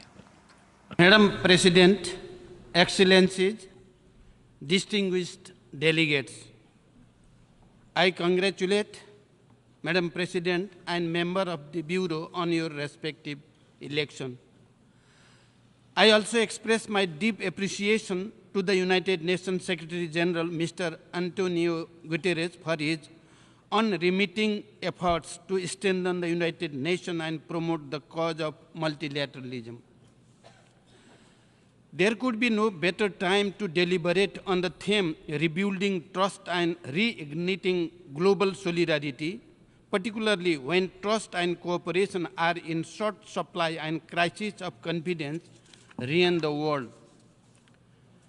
Today, due to the resurgence of geopolitical competition, power polarization and economic nationalism, maintenance of world peace and security, the foremost goal of the UN Charter, have come under serious strain. Spending on arms is on the rise, but resources for the realization of the 2030 agenda have become scarce.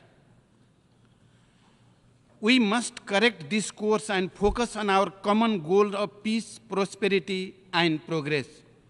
It is time to build trust, promote partnership and collaboration, and work in solidarity when the world is facing the challenges of unprecedented scale and nature.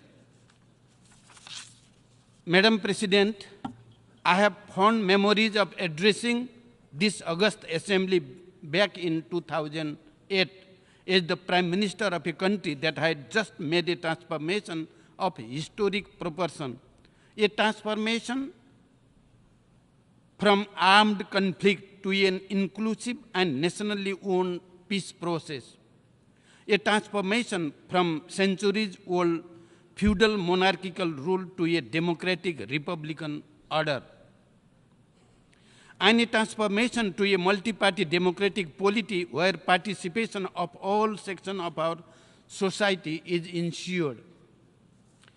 15 years on, we have come a long way. We successfully transitioned through a nationally led peace process.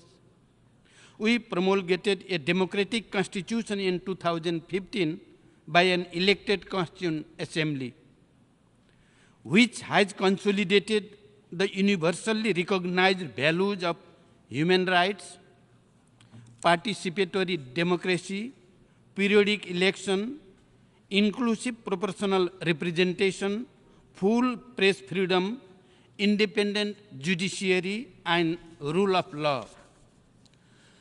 The successive two cycles of federal, provincial, and local election have resulted in increased participation of women, Dalits, youths, and underrepresented communities at all levels of governance. We have been able to ensure 41% of representation of women in local assemblies. A minimum of 33% representation of women is constitutionally guaranteed in the provincial assembly and federal parliament. We have firmly established that the sovereignty lies in Nepali people, and they are the real source of state power. We are now closer to logically concluding our unique, nationally owned and homegrown peace process. Completing the remaining task of transitional justice is top on my political agenda. As Prime Minister of a co-signatory of the Comprehensive Peace Accord, I have been making serious effort to bridge the gaps and build consensus among the key stakeholders. An amendment bill related to the transitional justice has been tabled at the federal parliament to address the concern of the victims, strike a right balance between peace, justice, and reparation, and to make the transitional justice process broadly owned by our society. The proposed bill evolved through a wider consultative process, taking a victim-centric approach and recognize a reparation as victims' right. In the process, there will be no blanket amnesty for the serious violation of human rights. The ultimate objective is to establish an enduring peace in the country and foster harmony in society through peace, justice, and reconciliation. I appeal the international community for their goodwill and support to the conclusion of the final leg of our peace process and to duly recognize this rare example of successful conflict transformation. Madam President, as Nepal's political course has taken a stable shape, our focus is now on the agenda of economic transformation. We are aware that political achievement can only be sustained by socio-economic growth and development. It is not least in this light that the central focus of the current government is on mobilizing all its energy and resources to accelerate development work and ensure good governance. We are graduating from LDC status by 2026, and we are committed to making our graduation smooth, sustainable, and irreversible. We are currently in the process of finalizing the smooth transition strategy of graduation. We have put SDGs at the center of our development vision and priorities. However, crises such as COVID-19 pandemic, climate change, and heightened geopolitical competition have threatened our hard-earned progress in SDGs. We, therefore, call for an enhanced level of international support in the form of development assistance, foreign direct investment, export promotion, SDR allocation, technology transfer, and technical assistance. Nepal welcomes Secretary General's call for an increase in SDGs financing by $500 billion per year. As the current LDC chair, we remain actively engaged in collaboration with fellow LDCs in all relevant forums, including in the UN system, to protect and promote our collective interests. We stress the need to mainstream the Doha Program of Action into all important UN process and development system and the development cooperation framework of our partners. We call for a fair and equitable international trading regime that benefits LDCs.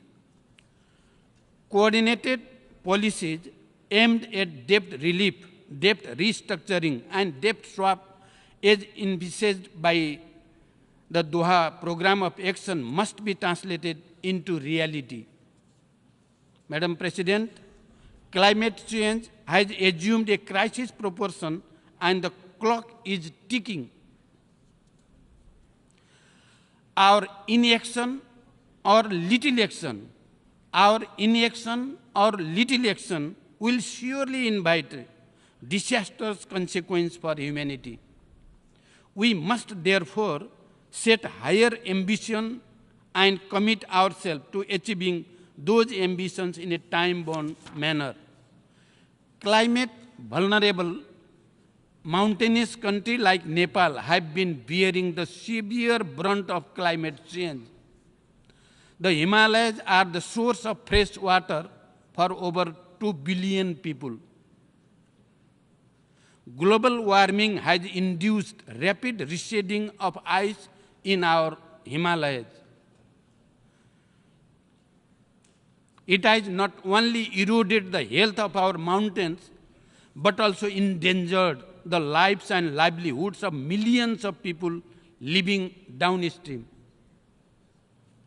The human and financial toll due to the floods, droughts, and other extreme climate-induced events is terrifying.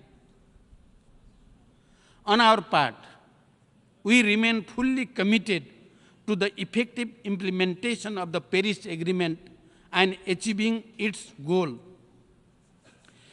Nepal has set an ambitious target of reaching a net zero scenario by 2045.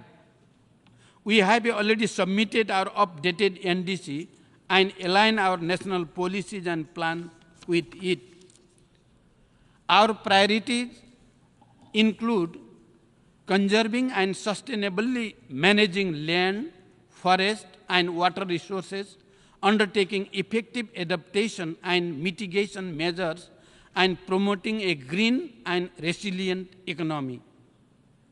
To this end, we are working to ensure access to clean energy for all citizens. Easy access to climate finance will be the key to low carbon and climate resilient development pathways. Equally, crucial are the early operationalization of the loss and damage fund, fulfilling the target of the $100 billion commitment as well as doubling up of the adaptation climate finance. It is an irony. It is an irony that my country, Nepal, with 45% of its areas as forest, with rich biodiversity, and 15% of its land as high mountains, release least greenhouse gas emission but contributes significantly to ecological preservation, has unfairly suffered from climate crisis. These kinds of mismatch must be addressed through a compensation mechanism to the countries that positively contribute to the greening of the planet. Excellencies, it is quite distressing that conflicts within and between countries are on the rise. Nepal opposes any use or threat of use of force against the territorial integrity, political independence, and sovereignty of any country. People of Libya, Syria, and Yemen continue to bear the brunt of protracted conflict. Their suffering must end. We believe that the UN brokered truce in Yemen must be allowed to transition to a sustained peace. The protracted stalemate in Libya must get a way to peace and reconciliation. The Palestinian people deserve peace ending the prolonged conflict. Nepal reiterates its support for a two-state solution with Israel and Palestine living peacefully side by side within recognized international borders based on relevant UN resolution. We continue to support nationally owned, peaceful, just and lasting solutions to conflicts around the world. Peace founded on inclusion, empowerment, economic prosperity, and justice stand a better chance to last longer. Madam President, proliferation of weapons of mass destruction continues to threaten peace and security in the world. Constant stockpiling of nuclear arsenals, growing arms race, and ever-increasing military expenditure are worrisome. Nepal reiterates its call for a total and time-bound disarmament of all weapons of mass destruction, including biological, chemical, nuclear, and radiological weapons. As the host country to UN Regional Center for Peace and Disarmament in Asia and the Pacific, Nepal believes that regional process, including the Kathmandu process, reinforce the global disarmament regime. The void of international governance on cyberspace and artificial intelligence demand multilateral regulation. Dual use of artificial intelligence urgently calls for informed deliberation on preventing its potential misuse and strengthening of international cooperation. Nepal condemns terrorism in all its forms and manifestation. We call for an early conclusion of a comprehensive global treaty against terrorism. Madam President, Nepal's commitment to the protection and promotion of human rights is total and unflinching. We believe in an integrated approach to democracy, development, and human rights.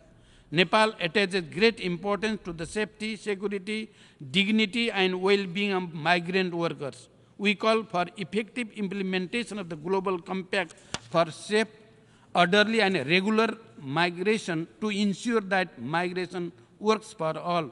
Excellencies, the principle of Panchashil non-alignment, the UN Charter, international law, and norms of world peace continue to guide Nepal's foreign policy.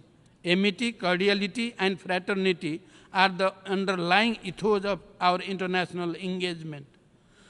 We want to promote relations with our neighbors and all other friendly countries on the basis of sovereign equality, non-interference, and mutual respect.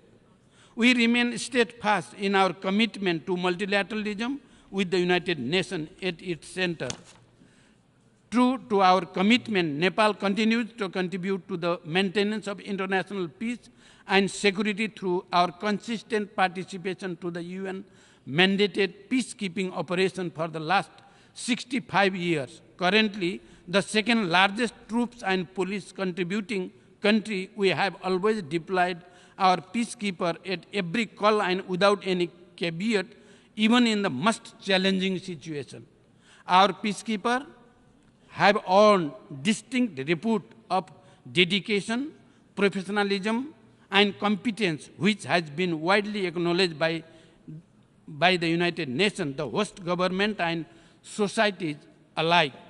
We reiterate our call for fair, share of leadership position at the headquarters and in the field to the troops and police contributing countries.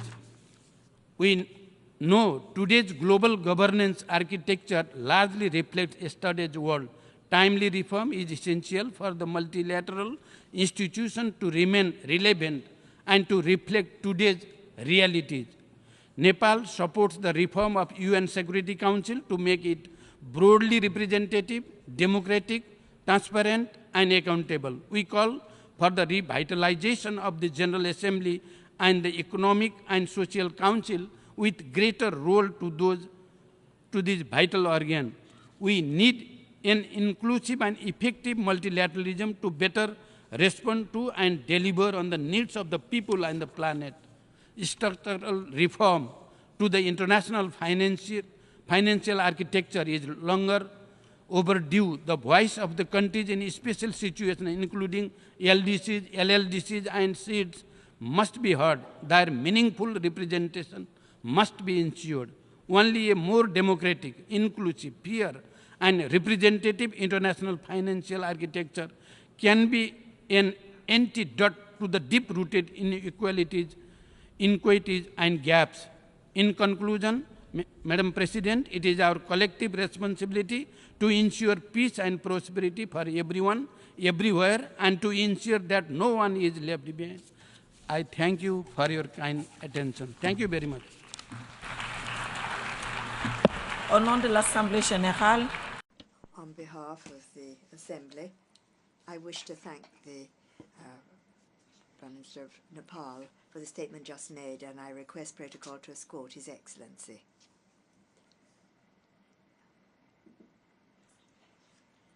The Assembly will hear an address by His Excellency Shah Ahmed Al-Akbar Sabah, Prime Minister of the State of Kuwait. I request protocol to escort His Highness.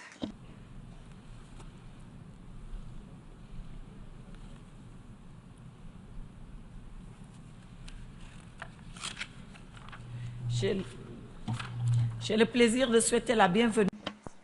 I have great pleasure in welcoming His Highness Shah Ahmed Al-Shawad, Prime Minister of the State of Kuwait, and I invite him to address the Assembly. Bismillah ar-Rahman ar-Rahim. Ma'ali Ra'is al-Jam'iyya. In the name of God, the Merciful, the Compassionate, Distinguished President of the General Assembly, Secretary General of the United Nations, Excellencies, Highnesses, distinguished heads of delegation, distinguished participants, may the peace and blessings of God be upon you. Mr. President, at the outset, the State of Kuwait would like to convey its most sincere condolences to the brother kingdom of Morocco with regard to the victims of the earthquake that killed thousands. I also would like to express our condolences to our brothers and sisters in Libya with regard to the storms and flooding that have affected it and that have also caused many casualties. We pray to the all-powerful God to take mercy upon the victims and to alleviate the suffering of families. And we wish a speedy recovery to all of the injured. It is a pleasure for me to congratulate you and your friendly country on your election, Mr. President, as President of the 78th session of the UN General Assembly. We are fully convinced that your rich experience in international affairs will allow you to wisely and skillfully guide our work. I also would like to pay tribute to the efforts of your predecessor, Mr. Koroshi throughout his presidency of the preceding session. I also would like to express our appreciation for the constructive and immense efforts made by the Secretary General of this august organization, as well as his actions to realize the lofty mission of the UN based on its charter to maintain international peace and security. Mr. President, today, once again, I address the international community from this prestigious podium with regard to the challenges and obstacles that multilateralism is facing on the international arena. These are putting to the test our ability to survive and to move forward, or else he will face a stalemate. The development of the world today, as well as conflicts between states, WMD that are proliferating, terrorism, an escalating scourge that is exacerbating already high poverty, as well as the threats posed by climate change and natural disasters, the challenges of food insecurity, not to mention the new and emerging challenges and risks in the cybersphere, which create great risks for cybersecurity. All of these factors mean that we must seek international cooperation based on partnership and responsibility. And here we'd like to underscore the importance of the SG's initiative entitled Our Common Agenda, which has quite precisely diagnosed the situation the international community is facing, as well as the various challenges that require joint efforts to address them at various levels, regional, international, and national. And the goal is to make use of the tools the UN has, as well as its legacy, and to diversify its mechanisms and tools. Mr. President, the state of Kuwait, for 20 years now, has been convinced in and believes in the principles of good neighborliness, and it has always striven to assist Iraq to regain its footing through constant, tireless efforts to aid Iraq in returning to its rightful place on the international scene, so that Iraq can realize the hopes and aspirations of this brotherly people. However, we were surprised by the verdict of the Supreme Federal Court in brotherly Iraq, which ruled that the law on the ratification of the Maritime Navigation Organization of Khor Abdullah, an agreement concluded between Iraq and Kuwait in 2012, was unconstitutional.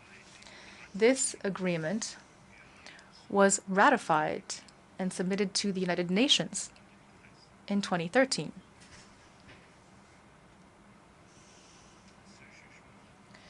This ruling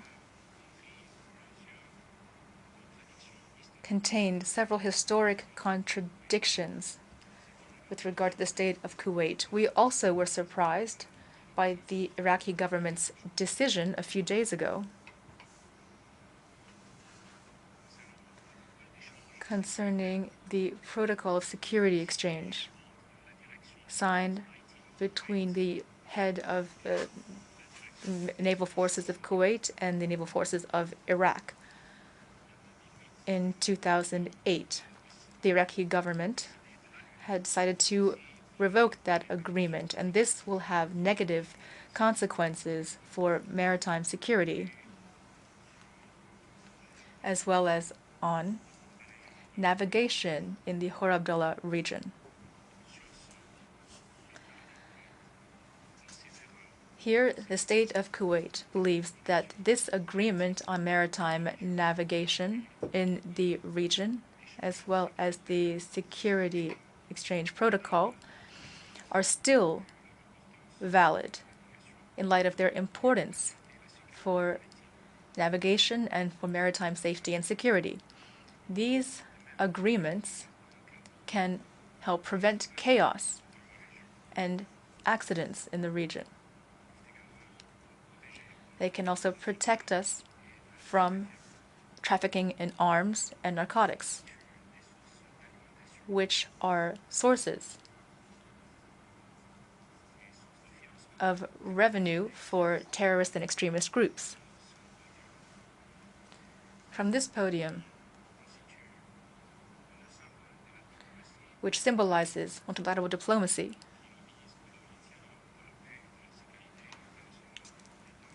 we must maintain international peace and security, and Kuwait would like to confirm the importance of the Iraqi government taking tangible measures and decisive measures urgently to remedy the consequences of this ruling and its historic contradictions. In order to protect good neighborly relations, and at the same time, we emphasize the importance of ensuring security, independence, and the territorial integrity of both countries, as well as compliance with the agreements concluded by the two states, as well as international relevant resolutions, especially Security Council Resolution 833, which form the basis for the delimitation of terrestrial and maritime borders.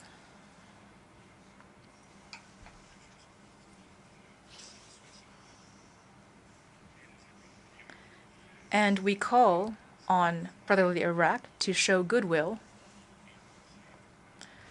and to continue meetings of technical teams responsible for border delimitation beyond point 162,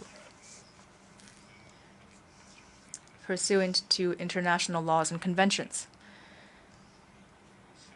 And Kuwait reserves the right to undertake the requisite measures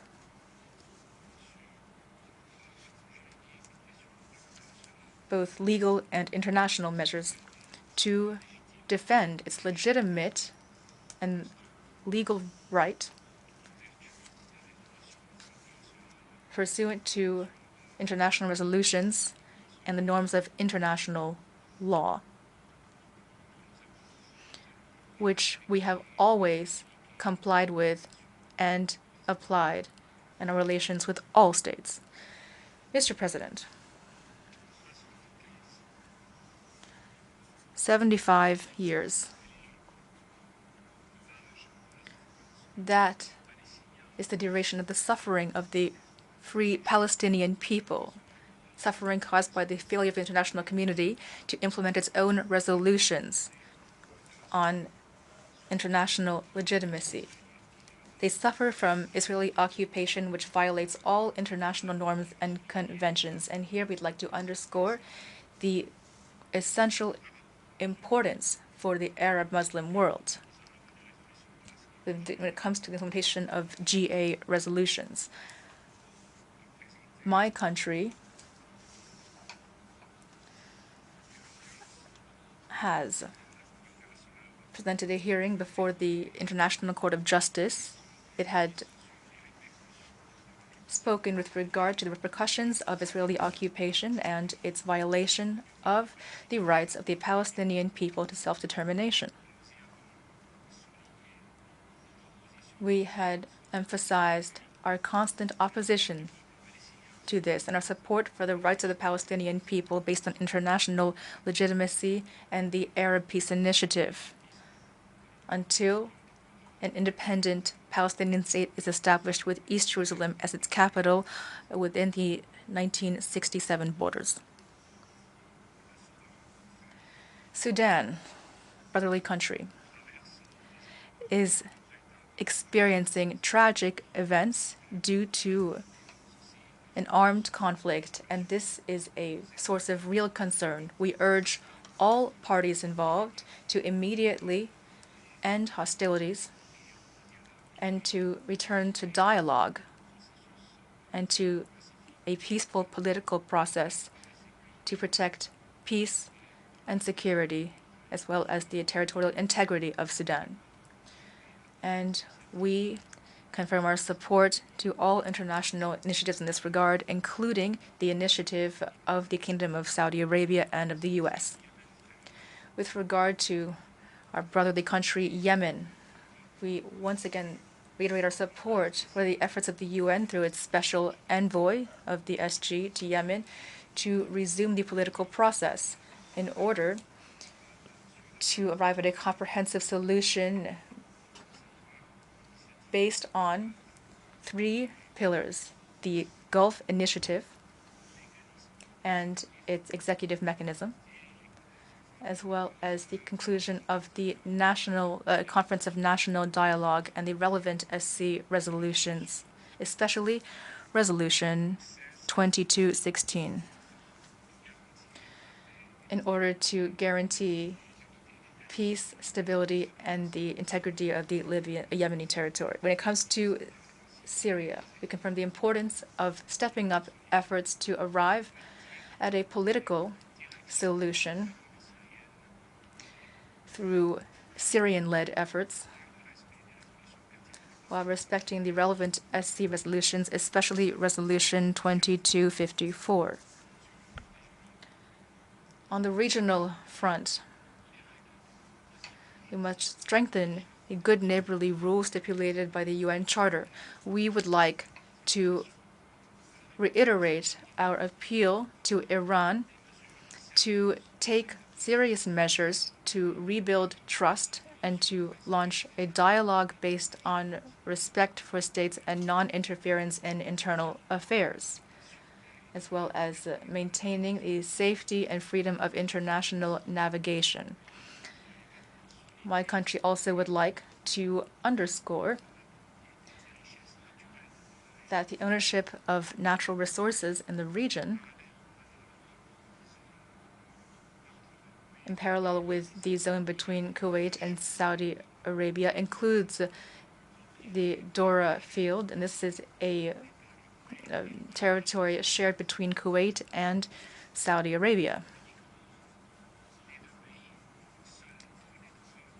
These 2 countries alone have full rights to exploit these natural resources. Kuwait also categorically rejects any claim of the existence of any rights belonging to other parties in this field or in this region, this submerged region which runs parallel to the division between Kuwait and Saudi Arabia, with its borders determined by Kuwait and Saudi Arabia. Mr. President,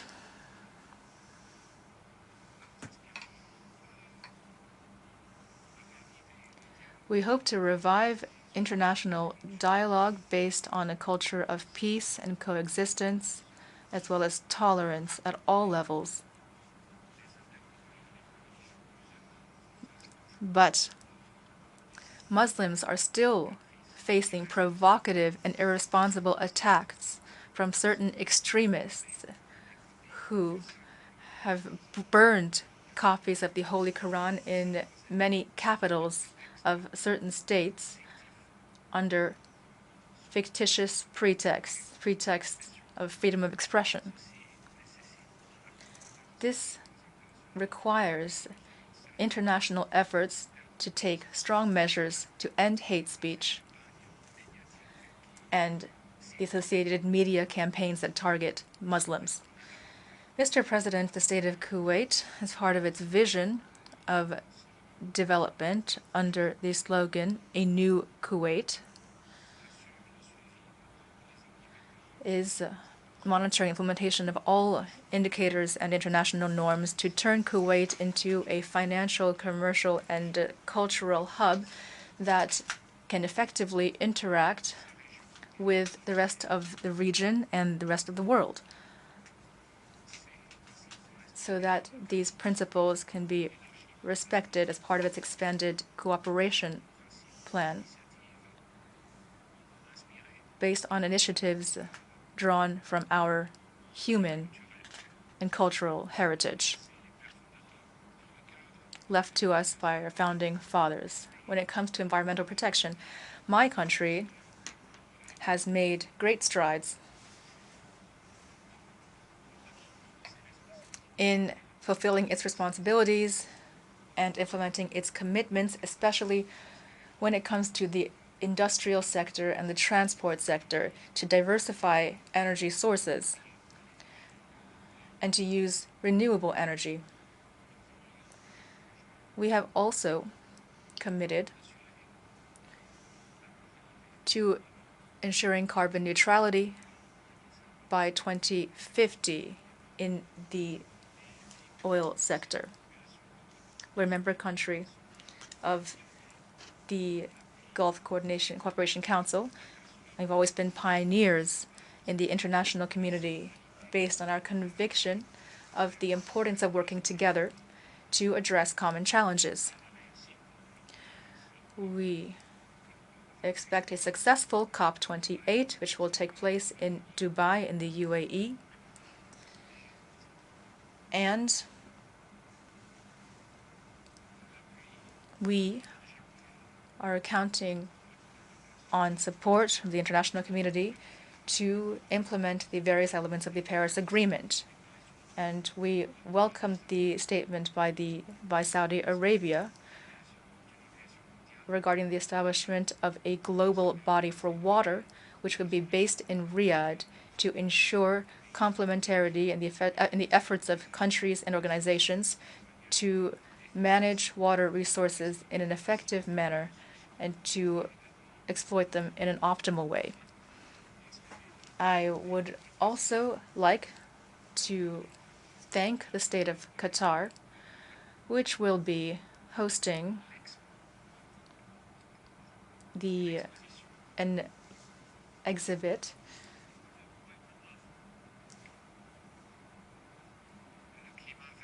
on green climate and environmental efforts. We hope for the support of UN member states for our candidacy within the Human Rights Council for the period 2024 to 2026. During the elections that will take place in October. Through our candidacy,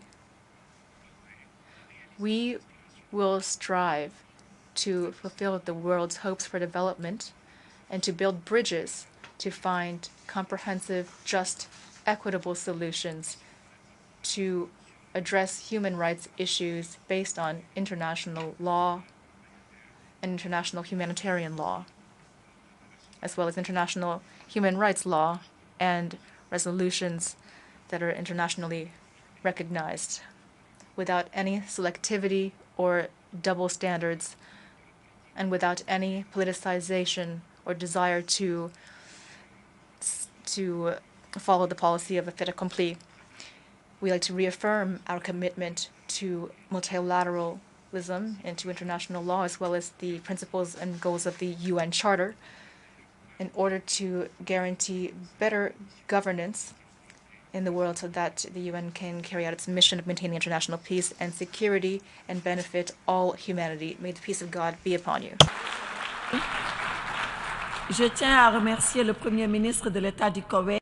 I should like to thank the Prime Minister of the State of Kuwait for the statement just made, and I request protocol to escort His Highness.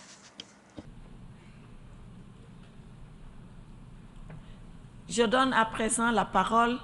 I now give the floor to His Excellency Alexander Schallenberg, Federal Minister for European International Affairs of Austria.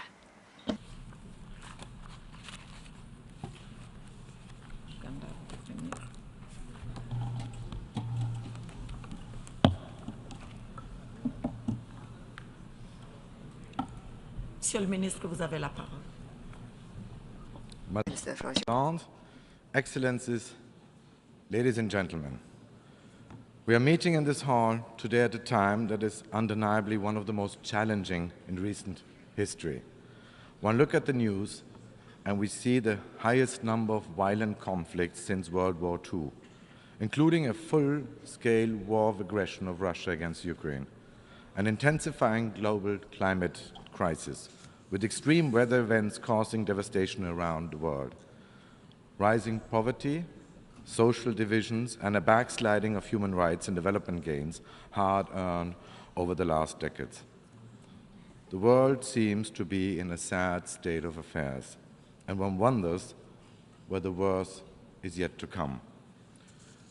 We are indeed living in a time of uncertainty, in a time between times, so to say. The old order is fading and a new one is yet to emerge.